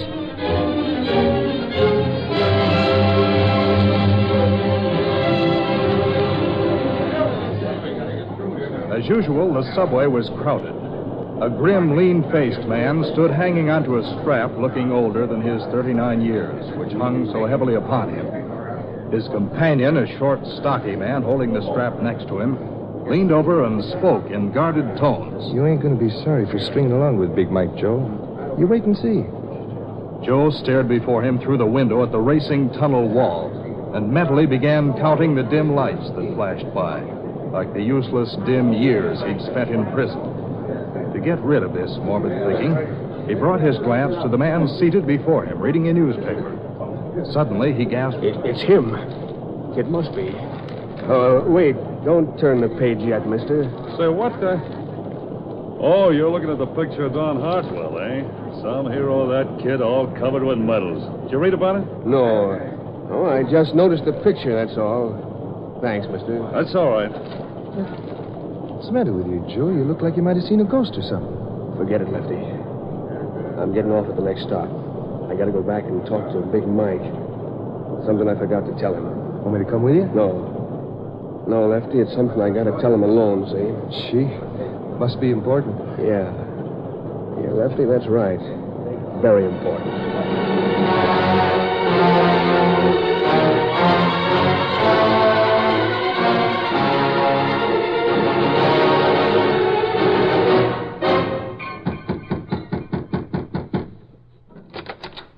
Well, Joe, I thought you went downtown with Lefty. That brings you back here. I gotta see you, Mike. It's important. Come in, then. Get it over with. Okay, Joe. What's on your mind? Think of another angle to use on tonight's job? It's all off, Mike. I'll keep my mouth shut, but I ain't gonna have any part in taking that warehouse payroll tonight. Is that so? Why? Look, Mike, I ain't said much about myself. But I'll tell you a little now, so you'll know my reason. A little over 15 years ago, I pulled my first and only job. I was about 23 then. Had a wife and kid.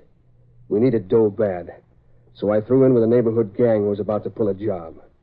Gas station holdup. Seems one of the guys slugged the owner a little too hard. He died. They caught a squealer, gave the cops my name. I didn't know about it, so I was sitting home with Mary when they came for me. Joe, I don't know how you did it, but this food you brought home is like a gift from heaven. Don ate so much he fell fast asleep. Poor little tyke. He sure ain't had much food lately. Don's eyes were popping when he saw it on the table. Yeah, I told you not to worry, Joe. I knew that if you hunted long enough, you'd be... Now, who on earth can that be? Wait. I'll go in the other room. Joe! What's the matter? Why do you want Nothing, to... only that Don't go in there, Joe. You'll wake Donnie. Okay. Okay, Mary. Go ahead, open the door. Joe Milton live here? Why, yes. Why? There he is, sitting in there at the table. Hey, you, Milton, we want you. Oh, no, there must be some mistake. Sorry, lady, we're taking him in. Oh, Joe. Joe. Look, can't you lugs wait right outside the door a minute? There's no other way out of here. I want to... Come on, let him say goodbye. We'll leave the door open so he don't pull up fast. Honey, I'm sorry. I didn't mean to get into trouble, but you and the kid... Our Donnie. Well, I couldn't stand to see you go hungry. Oh, Joe, poor Donnie. His father. Look, Mary, you got to forget about me, see? Go away to some other part of the city. Change your name. Tell Don... Tell the kid his old man's dead, Mary. Joe, how can you think I'd forget you or let Don forget you? Well, you're so crazy about him, and I couldn't forget you for 1 minute, Joe. Look, all that stuff about me being crazy about the kid's just a lot of baloney. If it wasn't for him, I wouldn't have been in this jam. You were always too good for me. We married too young. I was just sort of making a go of it. Well, because I thought I had to, see? Forget about me. Make him forget. That's the way I want it anyway. That love stuff's the bunk. Oh, Joe, you don't mean it. Yes, I do mean it. So when they send me up the river, it won't be any use coming up. I won't ever talk to you. Get yourself a divorce and forget the whole business. Make the kid forget about his father, see? Oh, Joe, I would have waited, but now I can't believe it. I can't. Oh. Mary, I had to do it. For the kid's sake. I had to lie to you. But I won't forget you and Donnie. If I'm in for a lifetime, I'll still feel the same about you. I could never love anything more than I do you and the kid. Our kid, Donnie. That's the way it was, Mike. She took her own name again. Hartwell. And I lost track and didn't hear any more about Mary and the kid till today. So you heard from them today, eh? Well, not exactly. I brought this up to show you. Look, that's my kid. I'd know him anywhere. Even if the name Don Hartwell wasn't there to prove it. I used to look just like that, Mike. Yeah. I can see a resemblance, all right. Well, that's why I come back. Donnie don't even know his old man's alive, I guess. But if he can be a hero, I can at least go straight. You see, Mike? I just couldn't go in on a crooked deal now. Not if I have to starve to death. You won't starve, Joe. Your cut from tonight's job will be pretty good. But, Mike, I just told you... And I'm just telling you that you are, and that's final. Now, wait a minute. When I say I'm not working a job, you ain't going to tell me that you're hard of hearing, Joe. This ought to convince you. Hey, put up that rod, Mike. Yeah. Okay, I will. Shooting might not be the answer, Joe. But I think this will make you see my way. What's that? This? This is a little note you left for me last night, Joe. Listen. I keysed the warehouse set up, and everything's all set for the payroll job. See you later.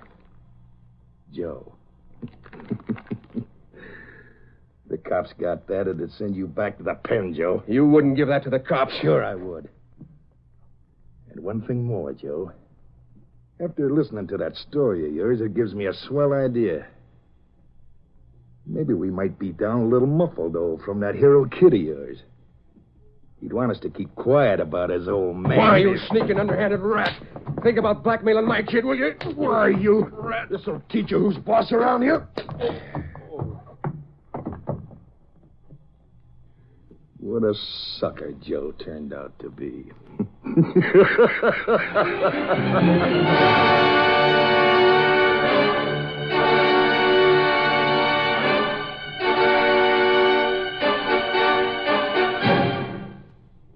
A short time later, Mike Axford, a Sentinel reporter, entered Britt Reed's private office.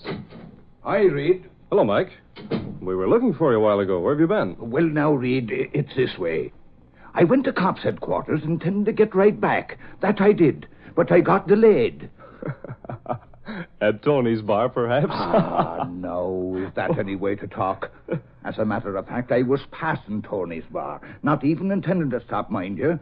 When just as I got in front of the place, the door opened, and they threw a guy out. That they did.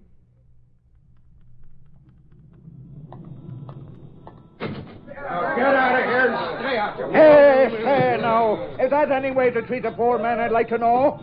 Are you hurt me, good man? Are you hurt? All right, all right. Oh, here, no, let me help you up. Here, come on now. Thanks there very you are. much. Threw me out for talking too much, that's what they did. Just talking. Sure. It's no way to treat customers, that it ain't. Talking about my little Donnie, that's all. Just about my little Donnie. Gotta go through with the job tonight. I gotta save him. They got the goods on me, making me go through with it. I gotta stop him from hurting my little... Here now, steady. I'm all right. Try to stay on your feet. Sure, and I'll call a cab and take you home. That I will. Now, just tell me where you live, and I'll have you there in a jiffy. That I will. So I took the drunk home, Reed. I couldn't leave him laying on the sidewalk. So that's why I was delayed. I had to go to 3rd and Water Street. He lived in a basement room there. And he had a picture of that war hero in his hand all the time. The one out of the Sentinel. I see. Well, Mike, I can't bawl you out for having a kind heart, I guess. You better go downstairs. Gunnigan's waiting. Sure, Reed. I'm on my way right now. Let's see. Had a picture of Don Hartwell in his hand. Talked about little Donnie. Spoke of being forced into some job or other. I wonder if... Yes, it's possible. Perhaps the Green Hornet could find out what it's all about.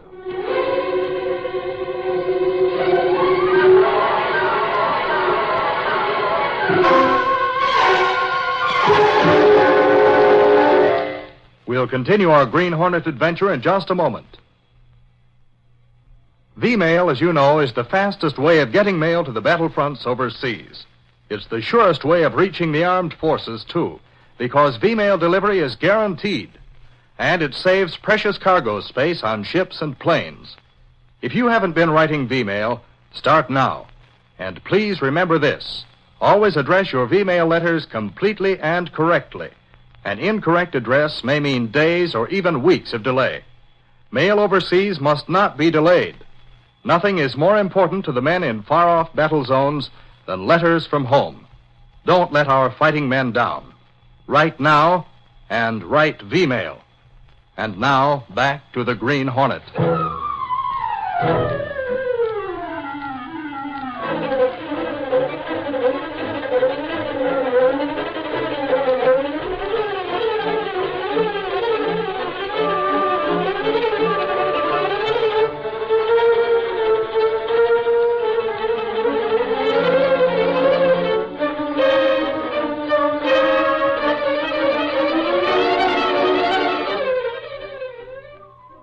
Early that evening, Britt Reed went to his apartment, where Cato, his Filipino valet, and the only person knowing his identity as the Green Hornet, was waiting. You say you'll not wait for dinner, Mr. Britt? No, Cato.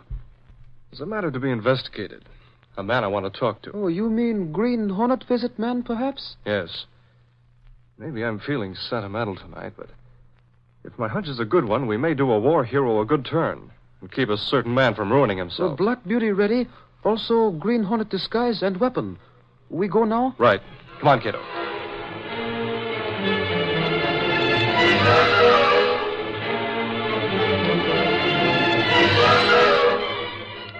Arriving in the vicinity of 3rd and Water Streets, Britt Reed left Cato to guard the Black Beauty, then made his way toward the basement room in which Joe Milton lived. 5 minutes later, the sinister figure of the Green Hornet stood looking down at the sleeping man. Then he reached out and shook Joe violently. Oh, all right. Hey, who lit the light? What? The Green Hornet. Right. I came here to talk to you. What do you want with me? Why do you... Oh, I'll bet Big Mike sent you. Yeah, that's it. So you're in on the payroll job, too. Maybe. I might know something about Donnie, too. Well, Hornet or no Hornet, if you and Big Mike think I'll let you blackmail my kid, you're crazy. If you didn't have a gun, I'd give you... Take it easy. Maybe we can make a deal. Yeah. What kind of a deal? Your friend Big Mike intends to pull a fast one on Don Hartwell, right? You know it as well as I do.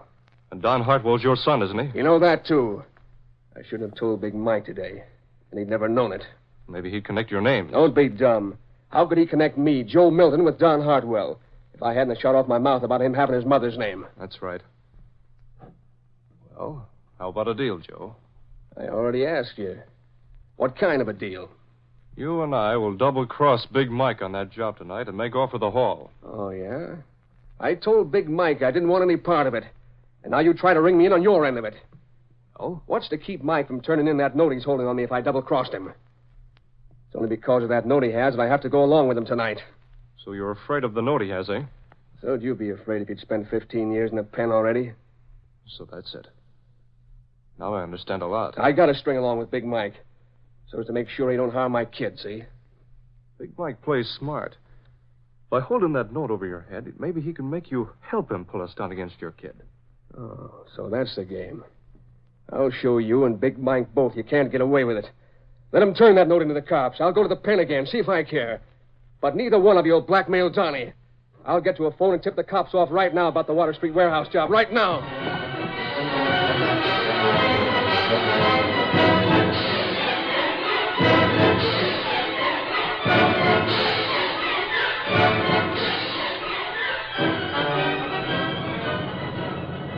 At that moment, Big Mike and Lefty turned their car into Water Street on the way to pick up Joe. You sure Joe's going to go through with it, Mike? I got a way of making sure, Lefty. Maybe we'll have time to go get... Hey, look. I just seen Joe going into that pool room running. Stop the car, quick. Wait here a minute, Lefty.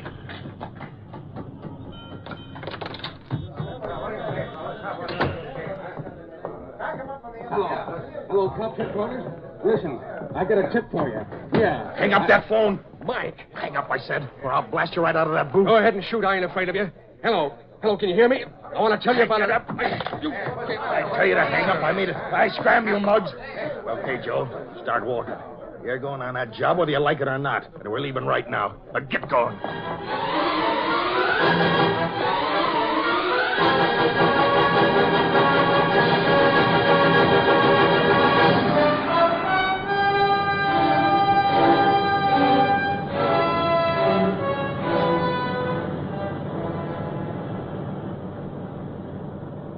Thought you'd double-cross us, huh, Joe? Guess my having that note didn't scare you enough. You're riding for plenty of trouble playing along with that Green Hornet. What's he talking about, Mike? Search me. What are you talking about, Joe? You want to know. You sent him to try me out, didn't you? I got away from him, see? You mean to say that Green Hornet came to your dump tonight? Who are you to be asking? You're the guy that sent him, like I said. Hey, Mike, what's a big idea? It's all news to me, Lefty. Yeah? And how'd he know about the warehouse job and all? He knew about that? That's what I said. Yeah. Sets me thinking. Yeah. Maybe he'll come snooping around there, too. That makes it all the better. We can blame the job on him and say that Joe here was working with him, eh, Lefty? Yeah, it's a good idea. What difference will it make what you say now? Well, you see, Joe, it'll make it all the stronger when we go to deal with that kid of yours. When we tell him his old man's been working with a Hornet,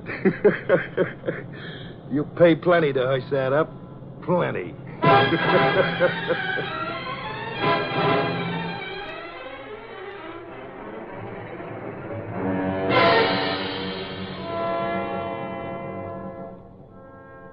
Within a short time, Mike, with his gun pressed suggestively in Joe's back, stood before the office door of the warehouse in the shadows. Soon Lefty, who had entered a small side window, unlocked the door from the inside. Come on in. Be quick about it. You heard him, Joe. Get moving. You know, Joe, I've been thinking. I had to drag you away from that phone back there. You weren't afraid of my rod, seemed like.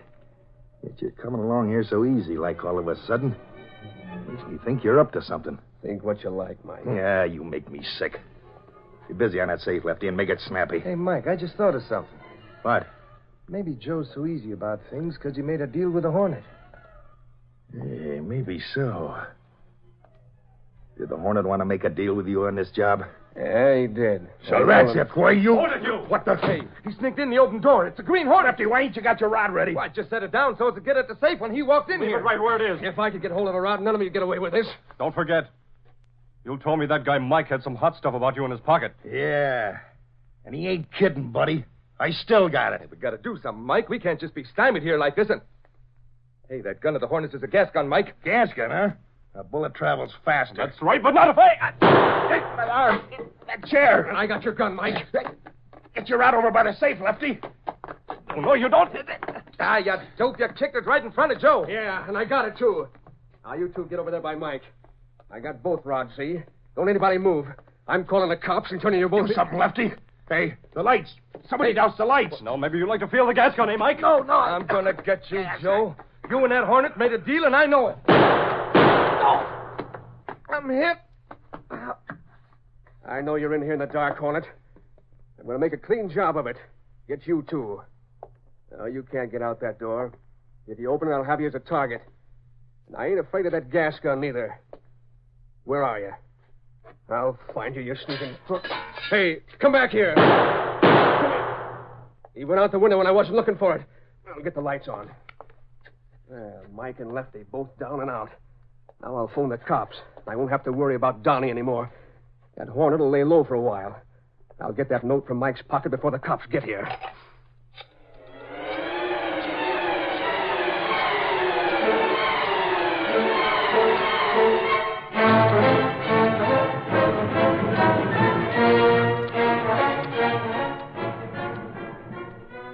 Later that night, Axford, with a look of expectancy on his face, sat in the basement room talking to Joe Milton. And it's too bad you won't let the Daily Sentinel print that story, Joe, about, well, you know. Sure, and when I told me boss Reed over the phone, he said, Mikey, that's a whale of a story. But if Joe Milton doesn't want the facts printed about his being Hartwell's dad, then we won't print them, says he. It's better that the kid don't know nothing about me. Jail record and all. Ah, sure, now you're a hero too, Joe. That you are. Even the cops say so. So there. Wait. Somebody's coming. Now, take it easy. I'll open the door. Cato, did Mr. Reed come with you? Mr. Britt very busy at office. Say, you be here. I had to bring them here in Mr. Britt's car. Where is he, sir? Come on in, son. Both of you. Hey, what? Dad. Wait. You shouldn't have come. Who told you that I was... Oh, Donnie, boy. My little Donnie. Yeah, Dad. I'm Donnie, all right. And look, Dad, here's Mom. Mary. I never hoped that you'd ever want to... Well, I didn't mean what I said when I... I know, Joe, dear. I've been waiting and hoping you'd come back someday. We need you, Joe. Don. Our Donnie and I. I don't know how this all came about. Who told you about me, Donnie? Sure. 'Twas myself planned it all, with me boss, Britt Reed. You said not to mention it in the Sentinel, but you didn't say not to talk about it. Joe's a hero too, Don. That he is. This very night. Well, Donnie, I gotta tell you, my past ain't much for a war hero like you to be proud of. Maybe when you're here... Now, skip it, Dad.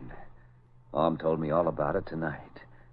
One thing we GIs learned over there is that it doesn't matter what a guy did in the past. It's what he does and the way he does it now that counts and makes the heroes. I'll be mighty proud of you, Dad. Honest. I'm proud of you, Donnie. You've sure done a good job over there, son. Oh, gee, Dad. That pat on the back and those words coming from you mean more to me than all the decorations they could give me. Thanks, Donnie. If it hadn't been for the Hornet making a couple of bad plays that put those guns in front of me, all this wouldn't have come about. In a way, I guess I ought to thank the Green Hornet. Though he'll never know how happy we all are because of his slip-up.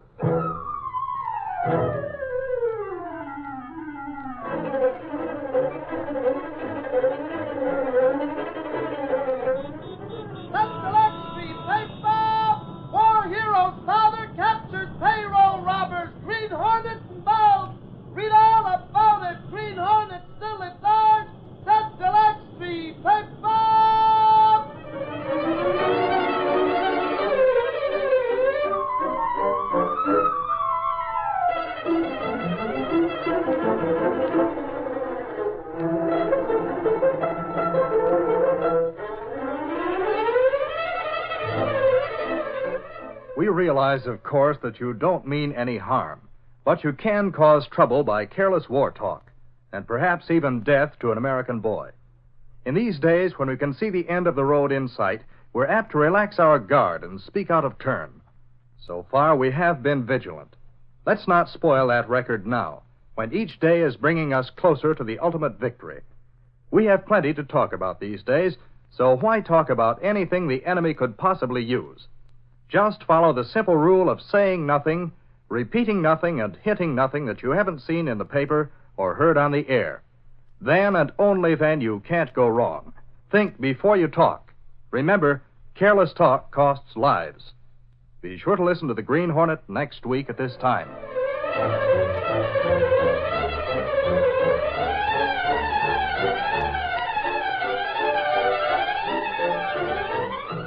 These copyrighted dramas originate in the studios of WXYZ Detroit. All characters, names, places, and incidents are fictitious. Henry Stambaugh speaking. This is the Blue Network.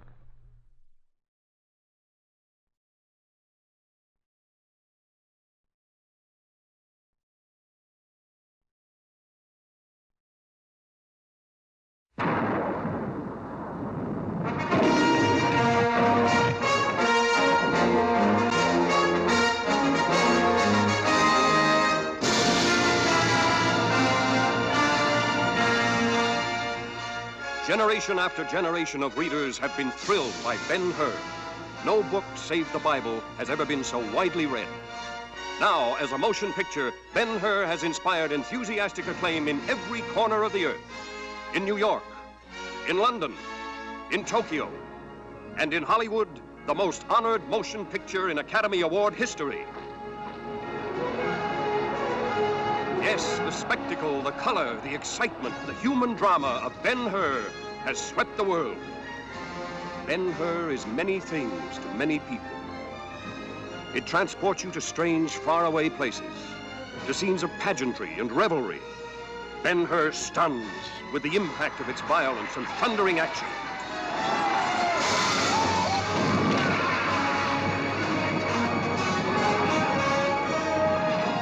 Yet, it can lift your spirit to the skies.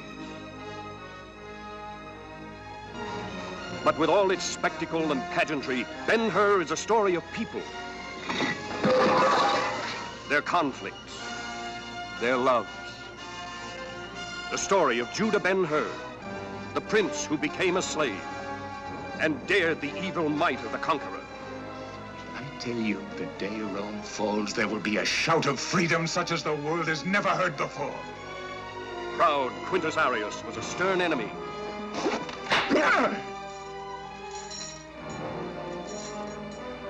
Why did you save me?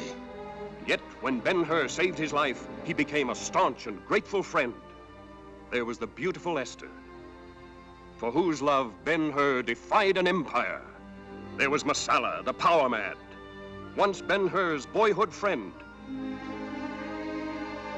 now his deadliest enemy. You kill me and your mother and sister will die today. And there was the lusty Sheik Ilderin, ruler of a wild, exotic land. One wife, one God. That I can understand, but one wife that is not civilized. It is not generous. All that you have read about Ben-Hur, all that you have heard about Ben-Hur, is surpassed by the actuality.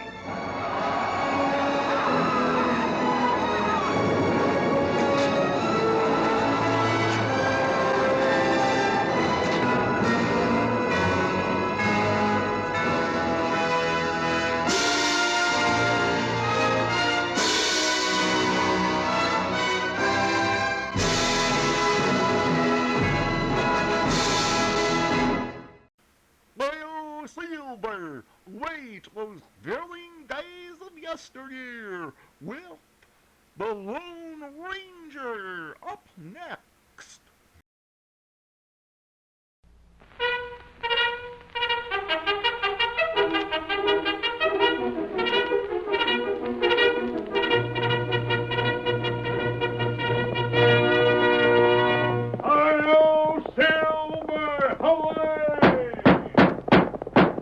A fiery horse for the speed of light, a cloud of dust, and a hearty Hi-Yo Silver, the Lone Ranger.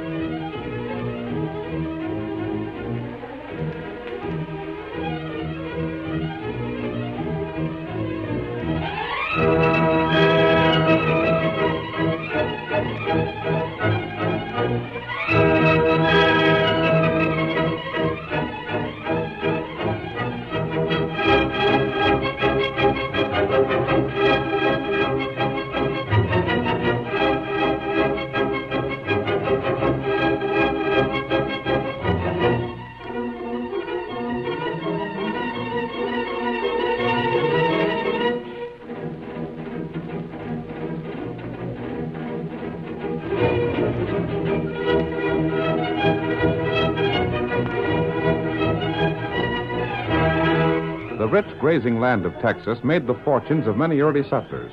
But as the cattle industry flourished, cattle rustling kept pace with it. The local sheriffs were unable to control the outlaws of the range country, and no man's property was safe until the masked rider of the plains started his great fight against crime and criminals. Return with us now to those thrilling days when the West was young. From out of the past come the thundering hoofbeats of the great horse Silver. The Lone Ranger rides again. Come on, Silver! We're heading for the Hilton spread! Hi-yo, Silver! Away!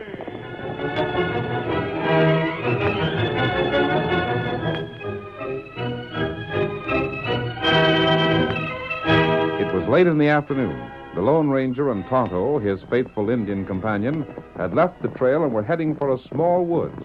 That looks like a good place to camp for the night, Tonto. Plenty cover. And out of the way. Come on, Silver. Hit 'em up, Scout.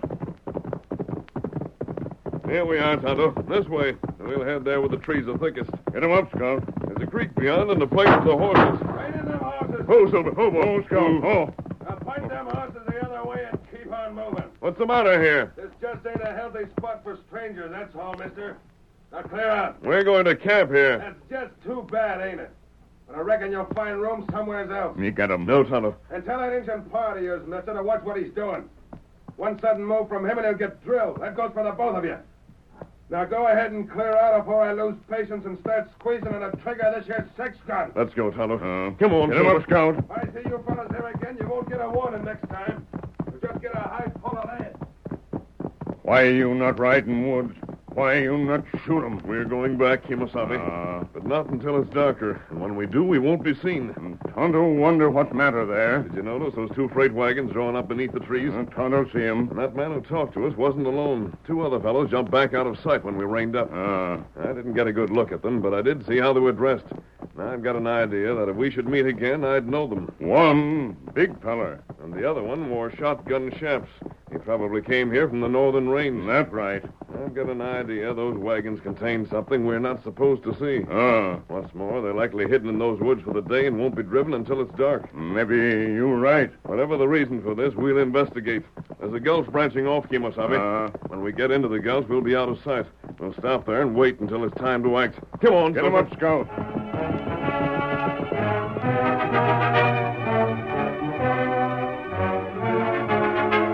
Some miles distant from the woods where the Lone Ranger and Tonto had sighted the mysterious wagons was Glenn Hilton's rocking 8 spread. It was the following noon that Glenn, accompanied by his foreman, Brad Roberts, reined in before his home. Whoa. Brad, I'm going inside. You call all the boys to the bunkhouse and tell them my orders are to shoot them skunks on sight. I'll tell them. Wyoming, unsaddle my horse and turn him into the corral. Sure, boss. There been more trouble? Plenty. Brad will tell you about it. When you unsaddle the boss's horse, Wyoming, tell all the boys I want to see you. Pa, there's a man here. The rotten crooks, the murdering, thieving, slaughtering polecats. If I ever lay Pa. hand... Huh? Oh, excuse me, Bess. I'm so doggone riled, I reckon I was talking to myself. I said there's a man here. Mr. Corey. He come to see you. How are you, Hilton? No, it's you, is it? You don't sound glad to see me. Sit down. Today I wouldn't be glad to see nobody. I'm so blasted mad I could show up wildcats. I ain't never been so mad afore, and if I got any madder, I'd bust. Just once I'd like to get my hands on them sneaking varmints. So help me, just once. And by thunder, I'd take their hides off them. There's been more? 100 head of prime cattle gone. 100, count them. At the rate they're going, a month from now, I'll be able to graze what cows are left on an acre of ground. And there wouldn't have to be no grass left on it neither. I don't see why rustlers would risk their neck for cattle with beef the price 'tis. They ain't rustlers. They're murdering skinners. Skinners? What? Corey, you know what the varmints are doing? You said they stole 100 head? Never said no such thing. They ain't after beef, they're after hides. Sometime between yesterday and this morning, they shot down 100 head of cattle, skinned them on the spot, and made over the hides, leaving the carcasses for the buzzards. You don't see. How in blazes is a fella to get after crooks like them? You can't trail them like maybe you could if they made off with the cattle. Likely they got pack horses with them to carry the hides. And with nothing but horses to worry about, it ain't no chore at all for them to cover their sign. This has happened before? Half a dozen times. Pa, the boys will find him one of these days. You wait and see. That's what I'm hoping. But even so... Yes? I reckon, honey, you savvy things would be pretty tough just now, even without these crooks operating. I know, Pa. And if it's school you're thinking of... Best girl, I can't even promise that I can send you east next year. I don't know. First, the market for beef going to smash. Then my cows being slaughtered and skinned and... There now, Pa. It's all right. Why, I never wanted to go east to school anyhow. That is, not extra special. Sure, In fact, Hilton, the best thing you could do would be to accept the offer I made the last time I was here. You trying to buy me out again? What else can you do but sell? Well, next season the market will be better. You can't be certain. I'm willing to gamble on it. And if you were certain, what would it good it do you if you had no cows left to sell? If I could just lay my hands on them crooks. You don't seem to be having much luck. You admitted this ain't the first time they struck. Yeah. Why don't you be sensible? Get out from under while you can. Well, you ain't made me a decent offer yet. $5,000. For a spread that's worth $50,000? Who'd give you that? When times pick up... And I still say, when times pick up, you're likely to have lost all your cattle. No, Hilton, you ain't got much choice. I happen to know you owe back wages to your men right now. How are you going to pay them through the winter? What are you going to live on? You ask for a loan, what bank would give it to you under the circumstances? You're stopped at every turn. How come you're so darn anxious to get my spread? Ain't that ranch of yours over to Longhorn City enough for you? You can always use more land. At a price that's the same as stealing. Business is business, Hilton. I'll admit this place is a bargain at $5,000. On the other hand, you must get money. And I'm the only man in this part of the state with cash to spare, so What are you going to do? I'm going to hang on. Good for you, Pa. That's your last word? It is. Well, then, I'll be getting on. Change your mind, I'm staying in town. Longhorn City? Not at present. It's too far from here. I've got an idea you'll be wanting to get in touch with me. I'll be in Dawson. Good day, Hilton. Afternoon, miss. Good day. Remember, I'll be in Dawson. Blast him. He can stay in town till the whole state of Texas freezes over before I deal with him. But you will deal with him. Mask. A crook. Where'd you come from? How'd you get in here? I came in the back way. Keep your hand from that gun, Hilton. I'm not here to harm you. You better get out, mister. You couldn't have got in here without some of the boys seeing you in that mask. They're all in the bunkhouse. But I looked inside, and I saw something that'll interest the both of you. What are you talking about? Your cattle have been killed for the hide. You're one of the crooks that done it. You must be. That's it, sure. I'm not one of them, but at least two of your men are. Who? I don't know their names, but I can describe them. It's some trick. Go on, describe them. One is a heavy-set fellow with a red face and rough black whiskers. His eyes are close together, and he squints. Why, that's Hank. The other man is younger. He's the only man I noticed in your bunkhouse wearing shotgun chaps. The type of chaps worn by cowboys from the north. Wyoming. Hank and Wyoming, huh? I'll remember those names. You think I'm swallowing this? I believe you will. You must think I'm loco. Don't let my mask mislead you. Think back, Hilton. You've got a cousin, Dade Follett. He got in trouble with the law about a year ago. Someone helped him out. It's likely he told you about it. But you couldn't be... Couldn't be what? For the Lone Ranger. Hey, I wonder. Stranger, what color's your horse? White. What's his name? His name is Silver. Silver? If you're the Lone Ranger, you won't have no objections to my looking at one of your guns. Here you are. Now, let me see. Bess, look at here. This here gun's loaded with silver bullets. I see. You believe me now? I ain't saying yes or no. But if you got something to tell me, I'll listen. Now, what's this about Hank and Wyoming? What reason you got for saying what you did? Yesterday, Tonto and I saw two wagons in a wood south of here. A man warned us away. Two other men tried to keep out of sight. They were the two you just named. But what about them wagons? We went to the woods that night. Hank and Wyoming were gone, but the wagons were guarded by several other men besides the one we'd spoken to. Yeah? We couldn't get close without giving ourselves away, but we saw enough to indicate those wagons were loaded with hides. Leaping hop-toads. Bess, get me my spare gun. I'm going out there at the bunkhouse and rout out Hank. No, but you've only my word for their guilt. Besides, those men are working for someone else, and I suspect who that person is. You do? I won't name him now. Not until Tonto and I have made sure. Then we'll see you get all the evidence against him you need. How long will that take? I can't say, but in the meantime, you're to do two things. Yeah? What's the value of the beef you've had killed? It won't come to a penny under $2,000. Then get in touch with the fellow who was just here. Offer him an option on your place for $2,000. If at the end of a month you decide not to sell or he decides not to buy, you'll give him the money back. If you do sell, he can get title for $3,000 more. I don't savvy this. You will. Now, how many of your men can you trust? Trust? We know Hank and Wyoming are stealing from you. They may have Confederates. We'll need the help of some of your men, and they must be men who can be depended on. Well, Brad will know which ones to choose. Brad? My foreman. You're sure of him? Well, he's been with me for 10 years. Good. Send for him now. Tell him he's to pick out a half a dozen fellows he's certain are loyal. I'll do that. Bess, you heard the masked man. Go outside and call Brad in. All right, Pa. Don't mention that I'm here, and see that he comes alone. All right. Stranger? Yes? Any objections to my making a guess? A guess? About the fella you say is behind all this crookedness. Go ahead. I'm betting it's that fella Corey. Right? That's the man I suspect, Hilton.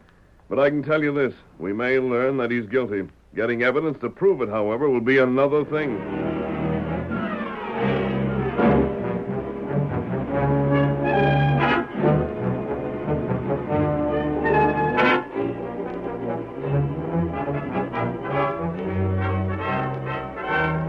Brad, summoned to the ranch house, listened to the Lone Ranger and Hilton, then returned to the crew in his charge. Strangely enough, he repeated what had been said to the entire group. Even Hank and Wyoming were present. When Brad finished, they roared with laughter. That's rich. Brad, imagine the boss and that masked fella asking you to help trap the fellas taking them hides. That's the best thing I ever heard. It was all I could do to keep them busted out laughing in their faces. And the masked hombre stood right there and told his scheme, huh? Sure, why not? The boss guaranteed I was all right, didn't he? What was his scheme? Was it a good one? Well, the funny part of it is, fellas, if I really was on their side like the boss figures, It might turn the trick. Yeah? It ain't much to it, but it'd work all right. You ain't said yet what it was. Shucks. They're gonna fix it so's it looks real easy to kill one special herd of cows and get the hides. But while that's being done, the masked fella and the boss, with the sheriff and me and the fellas I'm to pick out, will be waiting and watching. I get it. Then they jumps out and arrests us, huh? Sure. That sort of puts you in a fix, though, don't it, Brad? Why? Well, you're supposed to help. Sure, I'll help. I'm going to have half a dozen of you fellas along with me, too. I don't savvy. Me neither. I don't see how Now, you... just listen a second. Corey ain't going to get mad if something should happen to Hilton, is he? That'd just make it easier to get the place from the girl, seeing that she'd own it then. Uh-huh, that's so. As for the sheriff and the masked fella, they're both mixed up in our business. And they'd be a lot safer if they was out of the way. But how you going to do all that? Easy as falling off a log. Me and the fellas I pick out will be 7 of their 3. The rest you go after the herd. Then when them 3 tries to make trouble, we'll take over and finish 'em off. Sounds good. That ain't going to be no sense to explain them 3 killings, though. Why won't it? We'll just say we was jumped by the fellows that was after the hides, and the boss and the other 2 got killed in the fight. Sure. Turning their own scheme against them, huh? Right. And, boys, this is a job Corey will pay high for. The curtain falls on the first act of our Lone Ranger drama. Before the next exciting scenes, please permit us to pause for just a few moments.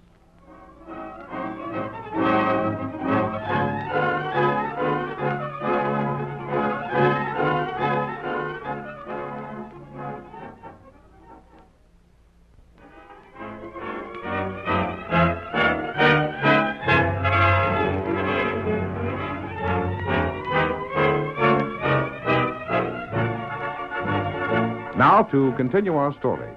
The Lone Ranger, trusting Glenn Hilton's judgment, did not suspect that Brad, the man they had chosen to help them, was plotting their death. After Brad's departure, the masked man remained to question Hilton further, then left the house and rejoined Tonto.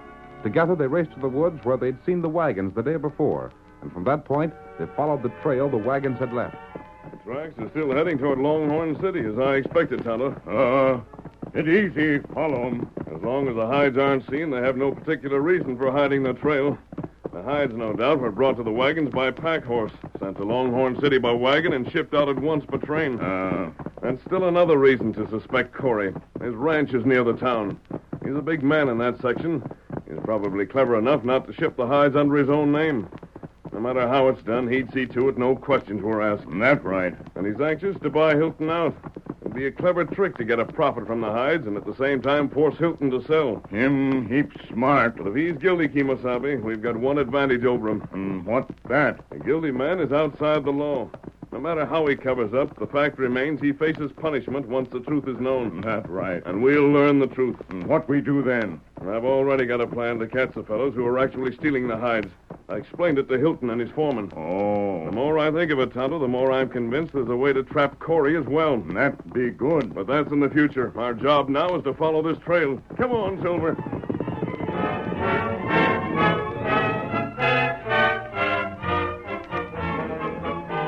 While the Lone Ranger and Tonto followed the trail to Longhorn City, Hilton took the masked man's advice and rode to Dawson to find Corey.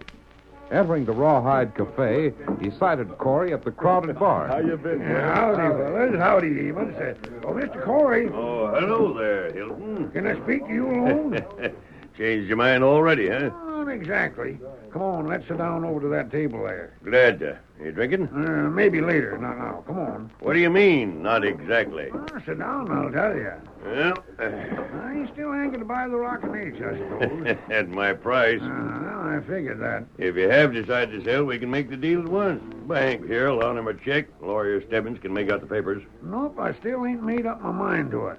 I got a different proposition. Yeah? An option, sort of. Oh. At leastwise, I guess that's the name for it. I don't know that I'm interested. What are the terms of it? You pay me $2,000. What? Just hold on. He asked me to tell you. Yeah, all right. You pay me $2,000 in cash, and I give you my promise I won't sell to nobody else inside of a month. That's to give me time to make up my mind for sure. When the month's up, if I don't want to sell, you get your cash back. And if you will? Then you just hand me another $3,000 and the whole thing's yours. Very interesting, but what do I get out of it? Huh? A man who buys an option usually gets the right to buy within a certain period. According to this proposition, all I get is a promise from you that the rocking H won't be sold to anybody else. There it is. You can take it or leave it. And then I'm leaving it. Of course, you savvy, I ain't never cottoned to you very much, Corey. What if you haven't? Well, you see, if you won't give me cash for the option, like I said, I might get just mad enough to sell out to somebody else. Yeah? You acquainted with anyone around here with $5,000 to spare? I thought we went over all that before. Uh-huh. But maybe I forgot to mention that to the right party, I might sell out for just $1,000 or $2,000. I reckon there's folks in the neighborhood that can lay their hands on that much cash without no trouble. You do a fool thing like that? Sure I would. I'd heap rather sell out for next to nothing to a friend and give a fellow I don't like a chance to make a profit off of me. You old fool. Well, reckon that settles it then. Sorry. Now, sit down. Huh? You changed your mind? I said sit down. Just as you say. I want to know a little more about this. If I give you $2,000, how'd I know you wouldn't pocket it and tell me to go to blazes at the end of the month? Now, that wouldn't hardly pay me, would it? But it can be put in the paper that if I won't sell, I got to return the cash in front of witnesses. Lawyer Stebbins can write that in, I guess. Well? I'll do it. Fine and dandy. Now you get the cash. I'll drive around with it in a day or so. Nope. You just got through saying the bank can pay out more than twice that willing. You can give me the $2,000 now. Stebbins just went to his office, and the bank ain't closed yet. Seems to me there's something funny about this. Look here, Corey. You ever hear of me telling something that wasn't true? No, I'll give you credit for that. Then I give you my solemn word. If there is something funny in this deal, I don't know about it. Very well, then. Let's go. We'll see Stebbins first.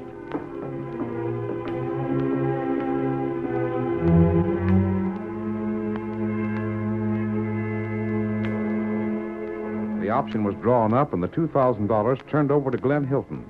But 3 weeks after the date of this transaction, the rancher had received no further word from the masked man. Another raid had occurred in the interval. More cattle were slaughtered and more hides stolen. After the evening meal one night, Glenn confessed his misgivings to his daughter. Gosh, Bess, I don't know what to make of it. I thought for sure we'd hear from that masked feller by this time. Well, maybe he wasn't. Hilton. Pa, it's him. Gosh, mister, where you been? I couldn't get here sooner. Tonto and I had a lot of work to do. We've been busy every minute. Yeah, doing what? There's no time to explain. Where's your foreman? We've got to get started. Huh? Now? You've had that herd I spoke of sent to Lost Valley? Me and Brad heard them there ourselves. The men stealing those hides will think that a perfect place for the work. Get Brad and see that Hank and Wyoming hear about the herd being up there. I'll do that. But where's Tonto? I left him in Dawson. We stopped in there to get the sheriff. He'll cut across country and meet us on the way. But why couldn't Tonto come with you? Because, Hilton, at a certain time, he's taking a message to Corey. Now, hurry. There's no time for talking. You bet. Brad, come here. I want to see you. Mister, you're sure you'll catch those crooks? There's another train scheduled to leave Longhorn City in 3 days. If they don't act tonight, they never will.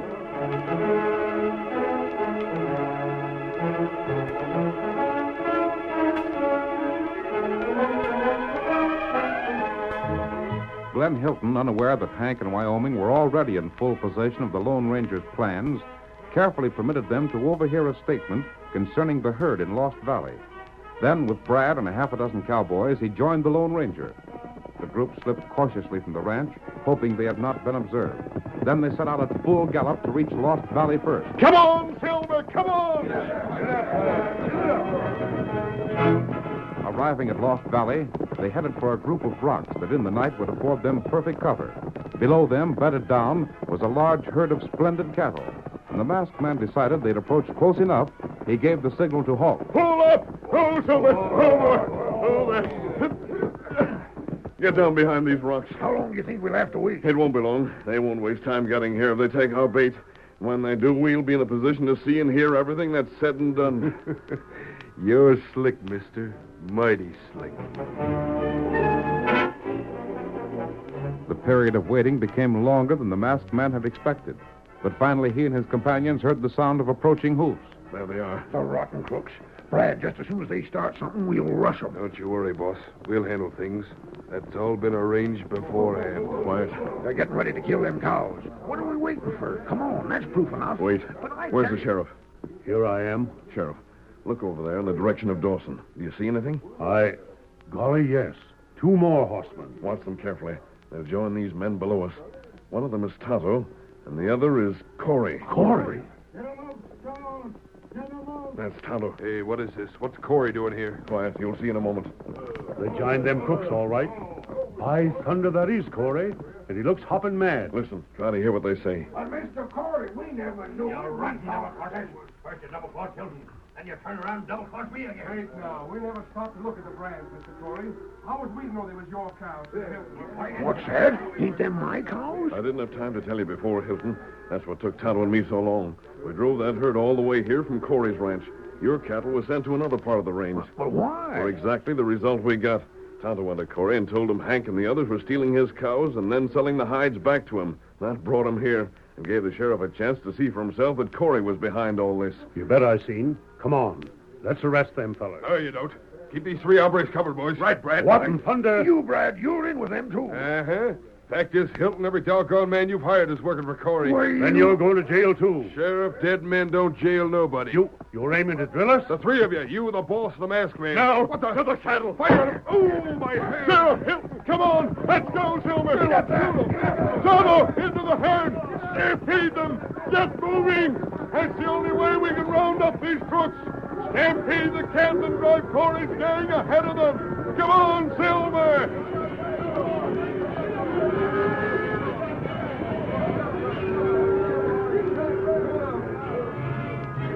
Sending Silver at the herd with the sheriff and Hilton following, the masked man aroused the frightened animals, brought them blundering to their feet, heading them about and drove them in a terror-stricken mass at Corey and his Confederates. The outlaws, unprepared for the masked man's lightning maneuver, had no more than time enough to leap into their saddles and race before the maddening herd.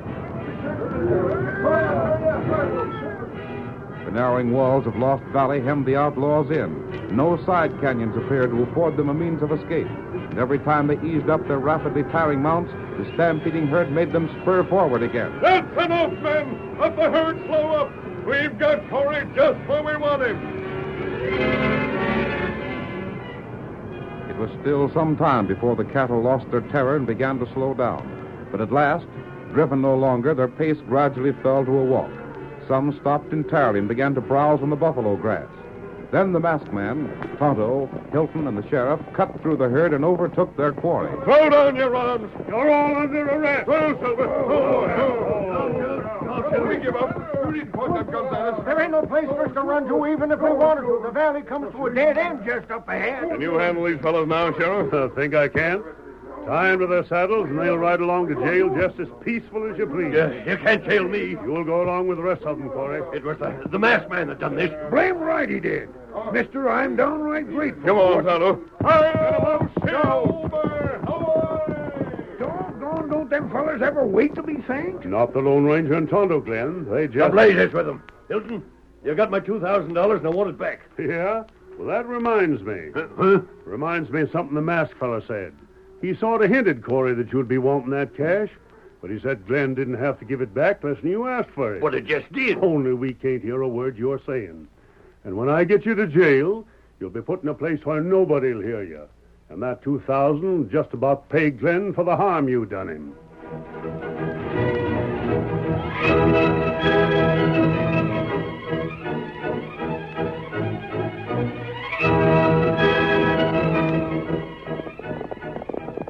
Come on, Silver, old boy! Nora Stevens is looking for her brother. We'll help her find him. How, Silver! Away!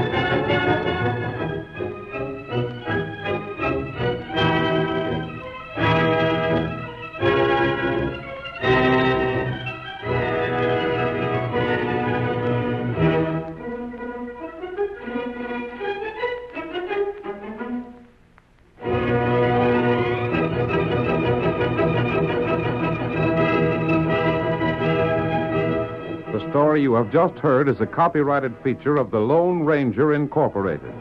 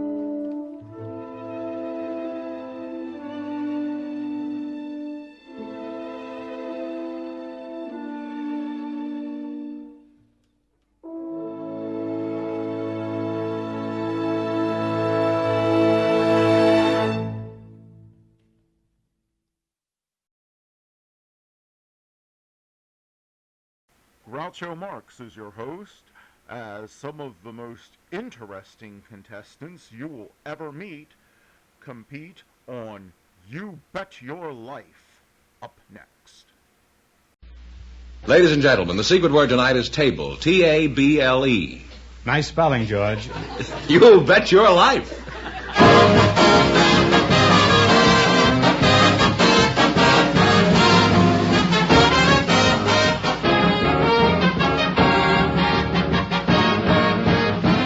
It's Groucho Marx in You Bet Your Life, the comedy quiz series produced and transcribed from Hollywood and brought to you by the more than 3,000 DeSoto Plymouth dealers. The dealers who bring you America's most talked-about car, the distinguished 1953 DeSoto and the exciting Plymouth. See them both at your DeSoto Plymouth dealers. And now, here he is, the one, the only... Now, where have I heard that name before? Oh, that's me!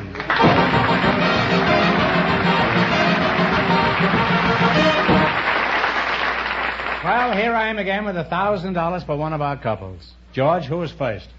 Groucho, we invited some Chinese girls to our program tonight, and just before we went on the air, our studio audience selected Mrs. Jenny Lee Wong. Her partner's grandfather, Mr. Jesse J. Gilbert. So, folks, would you please come in and meet Groucho Marx? Welcome to You Bet Your Life. Say the secret word and you'll divide $100. It's a common word, something you see every day. Jesse Gilbert, huh? What's the Jesse J. Gilbert, huh? What does the J stand for, Jesse? Don't tell me you're Jesse James, huh? Jesse James Gilbert. Jesse James, really? Why did your folks call you Jesse James? Did your old man take one look at you and holler we was robbed? No, I adopted the name myself when I was 7 years of age. You admired this crook, huh? Exactly. Has it done you any good being associated with Jesse James? Well, it hasn't done me any harm. Well, we came out even on that one, Jesse. Mr. G, would you mind telling us where you were born? Not only where, but when, while we're at it. Well, I was born 71 years ago on the top floor of a 6-story tenement in New York City. Is that so? You don't look it. You look like you were born in Philadelphia. Jenny Lee Wong. Miss Wang, whereabouts in China were you born? I was born in Canton, Shakai, China. I came here when I was 3 years old. You were born in Canton? I thought that was in Ohio. No, there's a Canton in China, too. Do you have a job, Jenny? Yes, I do. What do you do? I work at Manjin Lo Restaurant in New Chinatown. Would you say your restaurant is a real good Chinese restaurant? I would say it's the best in the United States.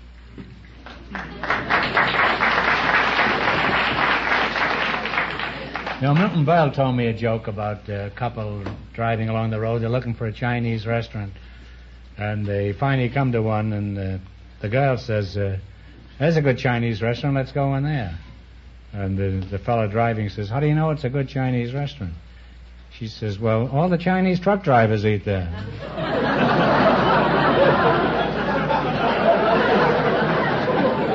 Well, that's what he told me.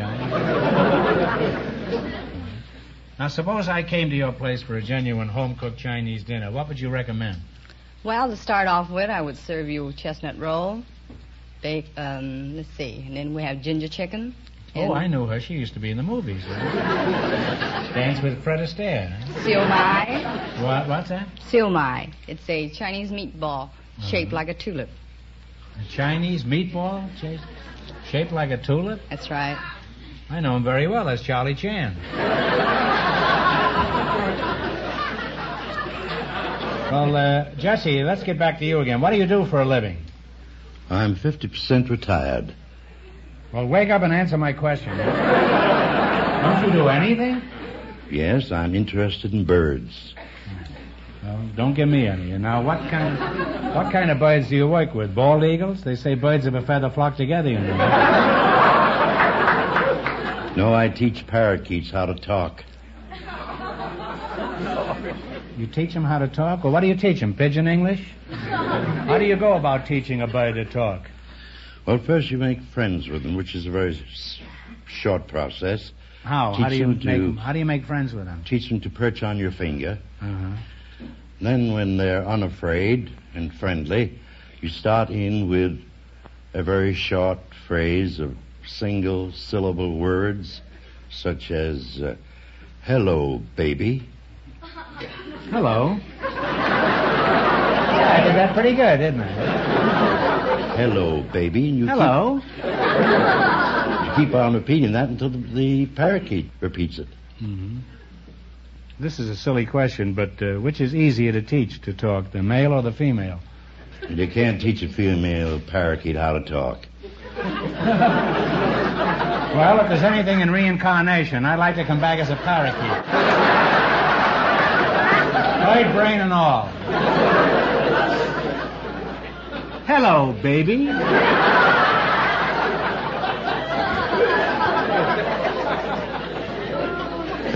Jesse, have you always been an elocution teacher for parakeets? No, I was once a motion picture producer in Hollywood.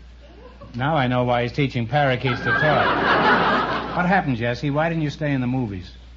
Well, when sound came in, I hadn't any foresight. I didn't think there was much of a future to talking pictures. I didn't think they would last.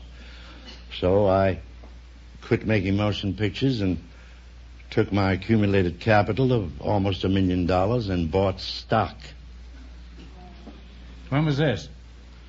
Just before the crash in 1929. What did the broker say to you? Hello, baby.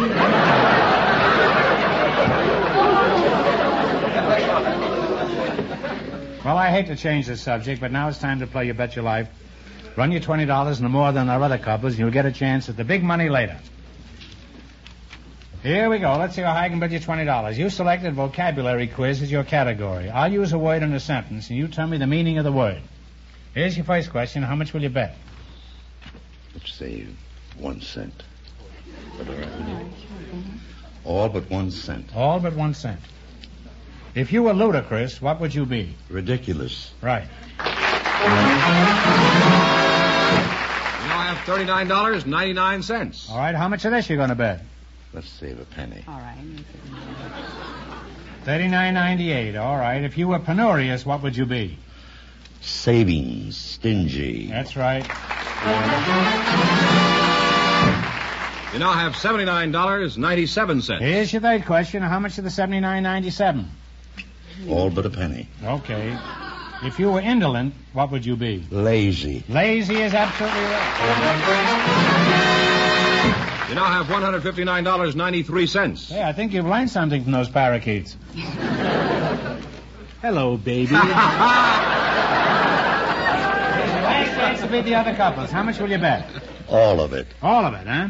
Right. Have you consulted it with Is that quite Miss all right? Blom over here? Quite all right. All right. If you were taciturn, what would you be? Quiet. Silent, Reticent. reserved. That's good enough for me. And you wind up with $319.86. Thanks and good luck from the DeSoto Plymouth dealer. Thank you.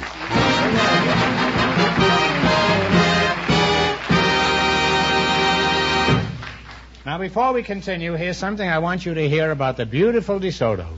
Friends, I'd like to tell you about a few of the most talked about features in the distinguished DeSoto. First, there's DeSoto's Tiptoe hydraulic shift that lets you drive without shifting. Just turn the key to start, step on the gas, and you go from low to high in one fluid sweep of power. And DeSoto's full-time power steering makes steering as easy as dialing a telephone. It works for you all of the time, not just some of the time. DeSoto full-time power steering literally takes all of the work out of driving and parking.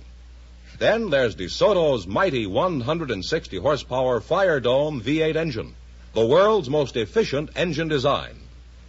You can release a tremendous surge of power with just a touch of your toe. And best of all, this mighty DeSoto Fire Dome engine burns regular gas. There's no need for expensive premium gas. These DeSoto features are a few of many that have set a new standard in driving pleasure for millions of Americans. Put yourself behind the wheel of a DeSoto Fire Dome 8 or a brilliant PowerMaster 6. Remember, both great cars let you drive without shifting. Make a date now to drive the world's finest car by the distinguished new DeSoto. And remember, the dealers who sell the distinguished DeSoto also sell the beautiful Plymouth, first truly balanced car in the low-price field.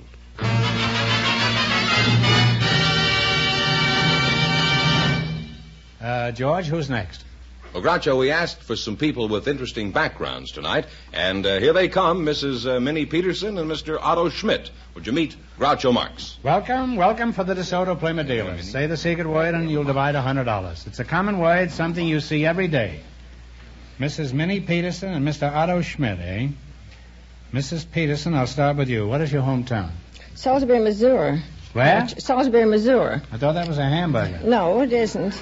That's right on the Wabash Railroad. Oh, you were born on the railroad? No, just off the railroad. Oh. I'm just trying to keep track of you, that's all.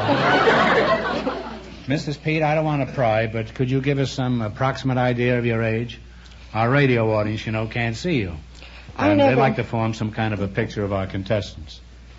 I never tell that, but being as it's you, I'm knocking at the door of 70. Well, how many times? How many times have you knocked, Petey? I'm just getting ready. What do you do for excitement? Besides going around knocking on doors? I have plenty of excitement. I'm a co-publisher of a baseball scorebook, and I have a baseball team. You have a baseball team? Yes, a baseball team. Oh, what do you know about that? I'll just call you Casey, eh? Yes, just call me Casey. Well, what do you play for? Well, I don't play. You mean you quit already? No, I have a manager that handles the team. My son, Jack, handles the team for me. It's the Peterson Scoremaster. Oh. And we play semi-pro ball in the different diamonds around in Los Angeles. Or? No, hardball. Oh, no, hardball. Oh. You wouldn't condescend to softball? No, not softball. Not these boys. What do? You sit in the grandstand and I root have the to sit team in the home? grandstand. Uh-huh. They won't let me down in the dugout. I have to sit in the grandstand. But do you ever get into a discussion with the umpire? You know, what they call a rhubarb? Oh, yes, just about every time we play. What do? Jump out of the grandstand and get out? Oh, no, I just, like this and use my tongue. Is that very effective? Use my tongue. Oh. Well, you must have a long tongue. What is a long tongue? That's 2,200 pounds, isn't it? Just about. As opposed to a short tongue, which is 2,000. Mr. Otto Schmidt? Yes. That's you. Are you married? Yeah.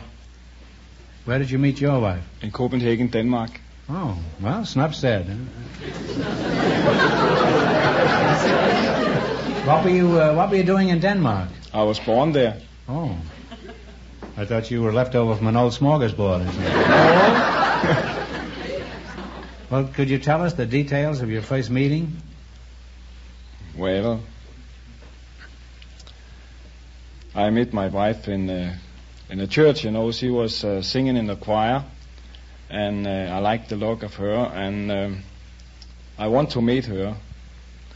So one evening I met her in the street, and she was down to buy some cake with a baker, and we talked together about 7 hours. In the street? Yes. You're lucky you weren't pinched for loitering. So what did you talk about for 7 hours?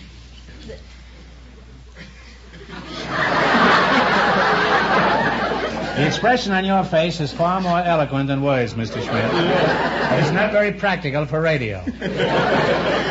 Well, time's up for small talk. Now let's get down to serious business. Right now you're going to play You Bet Your Life. All you have to do is run your $20 into more than our other couples. And you get a chance at the big money. The first couple leads with $319.86. And the secret word is table. Let's see how high I can bid you $20. You selected capital cities of European countries as your category. Now, here's your first question. How much will you bet? The whole thing. All of it? What is the capital city of Spain? Madrid. Madrid is correct. Off to a good start. You have $40. How much of the $40? All of it. All of it. All right. What is the capital city of Austria? Not Sydney. Austria. It's not Sydney. It's Austria is capital city of Austria. I knew it. Take a guess. I've forgotten it. Oh. One of the most famous cities in the world. Yes. Vienna. Oh, I'm sorry. Well, they've lost all their money, Groucho. Well, there's no use continuing this quiz, then. I'll give you one question, and if you get this right, you'll split $25. What kind of seafood do we get from an oyster bed? Oysters, I guess. Oysters are correct. Sorry you didn't win more. Thanks. Thanks and good luck from the DeSoto Plymouth dealers.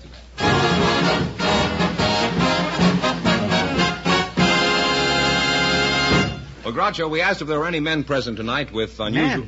Men, yes. How dreary. Men, especially with unusual occupations. And Dr. Hereward Carrington was chosen to be on the show. And his partner is a junior high school girl, Miss Anna Glom. So, folks, would you please come in and meet Groucho Marx. Welcome, youngsters, for the DeSoto Plymouth dealers.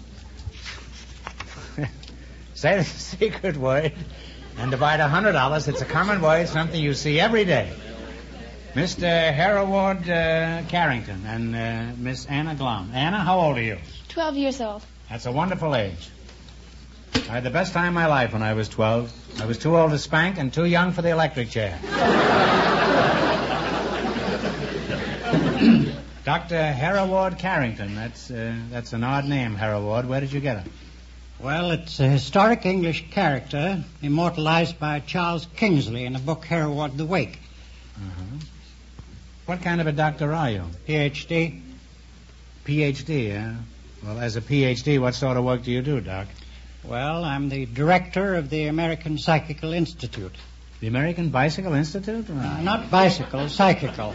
Although I realize that many people think we psychic investigators have wheels, but that's not necessarily the case. Well, it certainly put me in my place. Which is right on top of a bicycle. Well, tell us some more about the Psychical Institute.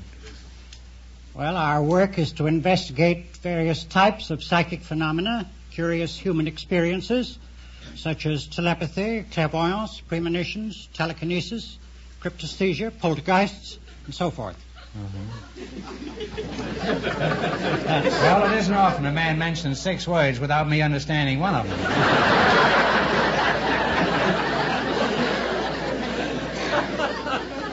You didn't bring an interpreter with you, did you, Doc? Well, the one on my right.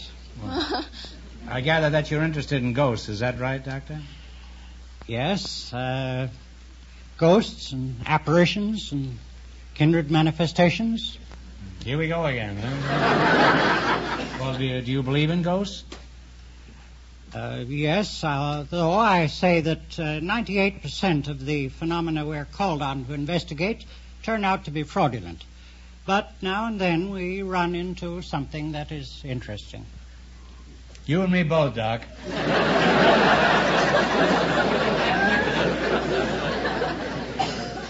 Tell us about some of your experiences. What is the most unusual adventure you've had in your work? Well, the most outstanding, striking I had was in connection with an Italian medium named Giuseppe Palladino. I had about 10 sittings in Naples and about 40 in New York. She would come into a room or a laboratory in a university, take her seat in front of a table, both hands... Wait a minute.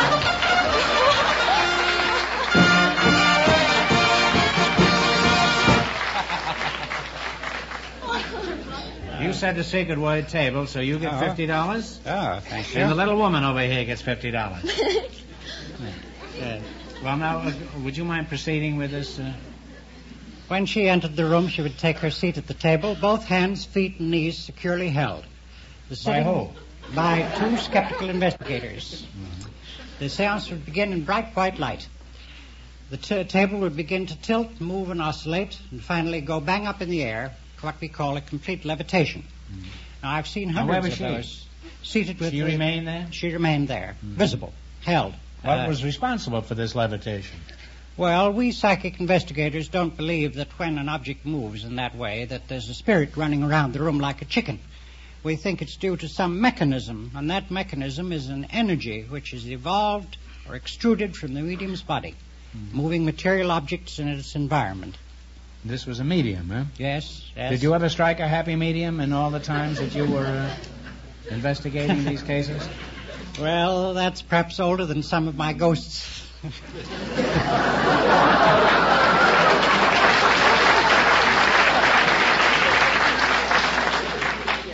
You realize there's a quiz coming later in which you might win some money. Now, Anna, have you been listening to all this talk about ghosts? Yes. Does it scare you any? A little. I sure wouldn't like to spend the night with a ghost in a haunted house. Do you have any hobbies like boys with ectoplasm growing out of their hair? Well, I am a member of the junior high players in Pacific Palisades. It's called the Pied Pipers. Oh. Well, where did you learn acting? Are you going to a drama school, or are you just in this... No, we learn by observing. Uh-huh. Well, you won't learn anything here tonight. Not unless you keep your eye on him, huh? What are some of the things you've learned about acting?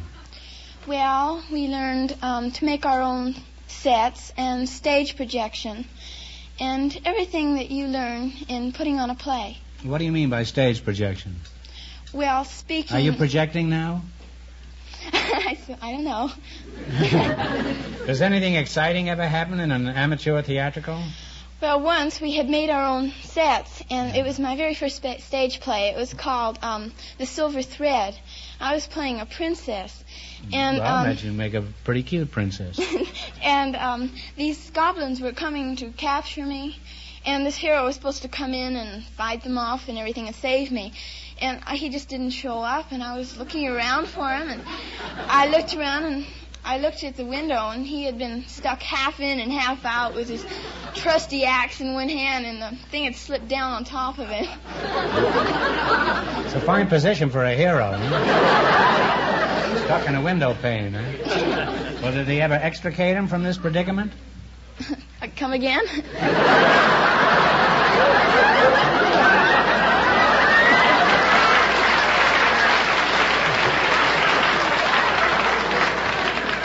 Anna, now you know how I felt when he was talking to me.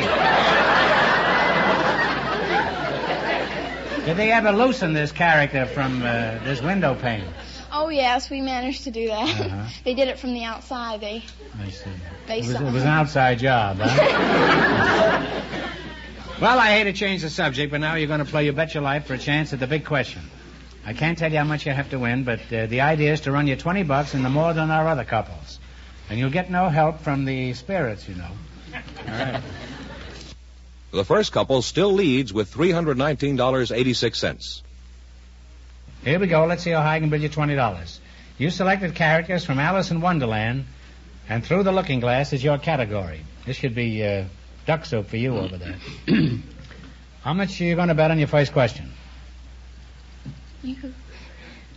Talk up your partners, you know. 18? 19? 19? All right. 19. Alice got into Wonderland by following an animal underground. What was the animal that Alice followed? Rabbit. The rabbit. The marching rabbit. The rabbit. That's right, a white rabbit. You now have $39. Don't ponder around like that. You gave me heart failure. Here's your second question. How much is the 39 you're going to bet? 38. 35. 38. 38. 38. After going through the looking glass, Alice met a pair of fat twin brothers who planned to have a fight. What were they called? Yes. Tweedledee and Tweedle. That's right. Now I have $77. This is like that prince in that play. I have to pull her through the window on each one. Here's your third question. How much of the 77 you going to go for? 76. Talk up, kids. 76. 76. All right. At the tea party with the Mad Hatter, a little animal kept falling asleep. What was this animal? The mouse. The dormouse is correct.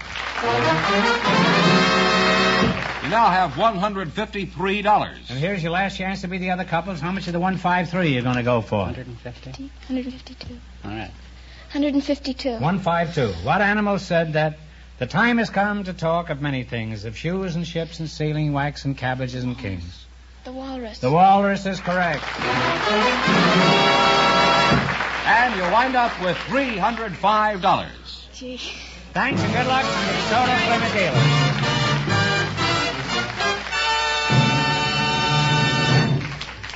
And that means that Mrs. Wong and Mr. Gilbert, with $319.86 in just 1 minute, get the chance at the DeSoto Plymouth $1,000 question.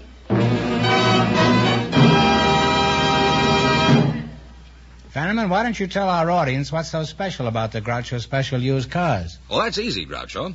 They're the finest used car values in town. You see, because the new DeSoto is so popular, your DeSoto Plymouth dealer is getting the cream of the crop in fine used cars. All great values, but just a few of the very best are being selected as Groucho Specials. These are the really exceptional used car values your DeSoto Plymouth dealer picks as the best buys in town. My DeSoto Plymouth dealer picks them? You mean he goes all over the country picking out Groucho Specials? Doesn't that keep him pretty busy? Now, you know better than that, Groucho. Each DeSoto Plymouth dealer picks out his own Groucho Specials. Oh. Well, tell him about the beautiful picture on the windshield of the Groucho Specials, Fenneman. Sure, Groucho. Folks, that's the Groucho Special sticker with Groucho's picture. The Groucho Special sticker is your dealer's way of pointing out the very best used car buys he has. Now you no longer need take a chance when you buy a used car. Just look for the Groucho Special sticker. What's more, your neighborhood DeSoto Plymouth dealer can arrange convenient budget payments for you. Friends, visit your neighborhood DeSoto Plymouth dealer and look for the Groucho Specials. And when you drive in, tell them Groucho sent you.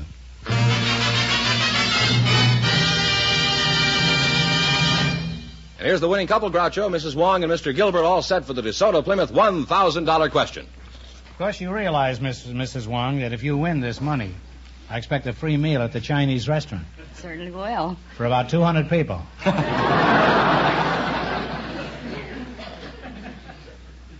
All right, here we go for $1,000. Give you 15 seconds to decide on the single answer between you. Think carefully and please no help from the audience. Here it is.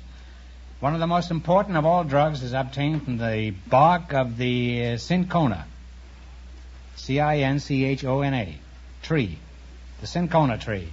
During World War II, 90% of the world's supply was cut off from the Allies. For $1,000, what is this drug from the bark of the cinchona tree called?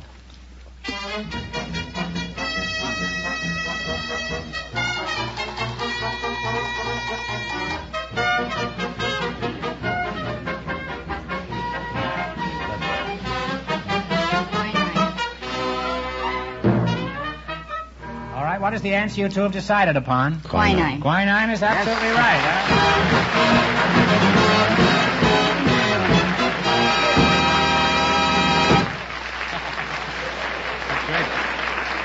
And a free meal at the Chinese restaurant.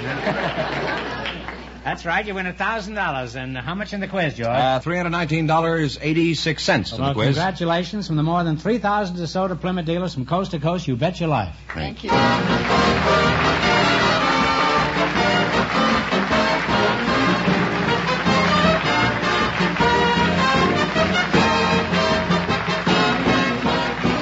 Be sure to tune in again next Wednesday night at the same time for the Groucho Marx Show, when the big question will be worth $1,000. And don't miss Groucho's television show, also presented by the DeSoto Plymouth Dealers of America. And remember that the dealers who sell the distinguished 1953 DeSoto also sell the brilliant Plymouth, the first truly balanced car in the low-priced field. DeSoto, Plymouth, two great cars, both products of the Chrysler Corporation. And when you drive in, tell them Groucho sent you. Good night, folks, and remember, just be sure to see the distinguished new DeSoto.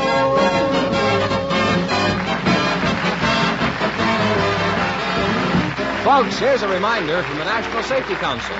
Twilight doubles traffic troubles, so double your caution. You Bet Your Life, transcribed from Hollywood, is produced by John Goodell, directed by Robert Dwan and Bernie Smith, music by Jerry Fielding.